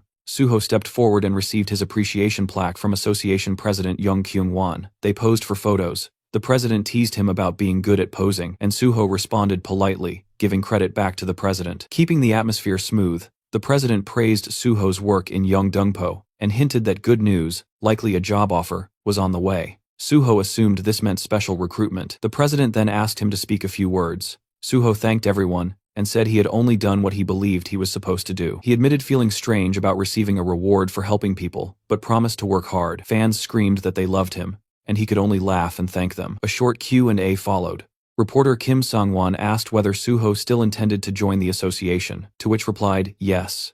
Another reporter mentioned the new Instagram account, and Suho explained that a friend recommended it, so he decided to try it. Someone else noted that he had gained 50,000 followers in a single day, and asked how it felt. Suho said he had turned off notifications and did not know, but he could tell people were interested. Someone asked what his first post would be. Suho said he would probably upload the plaque he received today. Then Jinwi stood up and the room instantly tensed. Staff whispered among themselves, realizing that he was the same reporter who had written the article criticizing the association. President Kyung-hwan grew irritated, believing his staff had made a mistake by letting him in. But the reporter ignored their reactions. He was there to ask real questions. He asked if Suho had seen his article on the Yeongdeungpo slums. Suho had. The reporter then mentioned the criticism that the police and the association were ignoring people who needed help, and asked if Suho was aware of the issue. Suho calmly stated that he was fully aware of it. It was a risky moment, because the room was filled with powerful association members, but the reporter pressed on. He asked if Suho's joining the association would help improve things.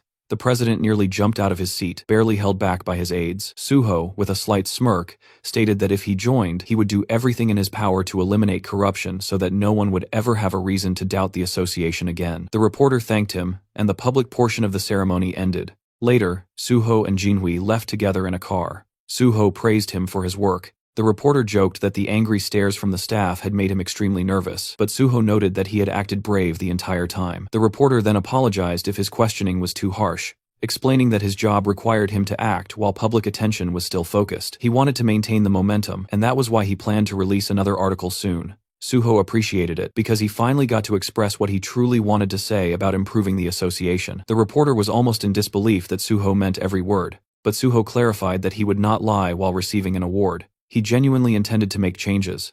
A few days passed, and Suho received his new civil servant ID. He had been officially appointed as a level 5 official, far faster than anyone had expected. At the same time, the entire internet exploded with discussions about Suho's past achievements, especially the incident where he beat violent criminals in the Yeongdeungpo slums. Dozens of online articles appeared, gathering millions of views. People everywhere could not stop talking about him. Some users claimed that Suho was the only cool person in Yeongdeungpo, while others called him a genuine hero. Still, some were jealous and complained that the police or the Hunter Association should have handled the situation instead. A few wondered if Suho was simply doing what Nexus ordered or if he was seeking too much attention. Some online troublemakers jokingly suggested that he might get sued by the criminals he defeated. But the majority agreed that the real losers were the criminals, not the man who stopped them. People argued a lot, but everyone agreed that something massive was happening. Then major headlines appeared everywhere. The news declared that Ahn Suho was joining the Great Hunter Association. Broadcasts repeated it constantly, referring to him as the hero of Yeongdeungpo, and announcing that Swordmaster Ahn Suho had earned a special grade 5 position. Crowds of fans and reporters waited at the entrance of the association building, screaming his name like he was a celebrity attending a concert rather than a civil servant arriving for work. The shouting did not stop. People wondered what would happen to Nexus now that Suho had moved to the association. Questions came up online about whether he still had a contract with them and whether Nexus would be upset. Inside the Nexus office, the boss, Bae Dong-yuk, remained calm. He mentioned that everyone was talking about them now and that it was time to release an official statement. Nexus sent out multiple news articles wishing Ahn Suho good luck, clarifying that there was no contract issue and explaining that they had never paid Suho any signing bonus. The message was clear. Nexus wanted everyone to know they supported Suho's decision. Elsewhere, two men watched the news and read newspapers, They seemed like hunters. They commented that Nexus was the best guild, while others like Hexagon and Prime cared only about money. They brought up how Hexagon had done terrible things, such as letting a weak hunter die because he did not receive a potion in time, and forcing mages to work until they collapsed. A TV report showed Nexus's guild leader Bae Dongyuk in an interview. The reporter asked whether Nexus had kicked Suho out due to public pressure, and Bae Dongyuk denied it. He explained that Suho wanted real field experience before taking his civil service exam, and that joining Nexus had simply been a step along the way. He admitted he was sad to see Suho leave, but said Suho belonged in a role where he could save people, not in a private company. Suho and Nexus were clearly reinforcing each other's public image. Back at the Hunter Association, Suho tried not to sweat under all the attention. The crowd continued screaming while cameras flashed non-stop. He thought about the weight of being watched by so many people. He remembered the advice from Jinhui, who told him to show his face to the fans because they would be disappointed otherwise. Suho admitted to himself that the advice made sense, even though he wanted to maintain a cool, mysterious vibe. This time he wanted control of his own story, instead of letting others direct it. Suho walked into the Hunter Association lobby. Inside, President Kyungwon and Vice President Kyumon were waiting for him. Cameras flashed everywhere, as the president welcomed him with extreme friendliness, calling the day historic, and congratulating him before inviting him inside. They entered the elevator. As soon as the doors closed, the president dropped the formal tone and became more casual. He asked if Suho was doing well and if he knew his schedule. Suho said he was fine but had not been informed of the details yet. The president said that the vice president would explain everything. When the elevator reached the correct floor, the president left, and Suho remained with Vice President Kyumon. Suho found it slightly unusual that the vice president himself would be giving the briefing, but Kyumon simply led him through the hallway to an office where Chief Pai waited alongside Chulman. Kyumon explained that these two would guide him and wished him luck. Chief Pai greeted Suho with a big smile, telling him to sit down. He acted extremely friendly and even asked Chulman to get Suho a drink. Suho found it amusing that two people from different departments would both be training him. Chief Pai told Suho to call him senior in private and only use the title chief in official situations. Suho nodded, recognizing how significant that request was, because Chief Pai was known for being strict about titles and reputation. Then, Chief Pai began testing Suho's knowledge about his new job. Suho explained that he knew about the probation period. Normally, a grade 5 officer would train at the HR center before being assigned to a branch office, but because the Hunter Association was unique, Suho would rotate through all departments for 2 or 3 months each. Every department was eager to take in a superstar like him. Chief Pai assured him that after the training, Suho could join the Special Forces Division. Suho remembered the true promise, which was that he would go to the Special Forces instead of the Gate Management Department. He also understood that with so many eyes on him, he had to follow the official process. Chief Pai then introduced Chulman as Suho's overall supervisor. Each department had its own boss, but Chulman would oversee the bigger picture and answer Suho's questions. After Chief Pai left, Suho realized that the man had only come to issue a silent warning to Chulman, not to steal Suho for his own department. Suho found it a bit petty, but let it go. Chulman then explained the training plan. There were 5 departments: Special Forces, Administration, Awakening, Gate, and Resources. Suho already knew and recited what each department handled. Chulman was impressed but believed Suho had probably memorized it from a document. He informed Suho that his first rotation would be in the Awakening department. As they walked toward the department, Suho noted that this meant he would meet Director Lee Wanek, a member of the president's faction, and someone Suho planned to remove later. Chulman continued explaining that every department would have people monitoring Suho and giving him tests, which meant he had to pass everything thrown his way. Still, Chulman remained confidently positive, insisting Suho would do just fine, keeping the cheerful, supportive attitude he always carried. When they arrived at the Awakening department, Suho immediately thought to himself that he would not need his memory abilities for this part. There was one person here no one could ever forget. Inside the office stood Lee Wanek, looking authoritative behind his desk. He stood up immediately to greet them, calling it an honor to have a national superstar like Suho start his first rotation in the department. He also said he would be the one grading Suho's work, and acted overly friendly. Suho's thoughts drifted to what he knew about this man. Wanek was famous inside the association, and had close ties with the chairman. After leaving for another company, rumors circulated that he was involved in human trafficking, but nothing came to light because Kyunghwan had covered it up. Suho believed things might turn out differently this time since he now knew the truth about the past. This place needed to be cleaned from top to bottom. Someone knocked on the door, and Wanek identified the visitor as Jun Song before calling him in. He introduced him as the officer who would help Suho in the Awakening department. The two shook hands politely, and Jun Song said he had heard a lot about Suho, and felt amazed to work with someone so popular. Suho behaved humbly, but internally he admitted he had no memory of this man. Everyone below team leader was simply called officer, so it made sense.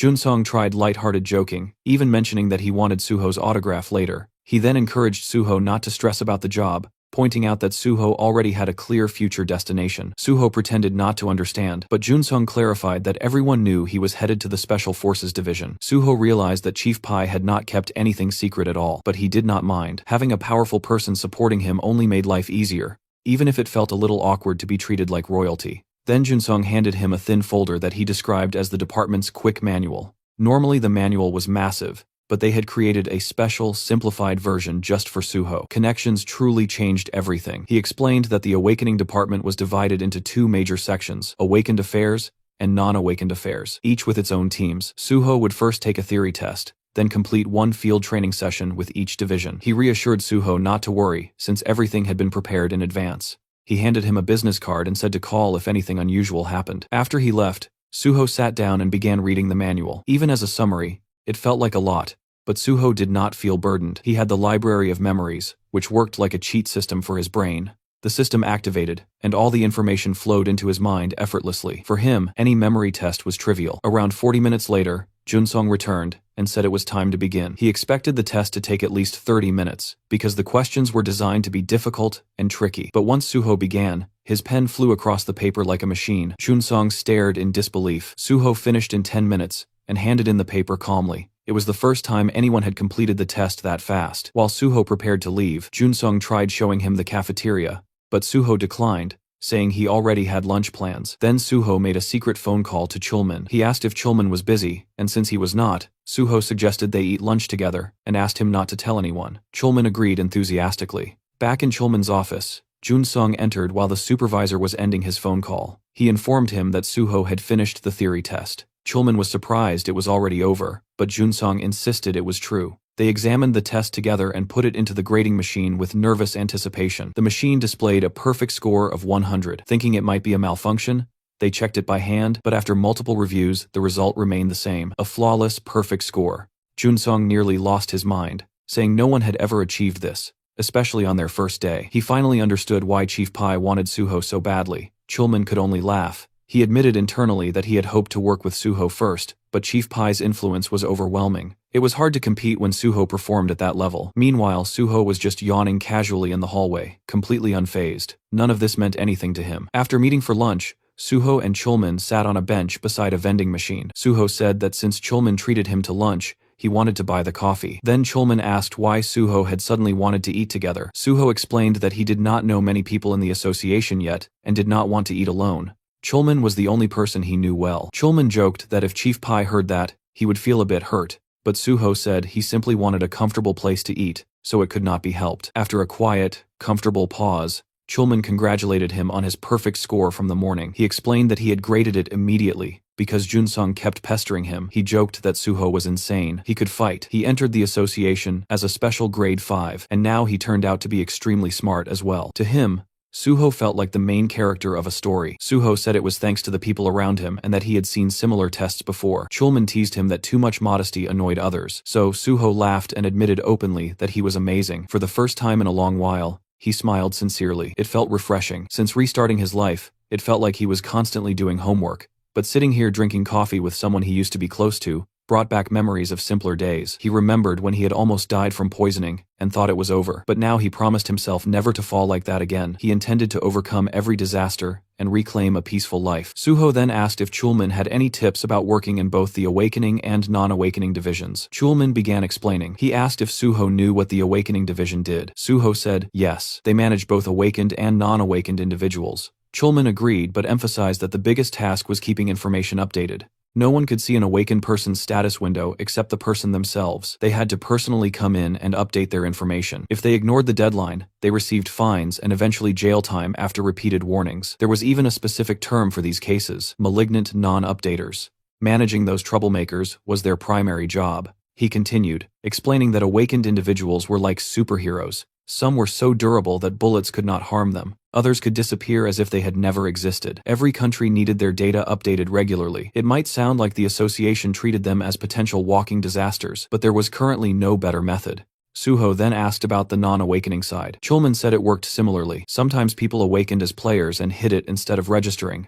The department had to track down and arrest those unregistered players. Suho already knew all of this, but pretended to be new. After the break, Suho returned to the building, walking beside Jun-sung. The officer asked if Suho enjoyed his meal, and said they would begin work in the awakening department. He congratulated him again for his perfect score, noting that even the director would be pleased. They arrived at an office where a man was waiting. This was Lee Moonho, chief of the awakening section. He greeted them warmly, and said he had already heard about Suho's perfect score. He handed him a folder and said he could begin his field training immediately. He wished him luck, and Suho acknowledged it. Walking down the hallway, Shun-sung explained that Suho's first mission involved malignant non-updaters. His task would be to find those troublesome individuals and force them to update their information. He handed Suho a folder labeled Non-Updater List. Suho asked if this was truly the list of people he had to handle, and Jun-sung confirmed it, stating that the list was not very long, so the work should be manageable. But when Suho looked at the list, his expression hardened. He thought the entire thing was ridiculous. Every name belonged to someone notoriously dangerous, individuals known for giving even the awakening section a difficult time. He wondered if this was another hidden test from Chief Pai, who loved testing his subordinates endlessly. Still, Suho decided he was ready for whatever came next. He would take down every person on the list either way. Since Jun-sung worked at a desk and not in the field, he introduced Suho to a new mentor, Han Ho-sung, a grade 7 field officer, who Jun-sung introduced as a veteran at catching non-updaters. Then Jun-sung slipped out of the room, leaving the two alone. Suho introduced himself while Ho-sung leaned back casually against a desk, looking relaxed. He suggested that they check the list first. When he saw the names, he let out a deep sigh. The association had told him to treat Suho like a VIP, yet they handed him this insane list. It was filled with legendary troublemakers who had vanished or were considered impossible to catch. Ho-sung guessed that the association wanted Suho to look like a hero because everyone was watching. He asked if Suho already knew how to use the stat scanner and the necessary tools. Suho did, so Ho-sung said no extra training was needed. Then he asked if Suho planned to choose his first target. Suho said he did and pointed at a photo of a man with long dark hair. Ho-sung asked if Suho even knew who the man was. He was a malignant non-updater who had fled overseas and evaded capture, but that did not stop Suho. He said that if the man was still on the list, then he had to be pursued. Suho pressed his hand firmly onto the list, covering the photo of his chosen target. With a confident smile, he prepared himself to track down every one of those legendary troublemakers. The page displayed a photo of a dark-haired man named Kim Gung-won, an illegal pharmacist whose real occupation was designing doping substances. He provided doping drugs to both ordinary and professional athletes. The issue was that the drugs he distributed did not rely on chemical doping effects but on skill-based doping, something far more dangerous and far harder to trace. Suho scanned through the information and noted that Kim Gung-won denied all charges, yet multiple reports had already been filed that confirmed the accusations. An update to his status window had been requested years ago, but he had continuously fled, avoiding every attempt to track him. His current location was presumed to be overseas. Normally, when an unregistered hunter goes untraceable for a long time, they are declared missing, but the fact that his name remained on the active list meant one thing: he was still operating. Suho realized that even the Awakening Division recognized the ongoing threat he posed. Despite this being an obvious hunter-related criminal case, it fell under the jurisdiction of the Awakening Division instead of the Special Forces Division. The Special Forces Division never moved without solid evidence, no matter how suspicious the situation was. As Suho closed the file in his hands, he reflected that the Special Forces Division also struggled with chronic manpower shortages. But the bigger issue was that Chief Pai simply avoided anything he considered unprofitable or bothersome. Han Ho-sung scratched his neck and expressed his concern that the suspicion was understandable, but catching someone presumed to be overseas seemed impossible. Suho stared at him and questioned whether he truly believed the man was overseas. Ho-sung reacted with shock. Suho explained that Kim Gung-won was absolutely still in Korea. The reports mentioned that domestic athletes were still using his substances, and the fact that his drugs were easily accessible meant his base had to be inside the country. Suho pointed out that drug smuggling procedures were extremely strict, making it nearly impossible to maintain such a smooth supply line from abroad. Ho-sung, taking a seat, admitted that the reasoning was convincing, but a report remained only a report. They still did not know for sure if those individuals were actually using doping drugs. Suho looked him in the eye and decided they would verify it themselves. Ho-sung responded that skill-based doping left no physical traces in the body, unlike chemical doping, which created a major challenge. Suho declared that he would handle the verification personally, which only confused Ho-sung further. The officer pointed out that this wasn't even an official request for acquisition, but only an anonymous tip, meaning Suho would not receive a warrant. He wondered how Suho intended to manage anything without one. Suho remained firm. He stated that he had a separate plan and wanted to handle this case alone. It was technically a field evaluation, so he wanted the chance to attempt his own method first. If it failed, They could revert to Ho-seong's approach afterward. Ho-seong, still confused but not wanting to press the issue, brushed it aside and told him to proceed however he wished. Suho bowed slightly, thanking him for trusting him. Ho-seong added that he could contact him anytime if he needed help. With that, Suho left the office, ready to execute his plan. Ho-seong, leaning on his chair, thought to himself that he had no idea what kind of plan Suho was relying on, but he assumed Suho would learn the hard way. Tracking a fugitive unregistered hunter was nothing like what Suho had done before, and the reality of it would hit him soon enough. As Suho stepped outside, he pulled out his phone and contacted Nexus Academy. He informed them that he was heading there immediately, and that he needed something done. After some time, Ji-won appeared, laughing and commenting that the request seemed easy enough. Inside the Nexus Academy lounge, Suho and Ji-won sat together while Ji-won confirmed that all he had to do was locate Kim Gung-won. Suho verified it. Ji-won studied the file and concluded that if they followed the numbers listed in the reports, they would eventually trace Kim Gung-won's phone. Once they found the phone, they would have his location,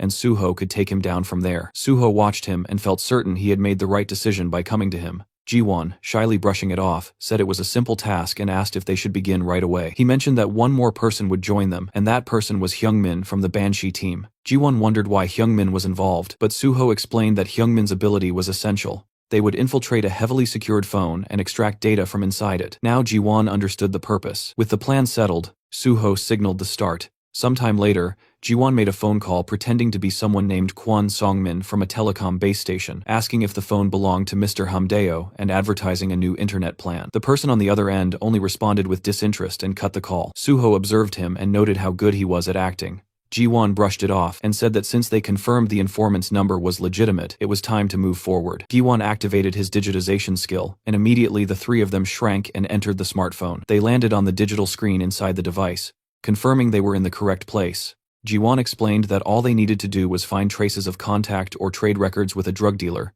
and searching text messages or messenger apps would make it quick. They spotted a Telegram icon, recalling that Telegram was commonly used for such illegal trades, so they started there. When Ji-won approached the icon and tried to access it, he realized it was locked, which made him tense. Suho looked at Hyungmin and indicated that he would handle it. Ji-won grew confused and warned that firewalls like this were not easy to break. Suho explained that Ji-won did not know Hyungmin's personal skill. Hyungmin had the ability to create a special doorway capable of bypassing any barrier. His skill was called portal creation. Hyungmin raised his hands as a blue orb formed, and suddenly a door appeared in front of him. Suho understood in that moment that apps like Telegram would normally alert users of hacking attempts, but Hyungmin's ability did not attack the firewall. It created an entrance through it, leaving no trace.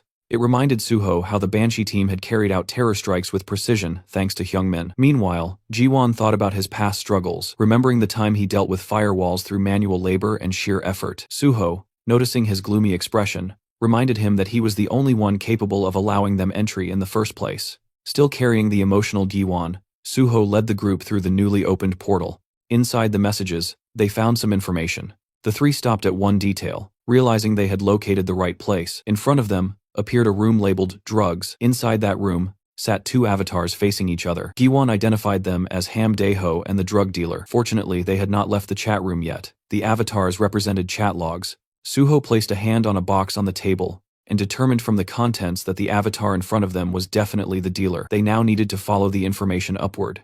Ji-won confirmed that the door behind the dealer's avatar led into the dealer's own Telegram account. Once they went through it, they found multiple doors, each representing different transactions the dealer had completed. Ji-won was amazed that the chat rooms visualized as an entire building showed how many people had communicated with the dealer. Suho studied it and said it was time to send every one of them back to prison. They then began tracking the top of the chain. Suho instructed them to search every chat and collect phone numbers and call records. Eventually, Suho and Ji-won found a particular number. Ji-won identified it as the supplier. If they followed it, they would reach the source. The trio repeated the same process for a while, searching for more intels. After hours of searching, they walked out of another digital doorway, feeling exhausted. Suho wondered aloud how many layers of subcontracting existed. Hyungmin, drained, guessed they were being extra cautious given the nature of their business. Suho believed that after tracing so many layers, it was time they finally found something concrete. At that moment, Hyungmin opened another door and discovered Kim Gung-won's phone. Inside the digital room, photographs of the man were plastered on every wall, ceiling, and corner. Top, bottom, everywhere. Hyungmin was shocked at the overwhelming number of images. Ji-won stared at the photos in confusion, wondering why the man's ego had inflated so dramatically and why he had so many selfies. Suho explained that these were likely arbitrary self-photographs used for verification or identity tracking. He then said that since the GPS remained active, they could retrieve the location and head back. Soon enough, Ji-won compared the data and pinpointed Kim Gung-won's home. Suho asked where it was, and Ji-won explained that the location was in Gangnam, Seoul, at Acro Tower. Inside one of the tower rooms, a bulky man with a nasty scar across his face lounged back with the kind of smugness only dirty money could buy, bragging that profits were soaring thanks to their dear Mr. Gung. This was Baek Ji-yeom, the boss of the Platinum Gang, and across from him sat Kim Gung-won, pretending to stay humble while soaking in the praise. He claimed his results were always great because of Baek, then casually brought up whether the police were fully handled. Baek confirmed without hesitation, saying every layer of law enforcement, from cops to prosecutors to even the Hunter Association,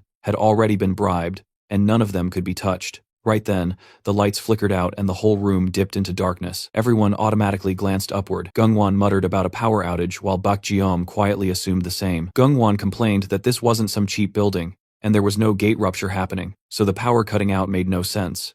Baek followed up with irritation bubbling inside him, thinking about the ridiculous maintenance fees they paid, and how this nonsense was unacceptable, promising himself he would give the management a piece of his mind. Baek Ji-yeom turned to his bald bodyguard, ordering him to go take care of it, and the bodyguard moved toward the door without question. But before he could reach it, the door exploded inward with a violent crash. The sound ripped through the room and instantly snapped both men out of their irritation, their attention locking onto the chaos as they tried to process what the hell just happened.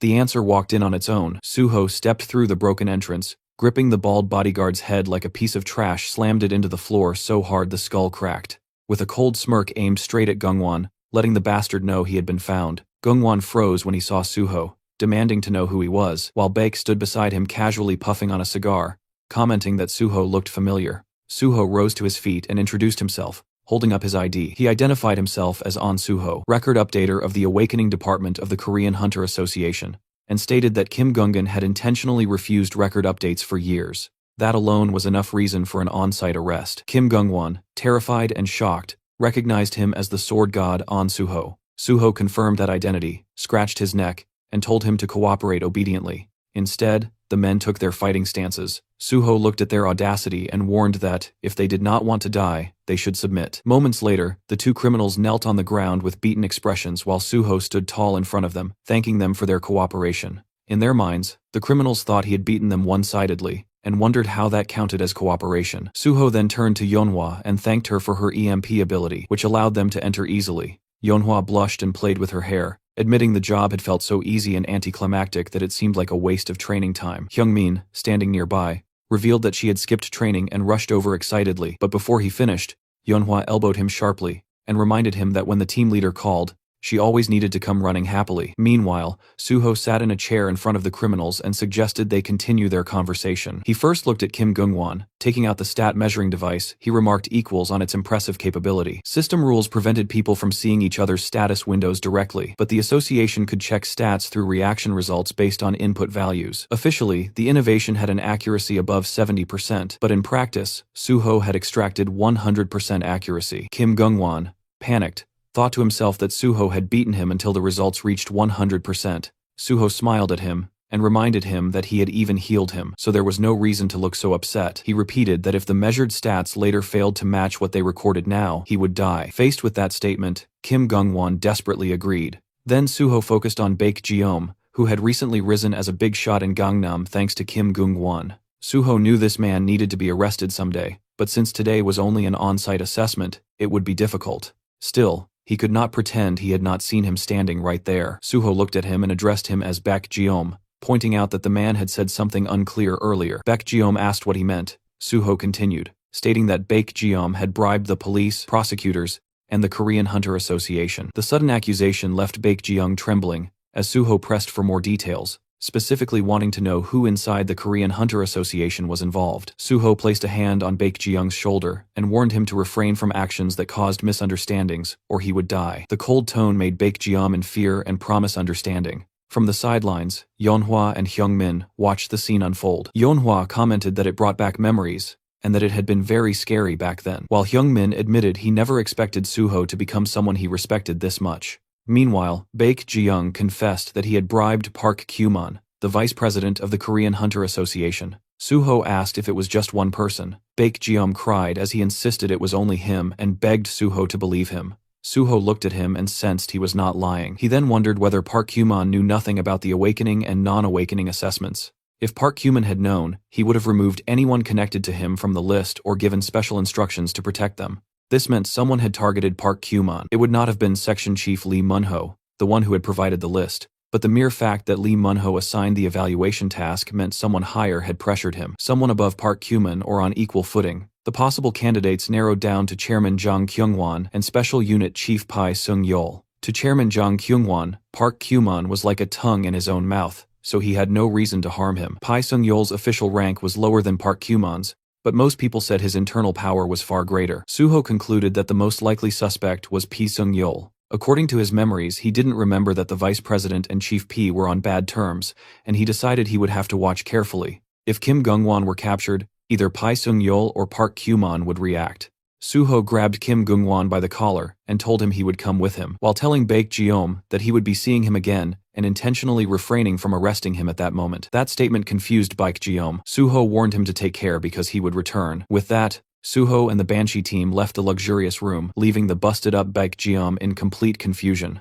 After some time, when Suho returned to the association, he found Senior Ho-sung dozing on a sofa. As soon as he noticed Suho, he yawned and asked if Suho had found Kim Gung-won, clearly assuming Suho had failed. But when Suho confirmed that he had found him, Ho-sung became confused. He struggled to believe it, so Suho repeated the update, saying he had located Kim Gung-won, updated his status window information, and placed him in the interrogation room. Ho-sung was still rattled, as Suho told him to follow so they could check on him. Later, Ho-sung and Suho stood behind a window, watching Kim Gung-won sit inside the interrogation room while someone questioned him. Ho-sung thought about how this vicious S-class problem case had evaded capture for years, yet Suho had caught him in one day, or rather in just a few hours. The criminal was even cooperating peacefully. Ho-sung's gaze shifted to the stat measuring device, and he thought about how the machine normally produced only 70% accuracy, yet this time the results had come out nearly identical to the real stats. He looked at Suho and marveled that something so notoriously difficult had been handled so effortlessly, as if Suho had taken a simple stroll.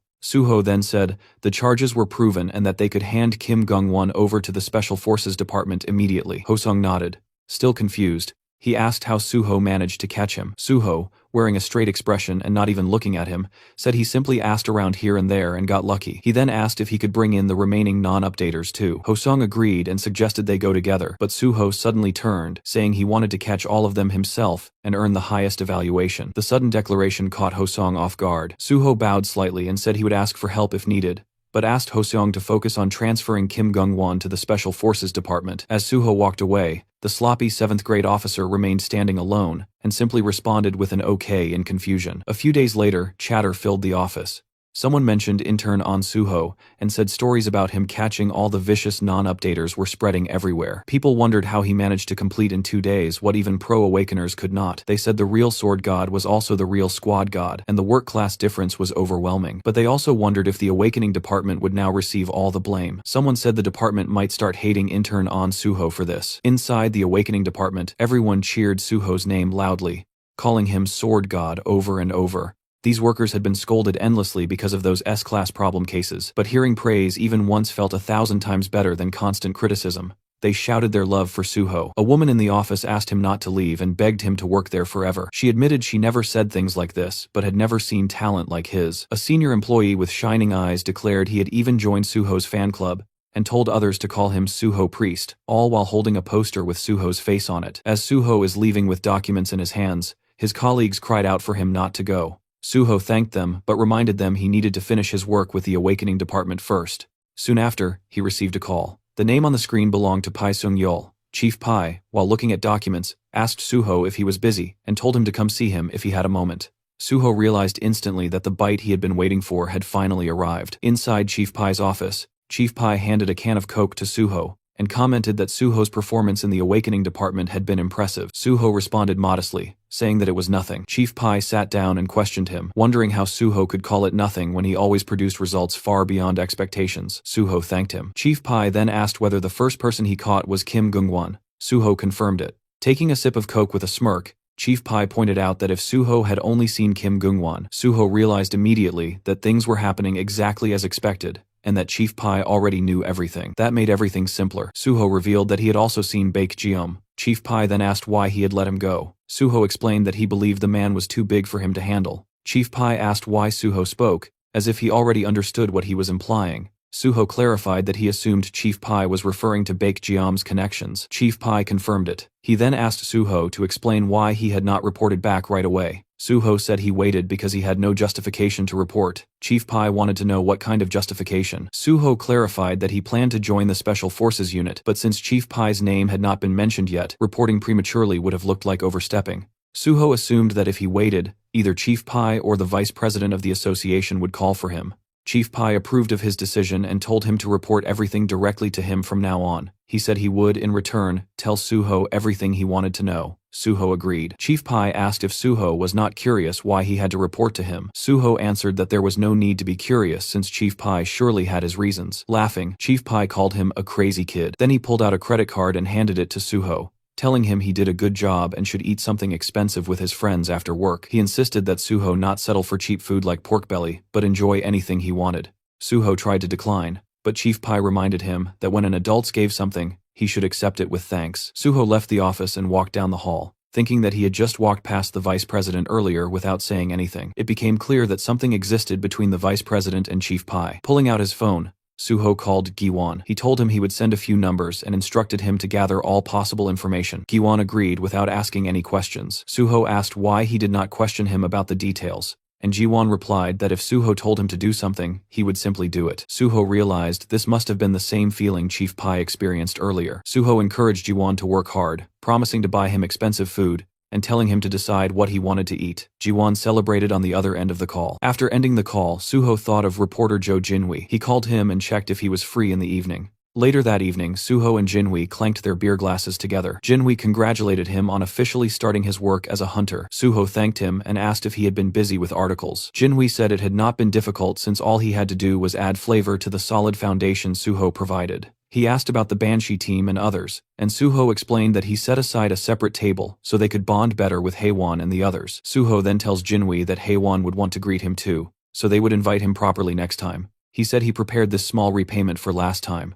Jinwi said he should be the one repaying Suho. He explained that Hammer 2 helped save victims, and that the Nexus had risen into a nationally favored guild, which caused his related feature articles to perform extremely well. Raising his glass, he said he looked forward to working together. Suho raised his glass as well and agreed that they should continue working together. The next day at the association, the manager of the Non-Awakening Division, Lee Se-hyun, greeted Suho with cheerful energy. She told him she had heard about his impressive achievements and was happy to welcome him to the Non-Awakening Division. Seeing his modest expression, she reminded him not to be too modest because it did not look good. She asked if he knew what the division handled. Suho replied that they searched for unregistered hunters. She confirmed it and told him that it would be as difficult as finding a needle in the desert. She said he should not aim for more or less, but just find exactly one person to complete his field evaluation. Suho said he would find one quickly. She handed him a blue file labeled unregistered and said she liked his confidence. She informed him that Officer Eom would guide him through the details. She told him to do his best. After some time, as Suho went through the reports she had given him, he decided to review the documents he received earlier from Eom Jun-sung. He found them to be only scattered reports. He thought about the fact that there was no way to identify an unregistered hunter unless the person confessed. Unless their level had increased noticeably, they were indistinguishable from normal people. Hunter registration existed to prevent unexpected incidents, but some people avoided it because they disliked having awakened, especially when certain jobs could only be taken by non-awakened individuals. Athletes were a prime example. Then someone called out to Suho. It was Jo Song-gil, an investigator for unregistered hunters. He said he heard about Suho's record-breaking achievements in the Awakening Division. He mentioned that his colleague Han Ho-song had praised Suho endlessly, so he was looking forward to meeting him. Suho responded politely. The officer asked whether Suho intended to handle this assignment alone. Suho said he would try alone first. Turning away, the officer told him to contact him if he got stuck, and Suho realized the man had simply come to dump all the work on him. Suho decided to meet the first person he had marked for evaluation. Somewhere else, a dartboard was filled with perfectly centered arrows. A blonde boy named Park Gung had shot all of them. People behind him praised his skill, saying that his abilities never disappointed. Another person commented that he would likely win the upcoming tournament again. Someone else noted that the first place prize money would be large, and they felt jealous. Two other students approached Park Gung. A girl invited him to go to karaoke with them after a long time, but Park Gung said he needed to help his mother at the shop, telling them to go without him. The black-haired boy complained that even on the day before the tournament, when practice ended early, he still had responsibilities. Park Gung apologized, saying they would go next time. Later, he arrived at the restaurant and announced he was home. Inside, he saw an officer eating. It was Suho, casually eating fancy dishes. The boy immediately recognized him as the sword god, but his mother shushed him, reminding him quietly not to bother customers. The boy agreed, and his mother asked why he was home early when it was still training time. He explained that practice ended early because the tournament was tomorrow. She asked why he did not hang out with friends, but he tied on an apron and said he could not leave her working alone. He then asked whether he could take care of the sword god's bill if it had not been paid yet. She agreed. When Suho asked for the bill, the boy said it was 10,000 won and asked if he wanted a receipt. Suho declined and addressed him by name. The boy froze, shocked that Suho knew who he was. Suho revealed that he was from the Korean Hunter Association's non-awakening department. The mention of the non-awakening department made the boy's face turn pale. He immediately began stepping back and apologized, saying he was busy and had no time. Suho told him it would only take a moment, but the boy bolted out of the restaurant, apologizing as he ran. His mother watched him leave, wondering why he was acting that way. In an alley, the boy slumped to the ground. A system window hovered before him, asking if he wanted to pursue his power. The boy stared at it miserably, wondering why this had to happen now of all times.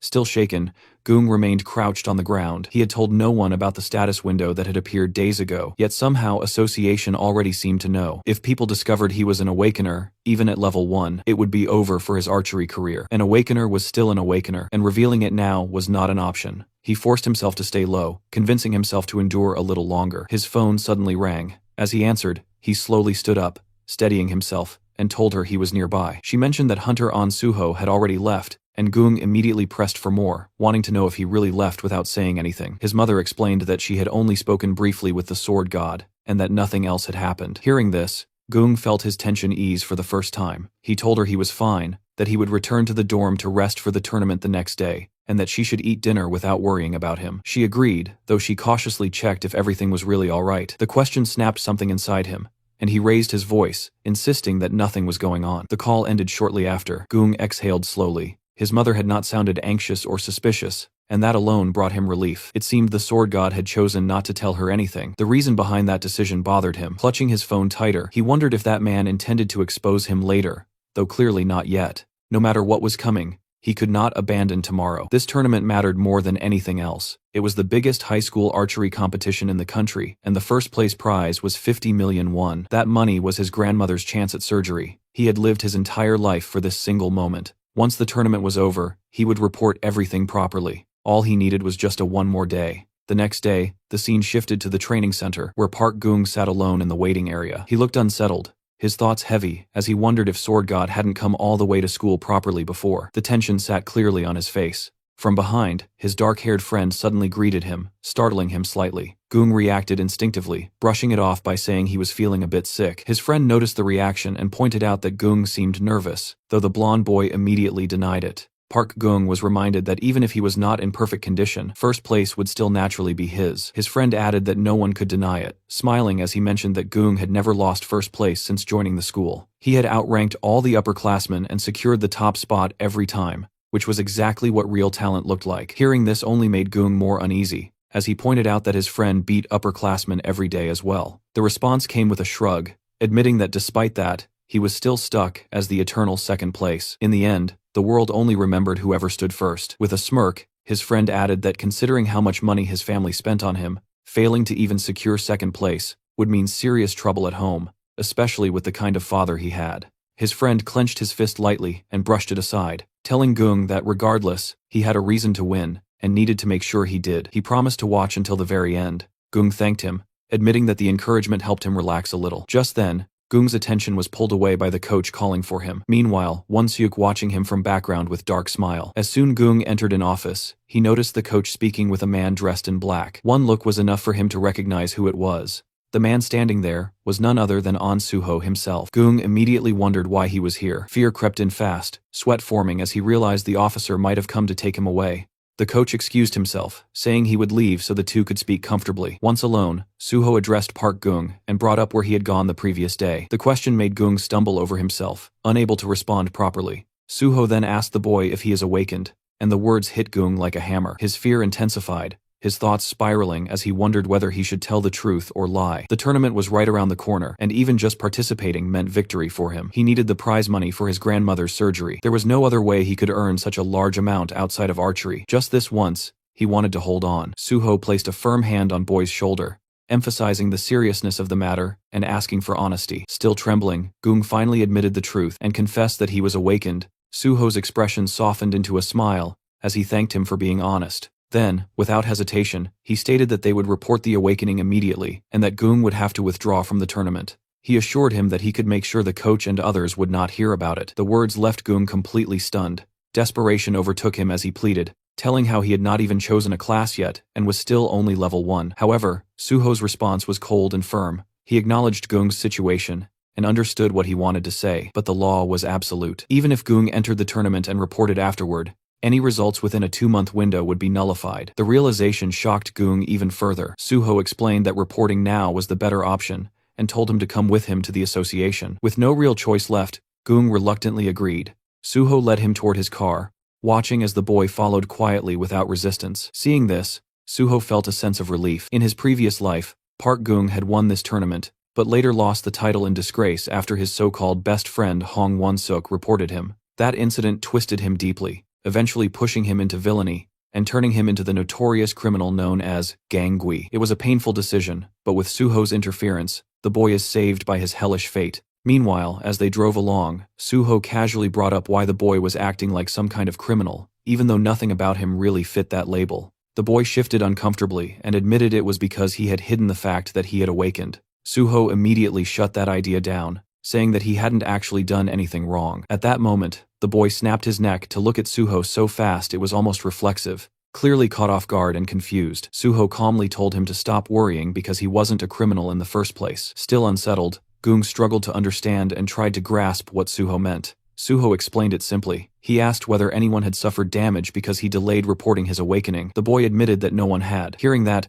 Suho concluded that there was no problem. Without a victim, there was no crime, and there was no reason for him to carry guilt. He then instructed Gung that once they arrived, he should report his awakening at the first-floor registration desk. Suho continued, warning him that he likely would not be able to do archery for some time, and perhaps not ever again. Still, he acknowledged Gung's talent, reminding him that he was an excellent archer, and that another great future would eventually open up for him. Not long after, the car reached their destination. At the association's registration center, Suho dropped the boy off and prepared to leave. Just as he turned away, someone called out to him. It was Investigator Joe, standing nearby with a cigar in his hands. With a casual tone, Joe remarked that handling everything alone must be tough. Suho answered calmly that it was not that difficult. A faint smile crossed his face as he added that he had only just begun. Joe echoed the words, noting that if Suho was only beginning, then there was no need for his help. Suho responded with a polite bow, assuring him that he was fine, and then took his leave. As Suho walked away, he made a call to Jinhui and asked if he had some time to talk. Behind him, Investigator Joe let out a quiet sigh. Watching Suho's back, he muttered that the man was clearly having a hard time, though his pride kept it well hidden. Soon after, the boy reached the reception desk. The woman there informed him that his player registration card was ready, and he thanked her as he accepted it. Staring down at the card in his hand, a heavy thought settled in. He realized he could never return to being an ordinary person again. Closing his eyes, he reflected on the past few days and felt an unexpected sense of relief despite having lied during that time. He decided that the first thing he needed to do was tell his mother the truth. He tried calling her repeatedly, but even after 8 attempts, there was no answer. Worry crept in fast, and the fear that something might have happened to her. He rushed toward their small restaurant, his heart pounding, only to be met by a large crowd gathered outside. As he stepped inside, he saw people packed into nearly every corner. In awe, he wondered what on earth was going on. A dark-haired girl noticed him and complained that her group had been first in line. Another man looked at him closely and asked if he was Park Gung. The moment the crowd realized who he was, excitement erupted. People began cheering, recognizing him as Ansung High School's archery prospect, and several asked him to take pictures with them. Overwhelmed, He tried to understand how they even knew who he was. He wondered if the sudden increase in customers was because they had come to see him. The girl quickly cleared the misunderstanding, explaining that they were not there for him, but because the restaurant had been recommended by the Sword God. The explanation only confused him further. She excitedly added that the Sword God had posted about the food on Instagram. The post had already gathered over 87,000 likes and 47,000 comments. Some customers laughed among themselves, finding it oddly cute that Sword God's very first post was simply a food recommendation. Still confused, the boy tried to figure out how they had recognized him. One of the nerdy-looking customers casually explained that doing research before a pilgrimage was basic behavior. Others pressed him with curiosity, asking whether he had really met the Sword God. With a hint of pride, he admitted that he had, even mentioning that he had handled the Sword God's payment himself. The girl reacted with open jealousy but pointed out that his mother looked overwhelmed and suggested that he should go help. He immediately rushed into the kitchen and told his mother that he would help out. She questioned him about the competition and asked why he was there instead of training. Tying on an apron, he brushed it aside, saying they could talk later and that he should start cleaning first. Outside, customers excitedly stared at the special Sword God menu, commenting on how humble and cute it felt to see the Sword God eating simple snack food. The entire day passed with him serving customers non-stop. By evening, exhaustion finally caught up to him. He leaned against the counter, drained, and remarked that since the restaurant had opened, this had been the busiest day they had ever experienced. His mother, still bewildered, commented on the sudden chaos, and then asked again why he was there instead of at the competition. Before he could answer, someone outside called out, asking if the restaurant was open. His mother turned and apologized, explaining that they were closed for the day because they had run out of ingredients. The man replied that he was not a customer. He introduced himself as Zhou Jianhui, a reporter from PBS, and said he would like to interview Park Gung if he had a moment. The boy stood there confused, wondering if the man truly wanted to meet him. The reporter confirmed it, explaining that they had received a tip. According to that information, Park Gung had withdrawn from a major competition after honestly reporting that he had become an awakened person. The words hit hard. His mother froze in shock, struggling to understand what an awakened person's honesty report even meant, and questions what was really going on. The scene shifted to the archery training ground, where Coach patting Won-suk, offering a few words of encouragement. The boy responded confidently, stating that he would do his best for the competition. Once the coach walked away, his thoughts immediately turned sharp and bitter. He had not expected Park Gung to make the first move. Originally, Won-suk had planned to report Gung's awakening right after winning the competition, intending to crush his future. He thinks, the higher someone climbed, the harder they were meant to fall. But now that Gung had withdrawn from the match entirely, everything changed. This unexpected move made Won-suk debut much earlier than planned. A few days earlier, he had overheard Gung muttering to himself about awakening, and that memory burned deeply. Jealousy had always lingered inside him. It finally made sense why that beggar kid had been shooting so unnaturally well. The thought that Gung had deceived him and tried to block his future filled him with resentment. But now, his eyesore is gone. This was his time. He would win the competition and prove himself to everyone. As he began training, whispers spread around the field. People quietly remarked on how perfectly he was releasing the bow, even claiming it looked better than Gung's technique. The praise fed directly into his confidence, twisting it into greed. Thinking himself as the true bow god, his focus suddenly broke when he overheard people talking about an official who had arrived. That official was none other than An Suho. Confusion spread among the crowd as they wondered why the sword god was here. Suho approached Won-seok directly and addressed him by name, asking him to come along to the association. Won-seok was caught off guard and demanded an explanation. Suho replied that it was not something to be discussed publicly, and explained that Won-seok was scheduled for an investigation that would take about a day. Anger surged as Won-seok snapped, refusing outright, questioning why an investigation was suddenly happening now. Suho remained calm and stated that everything would be explained on the way. Won-seok's frustration exploded as he flatly refused again, insisting that he could not go and asking whether Suho himself would agree if he were in the same position. That was when Suho revealed the reason. He mentioned Won-seok's older brother, Hong Dong-seok. Just hearing that name drained the color from Won-seok's face. Suho explained that Dong-seok was currently under investigation for draft dodging involving a fake awakening report. Because of that, all family members were required to undergo awakening verification as well. The case involved many people, and was being treated as a serious matter. Suho looked directly into Won-seok's eyes and asked for his cooperation. Fear crept in fast as Won-seok struggled to process the words draft dodging and corruption. Behind him, other students whispered among themselves, remarking that the sword god was personally escorting him. A girl murmured that it looked like his family had committed a crime. At the association, a dark-haired boy shouted loudly, demanding to know who had reported him. Sitting across from an officer at a desk, he accused him of hypocrisy, pointing out that the same officer had issued his player license. The officer warned him that continued refusal to cooperate would only make things worse. At that moment, Suho arrived, bringing Wonseok along. Watching the situation unfold, Suho reflected that he had caught everyone he could remember being tied to the draft fraud, and now everything was exploding at once. The moment Wonseok saw his brother, his restraint shattered. He struck him instantly, knocking him to the ground, unleashing his rage as he blamed him for ruining his competition and spat insults at him. Observing the scene, Suho thought about how distorted they all seemed. Investigator Joe rushed over to Suho, asking for help. Suho replied calmly that interns were not allowed to perform official duties, and that he was currently busy and undergoing field evaluation. Joe protested, but was suddenly called away by his superior and had to leave. Watching him go, Suho thought that he had already spoon-fed them more than enough, and wondered how much more they expected from him. Not long after, he arrived at a PC cafe. Looking around, he noted how old it felt. The place still allowed indoor smoking, had no customers, and carried an atmosphere frozen in time. After the cataclysm and the rise of virtual reality,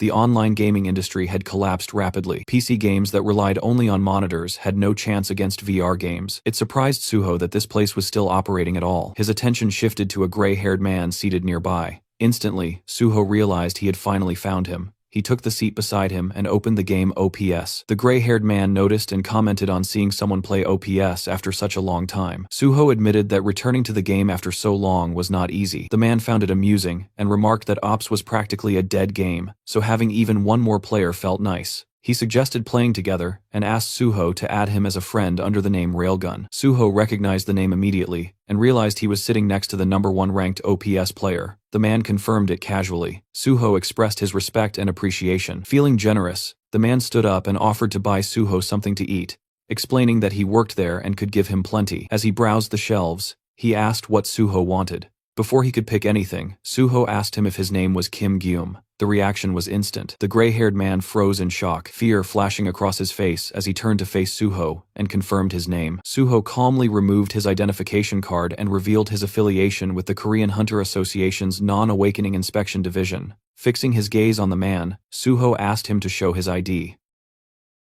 The gray-haired boy trembled as he stepped backward, finally confirming that he was Kim Gwon, his fear obvious the moment his identity was exposed.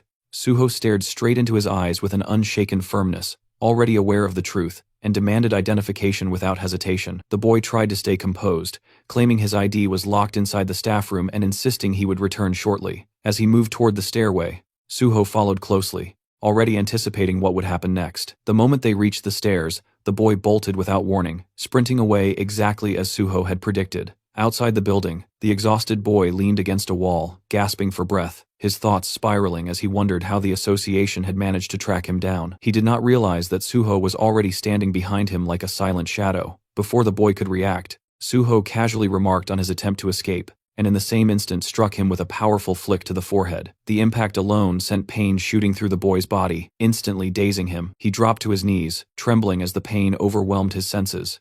Suho reminded him coldly that any refusal to cooperate or another attempt to flee would result in immediate arrest. Kneeling beside him, Suho listened as the frightened boy protested, insisting he had done nothing wrong. Suho then called him by his real name, Kim Jian, shattering the boy's composure. He asked whether the person inside the building was his older brother, Kim Jian. The boy denied it instantly, but Suho remained unmoved, already seeing through the lie. He told him they would go back inside first, as he needed to confirm Kim Jian's real body. Anger suddenly overtook the boy, and he rushed forward with a clenched fist. The attack was effortlessly stopped with one hand, shocking the boy, as Suho twisted his arm without strain. Suho made it clear that he had come to help them, but their actions were only creating unnecessary trouble for him. Moments later, the boy gave in, tapping out under the pressure. Suho smiled calmly, warning him that one more attack would end with him being tied up, and he ordered the boy to show the way to his place. Inside the room, the twin of the gray-haired boy lay motionless on the bed. Suho stood over him, quietly observing,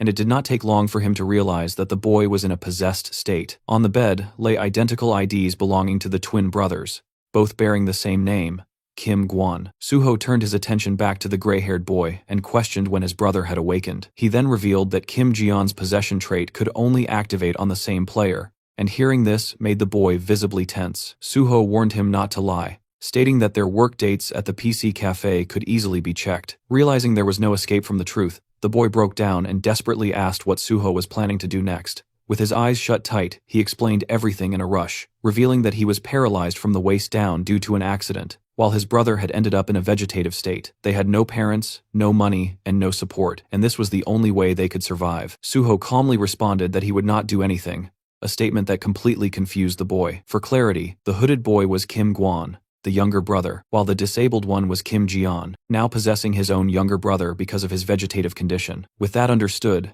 the situation continued. Suho looked at the boy calmly and explained that he was there to help them, instructing him to sit down and listen properly. The boy, irritated and unwilling to trust him, resisted until Suho finally introduced himself as An Suho. The name struck a nerve, sounding familiar enough to spark panic. The boy quickly pulled out his phone to search the name, only to realize that the sword god himself was standing right in front of him. At that moment, the original Jian returned to his own body, confusion washing over his face as he tried to process what was happening. Pulling himself toward his wheelchair, Jian focused on Suho and asked him to explain in detail how he intended to help them. There was a saying that truly helping the helpless meant giving them work instead of handing out money, and Suho applied that principle without hesitation. He stated that he intended to find a job for Kim Jian, then directly brought up whether Jian wished to become a hunter again. The boy reacted with visible confusion, unable to understand how Suho could say such a thing while clearly seeing the condition of Jian's legs. He went on to make it clear that if Suho's idea involved entering gates by possessing his younger brother's body,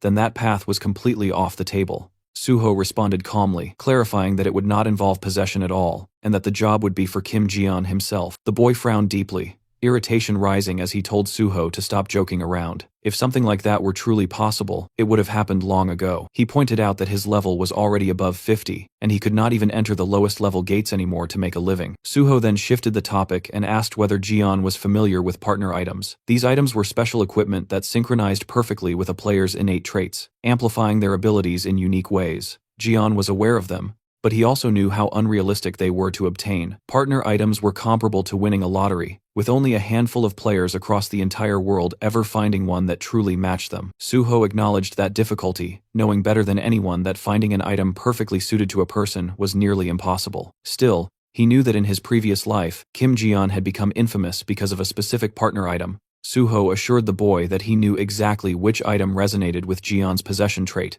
and through that item, he intended to give both brothers a completely new life. Hearing this, the boy clenched his fists tightly, his emotions boiling over. He demanded to know why Suho was doing all of this after they had been ignored by everyone for so long. He questioned whether there was something Suho wanted from them in return. All this time, Kim Jian had knocked on the doors of welfare centers, district offices, and countless organizations, yet not a single hand ever reached back to him. He had fallen from being a successful hunter to someone society quietly labeled as weak and disposable, and that slow abandonment carved deep scars into him. Because of that neglect, Kim Jian eventually ended up walking the path of a villain. In the present, Suho stated that Jian had never been abandoned, but the boy clearly did not believe those words. What followed left him completely shaken. Suho stepped forward and knelt in front of him, lowering himself without hesitation, and apologized for arriving late. He admitted that he should have come to help much earlier. From deep inside, Suho genuinely wanted to help Kim Jian, even though he had not created the system and was not the state itself. Still, he understood his responsibility as a public servant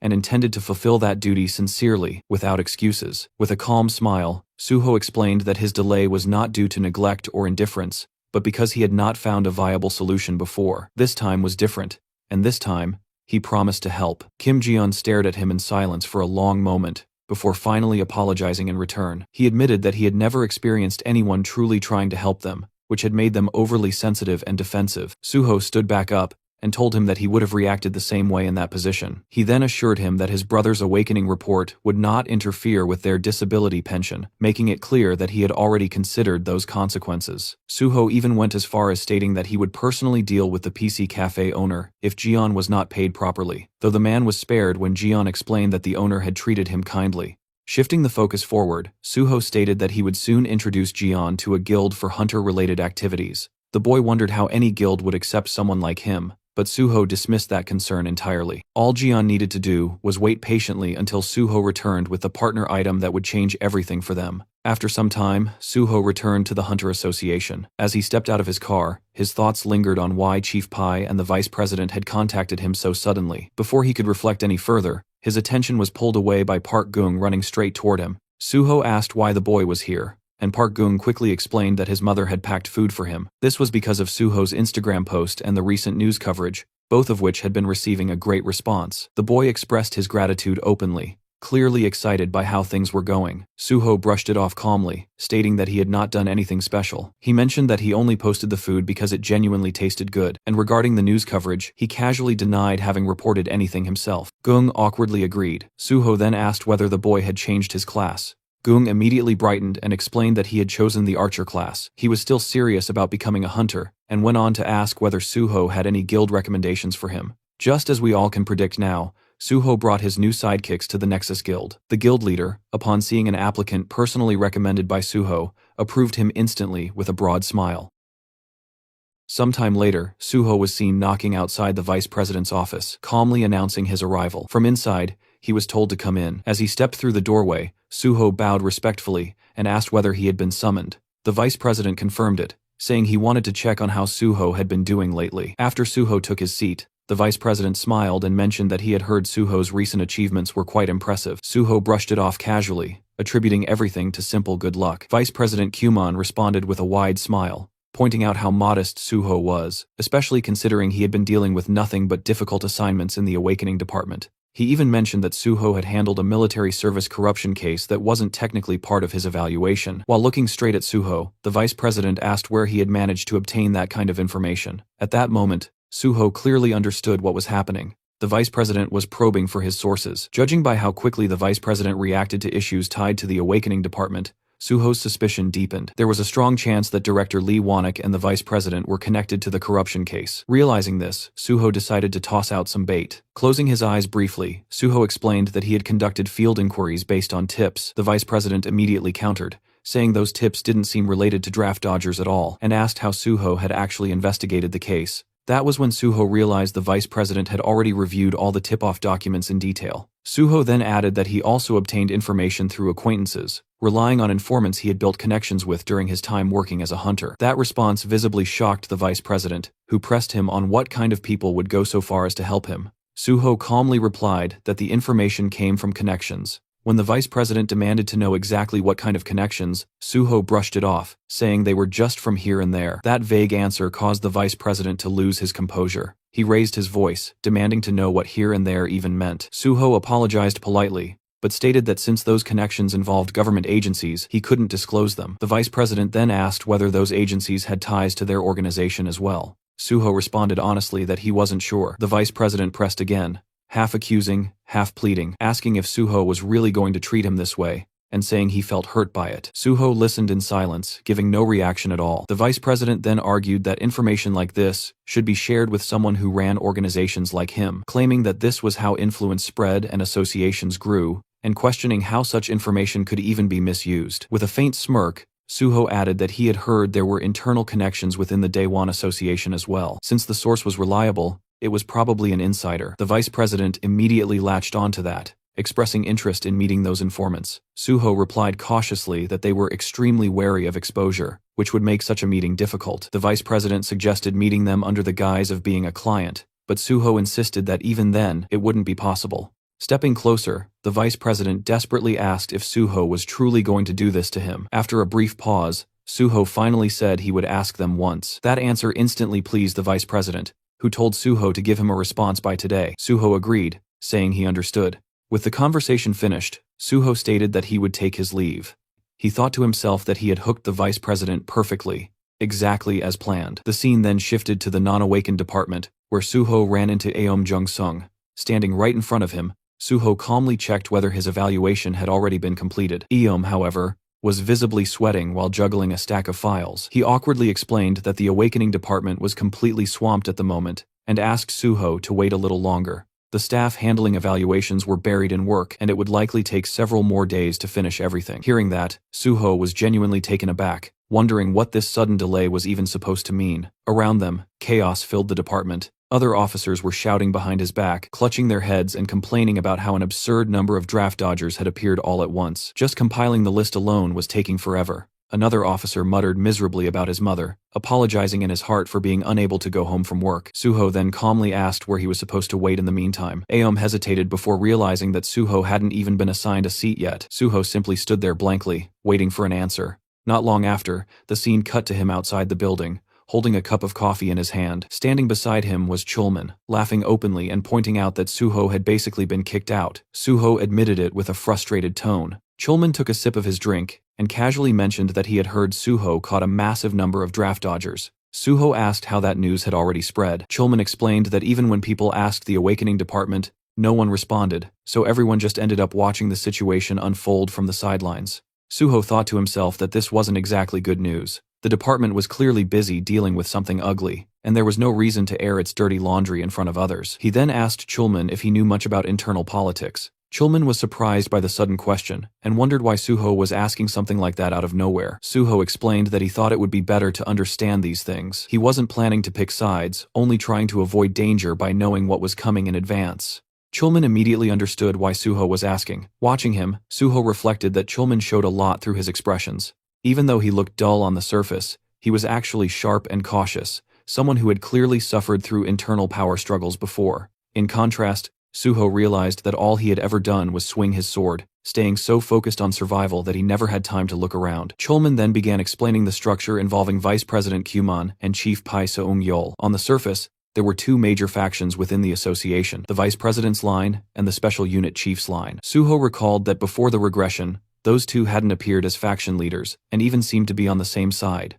Looking at it now, that clearly wasn't the case. They were never allies to begin with. Suho suspected that cases like the Sun Baekgeum incident were likely handled by slowly gathering information and tightening a leash from behind the scenes. Chulman continued, explaining that the factions themselves were easy to distinguish. The Awakening Department and the Management Department belonged to the Vice President's line, while the Gate Department and the Resource Department fell under Chief Pai's line. He then asked Suho why the president didn't seem to have a faction of his own. Suho answered simply that the president was the highest-ranking person in the association. Chulman agreed, adding that the president only needed to survive his term, so his focus leaned more toward external relations. Chulman asked if there was anything else Suho was curious about. Suho said no, stating that he would keep everything he had heard in mind. Chulman then offered to arrange a temporary seat for him in the Gate Department.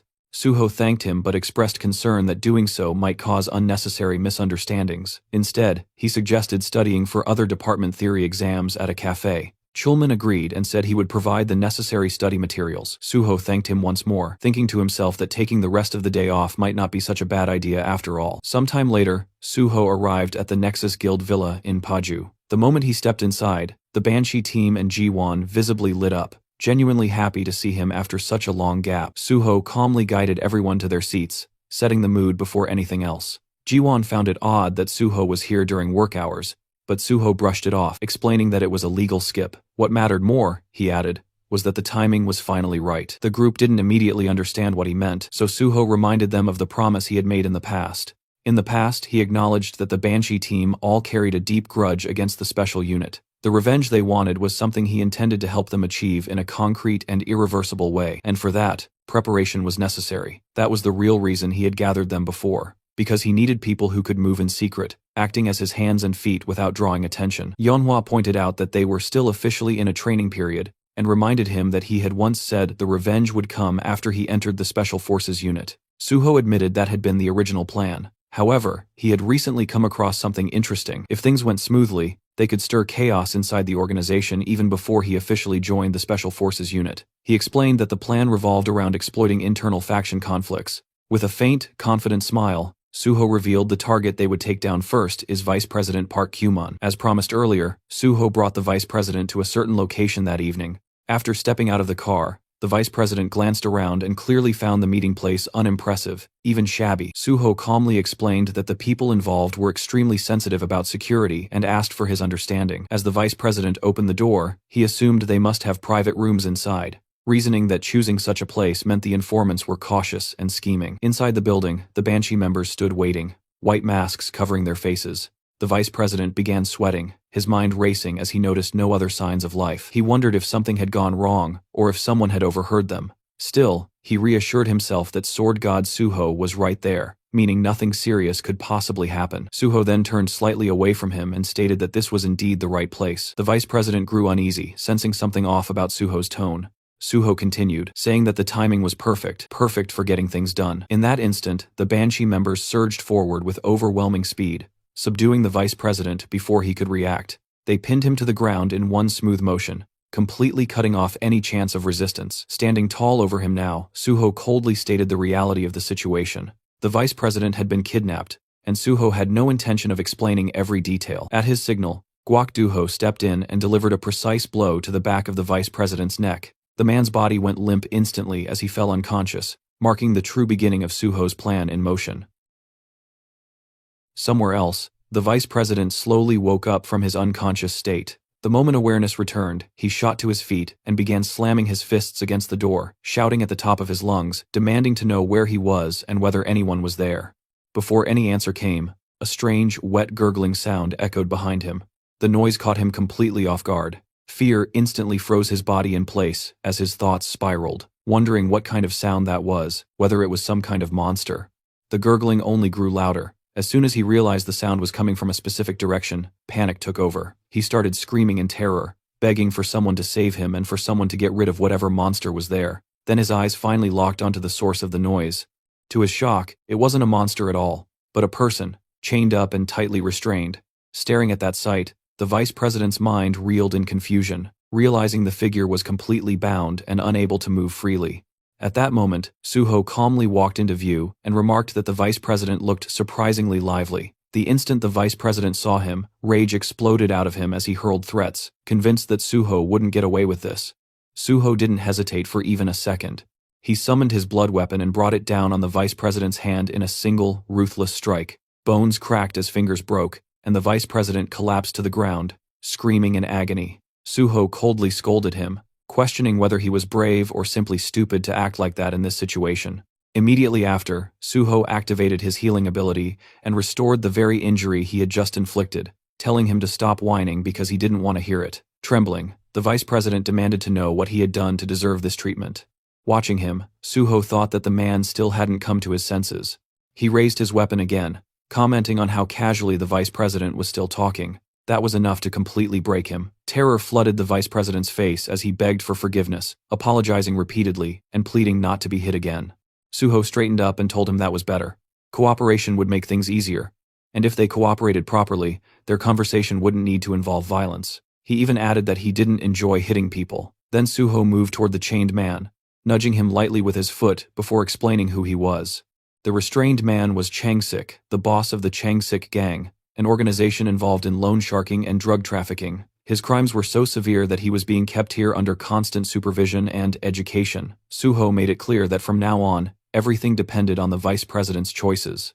He could continue living as Park Kumon, or he could end up living as Changsik instead. With that final warning hanging in the air, Suho calmly told him to behave properly. Sometime later, the vice president was kneeling in front of Suho. Just as instructed, he had written down everything he had ever done in detail inside the notebook. Suho glanced through it briefly and told him he had done well. Then, almost casually, Suho remarked that the vice president had really done a lot over the years, so much that it was no surprise he ended up getting swallowed by Pi Seung-gyol.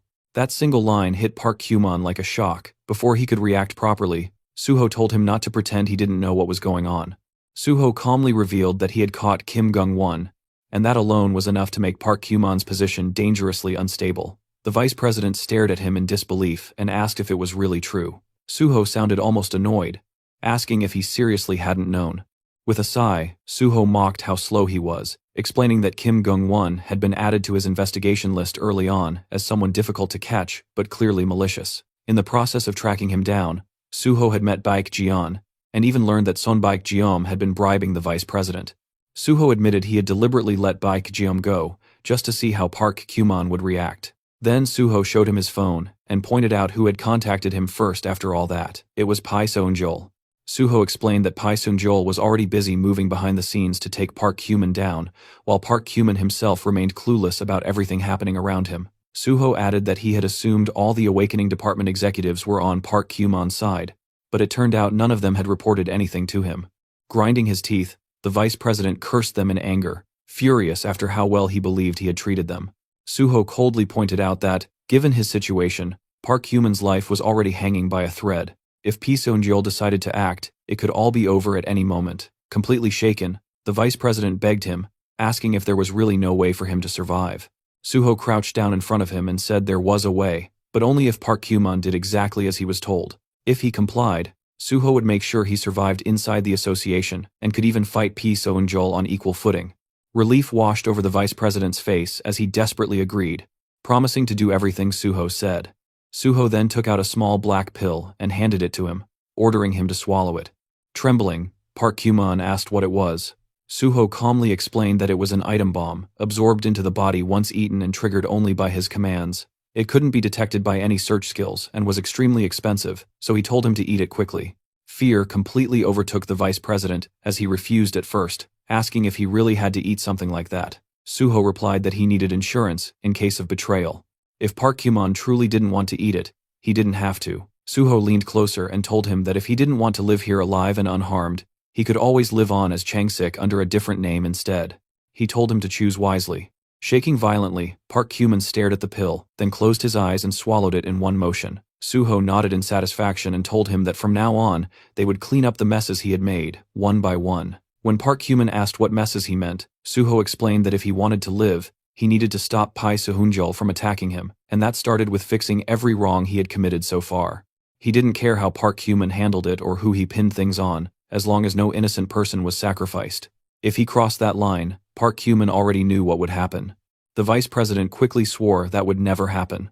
Suho told him to relax, saying he would simply sit back and watch. Then he gave his first direct order. As soon as Park Kyuman returned to the association, he was to deal with the draft evasion case. Suho asked who had been involved, and Park Kyuman confessed that it was him, the awakening department head, and the non-awakened division chief. He admitted he had taken 70% of the money, while the rest was split among his subordinates. Suho thought that whoever subcontracted the job had clearly stuffed himself with money. He ordered Park Kyuman to return all the money and silence everyone involved. When Park Kyuman hesitated, saying he still had his share but didn't know about the others, Suho coldly pointed out that if the money wasn't returned, things would explode. Either retrieve it or fill the gap himself, but make sure no noise came out of it. Park Kyuman quickly agreed. Suho then added another command. As soon as Park Kyuman returned, he was to immediately proceed with Suho's awakening department evaluation. Both the field evaluation and the written exam were already done, so there was no reason for the process to keep dragging on. Park Kyuman apologized and promised to handle it. Finally, Suho gave his last instruction and told him to close his eyes. The vice president froze, confused by the sudden order. Suho lifted his bat and warned him that he didn't like repeating himself. In the next instant, the bat struck the side of Park Kyuman's head, and the vice president collapsed, losing consciousness once again. Meanwhile, outside the building, Hyunmin was growing impatient, wondering why Suho was taking so long inside. Duho agreed, pointing out that Suho had been in there for quite a while, yet everything had gone completely quiet. At that exact moment, the door suddenly opened, and Suho stepped out with the vice president slung over his back as if he weighed nothing. Yeonhwa stared at the scene in confusion, and asked if Suho had hit him. Yeonhwa pointed out that there hadn't been any noise at all. Suho responded calmly, saying that, technically speaking, that was exactly what happened when you hit someone properly. He then gestured for Duho to take Park Kyuman and put him inside the car. Suho told everyone that he would explain their future plans later and asked them to gather together first. He handed Yeonhwa a notebook and explained that they would now use Park Kyuman to carry out some internal maneuvering. They were making their move before the situation fully took over the association, but before that, they needed to clean up the messes Park Kyuman had created. The notebook he had just handed over was the vice president's corruption ledger. As the group skimmed through its contents, Yeonhwa remarked that there weren't just one or two corrupt acts written inside. She asked if they were going to erase everything. Suho clarified that they would only erase the corruption that Lee Seung-jul already knew about. Even if Lee Seung-jul eventually learned about everything written there, it wouldn't matter. They would use Park Kyuman as needed and discard him afterward. Suho then asked if anyone in the group wanted personal revenge against Park Kyuman. If so, they could change how they dealt with him. After looking through the notebook and reflecting among themselves, the group confirmed that none of them had any personal business with Park Kyuman. Suho nodded, satisfied, and told them it was time to head back. As they were about to leave, Ji-won spoke up, noting that the vice president didn't seem to have any major injuries. Curious, he asked how Suho had managed to make him talk. Suho answered calmly that he had made Park Kyuman swallow a bomb that would explode if he disobeyed his orders, so naturally, he would stay obedient for a while. Ji-won was stunned, asking if there was really such an item in existence. Suho immediately shut that down, saying it was a lie. There was no such thing at all. After knocking down Park Kyuman, the group finally split up and began heading their separate ways. Suho told the Banshee team that he and Jiwon would go home, while the rest should drop Park Kumon off and then return to Nexus. Yeonhwa nodded without hesitation, confirming she understood. Suho then turned to Jiwon and asked whether he had finished digging through the numbers Suho had given him earlier. Jiwon replied that he had checked them, but nothing came up for Pai Sungjol, Park Kumon, Lee Wanik, or Lee Munho. To dig any deeper, they would probably need to trace things all the way back to the Messenger app headquarters. As they took their seats inside the car, Suho said that meant those numbers weren't saved as contacts. He told Jiwon to shift focus to the numbers they contacted regularly instead, then asked how long the task would take. Jiwon estimated it would be done by tomorrow, but Suho pushed him, asking if it could be finished today. Starting next week, Suho planned to begin pruning Park Kumon, and timing mattered. The very next morning, Jiwon came running in, his loud voice snapping Suho out of his sleep. He excitedly announced that he had found a number used by Pai Sungyol. Sitting down, Jiwon explained that in Lee Wanik's records, there was one unfamiliar number that appeared repeatedly. There were only call logs, no messages or chat history. After tracing it further, Jiwon confirmed it was Pai Sungyol's second phone. Even more suspicious, that phone had no other contacts and no call recordings at all. Suho praised him for the good work and casually suggested that, if Jiwon hadn't eaten yet, they should grab dinner. Jiwon replied that Haewon would be arriving soon as well, so they could eat together. Suho paused, then asked if today was the day Haewon was coming back. Not long ago, Haewon had finished treatment for drug addiction and had been developing antidotes. After that, he had gone alone on a nationwide trip, finally living out a dream he had carried for a long time. After some time, Haewon finally arrived and casually greeted them as if he had just stepped out for a walk. Suho immediately noticed something off and pointed out that Haewon had gone traveling without even carrying a bag. Haewon simply pulled out a card and said that one card was more than enough. He even kissed it dramatically, explaining that he had made plenty of money from antidotes. He had lived miserably and painfully for so long that it was finally time to spend it properly. Jiwon looked at him with pure admiration and commented that such a mindset was insane in a good way, something worth learning. Suho shut that down instantly, telling him not to pick up strange habits.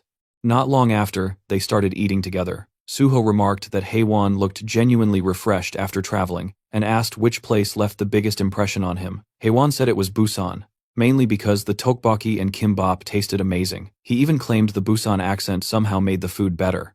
Suho brushed that off, saying he had just finished drug treatment and questioning what kind of high he was talking about. Haewon got visibly annoyed and insisted he was being serious, not joking at all. Jiwon jumped in, saying that now Haewon was back, they could finally drag him online again. Looking straight at him, Jiwon promised to prepare a death, then corrected himself, and said an amazing dungeon instead. Haewon immediately refused without hesitation. While Jiwon kept pushing Haewon, Suho stepped in and said Haewon was needed for something important. Suho told him there was work he had to do. When Haewon asked what it was, Suho answered simply that he would be making clothes, and told him to follow him to the second-floor lab. Upstairs, Suho led him into a room stacked full of boxes and packages. Haewon stared at the piles and asked what all of it was supposed to be. Suho explained that these were the materials for the outfit he planned to make. Haewon was stunned and wondered how many outfits could possibly come out of that much material. Suho calmly replied that it was all for a single outfit. As Haewon opened one of the boxes, he found it filled with green slimestones, a low-grade material most people would not even take for free. These stones were formed when slime monster fragments hardened through magical reactions. Suho instructed Haewon to fuse all of them into a single mass and use it as fabric. Haewon could barely believe what he was hearing. Suho, already turning to leave, told him to think positively since even fusing materials would give him experience. He added that he would go look for the remaining materials in the meantime. Slime stones were the last thing they could buy with money, so Haewon would need to gather and work diligently if they wanted to finish on time. Haewon asked what the final item was supposed to be. Suho explained that once Haewon reached a point where no further fusion was possible, the item would be complete. If materials ran short, Suho would simply order more to fill the gap. Left alone in the room, Haewon stood there in total confusion, muttering that Suho really did just say whatever he wanted and walk away. The scene cut to a quiet village on the outskirts of Gyeonggi Province, deep into the night. The place was dead silent, the kind of silence that felt unnatural rather than peaceful. Suho stepped out of his car and entered the abandoned building ahead. The moment he crossed the threshold, he activated colorless solitude, letting the world around him fade into isolation. If his memory was right, what he was looking for was definitely here. He expanded his magic detection, and almost immediately, his senses locked onto something strange. A Buddha-like statue stood inside, its surface faintly pulsing with dark, twisted magical energy. Without hesitation, Suho lifted the statue and carried it outside. For a brief moment, he stood facing it in silence, studying it as if it were alive. Then, in one smooth motion, Suho summoned his blood weapon. A bloody sword materialized in his hand, crimson energy crackling violently through the air. He slashed down. The blade tore through the statue diagonally, red light flashing as the upper half slid cleanly off and crashed onto the ground with a loud, heavy thud. For a split second, everything was still. Then the gurgling started. The fallen statue twitched, red eyes snapped open from within the stone, glowing with malice. Thick black energy poured out, wrapping around both halves. In the next instant, the broken piece lifted itself and fused back together perfectly, restoring the statue as if it had never been cut at all. Suho stared at it calmly and muttered that it had come to the right place. This wasn't just a cursed item, it was a soul shield, a parasitic being embedded inside the artifact, designed to trap souls within a soul prison. Suho realized something was off. Normally, a soul shield would be immobilized inside the prison, unable to act. But this one had hijacked a statue as a vessel, moving around like a hermit crab hiding in a borrowed shell. Tightening his grip on the sword, Suho decided it was time to drag it out. He activated Steel Slash and brought his blade straight down, splitting the statue vertically from top to bottom. The stone shattered instantly. But instead of dying, the black energy exploded outward, surging toward Suho and swallowing him whole. The system warned him that the parasitic spirit was invading his mind, attempting to corrupt and destroy it from within. Suho didn't even flinch. The very next moment, he activated his dragon blood. A faint smirk appeared on his face, as the parasitic spirit suddenly sensed something terribly wrong. The system reported that due to the dragon armor's draconic effect, mental corruption could not progress. What had tried to invade him now screamed in panic and fled instead. But before it could escape, the draconic energy completely purified it. The black energy vanished. As the purification finished, the item's form changed. A small skeletal figure materialized in Suho's hand. The system informed him that he had obtained the Freed Soul Prison, a rank A item originally created by a necromancer to seal evil spirits. The item had become cursed after being damaged and overloaded with trapped souls, but the parasitic spirit inside had now been fully purified. He only needed one more material now. With the final piece, he could craft a partner item perfectly suited for Kim Guan. Clenching his fist, Suho felt the plan tightening into place. Now, it was only a matter of time. After a few days passed, Haewon looked like his soul was halfway out of his body. His face was pale, his eyes hollow, and his entire posture screamed exhaustion. He staggered over and begged Suho to save him, calling him team leader and saying the fusion still wasn't finished. He had worked nonstop all weekend and genuinely felt like he was dying. Suho only smiled calmly and said people didn't die that easily. Haewon immediately started ranting about his insane workload, but Suho cut in smoothly, telling him to think more positively. He reminded Haewon that this was still better than the days he had spent barely surviving in the Yeongdongpo slums. The moment those words landed, Haewon froze. He stared at Suho in disbelief and muttered that this was straight-up cheating. Suho didn't deny it. He simply smiled, turned around, and told Haewon to keep going. Left behind, Haewon grabbed his hair in pure frustration. As Suho stepped outside, he thought to himself that no matter how much Haewon complained, he would finish the job properly in the end. Right then, his phone rang. It was the vice president. He reported that all the money had been returned to the people listed in the notebook, and that everyone involved had been silenced. Suho told him to keep speaking normally unless they were alone together, since anything else would look suspicious. The vice president agreed. He added that everything had been handled cleanly, and that the draft evasion case was framed as being exposed through an anonymous tip-off, so the draft dodgers wouldn't dare say anything. Sitting down in his car, Suho asked about Director Lee Wanek and manager Lee Se-hyun. The vice president replied that he would summon them separately later that day and deal with both immediately. Suho acknowledged it and reminded him to also take care of his evaluation case. Then he gave another instruction. He wanted to be transferred to the resources department. As the call ended, Suho's thoughts sharpened. Other departments only had people worth targeting, but the resources department was different. That place held items and skills that truly became flesh and blood, including things that weren't even registered in the official database. Suho knew there were hidden, extremely important items buried in those resources, and his next move was simple. He was going to take them.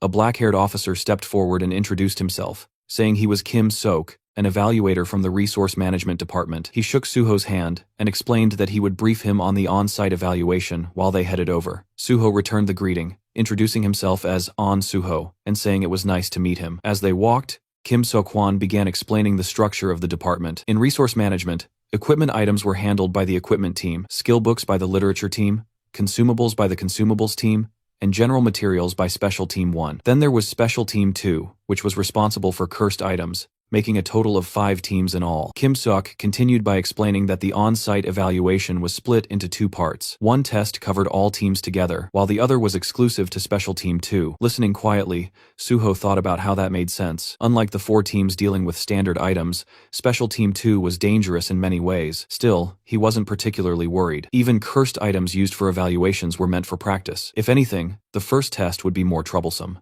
That one focused purely on logistics, meaning nothing but manual labor. Before long, they arrived at the warehouse. Kim Seok explained that this was the external resources warehouse managed by the department. Inside, workers were busy organizing items, moving around efficiently, and calling out instructions to one another. Kim Seok told Suho that from here on, he would need to learn where each team's items were stored, how to locate them quickly, and how to properly sort and store them. This knowledge was part of the written exam, but the field itself was full of unpredictable variables. Suho asked whether he should begin the evaluation immediately, without any prior training. Kim Seok looked at him carefully, and remarked that he seemed extremely confident. Just as Suho confirmed that he was, an item suddenly slipped from a high shelf, and dropped straight onto a staff member's head. Nearby, workers rushed over, checking on him and shouting for a stretcher. Kim Seok handed Suho a safety helmet, and explained that this was exactly the kind of variable he had mentioned earlier. Due to magical reactions, items could shift, move, or fall at any time. He asked whether Suho still thought demonstration training was unnecessary. Suho calmly put on the helmet and said yes, they should start the evaluation immediately. Clearly taken aback, Kim Seok warned him that falling objects weren't the only possible accidents and strongly suggested training first. Suho brushed it off, thanked him for the concern, and said he was fine. With that, he said he would be on his way. Left standing there, Kim Seok could only respond with a stunned, okay, thinking to himself that Suho was truly fearless. As Suho strolled through the warehouse, he muttered that it had been a long time. Back when he had rotated through the resource management department, he had done this kind of work to the point where it built physical endurance. Those days had been genuinely rough. Compared to jumping straight to the top floors and dealing with real threats, simple sorting work like this felt laughably easy. Thinking that the item he was looking for should be nearby, he stopped in front of one of the racks. Reaching inside, he found an apple. The system identified it as a stone apple. An apple made entirely of stone. Noting that it looked crude and worthless, Suho glanced around casually, checking whether anyone was watching. Once he confirmed no one was paying attention, he touched the apple. Instantly, its surface shifted into a vivid red color. Suho smirked. To anyone else, it looked like useless junk that had been forgotten in storage, but when infused with red-grade mana, this item revealed its true value. The resource department simply didn't have anyone skilled enough to notice that. Thanks to that lack of talent, the hidden option of this item now belonged to him. At that moment,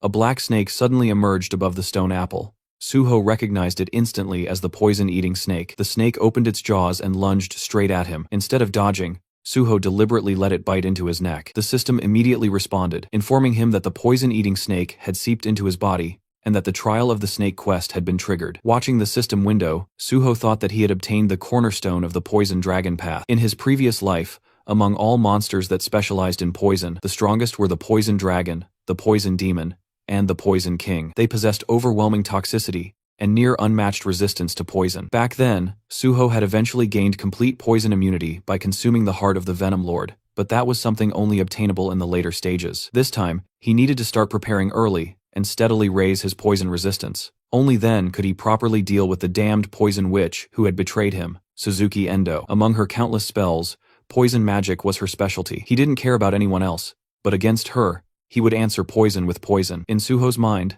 there was no greater humiliation than being crushed in your own field of expertise. Inside his office, Kim Seok leaned back casually in his chair, lazily thinking about Suho. In his mind, it was only a matter of time before Suho started complaining, saying he couldn't take it anymore. No matter how strong someone was, in theory, practice was a completely different beast. That was exactly why the warehouse had earned the nickname, the Labyrinth. Right at that moment, Suho walked in and calmly announced that he had brought all the items listed in the evaluation. Kim Seok, still half lost in his own assumptions, reminded him that he had clearly told him to undergo training first. Then his eyes shifted to the boxes Suho was carrying. He froze, blinking in disbelief, and asked what Suho had just said. Suho repeated himself, stating plainly that he had brought everything written on the list, and asked him to check. Kim Seok immediately broke into a sweat as he scanned the list he had personally handed over earlier. This was insane. He had intentionally mixed in items with confusing names, obscure codes, and misleading color classifications, and yet every single one of them was there. Still, he told himself it wasn't over. Suho still had to complete the sorting task. A short while later,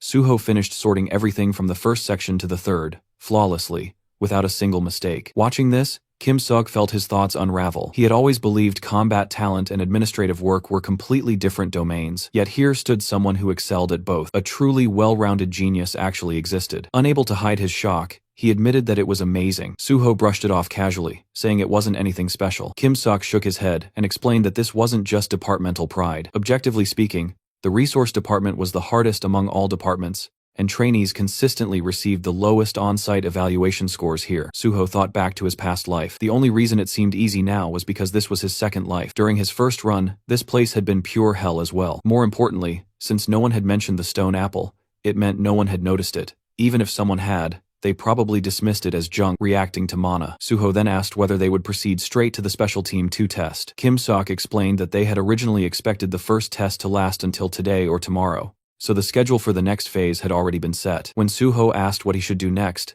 Kim Seok replied that they wouldn't know the exact schedule until at least tomorrow afternoon, and told him to head home for the day. Suho smiled, genuinely relieved. He remarked that it worked out perfectly since he had something else to take care of anyway. Back at home, Suho stood in front of several glass containers filled with green liquid that looked unmistakably like poison. Turning his attention to the system window, he decided it was time to begin. The window displayed the trial of the snake, a quest that only the one chosen by the poison-eating snake could undertake. Inside, Suho's body rested the egg of the poison-eating snake, and to hatch it, he needed to continuously supply it with poison by drinking it himself. If the poison supply was delayed for more than 10 minutes, the trial would reset. If that delay happened 3 times or more, the quest would fail entirely, and the egg would disappear. Even worse, if detoxification occurred at any point, the egg would vanish instantly. Looking at those conditions, Suho thought the quest itself sounded simple, but actually fulfilling it was anything but. Supplying poison by drinking it was far easier said than done. He closed his eyes, took a long breath,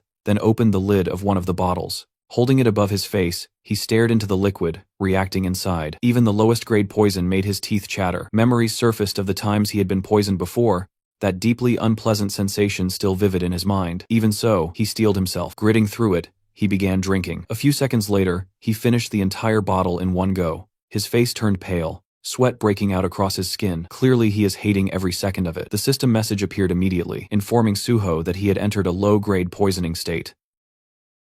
Hours passed, and Suho was still emptying bottle after bottle of poison. His movements had slowed, his breathing uneven, his entire body looking completely drained. He thought to himself that the inside of his body was starting to sting little by little, but for now, it was still bearable. Then, something changed. From deep inside his body, the egg suddenly began absorbing the poison he had just consumed. Suho placed a hand over his chest, right around his solar plexus, and frowned slightly as he felt something wriggling inside him. So you're here after all, he thought. At that exact moment, a system notification popped up, informing him that the low-grade poisoning state had been removed. Just like that, his body felt completely normal again, and the pain from the poison he had drunk earlier vanished without a trace. Suho immediately understood what was happening. The egg inside his body was absorbing the poison directly. Looking at the remaining boxes of poison bottles, he finally understood why the quest had used the word supply. A slow grin formed on his face. Good, then I'll supply it properly. With that, he started drinking another batch. He chugged the bottles desperately, emptying one after another without pause. Dozens went down. Eventually, he stopped and exhaled sharply. As expected, there was a limit to how much effect poisons of the same level could have. Now that he had built up some resistance, he needed something stronger. His gaze dropped to the bottle in his hand.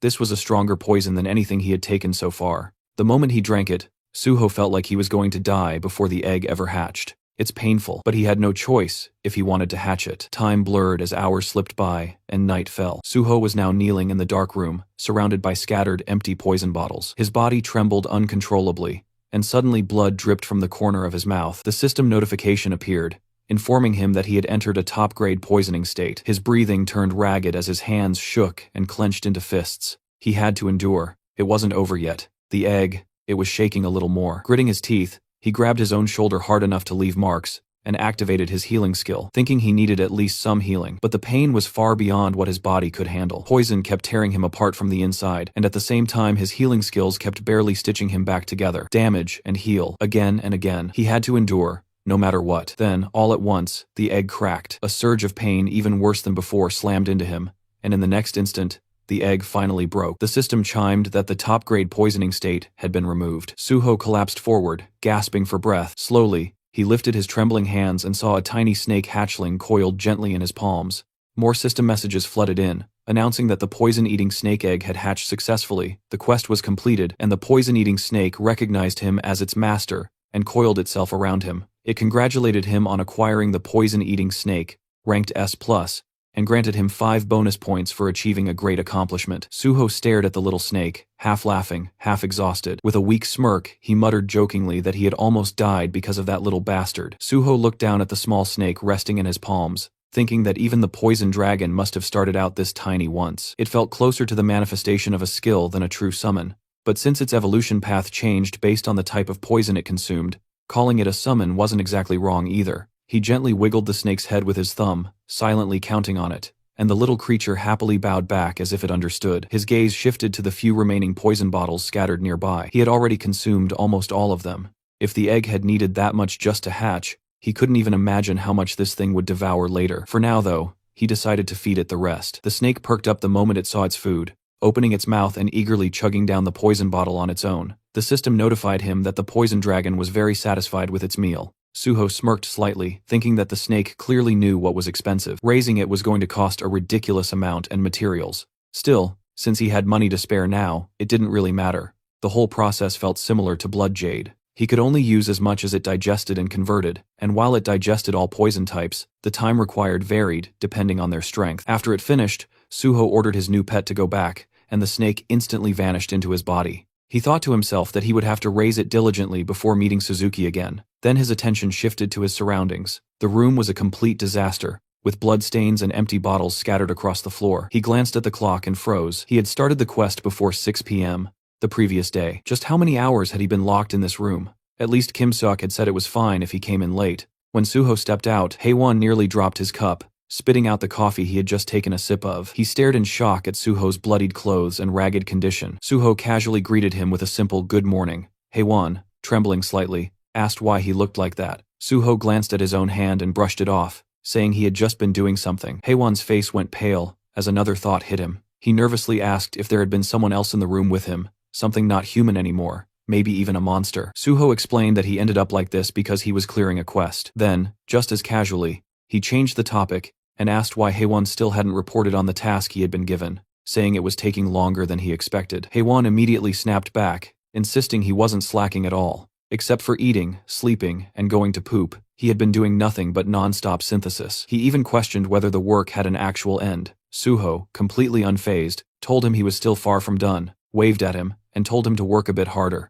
Left behind, Haewon could only scream internally in despair, crushed once again under his never-ending workload. Sometime later, the scene shifted back to the Hunter Association, where Kim Seok guided Suho toward his second test, just as planned earlier. He explained that the second test would take place in the special warehouse. Suho asked if it was called the special warehouse because it only stored cursed items. Kim Seok confirmed that was correct, and added that the theme of the second test was purification and destruction. He continued explaining that Suho had already learned this in theory. Items classified as cursed items were usually handled in 3 ways: purification, destruction, and sealing. Sealing simply meant locking away cursed items with no known solution into storage, while purification and destruction were the main practical methods. Suho thought to himself that, in reality, destruction was chosen most of the time. Purification conditions were hard to discover, and sealing everything wasted too much space. In a way, the place where the most item destruction happened nationwide was right here, in Special Team 2 of the Korean Hunter Association's Resource Management Department.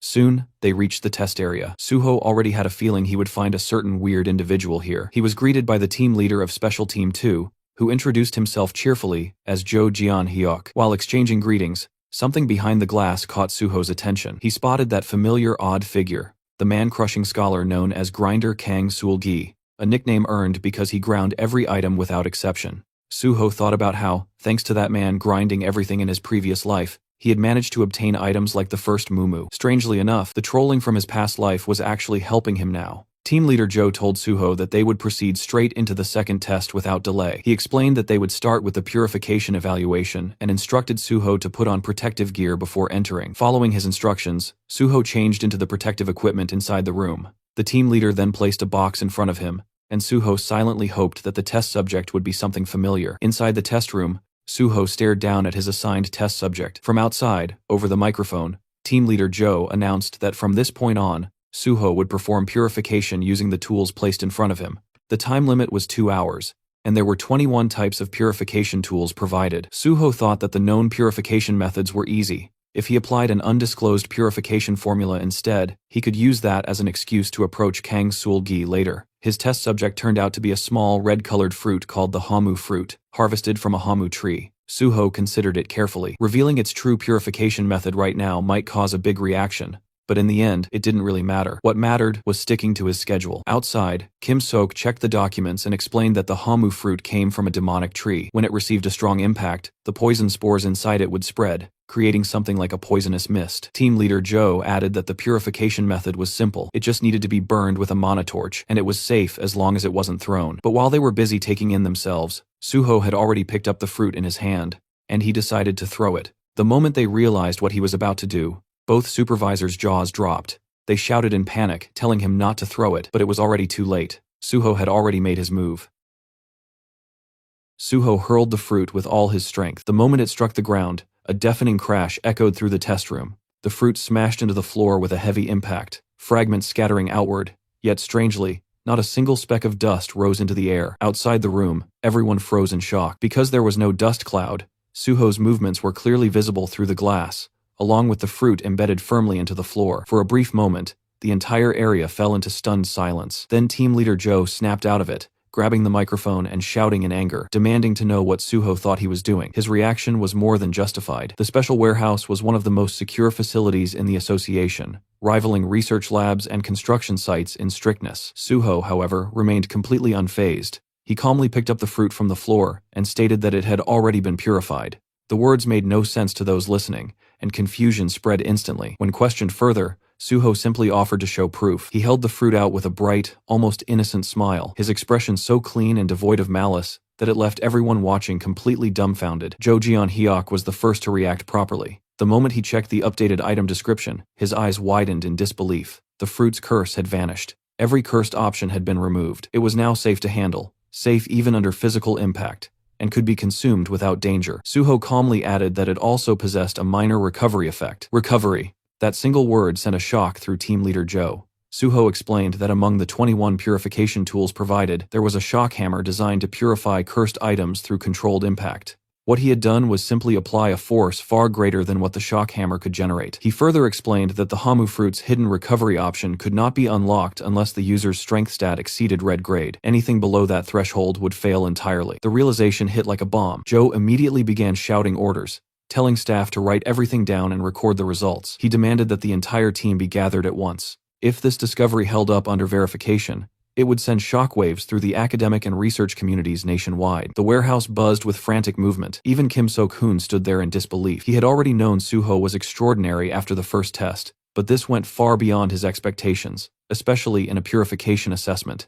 Approaching Suho cheerfully, he asked if Suho truly understood what he had just accomplished. This wasn't just a good score. This was the discovery of an entirely new purification method, the 20-second method recognized globally, one that the entire world would soon adopt. Suho, however, only responded casually, asking whether this meant his score was safe, or if he was at risk of failing for not using the standard methods.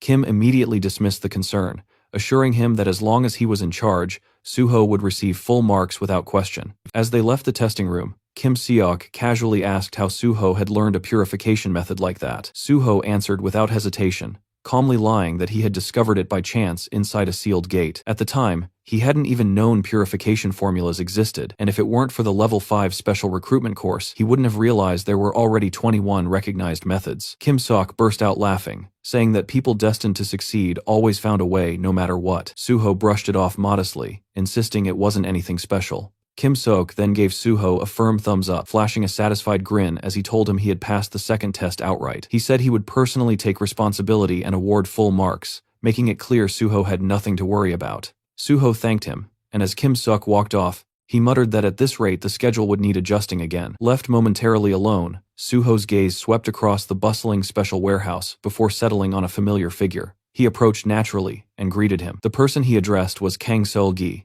the future mad-crushing scholar, also known as Grinder Kang. Officially, he wasn't just a team member, but the deputy team leader of Special Team 2, Kang Seol-gi responded with an awkward smile, clearly uncomfortable with small talk. Suho casually asked if he was working on purification. Kang Seol-gi answered briefly, offering nothing more than short, clipped replies. Only now did Suho realize how peculiar he truly was. In his previous life, Suho hadn't noticed it, but Kang Seol-gi showed no curiosity at all, not even toward the groundbreaking purification method Suho had revealed earlier. Instead, he simply turned back to his work, acting as though Suho didn't exist. At that moment, Jo Jeon-hyuk passed by and called Suho over. Seeing Suho standing near Kang Seol-gi, Jo gently guided him a short distance away and spoke cautiously. He told Suho he had worked hard today and could head home if he had nothing else scheduled. Suho thanked him, but asked if it would be alright to stay a little longer to look around the special warehouse. Jo considered it briefly, then agreed, warning him to be careful around the deputy team leader he had been talking to. Jo explained that Kang Seol-gi was a bit peculiar and preferred working alone, a polite way of saying he wasn't very sociable.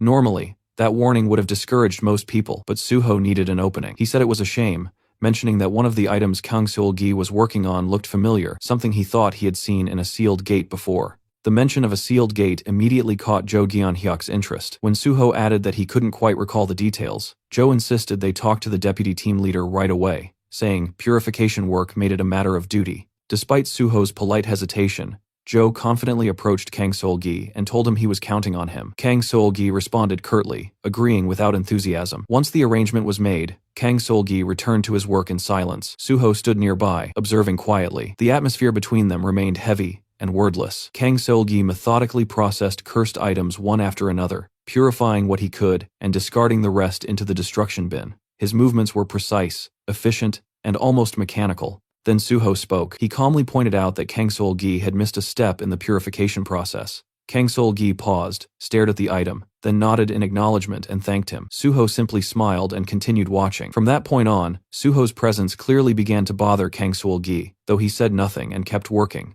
Before long, Suho pointed out another skipped step, then another, and then another. Each time, Kang Seol-gi corrected himself in silence. After a while, Suho spoke again, suggesting they take a break and grab some coffee. Kang Seol-gi immediately declined, saying he didn't like coffee. Suho replied that was fine and asked him to just listen for a moment. Then Suho casually asked whether Kang Seol-gi had been stealing items like this all along. For the first time, Kang Seol-gi's composure shattered. His eyes widened, his heart pounding violently in his chest. He stammered, asking what Suho was talking about. Suho stepped closer, his tone calm but sharp, saying he knew Kang Seol-gi had been deliberately throwing usable items into the destruction bin to smuggle them out later. He added that if this continued, he would expose everything Kang Seol-gi had been hiding, including what was inside his stomach. Kang Seol-gi froze. The accusation of item theft was one thing, but the mention of his stomach struck far deeper. Cold sweat ran down his back as he swallowed hard, unable to respond. Suho leaned in slightly, his smile never fading, and addressed him again as deputy team leader. Then, in the same calm tone, Suho suggested they grab that coffee after all. In the backyard, Suho led Kang Seol-gi to a quiet corner he often used with Jung Chol-min. After taking a few sips of coffee, Suho finally broke the silence, addressing him as the deputy team leader. Kang Seol-gi answered stiffly, clearly on edge. Suho asked when it had started, and when Kang Seol-gi tried to deflect, Suho clarified that he was talking about the thing embedded in his stomach. Kang Seol-gi froze instantly. His eyes widened, his lips pressing together so tightly they nearly trembled. This was supposed to be a secret, only he knew. After a long, suffocating silence, his voice finally came out, shaky, asking how Suho had found out. Suho didn't bother answering directly. He said what mattered wasn't how he knew, but the thing lodged inside Kang Seol-gi's body. He asked to see it. Kang Seol-gi hesitated, then slowly untucked his shirt and began unbuttoning it. Halfway down, a faint mechanical sound leaked out, a grinding noise that clearly didn't belong in a human body. When the armor covering his abdomen was fully removed, two interlocking shredders were revealed, spinning quietly where flesh should have been.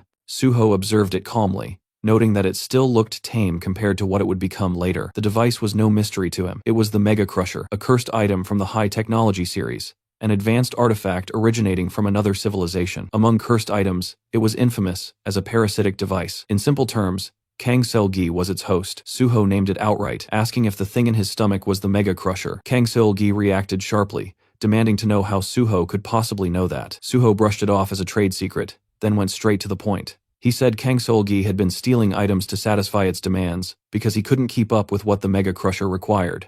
Kang Seol-gi bit his lip, then slowly nodded, admitting it was true. Suho acknowledged how hard that must have been and told him to cover it back up. As Kang Seol-gi did, Suho watched silently, understanding the weight of the burden he had been carrying. Kang Sol-gi hadn't always been like this. His withdrawal and isolation began the moment the Mega Crusher entered his life. Years ago, during a solo night shift at Special Team 2's warehouse, the sealed cursed item had ambushed him. From that night on, he became its host. At first, he had considered reporting the incident. Surely someone could help, but the grotesque device embedded inside him made him hesitate. There were no known cases like his, not even internationally. What if reporting it meant being sealed away just like the item itself? The Mega Crusher was classified as a cursed item that could neither be purified nor destroyed. That was why it had been sealed in the first place. Kang Sol-gi feared that revealing the truth would only lead to the same fate for him. Unable to trust anyone, he kept the secret and deliberately distanced himself from others. He didn't quit his job, because only here could he access the items needed to keep the Mega Crusher satisfied. It was a choice made purely to survive. Despite everything, the Mega Crusher's existence would eventually be exposed. Years later, after Kang Sol-gi rose to the position of team leader, the cursed device would drive him to shred every artifact stored in the special warehouse. It wasn't just dangerous. Though it appeared dormant now, it would grow increasingly demanding, consuming more items and steadily eroding its host's sanity until madness took over. That was why, in the future, Kang Sol-gi would be known as the Mad Crushing Scholar. Breaking the heavy silence, Suho spoke again, addressing him once more as deputy team leader. Suho then asked the question that truly mattered. He asked whether Kang Sol-gi wanted to get rid of the Mega Crusher. Kang Sol-gi's eyes widened so violently it looked as if they might burst from their sockets.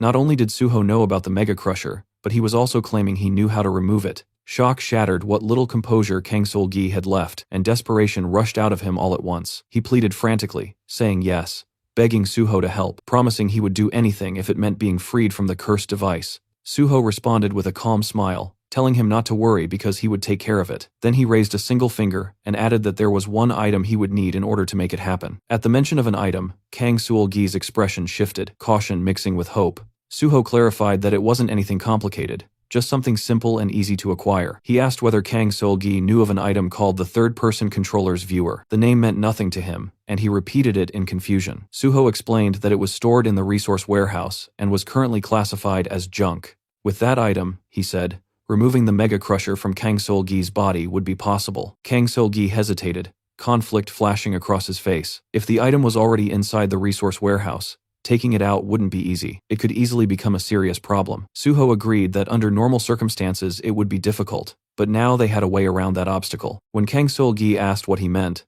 Suho reminded him that he had just introduced the 20-second purification method. That alone meant the resource division would be forced to re-examine every item in their inventory. There was no telling what hidden options might surface once the new method was applied. The logic was airtight. With a breakthrough like that, a full reinspection was inevitable. A sharp mind like Kang Sol-gi's immediately grasped the opportunity hidden within those words. Suho asked if he thought he could manage it. Kang Sol-gi didn't hesitate this time. He said he would find a way to make it happen, then corrected himself, insisting he would absolutely make it happen. With that, the matter of the third-person controller's viewer was essentially settled. Suho handed over his personal contact information and told him to reach out the moment he secured the item. The next day, team leader Jung Chulman came to meet Suho, greeting him with clear excitement as he mentioned hearing that the resource department had already approved another case for him. Suho brushed it off with a light laugh, saying that was simply how things turned out. Chulman shook his head in admiration, remarking that, as expected, Suho truly was the best. He then explained that upper management had wasted no time arranging Suho's next step. For his evaluation,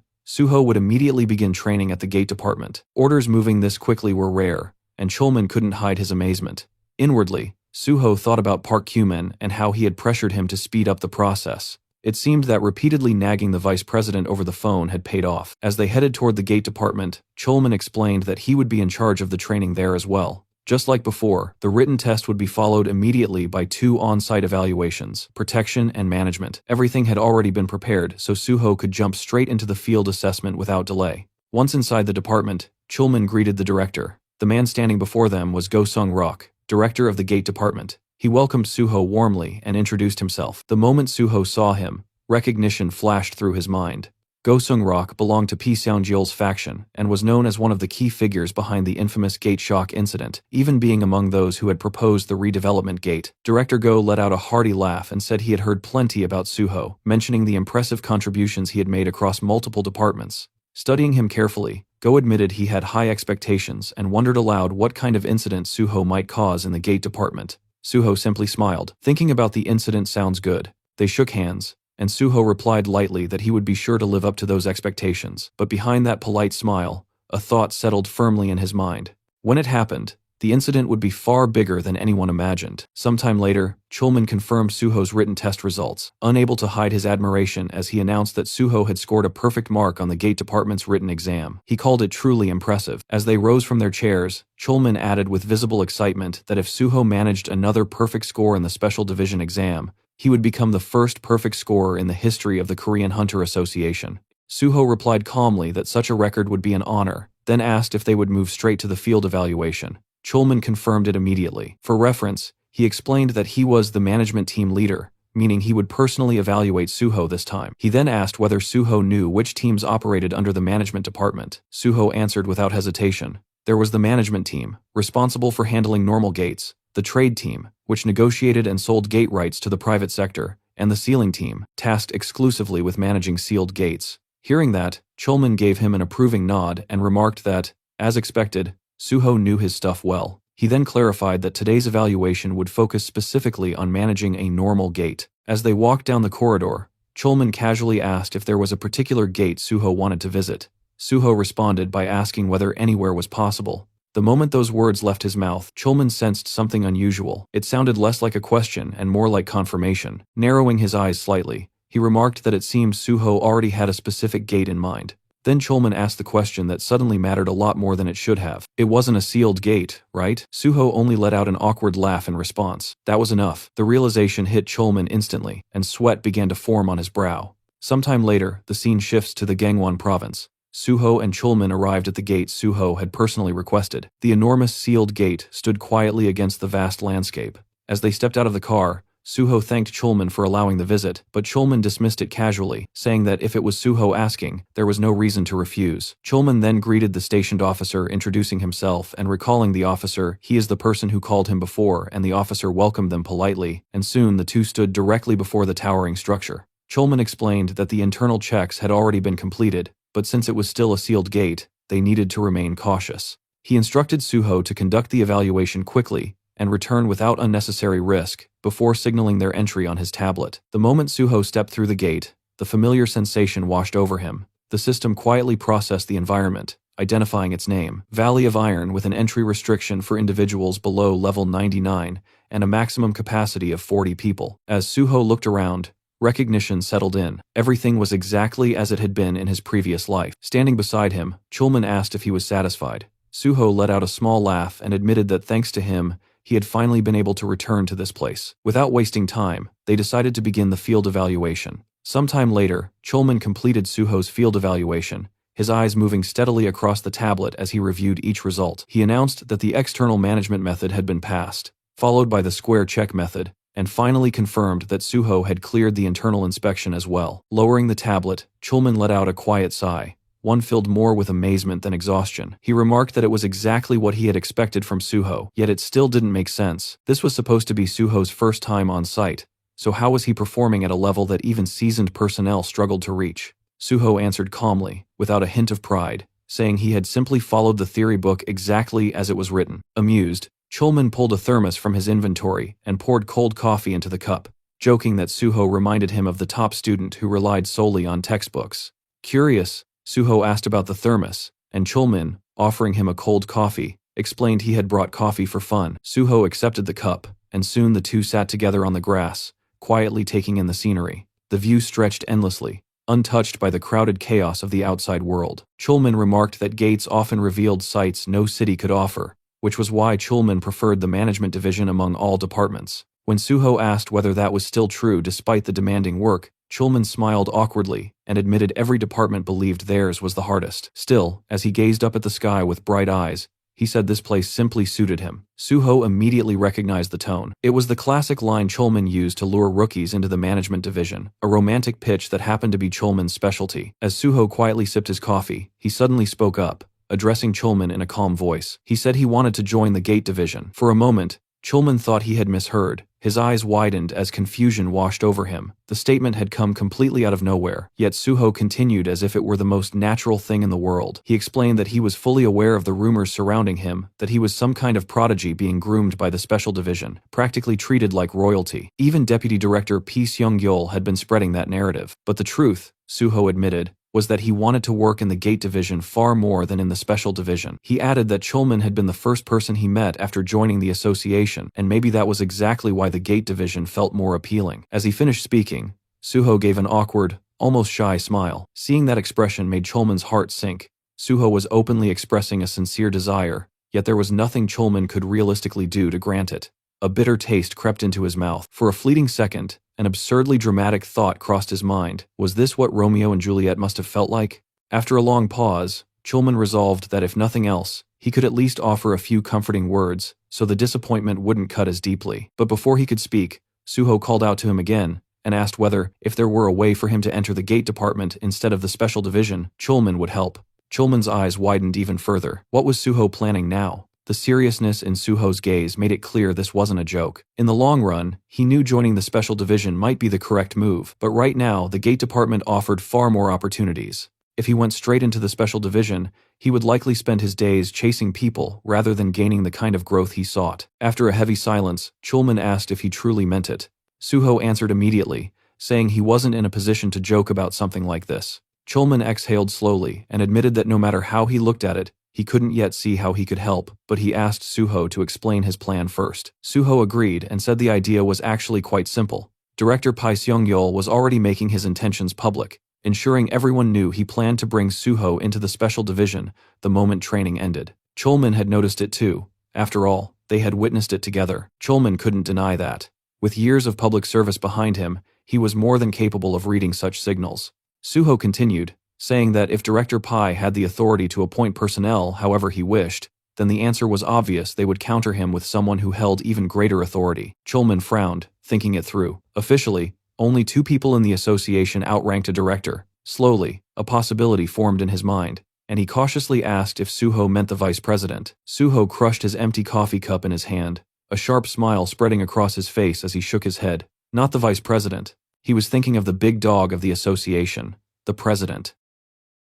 Suho calmly explained that the association president was preparing to move into an even higher position, which meant he likely had little interest in the internal faction conflicts. But if those internal issues threatened his promotion, things would change. Chulman rested his chin on his hands, thinking it through before answering that the president would probably step in to resolve the matter himself. Suho nodded. Exactly. That was why he intended to move the president through media play. He suggested a headline, something dramatic enough to stir public curiosity: the Korean Hunter Association's Royal Talent and the Special Division. The mere idea made Chulman uneasy. Watching the scenery ahead, Suho continued, saying that if a so-called royal truly existed, and the standard path for such a figure was assignment to the Special Division, the outside world would erupt with noise. Chulman let out a long sigh, agreeing that it wouldn't just be noise. Sensational articles would flood the media every single day. Suho went on to explain that if, at that exact moment, he were assigned to the Gate Department instead of the Special Division, the controversy would disappear almost instantly, buried under a different narrative. Chulman admitted that it sounded ideal,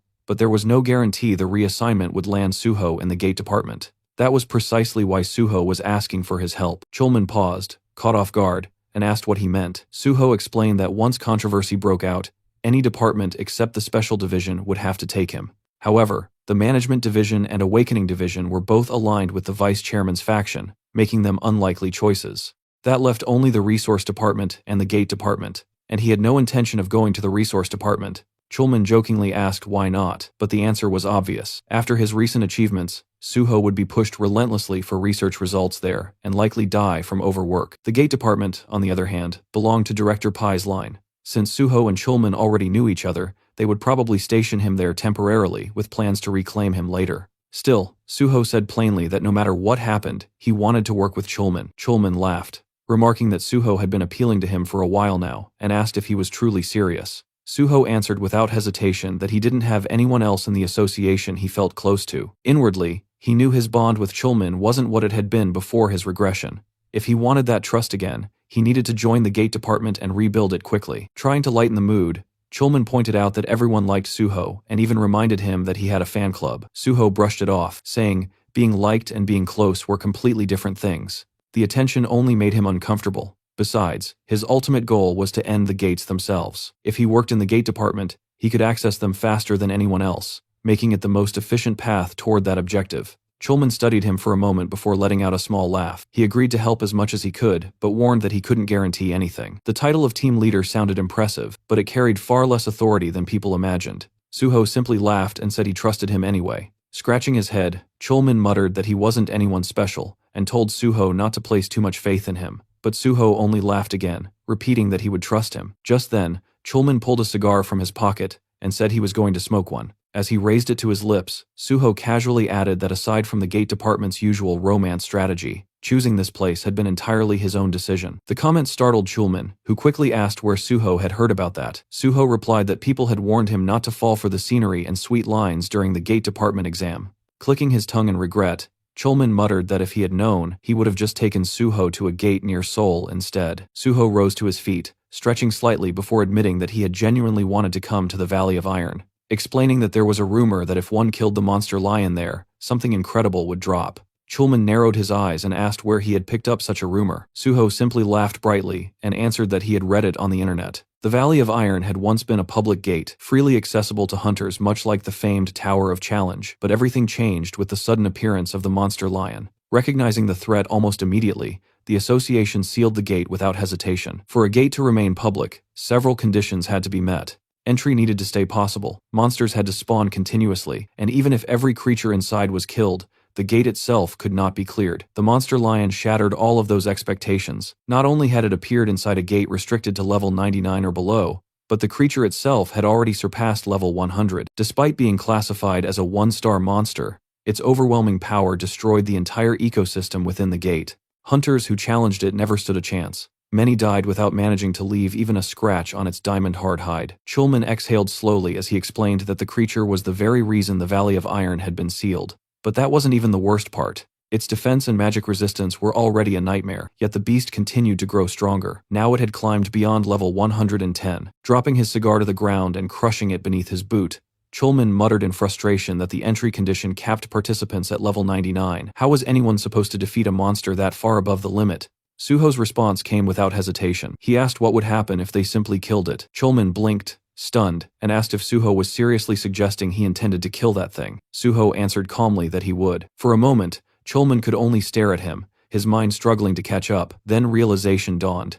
The monster lion had been Suho's target from the very beginning. Suho confirmed it with a small laugh. Pressing a hand to his forehead, Chulman muttered that this was unbelievable. But Suho stepped closer and asked if he couldn't somehow make it happen. Training had kept him away from running gates for too long, and his body had grown stiff from inactivity. Chulman nearly lost his composure, asking if Suho truly wanted to clear a sealed gate just because he felt stiff. Lowering his voice, Suho said that was exactly why he was asking quietly. The formal procedures would be complicated, and more importantly, wasn't Chulman curious? Curious about what? Chulman asked. About how he fought inside a gate. Sweat slowly gathered along Chulman's brow as he studied Suho. Suho knew that look well. His true combat style had never been revealed publicly, and despite the path circumstances had forced him onto, Chulman had once been a proper player. The desire for battle still burned inside him far stronger than in most hunters. Suho suggested they think about it simply. As long as the result was good, the Korean Hunter Association rarely pressed questions about responsibility. If things became even slightly dangerous, he promised he would leave the gate immediately. Chulman questioned if that was a promise. Suho smiled and assured him it was. Chulman finally gave in. He admitted he wasn't the type to approve something like this, but because it was Suho asking, he would agree. Suho replied lightly that there was no way he could refuse, once Chulman put it that way. Then, almost casually, he asked what class Chulman belonged to now. Chulman explained that he had changed classes and was currently an archer, asking why it mattered. Instead of answering directly, Suho summoned his blood weapon, the crimson energy forming sharply in his grasp. He said he was just asking because if things turned dangerous, which probably wouldn't happen, Chulman would need to run without looking back. Then Suho added one final warning. What Chulman was about to witness inside that gate would remain strictly between the two of them. Soon after entering deeper into the Valley of Iron, Suho began his killing spree. The lower-level valley lion beasts stood no chance. He ran across the field like a streak of red lightning, his blood weapon carving clean arcs through the air as monsters fell one after another. Each slash was precise, efficient, and merciless. In a single fluid motion, Suho drove his blade into another charging lion, the sheer force of the strike knocking the creature down instantly. As its body hit the ground, he activated another skill, Blood Jade, crimson energy spear summoned in his hands. Behind him, Chulman landed moments later, dropping into a crouch as he caught his breath. His eyes scanned the battlefield, disbelief spreading across his face. The lions weren't just losing, they were being erased. Watching Suho move brought back memories of the healer exam, when he had effortlessly slaughtered several lizard beasts. But this was different. Now Suho was faster, sharper, far more intense. He looked less like a hunter and more like a force of nature. As Suho stood over the corpse of yet another valley lion, a massive shadow suddenly swallowed his figure. Another beast lunged from behind, claws poised to tear him apart. Chulman shouted a warning, but Suho had already seen it.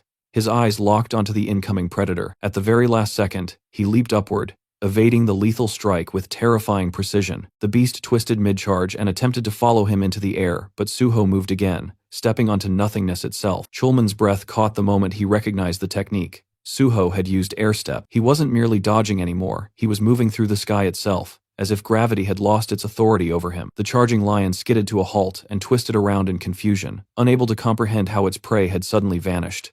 But by the time the beast managed to locate him, Suho was already descending from above, his blood blade pulled back with lethal intent. The strike flashed once through the air, steel met flesh, and the lion's neck split cleanly before the creature even understood what had happened. Watching the scene unfold, Chulman could only stare, his jaw slack with shock. A single thought repeated itself in his mind. This wasn't a hunter stepping into the Valley of Iron. It was a disaster that had descended upon it. There were no words capable of capturing what he was witnessing. Meanwhile, Suho calmly surveyed the destruction surrounding him. Corpses of fallen beasts littered the field, and the metallic scent of blood drifted heavily through the air. After measuring the chaos he had created, he remarked that causing this much disturbance should be enough to draw out the boss monster. Almost as if the valley itself had heard him, the atmosphere abruptly shifted. From the far distance, something enormous began to move. Each step sent a tremor through the ground, the vibrations growing stronger as the presence approached. Then it revealed itself a lion, far larger than any they had faced so far, its overwhelming aura pressing down on the surroundings like an invisible weight. When it roared, the sound ripped across the gate like thunder, shaking the very space around them. At that same instant, a crimson alert surfaced before Suho, the system quietly informing him in stark clarity that the boss monster had appeared. The monster lion stood high upon the rocky ridge, its massive frame silhouetted against the sky, while Suho waited below with his bloodied sword gripped firmly in his hand. The beast roared, its eyes blazing with fury, and at that moment the system quietly revealed its true strength level, 113. Seeing the number, Chulman froze, shocked to see the level the monster had risen again. His mind raced as he stared at Suho, wondering how someone still in double-digit levels could possibly defeat something like that. It didn't make sense, the gap was monstrous, yet a faint smile appeared on Suho's face. He calmly judged the difference, thinking that a 40-level gap was still manageable. Then he shouted toward Chulman, telling him to keep his distance so he wouldn't get caught in the boss monster's attack range. From that point on, Suho warned, he wouldn't be able to watch over him. To Suho's surprise, Chulman had already moved several kilometers back, shouting that he understood and telling Suho not to worry about him. For a moment, Suho blinked in confusion, wondering when Chulman had gotten that far away. Then it clicked. As expected of someone nicknamed Spinwheel, his judgment was quick and precise. From behind Suho, the monstrous lion continued to watch him, its throat emitting a low, guttural gurgle. Suddenly, it snapped, unleashing a deafening roar that activated its boss-level fear. The resulting shockwave sent violent gusts of wind toward Chulman, stirring up clouds of dust and debris. Meanwhile, Suho remained perfectly still in front of the beast. His system indicated that, due to the dragon blood effect, the fear failed to apply to him. Suho simply smiled. He remarked that he was just getting hot from moving around, and that the roar had actually cooled him off. Pointing a finger at the lion, he signaled the beast to come at him. Taking this as a direct challenge, the lion instantly stepped forward. Suho cancelled his blood weapon summon, noting that those blades would be useless against such a monster. Instead, he summoned his ghost shadow spear. He gripped the weapon and prepared to throw it, musing with a smile that he wanted to see for himself just how tough the creature's famous, diamond-hard hide truly was. With a surge of full force, he launched the ghost shadow spear. The blade tore through the air, aiming straight for the beast's head. Realizing the attack was imminent,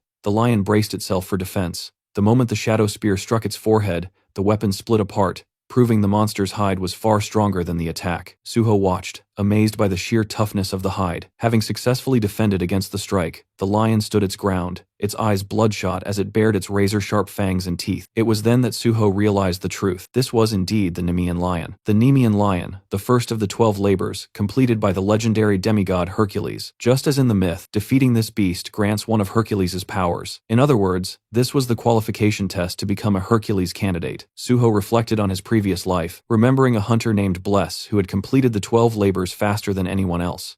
Bless was a man of justice and action, a good friend who had taught Suho much about the nature of Hercules' power. Sorry, Bless, Suho thought, but this time, I'm not leaving it to someone else. I'm taking Hercules' power for myself. He activated his blood skill, clenching his fists as blood swirled and solidified around his arms. The system announced the summon: blood weapon, blood gauntlets. The crimson armor encased him from shoulder to fist, just as the lion charged with blinding speed and murderous intent. From the background, Chulman shouted a desperate warning, reminding Suho that close combat was suicide against a beast that possessed the ultimate spear and shield in its claws and hide. Chulman's desperate pleas for Suho to avoid a frontal assault went unheeded. As the lion closed the distance and reared up to deliver a crushing blow with its massive claws, Suho stood his ground. Instead of retreating, he reached out and caught both of the beast's paws in mid-air. The lion's eyes widened in sheer shock. It began to tremble as it realized it could not overpower Suho's grip. Suho observed that while the claws were undeniably powerful, they were ultimately useless if they couldn't even graze his skin. As the beast continued to strain against him, Suho let out a smirk and decided to test if his own strikes would prove more effective. With a surge of immense strength, he shoved the lion back using his blood gauntlets, forcing an opening. He stepped forward,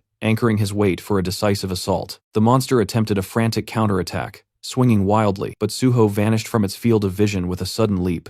Channeling his focus into his fist, Suho delivered a cataclysmic punch into the monster's flank. The impact sent the lion hurtling through the air until it smashed into the rocks, shattering the mountainside. The force was so absolute that it left a trail of destruction in its wake, ending with the beast collapsed and buried in the rising rubble. Despite the brutality of the assault, the lion rose once more, its body remarkably free of even a single scratch. Suho watched the beast with a light smile, though a bead of sweat traced down his face. He marveled at the fact that a strike delivered with his full strength had barely seemed to register. Realizing that blunt force would not suffice, he decided to shift his approach. Suho dashed forward with blinding speed, his blood gauntlet still active. Before the beast could react, he pivoted sharply, moving to its right side and slipping behind its thick mane. He lunged for the monster's neck, determined to grapple it if he could not break it. He climbed onto the lion's back, locking in a powerful hold while the creature began to thrash violently in resistance. Suho recalled the myth of Hercules, who, unable to pierce the hide, had eventually subdued the beast through strangulation. Adopting that same strategy,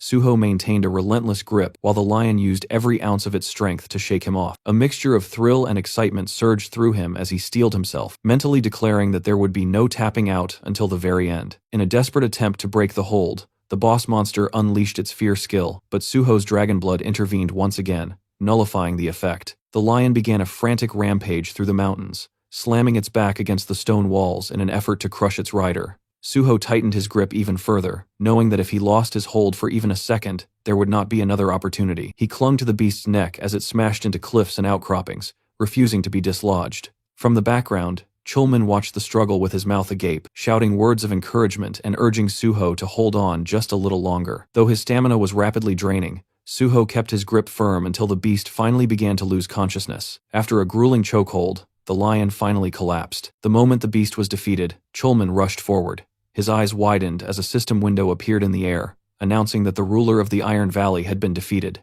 Chulman let out a cheer of pure happiness and called out to Suho with a triumphant smile to check if he was all right. Exhausted and hazy, Suho lay down on the ground beside the fallen monster as the system declared him the MVP of the gate clearance. Once the battle had concluded, Suho drove his ghost shadow spear into the ground beside the Nemean lion's corpse, intending to let the weapon absorb the fallen beast's shadow. He addressed the spear by the name Yongcheng, urging it to feed well. The ghost shadow spear reacted instantly, and a system notification confirmed that it was absorbing the shadow and becoming enhanced. Suho mused that the weapon was like an expensive pet to maintain, expressing his hope that this would be the final feast needed to reach the third stage together. He then accessed his system window to distribute his 2 bonus stat points into strength. Just as he finished, Chulman arrived and gave him a triumphant thumbs up. Chulman reported that the other lions had vanished along with the boss, confirming that the gate had been perfectly cleared. Suho laughed, offering praise for their combined efforts. but Chulman insisted that Suho had carried the entire burden. He then asked, with lingering disbelief, how Suho had even found the courage to face such a beast head-on. Suho calmly explained that he had read about the technique in a martial arts novel a long time ago. He recalled a scene where an indestructible enemy was subdued through strangulation, and decided to apply that same logic. Chulman stared at him in disbelief, questioning if he had truly bypassed a professional strategy guide in favor of a fictional story. Suho merely remarked that such novels often contained the wisdom of life. While Chulman privately wondered if his companion was a bit unhinged, Suho realized he was being judged. He noted to himself that being perceived as a bit crazy was far better than admitting he had seen the solution in a past life. Suho then expressed his gratitude to Chulman for the opportunity to clear the sealed gate. Chulman deflected the thanks, insisting that he and the citizens should be the ones thanking Suho for saving the taxpayers' hard-earned money. Watching him, Suho reflected that Chulman was likely the only person who genuinely cared for the country and its people in such a selfless way. He knew that if news of the gate clearance broke, most others would only be interested in lining their own pockets with the loot. He then pointed toward the lion's corpse and asked the team leader if he could collect its byproducts. Under current regulations, loot from gates cleared by civil servant hunters technically belong to the state. While Suho knew these laws would eventually be overturned during a massive reform of the Great Hunter Association, the restrictive rules were currently in full effect. However, he had no intention of handing over the Nemean lion's remains. Rather than deceiving Chulman, he chose to be direct, valuing their mutual trust over the materials themselves. Chulman took a moment to consider the request while looking at the massive corpse. He eventually gave Suho his blessing to take the byproducts. When Suho pointed out that the rules strictly prohibited it, Chulman noted that since Suho was still a probationary civil servant and not yet an official employee, there was some wiggle room. He turned away with a joking remark, claiming that since he had been running far away at the time, he couldn't possibly have seen anyone collecting loot. Suho laughed and thanked him for the gesture. The system soon issued a notification. The Ghost Shadow Spear had completely absorbed the Nemean lion's shadow, and its mana supply was now sufficient. The weapon underwent an enhancement, awakening a portion of its consciousness. Observing the system window with a smirk, Suho felt a wave of satisfaction at the breakthrough. The panel displayed the Ghost Shadow Spear's new rank as S+, noting that with its third stage consciousness awakened, all its abilities had been significantly enhanced. Most notably, it could now use Shadow Spear S, a skill allowing for an unconditional piercing strike against any target covered in shadows. Suho recognized the technique as Shadow Pierce, one of the Spirit King's primary abilities which he had utilized extensively in his previous life. The spear's consciousness was divided into 5 total stages, and he had managed to unlock the third much faster than anticipated. His reflections were interrupted by Chulman, who asked how he planned to harvest the loot from such a massive corpse, especially since no separate items had dropped. Summoning his blood weapon, Suho assured him he had a way. He attempted to use his steel-cut skill on the beast's hide, but the material proved too resilient to be damaged. Chulman noted that the indestructible hide lived up to its reputation, resisting even the sharpest blades. Suho agreed, but clarified that while the hide itself could not be cut by normal means, that didn't make the entire beast invulnerable. Moving to the lion's paws, Suho used his blood weapon to sever one of its own claws. When Chulman asked what he intended to do with it, Suho explained that the Nemean lion's hide could only be torn by its own claws. As he began the work, Chulman wondered aloud if this trick had also come from a martial arts novel. Suho successfully sliced through the hide and explained that this time, the knowledge came from mythology. He recalled that Hercules had stripped the hide using the beast's own talons. Reaching inside the carcass, Suho grabbed the lion's heart and crushed it. The system immediately confirmed his accomplishment. He had completed the first of the hero's 12 labors. He was granted the qualification to wield the power of Hercules, and received a new trait, Hercules Candidate. For achieving such a legendary feat, the system also rewarded him with 10 bonus stat points. The system provided detailed information regarding the Hercules Candidate trait, explaining that Suho had met the minimum qualifications to obtain the hero's power. It noted that among all candidates, only the first to accomplish the 12 labors would become the true Hercules. While holding this trait, Suho will gain a 100% increase in bonus attack power for barehanded combat, swords, blunt weapons, and bows. Observing his system window, Suho noted that more options would be added as he completed each labor. He reflected on the fact that he hadn't even reached a 1-star rank yet, but already possessed dual traits. Looking at the harvested hide and claws, he realized he had also secured incredibly rare materials. Chulman asked if the hide and claws were the only items worth taking, and Suho confirmed they were. When Suho suggested they head out, Chulman cautioned that they needed to prepare their excuses, as it was likely total chaos outside. Indeed, outside the gate, observers watching security cameras were shocked to see the gate disappearing. They were reluctant to believe that such a high-level gate had actually been cleared. When Suho and Chulman emerged, They were immediately swarmed by people demanding to know what had happened. Chulman had explained to the administrators that they were suddenly attacked and that Suho had fought desperately to ensure their escape. He claimed they were in such a rush to survive that they hadn't been able to collect any loot. Later, Suho thanked Chulman for his help, noting that they had managed to slip away without raising suspicion. Chulman noted that as the person in charge, he would handle the remaining formalities. As they moved toward the car, he warned that the incident might cause the gate department to change its tradition of letting hunters choose their own gates. Suho thought of Park Kyuman, deciding that if public opinion shifted, he would have to pull some strings to ensure they could still select their assignments, excluding sealed gates. Suho expressed his regret that a precious department tradition might disappear because of him. Chulman assured him he wasn't trying to make him feel guilty. He explained the difference between a corporate employee and a civil servant, noting that while a company pursues profit, a group that doesn't need to generate profit like civil servants or the military unconditionally prioritizes its own safety. He cited an example of a military ban on cup noodles simply because one soldier got sick, calling it a way for officers to avoid risk since they had nothing to lose. Suho called it an ignorant response, and Chulman agreed. He explained that he had turned a blind eye to the rules this time because he judged that closing a dangerous sealed gate was more important than strictly maintaining management traditions. Suho reflected that while Chulman was meticulous in weighing pros and cons, his decisions were always rooted in the public good rather than personal gain. As they sat in the car, Suho thanked Chulman for the lesson. Chulman laughed, noting that talking like that often got people labeled as boomers. Suho replied that he truly had learned a lot and asked Chulman to speak more comfortably with him, since they would soon be working together officially. Chulman agreed to drop the formalities once Suho was under his direct command, emphasizing the need to separate public and private matters.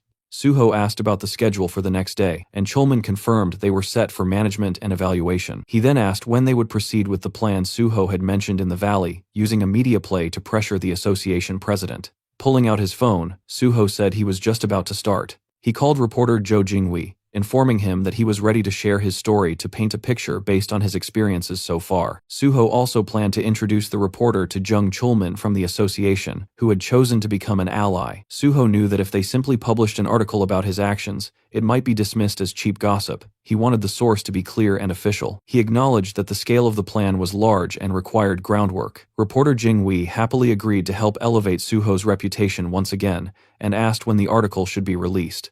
Suho replied that he wanted the world to know before he went to work the next day. He knew this article wasn't just about getting into the gate department, it was a necessary foundation for keeping Pisang-yeol in check later on. Later that evening, the scene shifted to Suho's safe house. Giwon was lounging on the massive sofa with his laptop open, scrolling through the latest article that had just been published. The headline, written by reporter Jo Jingwei, covered Suho's newest feat, and the internet was already exploding with reactions. Comments poured in non-stop, filled with followers praising him and congratulating him on defeating the monster lion. Watching the flood of responses, Giwon leaned back and muttered that the reaction was as intense as ever. Just then, Suho stepped out of his room. Giwon immediately looked up and asked how he had managed to kill the monster lion when even elite raid teams had failed. While talking, he swung his hands in the air like swords, jokingly demonstrating how Suho must have slashed it down. Suho simply shook his head and calmly replied that he hadn't used a sword at all. He had defeated it in hand-to-hand combat. The answer stunned Giwon. He blinked and asked if Suho meant actual martial arts, wondering if he was joking, but Suho confirmed it casually, explaining that he had finished the fight with ground combat. As he walked over to the window, his thoughts drifted to the report he had already sent to Chief Pisang-yeol before the article went public. With that done, Pai wouldn't be able to nitpick about the incident afterward. Now the next step was informing Park Kyuman. Suho took out his phone and called the vice president, asking if he had seen the article about him that day. Park Kyuman replied that he had already confirmed the news through military reports as well. Suho then mentioned that the rumors about him being royalty of the Special Division had probably reached him too, along with the expectation that he would start as a deputy team leader there once training ended. From the other end, Park Kyuman said it would actually be strange if he didn't know about it, then asked why Suho was bringing it up. Suho replied by asking if Park Kyuman would be fine with him joining the Special Division. The vice president grew suspicious and demanded to know what he was trying to imply. Suho explained that he was planning to put pressure on Pisang-yeol. Soon an article would circulate about the so-called Special Division royalty, and to the public it would look like a corruption scandal involving power-based appointments. Pisang-yeol himself might not care about public opinion, but the association president certainly would. After a moment of silence, the vice president asked if Suho wanted him to persuade the president to send him somewhere else instead. Suho confirmed it and told him to simply place him in the gate department. At the same time, Park Hyuman should stay close to the president, offer advice, and slowly build his own influence. Suho added that he would prepare several proposals to help strengthen that position. While speaking, Suho thought quietly to himself that Park Kyuman was only a temporary piece on the board. One day he would discard him, but for now he was far too useful to waste. On the other end of the call, Park Kyuman asked what kind of proposals Suho was preparing. If he knew in advance, he could start dropping hints to the president. Suho simply replied that he would explain everything when the time came, and that he would contact him again soon. As soon as the call ended, the door to one of the rooms suddenly burst open. Haewon rushed out, jumping with excitement and shouting for Suho. Both Suho and Giwon turned in surprise. Haewon stood there, drenched in sweat, breathing heavily, but his face was glowing with triumph. Clutched tightly in his hand was a blue stone. Between gasps, he proudly announced that he had finally done the slime stone synthesis. The system panel appeared before Suho, displaying the information of the newly completed item. The blue stone in Haewon's hand was identified as Meta Slime Stone, an S-grade item. Its description explained that it was a body fragment of the Meta Slime, often called the Ultimate Slime. Meta Slimes were known as the embodiment of regeneration, composition, and expansion, a material so rare that most people only heard about it in theory. Seeing the result, Suho praised Haewon, telling him he had truly worked hard. Haewon's eyes watered as he complained that all he had done for days was synthesize. Other than eating, sleeping, and going to the bathroom, he hadn't stopped working once,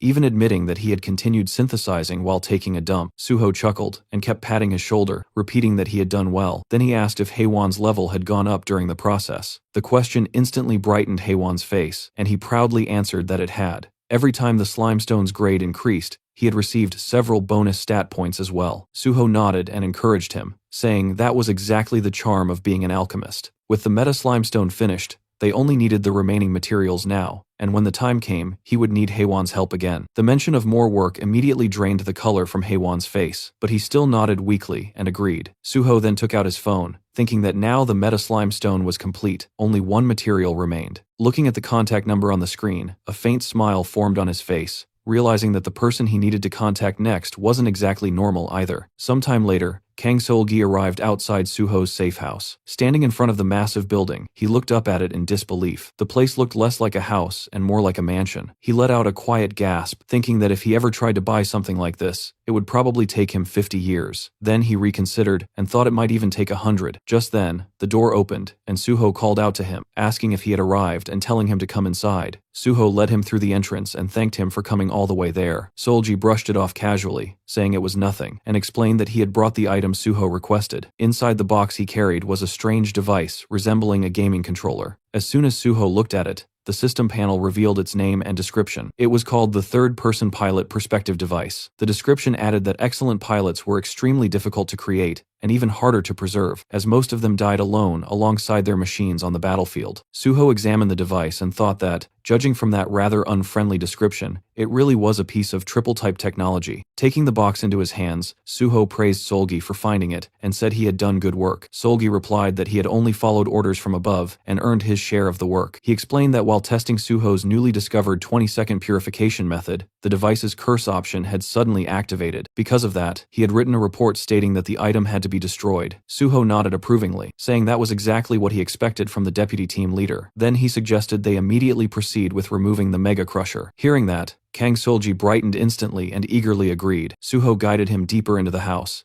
eventually leading him to an underground area. Seol-gi looked around in shock, realizing the mansion even had a basement. Suho then instructed him to sit on the mechanical chair placed in the center of the room. The moment Seol-gi sat down, the chair locked him firmly in place, making him panic. Suho calmly told him that it might hurt a little. He explained even removing a tumor from the body was painful, and the Mega Crusher had been occupying his entire lower abdomen. Standing over the now frightened Seol-gi, Suho explained that the Mega Crusher's parasitism skill caused abnormal status effects within its host. He planned to separate it using a recovery skill that could treat such conditions. In his mind, Suho briefly considered another possible method, feeding the device to a steel-eating Bulgasari, but he dismissed it immediately as far too dangerous.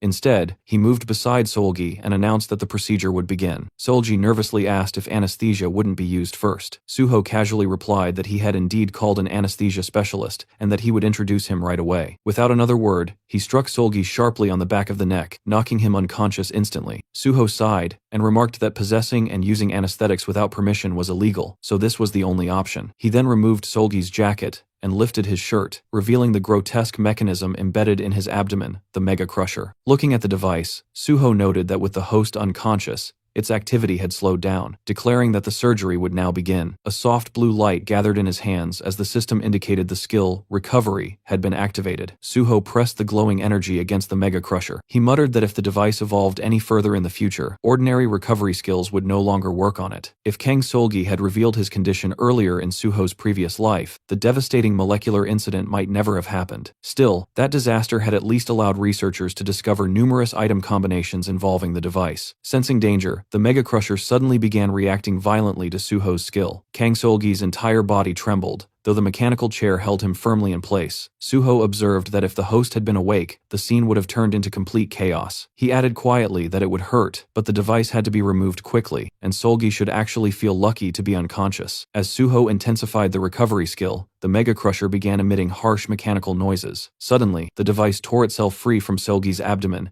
and lunged straight towards Suho. Suho sidestepped the attack smoothly, allowing the object to fly past him and crash onto the floor behind. The device turned toward him, producing distorted mechanical sounds, but within moments, its energy faded, and it reverted into a seemingly harmless item. The system classified it as a B-grade artifact, describing it as advanced technology from another world, capable of grinding any item. Suho crouched down and picked it up. He commented that the moment the Mega Crusher left its host, it always pretended to be a normal item. He smiled slightly and said that it was quite an amusing thing and that he would make very good use of it. After obtaining the Mega Crusher, Suho returned to the living room. There he found Haewon sprawled across the couch, looking completely drained. Suho told him that all the materials had finally been gathered and that it was time to begin the synthesis. Hearing that, Haewon immediately protested, complaining that he had just gotten some free time, and Suho wasn't even giving him a chance to rest. Suho simply smiled and placed a hand on his shoulder, telling him they would finish just this one and then take a proper break. The materials were already prepared, so the process should be quick. Haewon clearly wasn't pleased, but agreed. The two of them soon headed down to Haewon's laboratory. Once inside, Haewon began the synthesis process. This time, the materials placed on the table were the Meta Slime Stone, the Liberated Soul Prison, and the third-person pilot perspective device. As the process began, Haewon focused entirely on his work. Sweat formed on his forehead as he carefully guided the fusion of the materials. His concentration was absolute. Moments later, a brilliant light burst from the synthesis circle in front of him. Haewon pushed his glasses up slightly and announced that the work was finished. Haewon then revealed the finished item. As Suho examined it, the system panel appeared, identifying the creation as a mysterious meta-suit for Soul Mecha soldiers, an S-grade artifact. The description explained that it was the result of combining ancient mysterious technology, advanced otherworld technology, and fusion engineering. The suit was designed exclusively for possession-type ability users. It would receive 150% influence from the pilot status window, allowing possession-based control and full pilot operation. Its appearance could change freely, according to the pilot's will, and as long as sufficient mana was supplied, the suit could regenerate endlessly. Looking at the result, Suho thought that the quality of the materials must have been exceptional, since even the name had evolved into something far more impressive than expected. Haewon, unable to hide his excitement, asked if the item was really that good. Suho answered honestly that it was extremely good. Haewon beamed with pride, brushing his hair back as he revealed that the synthesis had raised his level by more than 20 and granted him 10 bonus stat points. Watching him celebrate, Suho quietly reflected that the item they had just created was essentially built with endgame level specifications, packed with nearly every possible modifier. The technology series items were officially divided into 3 categories. The first was the lost technology of ancient civilizations, relics left behind by forgotten eras. The second was the high technology of otherworld civilizations, artifacts originating from advanced worlds beyond Earth. The third was the over-technology of mythological civilizations, equipment said to surpass modern understanding entirely. Unofficially, however, there existed a 4th classification fusion technology, created when 2 or more different technologies were combined together. Looking at Haewon, Suho reflected on that fact. The first 3 technologies existed as independent categories, but the last one was different. Fusion technology could only be created by rare individuals, capable of merging completely different systems together. People like Haewon were the only ones capable of doing that. It was the first time Suho had personally witnessed such a result. Suho placed a hand on Haewon's shoulder and told him that 10 bonus stat points were equivalent to roughly 10 levels. Hearing that, Haewon beamed with pride and thanked him sincerely for giving him such an incredible opportunity. In response, Suho pulled out his platinum credit card and handed it to him, telling him to eat whatever he wanted and get some proper rest. Haewon's eyes sparkled with excitement as he accepted it and happily thanked him again. Meanwhile, down in the underground basement, Kang Solgi slowly began to regain consciousness. He suddenly woke with a sharp gasp and immediately looked down at his stomach. When he realized that the Mega Crusher was gone, disbelief spread across his face. Just then, Suho arrived and calmly greeted him, saying that the treatment had gone well and asking how his body felt. Overwhelmed, Kang Solgi immediately dropped to his knees in front of him, thanking him desperately and saying he would never forget this kindness. Suho simply brushed it off, replying that he had only helped in exchange for compensation. But Kang Solgi shook his head, still filled with gratitude. Even if money was involved, he said, patients still thanked their doctors. Suho had approached him first and saved him when he had no one else to rely on. To him, Suho was nothing short of a lifesaver. Suho laughed lightly and told him that if he felt that way, then he should take good care of him while they were both working at the association. Kang Solgi immediately agreed, promising that he would help Suho with anything he could. Watching him, Suho quietly thought that in the resource department, he had successfully recruited someone worth nurturing. Once Pi Sangyeol's faction was pushed out, this man would become extremely useful. The groundwork was already mostly finished. The next day, the scene shifted to the Korean Hunter Association headquarters. Outside the building, reporters had completely swarmed the entrance. Cameras, microphones, and broadcasting vans filled the area as journalists waited eagerly for Suho to appear and give an interview about his clearing of the Valley of Iron Gate. But what they didn't realize was that Suho had already arrived. Using a concealment skill, he moved quietly through the crowd, slipping past the reporters without anyone noticing his presence. As he walked toward the building entrance, he briefly thought that he was sorry for disappointing them today, but he would soon give them even better material to report on. Once inside the association building, Chulman was the first to notice him. Suho greeted him with a casual "good morning," and Chulman returned the greeting while looking slightly surprised. He pointed out that reporters were completely covering the entrance outside, yet Suho had somehow made it in anyway. Suho simply replied that he had managed to avoid them and slipped inside. Chulman frowned slightly and commented that the reporters outside didn't look like the kind of people who could be avoided so easily. The two of them stepped into the elevator together. While the doors closed, Suho asked if Chulman was starting his training with the detection department that day. Chulman confirmed that he was, explaining that he only needed to meet the department chief before beginning the evaluation process. Soon after, they met the chief of the detection department, Ma Du-won. The man greeted Suho warmly and said it was an honor to meet the rising star everyone had been talking about lately. Then, turning to Chulman, he handed him a file. He explained that there had recently been several sudden mana surges, which had left the department short-handed. Because of that, team leader Chulman would also be responsible for overseeing Suho's evaluation. He instructed him to choose a suitable gate location from the list reserved specifically for evaluation purposes. As Suho glanced over the documents, a thought crossed his mind. Among the listed gate candidates, there was one in particular that he wanted. Using the knowledge stored in his memory, he had already calculated the gate's creation timing and adjusted his schedule accordingly. The scene then shifted to the Dongcheon temporary command post. When Suho and Chulman arrived, one of the guards recognized them immediately and guided them inside. Before long, they reached the massive steel wall that surrounded the gate site. Chulman checked the monitoring device and explained that the gate charge had already reached 97%.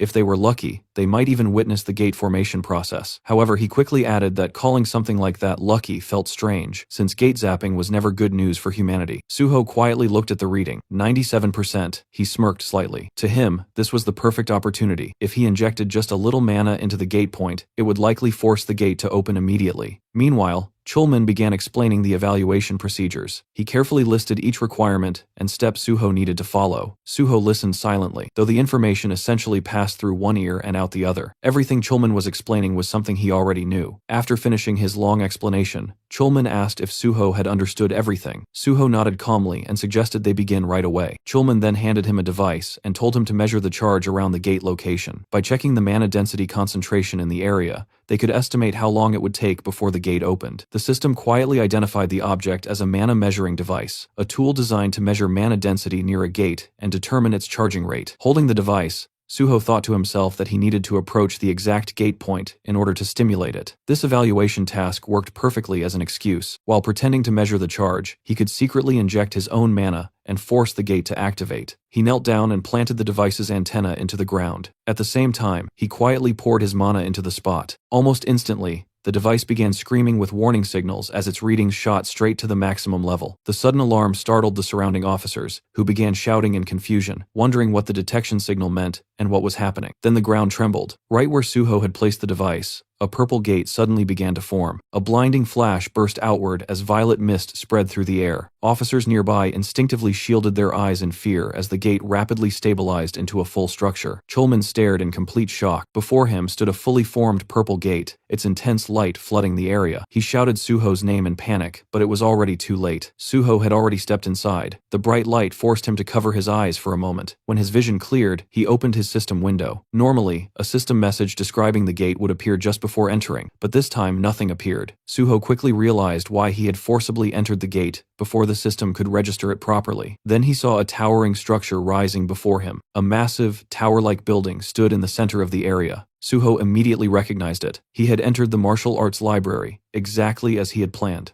In his previous life, this sealed gate had eventually been cleared by the legendary martial king, Gu Taixu. The man was known as the true king of martial arts, a master capable of overwhelming opponents in hand-to-hand combat regardless of style. The ultimate technique that had made Gu Taixu famous was hidden inside this very tower. Suho recalled that Gu Taixu had been one of the 5 strongest swordsmen he had ever encountered. Even in previous life, Suho had never managed to defeat him, but this time would be different. This time, he would obtain that technique for himself. Staring at the enormous tower ahead, Suho began walking toward it and calmly declared that he was going in. Meanwhile, outside the gate, Chulman stood frozen in shock, shouting Suho's name as panic spread through the command post.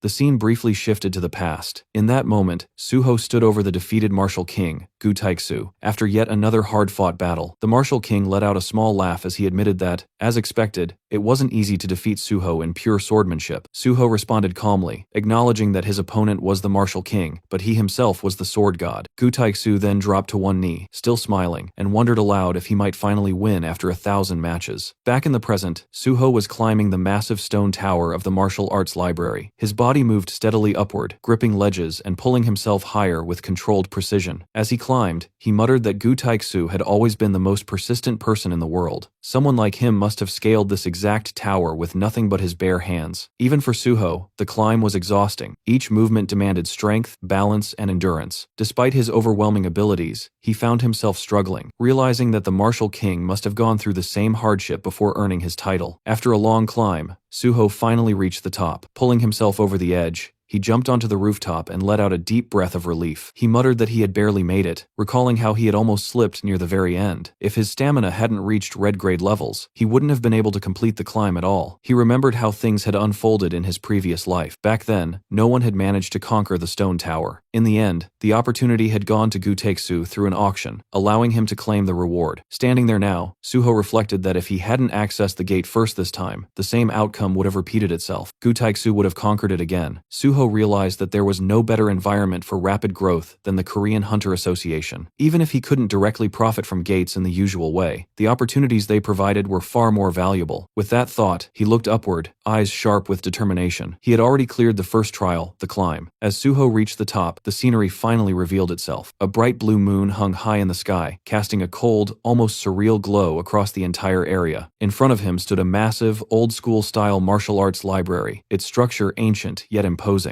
Beneath it spread a huge blue magic circle, quietly pulsing with energy. This place was known as Seogopyeong. Suho stared at the library and immediately understood this wasn't the end yet. To enter it, he would have to pass another trial. He recalled Gu Taixu mentioning that the library was filled with martial arts manuals, countless techniques hidden within its walls. As he walked forward, he observed his surroundings more carefully. At a glance, the terrain felt strangely similar to Kunlun, as if it had been modeled after some legendary martial domain. But the moment his foot stepped onto a specific part of the ground, something triggered. A sharp wave of air rang out. The magic circle ahead began to glow, its light intensifying as mechanisms hidden within the space came alive. Suho wiped the sweat from his face, immediately recognizing what was happening. These weren't just decorations, these were traps, or something even more advanced. The second trial had begun. A blue magical sword materialized from the circle and shot toward him at terrifying speed. Suho reacted instantly, dodging the attack by a hair's breadth. As the blade flew past him, he glanced at it and muttered that this was quite the fiery welcome. But the attack didn't stop there. The magic circle flared again, and this time 2 massive hammers formed behind him. They swung forward with crushing force, aiming to smash him from behind. Suho broke into a sprint, and at the exact moment the hammers came crashing down, he twisted his body and slid across the ground, narrowly escaping the impact. He quickly regained his footing, stabilizing himself as the pressure of the trial filled the air. Then, with a calm expression and a hint of excitement, Suho straightened up and settled into a cool Spider-Man position. If this was how the trial wanted to play it, then so be it. He was ready. After some time, Suho stood there completely exhausted, his entire body drenched in sweat as he struggled to catch his breath. The ground around him was shattered, cracked from the relentless attacks he had been dodging. Looking at the destruction, he couldn't help but think about Gotaeksu. The fact that someone had cleared this place without even having red-grade stats made Suho realize just how monstrous genius the Martial King truly was. Wiping the sweat from his face, Suho steadied himself. If he failed here, despite having far better conditions, it would be nothing short of pathetic. With that thought, his resolve hardened. No matter what, he would conquer this place. He activated his skill, Mana Detection. In the very next instant, he sensed danger and leaped away. A violent mana blast struck the exact spot where he had been standing just a moment earlier. Had he been even a second late, he would have been vaporized. Watching the aftermath, Suho realized something important. No matter how much this place resembled martial arts concepts, its foundation was still rooted in the system. Whether it was called internal energy or something else, the force driving everything here was ultimately mana. As that realization settled in, the system notified him that his mana detection had advanced from grade B to grade A. Suho understood that this was the result of pushing the skill to its limits. Mana detection was notoriously slow to level up, so this alone was already a massive gain. Soon, Suho was moving non-stop, dodging one blast after another, sensing each attack just before it struck. As he continued, his instincts sharpened, and he suddenly realized something. It was time to arrive that thing. The ground beneath the magic circle began to crack violently. Within seconds, the surface split apart, and from within emerged a massive statue. The moment Suho saw it, he knew this was the boss monster. The system identified it as the Guardian of the Library, its level unknown. The statue's appearance reminded Suho of something oddly familiar, like Mokujin from Tekken. Then he recalled what people used to say. This guardian possessed the same terrifying ability as the Nameless Sword Emperor, the boss of the Nameless Sword Gate. That ability allowed it to copy the exact status window of its opponent. Almost immediately, the guardian activated its skill. A blue domain spread outward, forming a sealed space that enclosed only Suho and the guardian. The system informed him that the battlefield of conviction had been activated. Within this domain, the guardian's status would mirror the challenger's, and all combatants were restricted to using only the weapon designated by the guardian. Suho rolled his shoulders and understood the situation instantly. This meant he had to fight using pure technique, nothing else. Now he understood how Gotaeksu had cleared this gate. But at the same time, Suho smirked, thinking, even Martial King Gotaeksu had never managed to defeat the Nameless Sword Emperor. That meant this kind of fight wasn't his absolute domain. At that moment, the guardian summoned a sword, and the system confirmed that the designated weapon was a sword. For Suho, known as the Sword God, there couldn't have been a better outcome. He summoned his blood weapon and pointed it toward the guardian, asking if this would suffice. The statue silently took its stance in response. For a brief moment, the world grew still. Then the guardian moved. It launched itself forward in a single burst of speed. Suho stepped in as well, deciding to end the fight immediately. Crimson energy surged through his body, his aura flaring as his power condensed into a single decisive strike. The next instant, their swords clashed, just a single exchange. Suho passed through the guardian, moving behind it as if the strike had already ended before it even began. For a moment, both figures stood still. Then, with a clean sound, the guardian's sword split apart. The statue froze, as if unable to comprehend what had just happened. Slowly, it turned toward Suho, and then bowed. The system announced that the guardian of the library had admitted defeat. The gate had been cleared, and the MVP of the conquest was on Suho. The system provided him extra experience points for being MVP, and his level went up. Suho looked at the Guardian and commented that it had accepted defeat quickly, just like a true martial artist. Then, shifting his gaze toward the towering library ahead, he let out a small breath and said that now that the martial trial was over, it was time to move on to something else. It was time to cultivate knowledge. As Suho approached the entrance of the towering library, a system notification quietly appeared, welcoming him to the Library of Martial Arts. The moment he stepped inside, another message followed, informing him that by defeating the gatekeeper, he was qualified to receive 1 volume of knowledge from the library. Suho looked at the notification and let out a satisfied laugh. Just as Gotaeksu had once said, the knowledge obtained here depended on how many guardians one defeated. And this knowledge wasn't just information, it meant skills. Standing before rows of ancient books, Suho saw the system categorize them into 3 groups: swordsmanship, footwork, and miscellaneous techniques. He murmured the categories under his breath, briefly considering them. Miscellaneous techniques sounded unimpressive at first glance, almost like a collection of useless tricks, but Suho knew better. That category was anything but trivial. Without hesitation, he chose it. The system confirmed his selection, and Suho immediately stated that this was the true core of the library. Moments later, another notification appeared, informing him that he had acquired a new skill, Acupoint Strike, Grade B. The details unfolded before his eyes. It was a mysterious martial art from Muram, allowing its user to perceive the major acupoints of the human body. By accurately striking these points, one could trigger unique effects specific to each acupoint. Unlike conventional offensive techniques or movement skills, this ability operated on an entirely different principle, which was why it was classified under miscellaneous techniques. Suho stood there, absorbing the information. Acupoint techniques were commonly seen in martial arts novels, but in reality, they were incredibly rare, something that could only be obtained in a place like this. As he processed the skill, the books around him suddenly began to glow with a golden light. One by one, they started fading away, dissolving into nothingness. Watching the scene, Suho realized that the library itself was disappearing now that he had claimed its knowledge. Then, in front of him, a scroll materialized out of thin air. The system informed him that he had obtained an item archive painting, Grade S. At that moment, Suho understood. The entire library had been condensed into a single painting within that scroll. As Suho held the scroll in his hands, the system displayed its details. The item, archive painting, was described as a painting containing the entire library of martial arts, passed down only to those who had defeated its keeper. It further stated that on nights of the full moon, the holder could return to the library once again. Suho looked at the scroll quietly, understanding its value. The library of martial arts wasn't something that ended with a single visit. It was a place that could continue offering growth. With a faint smile, he thought that he would return again when the full moon rose. Then his thoughts shifted. It was time to stop making Chulman worry and head back. Meanwhile, outside the gate, tension had been building for quite some time. The officers stationed at the site were growing increasingly uneasy. Some began murmuring that it had already been too long since Suho entered, wondering if they should be preparing a backup request. Among them, Chulman was the most restless. He clutched his head, clearly shaken, muttering that this was driving him insane. In his mind, he kept replaying what had happened, Suho being pulled into a gate caused by a mana runaway, entering a completely unknown space with zero information. The uncertainty gnawed at him. His thoughts spiraled into worst-case scenarios. A gate with no data, filled with unpredictable dangers. What if something had gone wrong? For a moment, he even imagined Suho dead. Unable to calm himself, Chulman clasped his hands together and silently prayed, hoping Suho would come out safely. Then suddenly, one of the officers shouted. Everyone turned at once, watching as the structure began to destabilize. Someone yelled that the gate line was breaking and wondered if it meant the gate had been cleared, and at that exact moment, Suho stepped out. He looked around casually and remarked that quite a crowd had gathered. The moment Chulman saw him, he rushed forward without hesitation, a mix of anger and relief flooding his expression. He grabbed Suho and demanded to know what had happened, shouting about how worried he had been and how reckless it was to suddenly enter a gate like that. Suho calmly explained that there had been a mana runaway, so it couldn't be avoided. He added that, fortunately,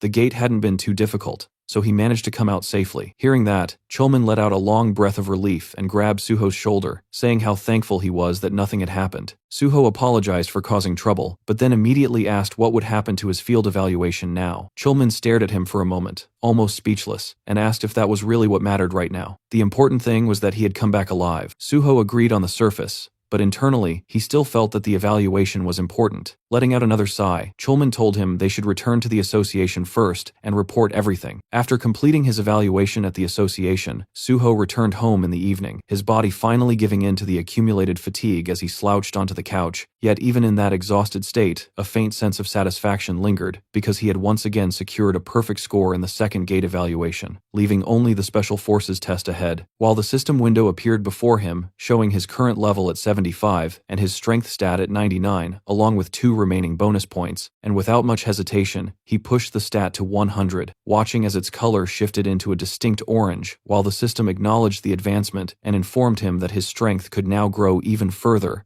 making Suho quietly acknowledge that even for him, this rate of growth felt absurd, his fingers tightening into a fist as he sensed the overwhelming power flowing through his body, and concluded that at this pace, he would not lose to anyone in this life, even considering the possibility of clearing a disaster-level gate alone, since he had already done it once before, and knew that with enough preparation repeating, it would not be impossible. Just as his thoughts were settling into deeper calculations about his growth and future plans, the sudden vibration of his phone pulled him back to reality, and when he glanced at the screen, he saw the caller was none other than the Special Department head, P. Sangiel, which immediately sharpened his focus as he picked up the call and greeted him calmly, listening as P. Sangiel casually brought up the topic of his upcoming special training scheduled for the next day, while also mentioning that all of Suho's evaluations so far had been flawless, emphasizing that if he were to pass the final Special Division test as well, he would become the first and youngest perfect scorer in the entire history of the association. a statement that would normally shake anyone but barely stirred Suho on the surface, even as Lee Sang-yeol lightly pointed out how unexpectedly flat his reaction sounded, something Suho brushed off outwardly, while internally acknowledging that such achievements naturally felt less significant to someone walking through life for the second time. However, the tone of the conversation shifted when Lee Sang-yeol revealed that he would personally take charge of this final evaluation, a detail that immediately stood out to Suho, because Lee Sang-yeol was not the type to step forward directly, unless there was a specific intention behind it, and what followed only deepened that suspicion, as he declared that instead of conducting separate tests, he would combine the Special Division and Investigation Division evaluations into a single process and handle everything at once.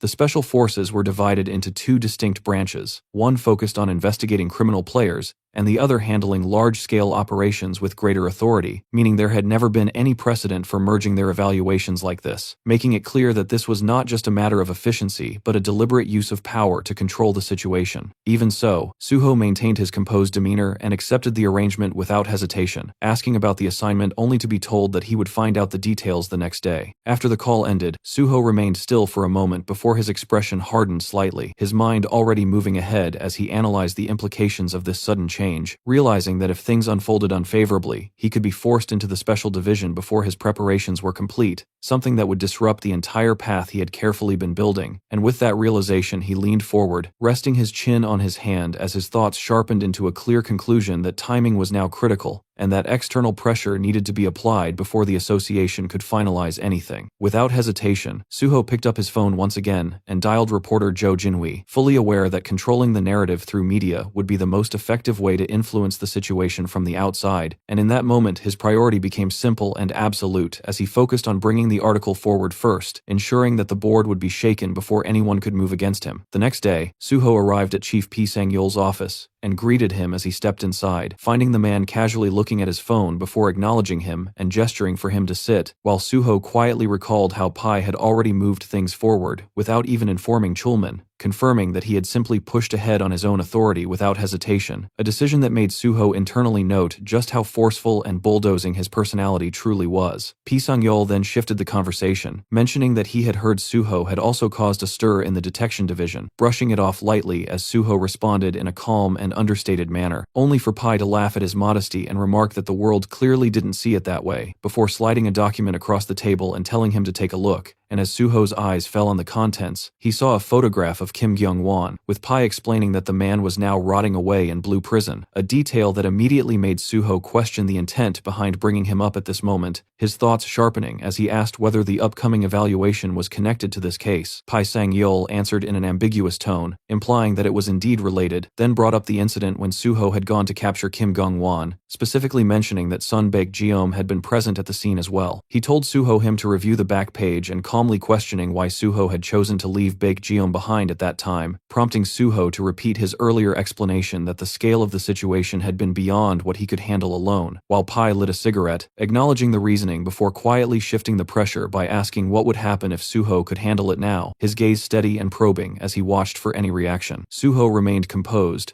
offering no immediate response outwardly, yet internally he understood the meaning behind those words with perfect clarity, realizing that this was not merely an evaluation, but a deliberate test designed to push him into confronting higher-level targets while simultaneously measuring his capabilities and loyalty, and as a faint smile formed on Suho's face, he accepted that this was the kind of man Lee Sang-yeol truly was, someone who molded people by dragging them through conflict. In response, Suho met his gaze without hesitation and stated that if it was within his ability, then he would take responsibility and handle it completely, already deciding in his mind that he would play along with this game for now, fully aware that this path would only pull him deeper into the unfolding power struggle.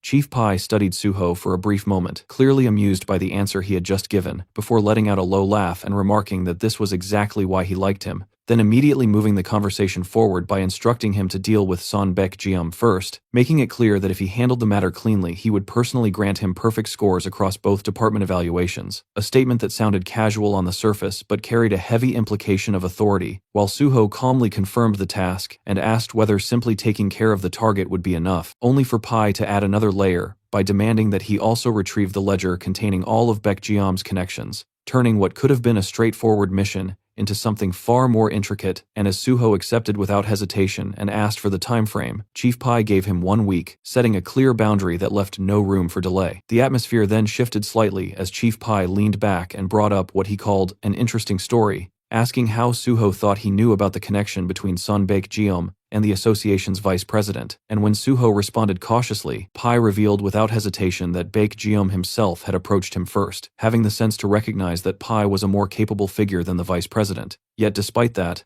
Pai had rejected him outright, explaining in a blunt and almost dismissive tone that taking money from someone like that would make him no different, emphasizing that he was cut from a different cloth, someone who had once served as a prosecutor in the Seoul Central District Prosecutor's Office, before being forced out after becoming an awakener, a transition that Suho understood all too well since certain professions in Korea could not be held after awakening, and in Pai's case that turning point had twisted his path entirely, redirecting his ambitions toward power within the Hunter Association, where he had climbed to the position of Special Forces Department head not through raw combat ability but through the sharp, calculating instincts he had honed as a prosecutor, creating a man driven not by wealth, but by a deep-rooted elitism and an obsession with control. Pai's words carried a cold certainty, as he stated that not everyone wearing human skin was the same, drawing a clear line between himself, Suho, and the rest. A statement that Suho acknowledged outwardly while internally recognizing just how dangerous such a mindset truly was, because a man who sought only power without distraction was far more terrifying than those driven by greed, the kind of person who could orchestrate massive incidents without hesitation or remorse. And as Pai rose from his seat and asked if Suho needed anything else, Suho took the opportunity to make a request that momentarily broke the flow, asking if the Special Forces evaluation could be conducted strictly according to the rules, a suggestion that caught Pai off guard before Suho clarified it with a light smile, expressing his intent to earn the perfect scorer title properly without shortcuts, even though internally he was simply unwilling to let his record be stained or manipulated by external interference. Chief Pai burst into laughter at that, calling Suho even crazier than expected, yet ultimately agreeing on the condition that only the theory exam would be taken, dismissing the need for redundant practical testing, and as he moved toward the door, he allowed Suho to proceed immediately, questioning whether he even understood how difficult the Special Forces test truly was compared to the others, while Suho accepted calmly with the quiet confidence of someone who had already experienced it once before, knowing better than anyone what lay ahead, and Pai, clearly satisfied by that boldness, gave his final approval, telling him to take the exam right away, as if testing whether that confidence would hold under real pressure. Soon after, Suho completed the Special Forces theory test, and his answer sheet was immediately sent for evaluation, where Pi Sang-yeol personally reviewed it in his office, scanning through each page with growing interest as his expression slowly shifted into something sharper, almost entertained, while he muttered to himself that it was absurd for someone to solve such deliberately difficult questions so effortlessly, especially when those problems had been designed specifically to filter out pretenders, yet Suho had answered everything flawlessly, as if he had already seen it all before, leading Pai to acknowledge that this level of precision was not normal, before setting the paper down and letting out a quiet laugh, his lips curling into a faint, dangerous smile, as he concluded that a blade this sharp could easily become a problem if left unchecked. At the same time,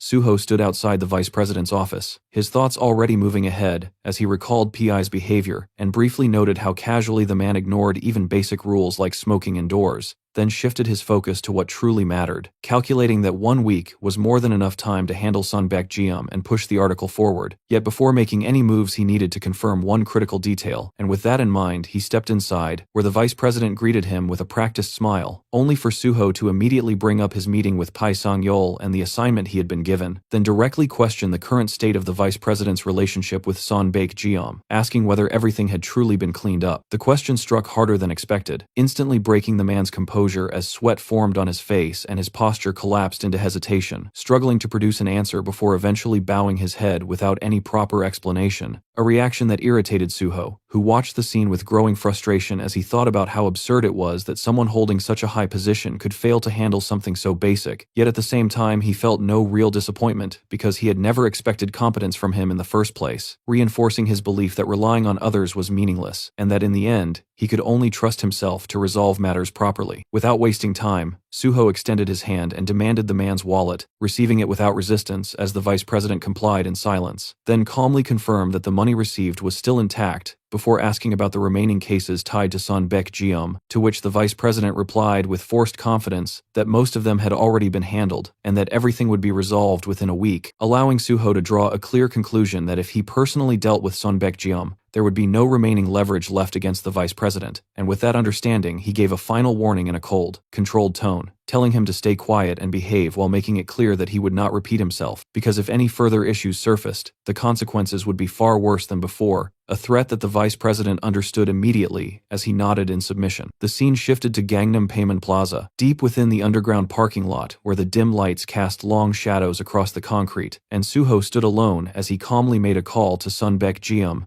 informing him of his presence and ordering him to come down immediately, his tone casual yet leaving no room for refusal, and not long after, the elevator doors slid open to reveal Baek-jeum stepping out along with nearly 20 armed men, their presence filling the space with tension as Suho looked at them and simply laughed, as if the numbers meant nothing to him. Without even acknowledging the hostility, Suho casually tossed his car keys toward one of the bald men, treating him like a valet and instructing him to park the car and handle the fee separately, an act so dismissive that it instantly provoked anger. Yet before the man could properly react or speak, Suho moved in a flash and grabbed his jaw with overwhelming force, silencing him instantly, while coldly remarking that he clearly did not understand his place, tightening his grip as the man's resistance turned into panic. And although the surrounding thugs instinctively reached for their weapons, the situation froze when Baek-jeum shouted at them to stand down, fully aware of the gap in power between them and Suho, who then released the man with a flick, and commented that it was absurd for them to even think they could win, casually noting that those beaten earlier had apparently failed to pass along the warning. The atmosphere shifted as Baek-jeum led Suho upstairs to a luxurious two-floor suite that radiated wealth, complete with a grand chandelier and wide sofas. Yet even in such an environment, Suho remained completely unfazed as he took a seat like he owned the place, observing that Baek-jeum seemed to be using it as a full residence, before moving straight to the point and questioning why, despite the association president returning the money, Baek-jeum had refused to take it back, a question that struck deeply as the man admitted that accepting it would have been meaningless, revealing his anger and resentment toward being discarded after everything he had invested, believing that if he was destined to be thrown away anyway, then dragging others down with him was the only choice left. Suho listened without interruption, his expression calm, but his presence growing heavier, and after acknowledging the reasoning without any real interest, he leaned slightly forward and fixed his gaze on Baek-jeum, the faint smile on his face carrying an unsettling weight as he asked a single question, whether he wanted to live, and the moment those words fell, Baek-jeum's body reacting instinctively to the killing intent hidden behind that calm tone, while Suho's expression hardened and his eyes turned cold, making it clear without needing repetition that this was not a question open to interpretation, but a line that would decide everything from this point onward.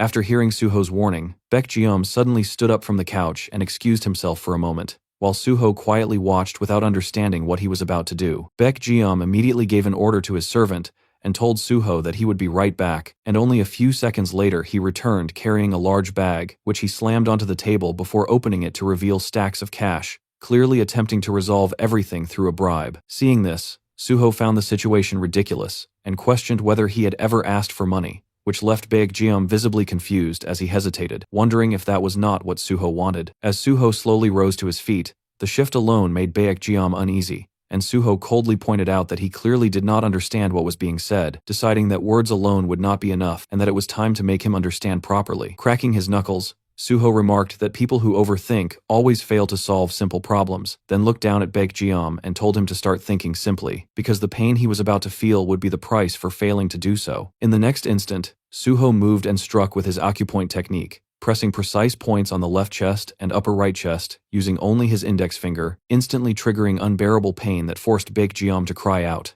the sound echoing through the room and alerting the guards who rushed in demanding to know what was happening. The moment they saw their boss being attacked, they charged towards Suho with killing intent, but Suho simply glanced at them and activated his coercion, releasing a blue aura from his body that slammed them to the ground as if an immense weight had crushed them, pinning them in place without resistance. Without even sparing them another look, Suho calmly told them not to interrupt the conversation, then turned back to Baek-jeum, who was now kneeling in front of him, trembling and crying in extreme pain. Suho explained that he had pressed one of the most painful acupoints, then pressed it again briefly before releasing the effect, allowing Baek-jeum to gasp for air as he struggled to recover. Watching him, Suho pointed out that when the mind fails, the body suffers, making it clear that this was the result of his inability to understand simple things. Still kneeling, Baek-jeum immediately submitted and declared that he would do whatever was asked, and Suho told him to bring what he needed, which only confused him further for a moment, until Suho clarified, with a calm smile but threatening intent, that he wanted the ledger containing every detail of the bribes given to Park Kumin, including every record used to maintain those connections. After some time, Baek Jeom returned with the ledger and handed it over, and Suho sat down on the couch while flipping through the documents, noting how widely the money had been distributed across institutions like the prosecution and the police. As he examined the pages, something caught his attention and he recognized that there was a significant amount of useful information within it, then stood up and approached Baek Jeom to give him a final piece of advice, stating that no matter how hard it was for someone to abandon their habits, survival required change, especially when it came to dangerous dealings like drugs, warning that if he heard anything related to such activities again, he would personally step in next time. After that, Suho gave a direct order for Baek Jeom to leave the country immediately for about a week, telling him to treat it like a short break and take the earliest flight available while reporting the return schedule and airport details, making it absolutely clear that he must not speak a single word about what had happened and that, officially, Suho had never been there and Baek Jeom had simply chosen to travel abroad on his own. Once Baek Jeom agreed, Suho stored the ledger in his inventory and then struck him once more from a distance with another precise acupoint attack aimed at his abdomen, embedding a hidden condition as insurance. Baek Jeom collapsed to the ground in confusion, unable to understand what had just been done, while Suho calmly explained that it would not cause pain but would prevent him from engaging in night activities for a while, revealing that he had targeted a specific point to ensure compliance. The realization hit Baek Jeom with horror that he had become impotent. Suho turned and walked toward the exit, leaving behind a final condition that if Baek Jeom wished to return to normal, he would have to keep his promise without fail. After finishing things with Baek Jeom, Suho settled back into his car and parking lot. He immediately made a call to reporter Jinwi, telling him that he had forwarded the file he had just secured and instructed him to dig out every piece of personal information connected to the names listed inside, making it clear that the work needed to be completed within a week if possible. Jinwi responded with visible excitement, saying he had been itching for something like this. And as the call ended, Suho pulled out the ledger again, briefly scanning it, while thinking that the next 7 days would require precise and efficient movement. Just then, another call came through, this time from Kim Jeon,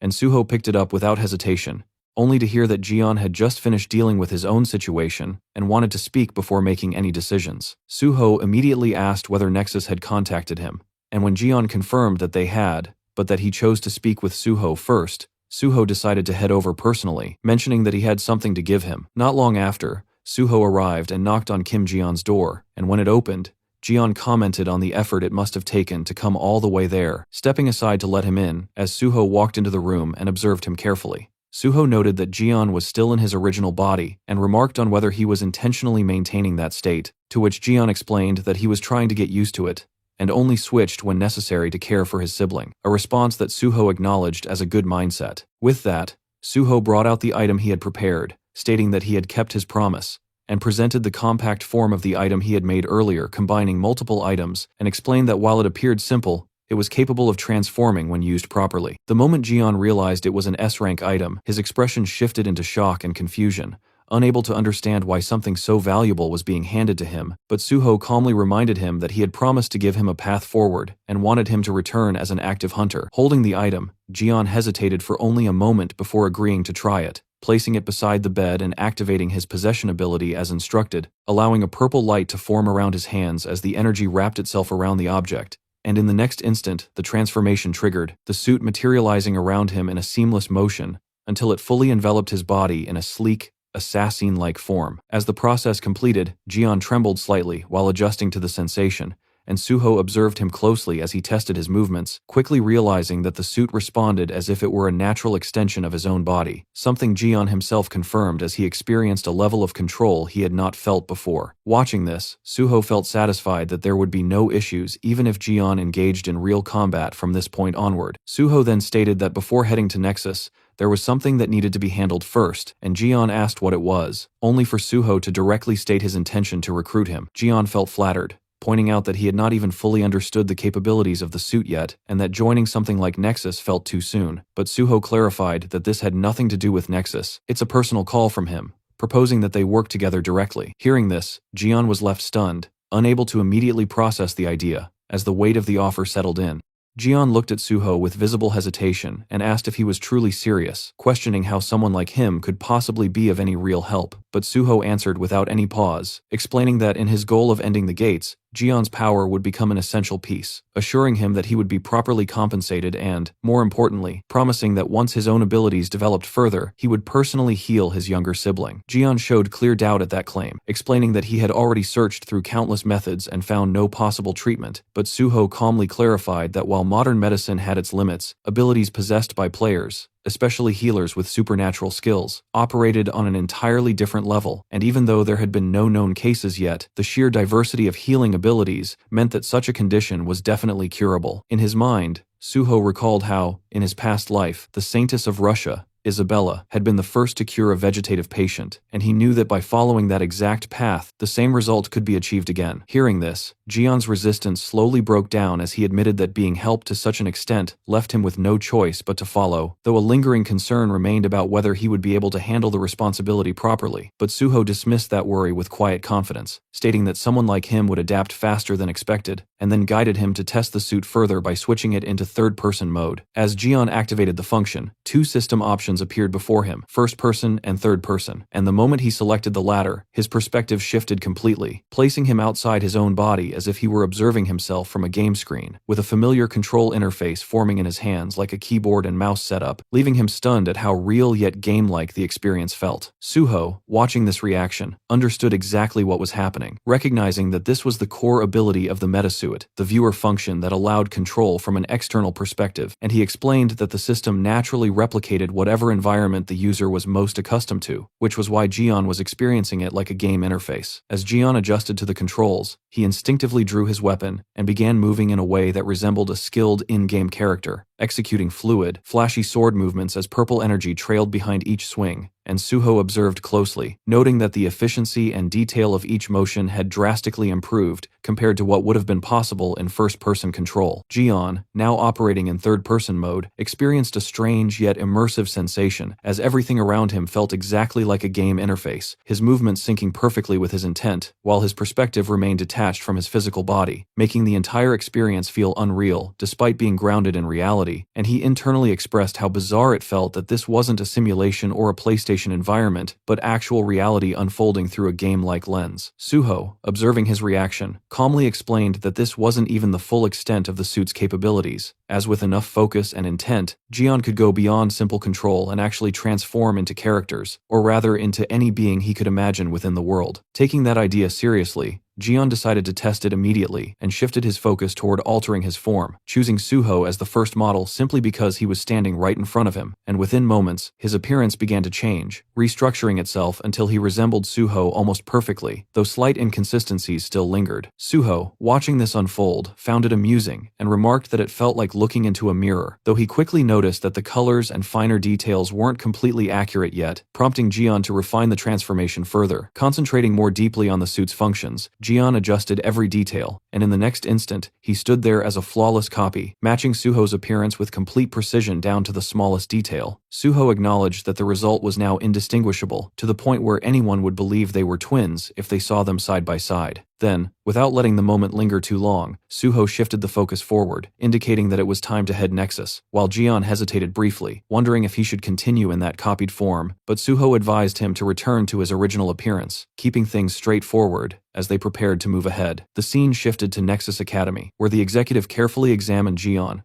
while asking Suho whether this was truly the individual he had mentioned with the possession ability, questioning if this was his real form or merely an altered appearance created through some kind of item. But Suho clarified without hesitation that while changing appearances itself was one thing, in this case the appearance itself was the item, making it fundamentally different. Suho then signaled Jian to demonstrate, and Jian nodded calmly before activating his trait, releasing a surge of purple aura that wrapped around his body, and in a single instant his form shifted completely into the character Kenji from the game, the transformation clean and seamless, without any delay. To further prove his capability, Jian followed up by executing several blade techniques, his movements sharp and controlled as purple slashes cut through the air with precision, and Suho, watching from the side, noted how much more natural his control had become compared to the first time he had seen it. The executive, however, was no longer just observing, but reacting with overwhelming excitement as he suddenly recognized the movement pattern, identifying it as Kenji's tornado strike and linking it to a specific high-level playstyle, and before anyone could react further, he rushed forward and grabbed Jian's hand, shaking it vigorously with pure enthusiasm as recognition fully set in, realizing that Jian was none other than the legendary Overstrike player known by the username Railgun. The executive's excitement only grew as he explained that his own main character had been Kenji, and that once someone had seen the #1 ranked skills in the world, they were impossible to forget, making this realization even more impactful. Completely convinced now, the executive declared that there was nothing more to evaluate and immediately pushed for signing the contract, though his excitement didn't settle as he slipped back into his fanboy mode, asking Jian if he could also transform into other characters such as Leonhardt or Banjo, still clearly fascinated by the possibilities. Suho, watching the situation unfold, calmly redirected the conversation back to business, suggesting that they discuss the contract first before anything else, and after some time Jian stepped out, leaving Suho and the executive to handle the details privately. The executive asked whether Jian would be assigned to Suho's personal strike team, and Suho confirmed that he would, prompting the executive to proceed with structuring the contract under the same conditions as before. Then the executive asked Suho if he had already decided on a name for his personal unit. Suho answered that he had chosen the name Banshee, adding that there was an additional request he wanted to make separately, which the executive accepted without much concern,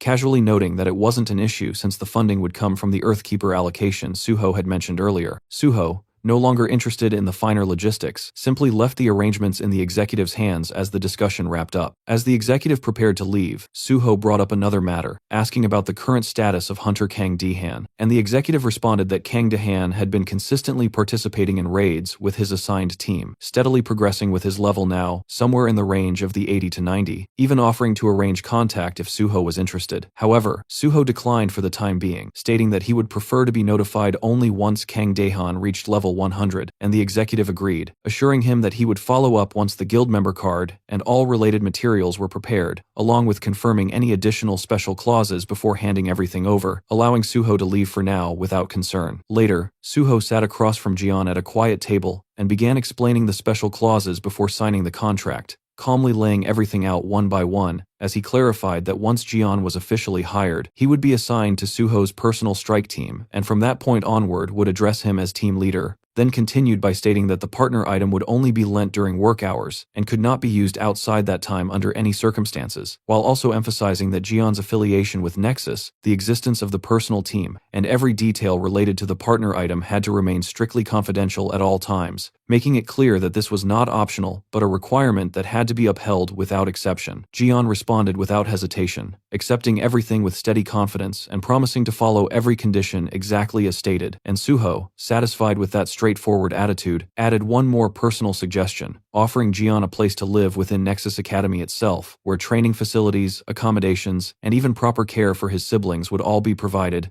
making it a complete environment tailored for both his growth and stability. Hearing that, Jian immediately stood up and bowed deeply, expressing overwhelming gratitude as he accepted the offer without any doubt, clearly moved by the consistent support he had been receiving, while Suho simply acknowledged it and welcomed him properly into the team, extending a calm but firm sense of partnership that Jian returned with equal determination, fully recognizing Suho as his leader. With that settled, Suho opened the door and suggested that Jian take a look at the rest of the team, and together they moved toward the training area where a series of training simulation capsules lay ahead. Suho explained that this would be Jian's training ground from now on, and directed his attention to the screen where the Banshee team members were engaged in intense combat, only for Jian to quickly realize that they were being completely overwhelmed by a single opponent. As Jian focused on the display, it became clear that the one dominating the entire group was none other than Suho himself, or more precisely, his avatar, relentlessly pressuring multiple opponents at once, without showing even the slightest sign of being pushed back, and Suho casually explained that half of their daily routine consisted of resurrection-based sparring against him, while the remaining time was spent clearing dungeons, making it a cycle designed to push their limits continuously. Watching the brutal efficiency of the fight, Jian instinctively questioned how anyone was supposed to defeat something like that, only for Suho to answer simply that even as an avatar, it was still him, meaning the difficulty would never be anything less than overwhelming, and then he made it clear that Jian would be joining that same training from now on, bluntly pointing out that hesitation would only slow him down. The realization hit Jian immediately, and the pressure of what awaited him became obvious as Suho added that before Jian officially began his hunter activities, his combat instincts would be pushed to an entirely new level, whether he was ready or not. At that moment, Suho's phone vibrated, drawing his attention away briefly as he stepped aside while Jian continued watching the intense training footage, still trying to process what his new routine would look like, and as Suho checked the message, he saw that it was from Baek Jiom, confirming that he was already leaving the country and would make contact again before returning, a detail that brought a faint smirk to Suho's face as he noted how quickly this guy acts. His expression slowly turned sharper as he realized how perfect the timing was. Everything was lining up exactly as he wanted. With a wider smirk, he thought this was the right moment and decided it was time to drop something big.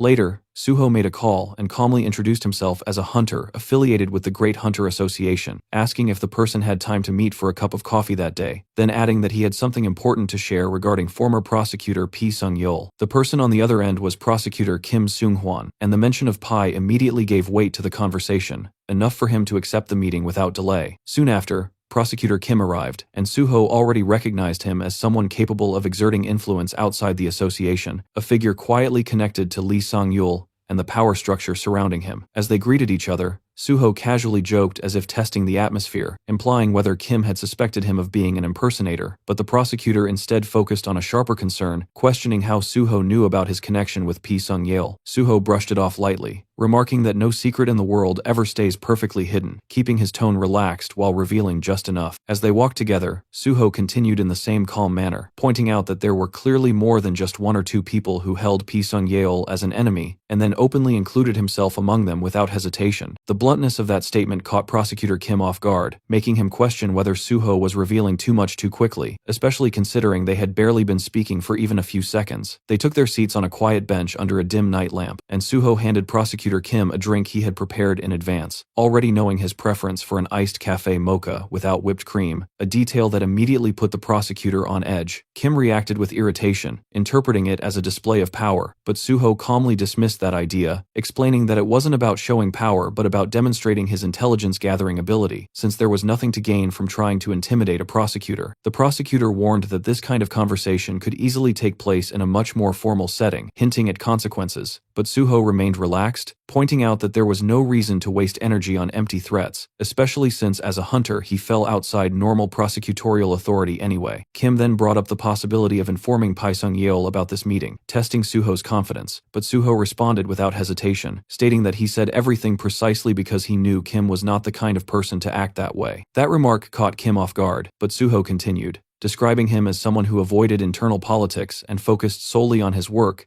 then bluntly adding that it was exactly why he had been manipulated by Pi Sung-yeol. The statement visibly irritated Kim, forcing him to ask what Suho was trying to say, and Suho answered directly that someone like him, who broke because he was too upright, now needed to learn how to fight. In his thoughts, Suho reflected on how Kim had always believed in justice, and once that belief was shaken, it would naturally push him toward collapse, a feeling Suho understood better than most. Suho then shifted the conversation, asking if Kim had seen his interview, and upon confirmation, reminded him that his goal was to eliminate the gates for everyone's sake, but made it clear that no matter how strong a single person was, no war could be won alone. He explained that the country was filled with people who disrupted progress for their own gain, and that Pi Sung-yeol stood as one of the central figures enabling that corruption, controlling the special forces and allowing chaos to persist. Suho revealed his intention to cut off those rotten roots entirely, framing it not as a reckless rebellion, but as reform, even as Kim questioned whether it sounded like a coup. Suho then shared a part of his past, recalling how he lost his family as a gate orphan, and later learned that certain disasters, like the Gate Shock incident, could have been prevented, but were deliberately neglected by the Great Hunter Association for profit, exploiting land values instead of protecting lives, which led him to see the organization as a place filled with parasites chasing personal gain. Kim questioned whether this was driven by personal revenge,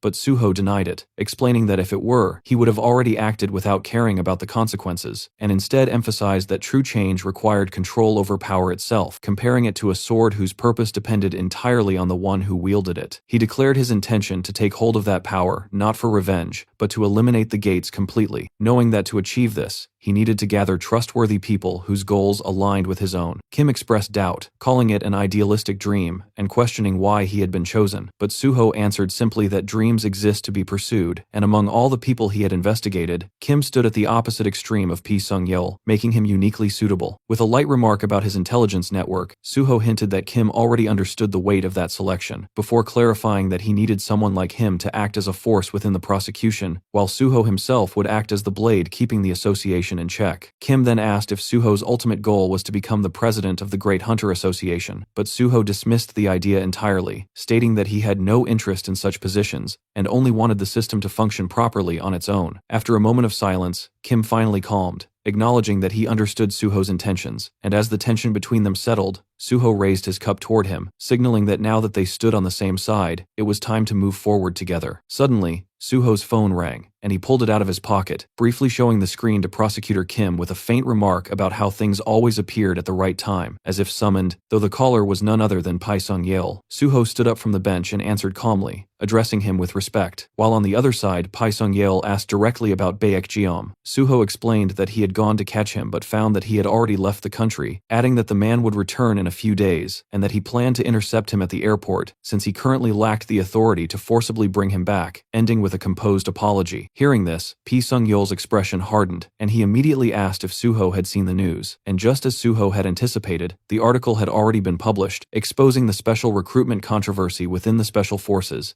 and stirring attention around the so-called royal treatment inside the Great Hunter Association. Suho responded that he had just checked it and he would follow his instructions regarding that matter, and Pai Sung-yeol, clearly amused yet controlled, told him to ignore the news and simply bring the ledger once Baek Jeom returned, ending the call with a calm directive. After the call ended, Suho reflected that Pai Sung-yeol must have already been pressured by the association president due to the scale of the article's impact, while behind him, Prosecutor Kim stood up and asked if the call was related to the news. Suho confirmed indirectly, noting that being told not to worry meant the situation was serious enough to require thought, and Kim commented on how surprising it was that Suho seemed to understand Pai Sung-yeol better than he did, despite joining the association only recently. Suho internally acknowledged that such understanding came from years of suffering under him in a previous life, but outwardly brushed it off by saying he had simply studied well, adding with a faint smile that knowing both oneself and the enemy ensured victory in every battle, and that sometimes living could be more painful than dying, something he intended to make Pai Sung-yeol experience firsthand. That statement left Kim unsettled, prompting him to remark that Suho was not someone he should ever make an enemy of, to which Suho calmly replied that it was never wise to make enemies in the first place. Suho then shifted the conversation by handing Kim the ledger he had obtained from Baek Jeom, asking if he was familiar with the Gangnam faction led by him, and after Kim acknowledged it, Suho explained that Pai Sung-yeol had ordered him to retrieve this bribery ledger as part of his evaluation, a task that shocked Kim given its scale and danger, something even a rookie prosecutor would never be assigned. Suho clarified that he was an exception, and explained the real purpose behind the order, which was to control powerful figures through leverage. And as Kim flipped through the pages filled with names of police officers, judges, and prosecutors, Suho calmly stated that this was exactly why he was handing it over, asking Kim to handle the prosecution and police side while he managed matters within the association. He advised him not to act immediately but to first build influence and then move to Seoul, explaining that to catch a tiger one had to enter its den, suggesting he select key cases that would strengthen his position, while Suho provided additional intelligence when needed. With a light laugh, Suho casually waved his phone in front of Prosecutor Kim, listing off examples without hesitation, mentioning a guild representative, a corporate executive, even a prosecutor from the Gyeonggi District Prosecutor's Office, making it clear that it didn't matter who the target was because he could investigate them immediately and pass along whatever information was needed. The prosecutor found himself unable to respond, the words simply not coming out as the implications settled in, and instead he remained silent, his thoughts turning inward as a quiet realization formed that the safest way forward was to live carefully and avoid ever becoming someone who stood against Suho. Sometime later, Pai Sung-yeol walked into the president's office for a meeting. As he stepped in, the president immediately asked if he knew why he had been called, and Pai Sung-yeol confirmed that he did before taking his seat without hesitation. The president then spoke in a measured tone, explaining that although Pai Sung-yeol was being nitpicked for attempting to fast-track a candidate, the public had no interest in the technicalities and was instead busy criticizing him relentlessly, essentially making the situation more about perception than truth. He then proposed a solution, suggesting that An Suho's appointment to the Special Forces be postponed for the time being, adding that once public opinion settled down, they could simply bring him in later under the excuse of job rotation. Pai Sung-yeol showed no visible reaction on the surface, but the slight tightening of his clenched fist under the table revealed his dissatisfaction, while his gaze briefly shifted toward the vice president, only to see him nodding in agreement, as if the decision had already been finalized before he even entered the room. Accepting the situation outwardly, Pai Sung-yeol calmly asked where Suho would be assigned instead, his tone neutral but carrying an edge that hinted he was already calculating his next move. Sometime later, the scene shifted to Suho, who was on a call with Chulman, and Chulman informed him that his assignment had been confirmed, stating that Suho would be placed in the gate department, a decision he had heard directly from Pi Sung-yeol himself. There was a clear sense of relief in Chulman's voice, as he expressed that he was glad they would be working together, and Suho responded in a relaxed manner, saying the feeling was mutual, while casually adding that from now on, Chulman would technically be his subordinate,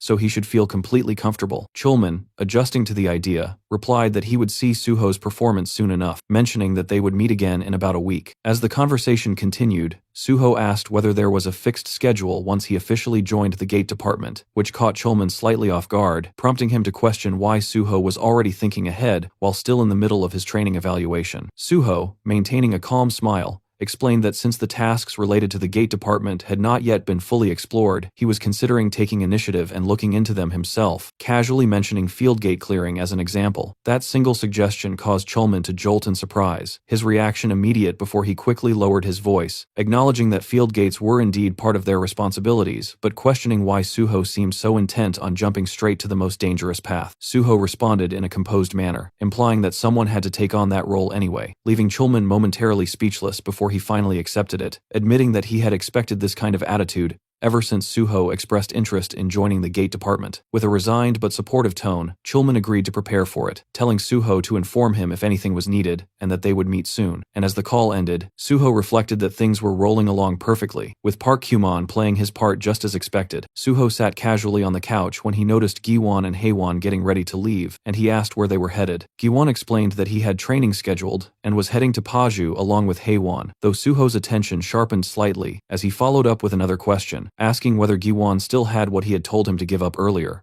Giwon glanced at his phone and casually replied that he had already handed over all the data last time, but Suho immediately corrected him with a grin, clarifying that he wasn't talking about the data, pointing out that Giwon must have also uncovered Kim Gung-won's hidden assets along the way. That single remark hit its mark perfectly, and Giwon's half-laugh froze midway as he realized he had been completely seen through, leaving him no room to dodge. Suho didn't press aggressively. He simply stated that he needed it now and told him to hand it over, which was somehow even more effective. Giwon laughed awkwardly for a second before suddenly bolting toward one of the rooms at full speed, hurriedly claiming that he had already prepared everything anyway, as if trying to turn the situation into a planned reveal, instead of being caught red-handed. Within moments, he came back holding a black card and announced that, as a start, there was about 3.2 billion won secured. Suho took the card without much reaction, casually noting that while it was a large amount in general terms, it felt relatively small compared to what he had dealt with in his past life, a thought he kept to himself while Giwon quickly added that it was a physical withdrawal card,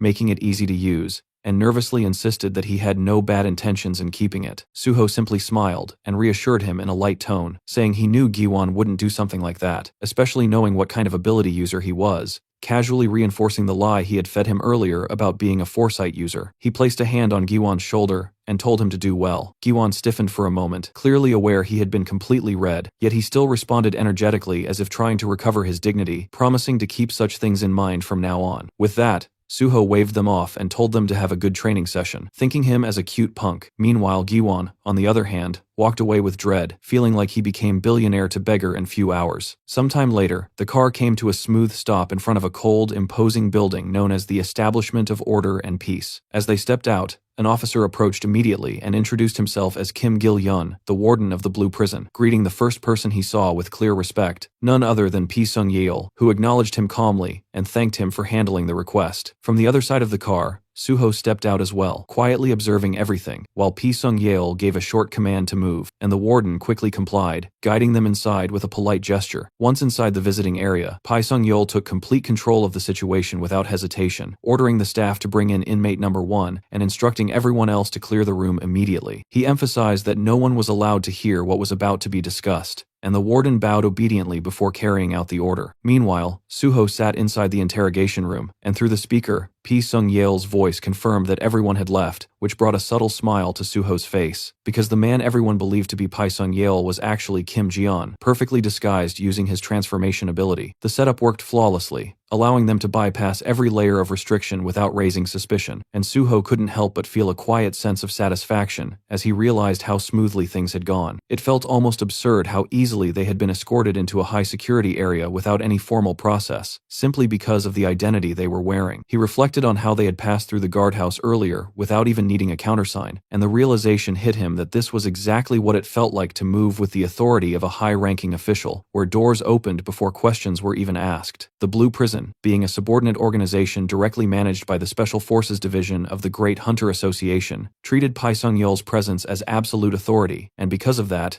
the disguise had effectively turned into a master key, unlocking everything in their path without resistance. Soon, the person they had come to meet was brought in, and the man let out an amused chuckle the moment he saw Suho, casually remarking that it was quite the sight, the national star who had personally caught him now sitting across from him again. The man was none other than Kim Gung-won, restrained in cuffs yet still wearing that same smug smile, as if prison had done little to shake his confidence. He took his seat comfortably and asked how it looked, whether he seemed to be doing well. Suho observed him calmly and remarked that judging by how well kept he looked, even inside one of Korea's harshest awakened prisons, it seemed he had been living just fine. Kim Gung-won replied with a grin, saying that thanks to Suho he was now stuck there enjoying himself, adding that wherever one went, money still solved everything. Suho, however, dropped the honorifics and addressed him plainly as Kim Gung-won, which immediately irritated him, though Suho ignored that reaction entirely and shifted the conversation, asking instead how much of his commission money he had left and advising him to use it carefully. Without hesitation, Suho placed the black card on the table and revealed that all of Gung-won's hidden assets,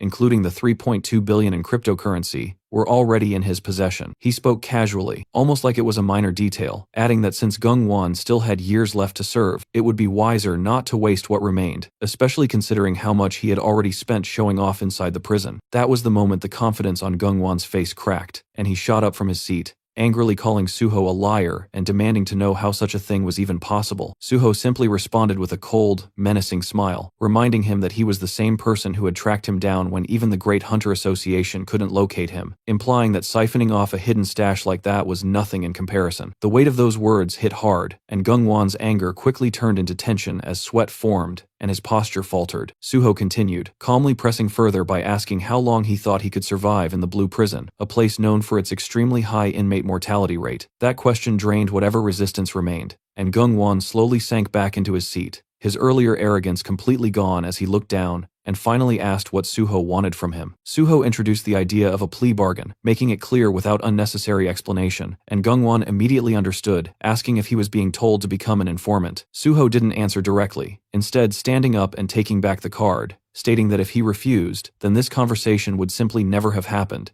and the money would be put to better use elsewhere. That alone was enough to break the last bit of hesitation, and Gung-won quickly changed his stance, agreeing to cooperate and asking for the chance to write everything down. Suho handed him the necessary documents and calmly told him that he would return in an hour or two, expecting the pages to be fully filled by then, before leaving the room without looking back, while Gung-won sat there alone, cursing himself under his breath. As Suho stepped out, his thoughts were already moving ahead, seeing Kim Gung-won not as someone to be saved, but as a resource to be used until there was nothing left, a tool that would be discarded at the right time without hesitation. Outside, Jian, still disguised as Pi Sung-yeol, asked if the interrogation was finished, and Suho replied that they would deal with Gung-won again later, indicating that this was only the beginning. He then shifted focus and said it was time to meet the next person, and Jian realized that Kim Gung-won had not been the true purpose of this visit. Moments later, a guard escorted another prisoner into view, a man named Yu Hyun-chul, and as Suho stood in front of him, he introduced himself calmly as An Suho, from the Great Hunter Association, while internally acknowledging the real reason he was there, recognizing that within this place, he needed more than information. He needed allies, even if they came from the depths of a prison like this.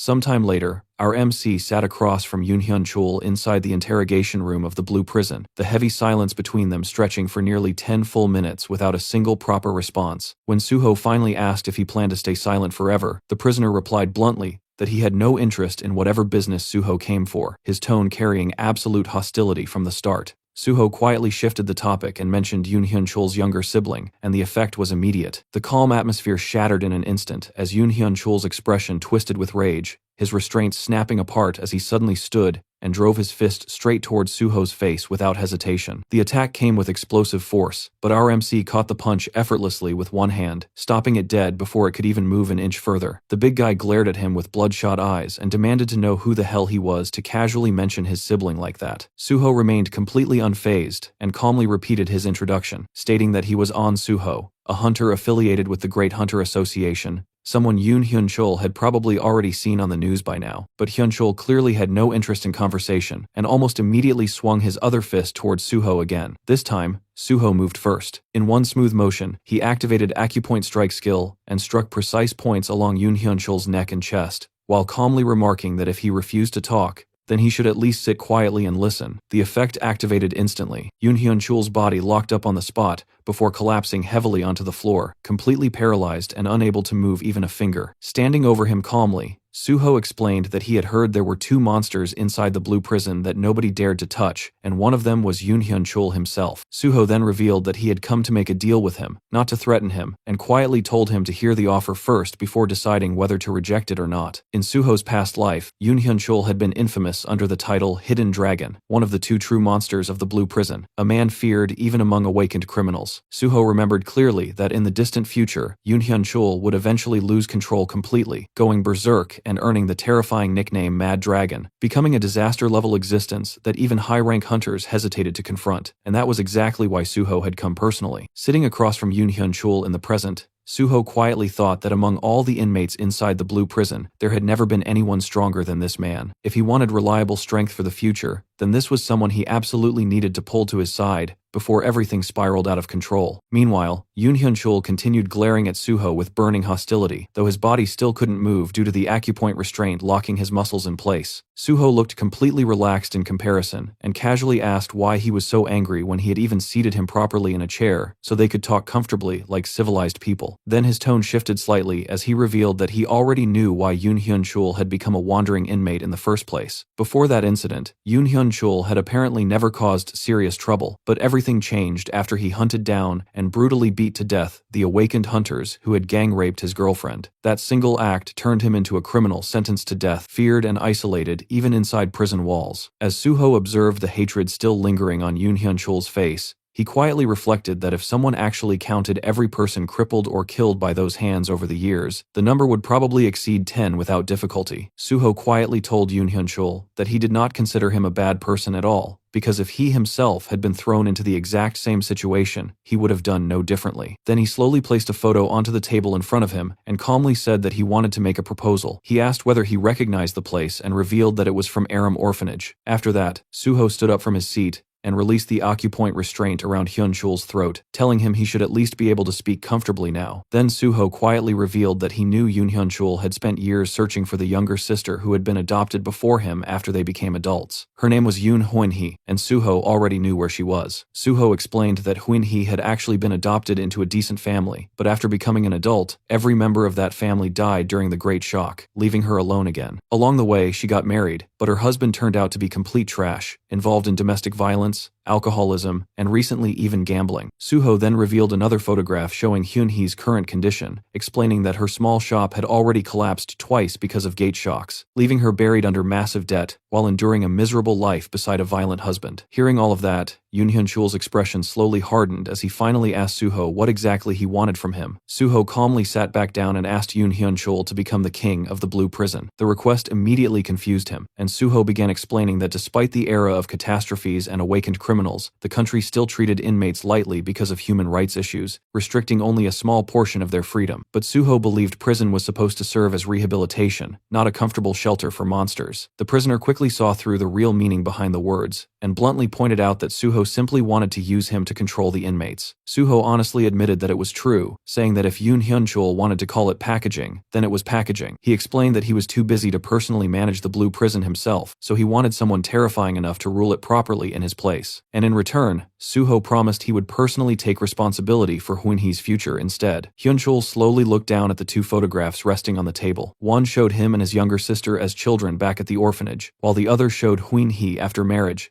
exhausted and broken by life. His hands trembled slightly as old memories surfaced in his mind, remembering the promise they once made as children, that even if their parents abandoned them, they would at least remain family until the end. Suho quietly told him that whatever responsibilities he still carried in his heart, he would take care of them instead. Hyun-chul finally asked if Suho was truly promising him that much, and Suho casually replied that he was someone who appeared on television now, so lying about something this serious would only create massive problems for him later. He even promised to make arrangements so Hoon-hee could visit if needed, but Yoon Hyun-chul immediately refused, asking only that Suho never tell her about him, and instead, quietly protect her from the shadows. Suho accepted that request without hesitation. After that, Suho revealed he would attach someone useful to assist him inside the prison, a man named Kim Gung-won, the same guy constantly throwing money around and living comfortably inside Blue Prison. Hyun-chul dismissed the idea, saying he had no need for subordinates, but Suho explained that even a tyrant needed someone to handle useless errands, so he might as well use him. Internally, Suho already planned to leave Kim Gung-won trapped inside Blue Prison forever, by blocking parole and stacking additional charges, until the man became nothing more than a permanent tool. Then Suho suddenly pulled out a banana milk drink from his inventory, and casually handed it over while explaining that becoming the king of Blue Prison did not simply mean ruling through brute force. He wanted Hyun-chul to become such a terrifying tyrant that inmates would rehabilitate themselves purely because they never wanted to return there again, while people outside would hear his name and fear committing crimes in the first place. Hyun-chul quietly asked about Iron Fiend, the inmate currently controlling factions inside the prison, but Suho dismissed him immediately, saying that bastard only created factions for his own comfort and treated whoever paid him well. Then Suho raised his drink slightly and honestly admitted that if it had been anyone else, he never would have made this request in the first place. He was asking precisely because it was Yoon Hyun-chul. The world and circumstances had merely turned him into a criminal, but at his core, Suho still believed he was a good person. Yoon Hyun-chul brushed the words off awkwardly and muttered that such compliments were meaningless now, but in the end, he still lifted his own drink. The two quietly clinked their bottles together, and with that small gesture, Yoon Hyun-chul finally accepted Suho's deal. Sometime later, Suho came face to face with Jo Gwang-ho, the inmate infamous inside Blue Prison under the alias Iron Fist. The massive man stood confidently in front of him, clearly amused after recognizing Suho's face from the media, and casually remarked that he never expected his reputation to reach a celebrity-level hunter like An Suho. But before the conversation could continue any further, Suho moved instantly. Using acupoint strike without hesitation, he precisely struck several points around Jo Gwang-ho's forehead, chest, and manicore. The moment the attacks landed, the large man violently tore apart his own restraints while collapsing onto the ground at the same time, screaming in agony as unbearable pain spread throughout his body. Suho calmly watched him rolling on the floor and casually asked if this was his first time experiencing pain like this. Internally, Suho thought it was fortunate he had continued raising his strength stat, because acupoint strike became useless if the opponent's defense grew too high. Still, someone like Jo Gwang-ho was nowhere near enough to resist him. Even if the man was slightly above 1-star level and possessed a characteristic that hardened his body like reinforced steel, he was still insignificant compared to monsters like Yoon Hyun-chul, the future Mad Dragon of Blue Prison. Unlike Yoon Hyun-chul, who had been twisted by circumstances, Jo Gwang-ho was rotten from the very beginning, a man who committed rape and murder entirely for his own selfish pleasure. Suho slowly crouched in front of trembling criminal and quietly remarked that he had lived far too comfortably all this time. Jo Gwang-ho shakily asked what he meant, and Suho calmly began listing his crimes one after another, saying that a bastard worse than an insect had accidentally awakened, gained power, murdered his comrades, raped innocent people, and then entered Blue Prison, only to continue living like a king instead of receiving proper punishment. Suho then grabbed him by the collar and lifted him off the ground while coldly stating that Jo Gwang-ho had enjoyed far too much freedom for a violent criminal. Then Suho activated acupoint strike again. His fingers struck several precise points around Jo Gwang-ho's neck, arms, hands, and legs in rapid succession. Suho calmly explained that from now on, speaking properly, eating comfortably, and even walking around freely would no longer be things he could enjoy. The effect activated immediately. Jo Gwang-ho collapsed helplessly onto the floor, completely paralyzed as panic filled his face. No matter how desperately he tried to move, his limbs refused to respond, and terrified screams escaped his mouth. Suho simply looked down at him with a faint smile, and quietly stated that this was the real punishment for the sins he had committed. Even when Jo Gwang-ho tried to beg for mercy afterward, his mouth barely moved properly anymore. The scene later shifted outside the Blue Prison during the evening, as Suho and Jian finished their business and calmly walked back toward their car. While moving through the prison grounds, Suho quietly reflected that the vacation period he received from Pisung-yeol lasted roughly 7 days, and for the remaining time, he planned to focus entirely on clearing gates as much as possible.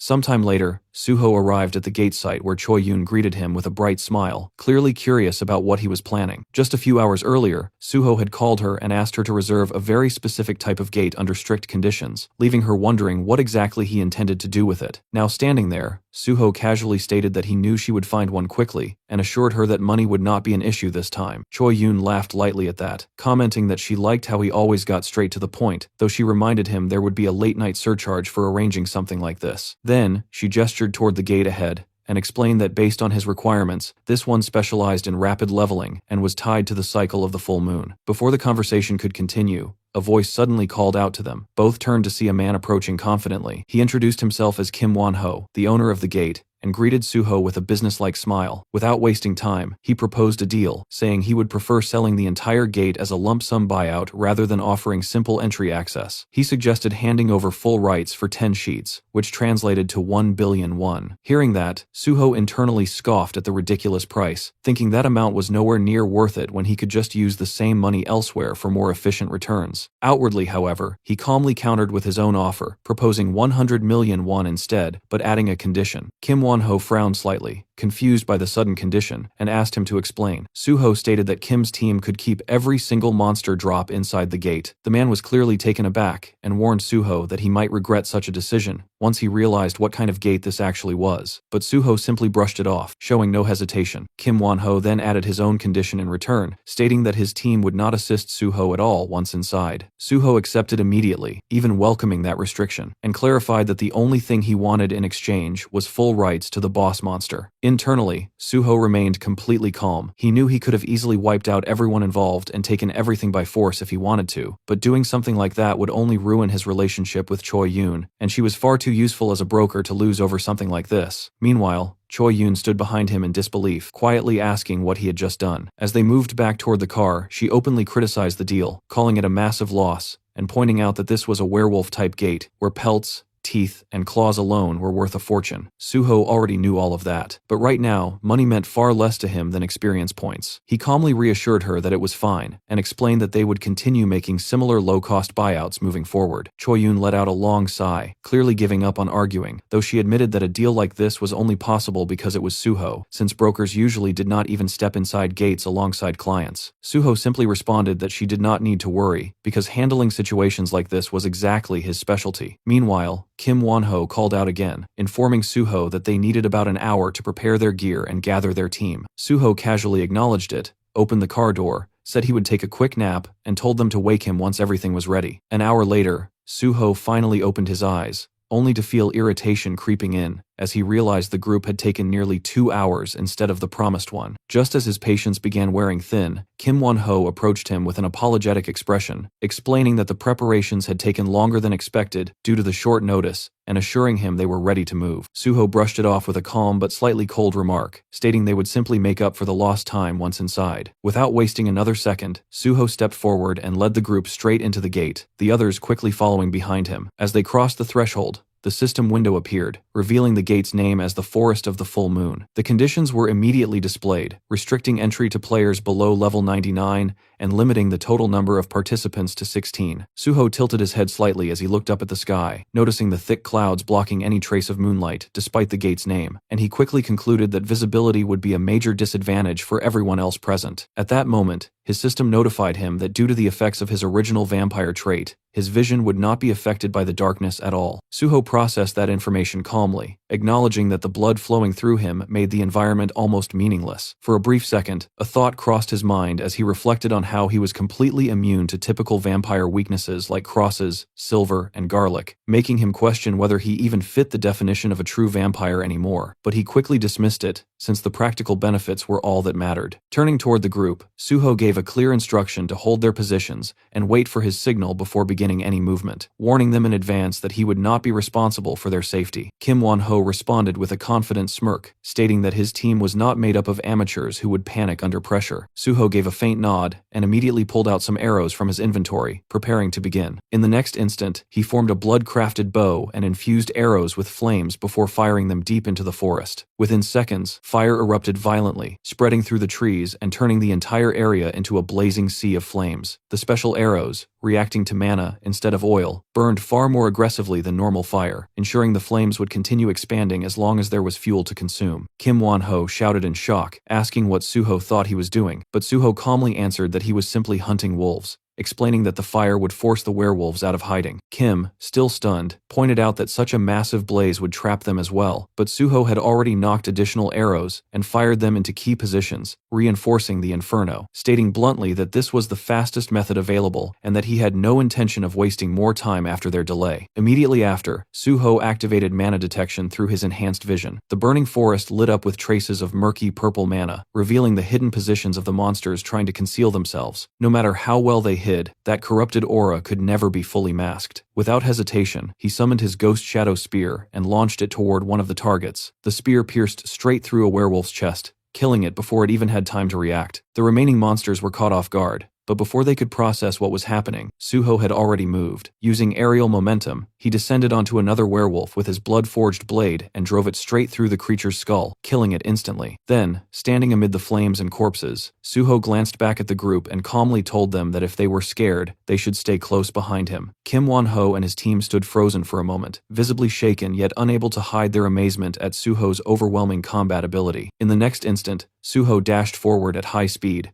diving deeper into the burning forest. Realizing the danger of being left behind, Kim Won-ho's team quickly followed after him, pushing themselves to keep pace, knowing that straying even slightly would mean getting swallowed either by the flames or the monsters lurking within them. The flames continued spreading through the forest, devouring everything in their path as heat waves distorted the air itself. From within a burning bush, a werewolf suddenly lunged out in a surprise attack aimed straight at Suho. The timing was sharp, but Suho reacted instantly. As he swung his sword to intercept, the beast snapped its jaws shut and caught the blade between its teeth. Suho stared at it with a light smile and dismissed it as stubborn, calmly stating that something like this would not work. In the very next instant, he forced his strength through the blade and cut straight through the werewolf's mouth, splitting it apart before it could even react. The corpse dropped to the ground while the surrounding flames continued rising higher. Suho glanced at the expanding fire and concluded that there was no longer any need to spread it further, since the monsters were already being flushed out exactly as intended. Without slowing down, he dashed deeper into the forest and began cutting down every werewolf that appeared in his path. His movements were smooth and efficient. To him, the hunt is easy as fuck, and he decided to increase his pace even further. Meanwhile, behind him, Kim Won-ho and his team struggled to keep up. Their breathing grew heavier with every step as they pushed themselves just to stay within sight. Kim could not hide his disbelief, internally calling Suho insane as he tried to understand how someone could move that fast while actively fighting at the same time. Around them, the ground was already littered with the corpses of werewolves. Realizing the value of what was being left behind, Kim immediately ordered his subordinates to begin retrieval operations without falling too far back. Then suddenly, the atmosphere shifted. The clouds parted slightly, revealing the moon hanging above the forest. Its surface carried faint red patches, casting an eerie glow over the burning land below. As the light spread, a system notification appeared, announcing that the moonlight had begun shining upon the forest. Suho stopped for a brief moment and looked up at it, a faint smile forming on his face as he quietly acknowledged that it had finally begun. In the next instant, a deafening roar echoed through the entire forest. The sound alone carried enough force to make the surrounding flames tremble. From within the shadows, a massive werewolf emerged, far larger and far more powerful than any of the others they had faced so far. Its presence alone distorted the air around it, marking a clear difference in level. Right after its appearance, the system confirmed it. The boss monster had arrived,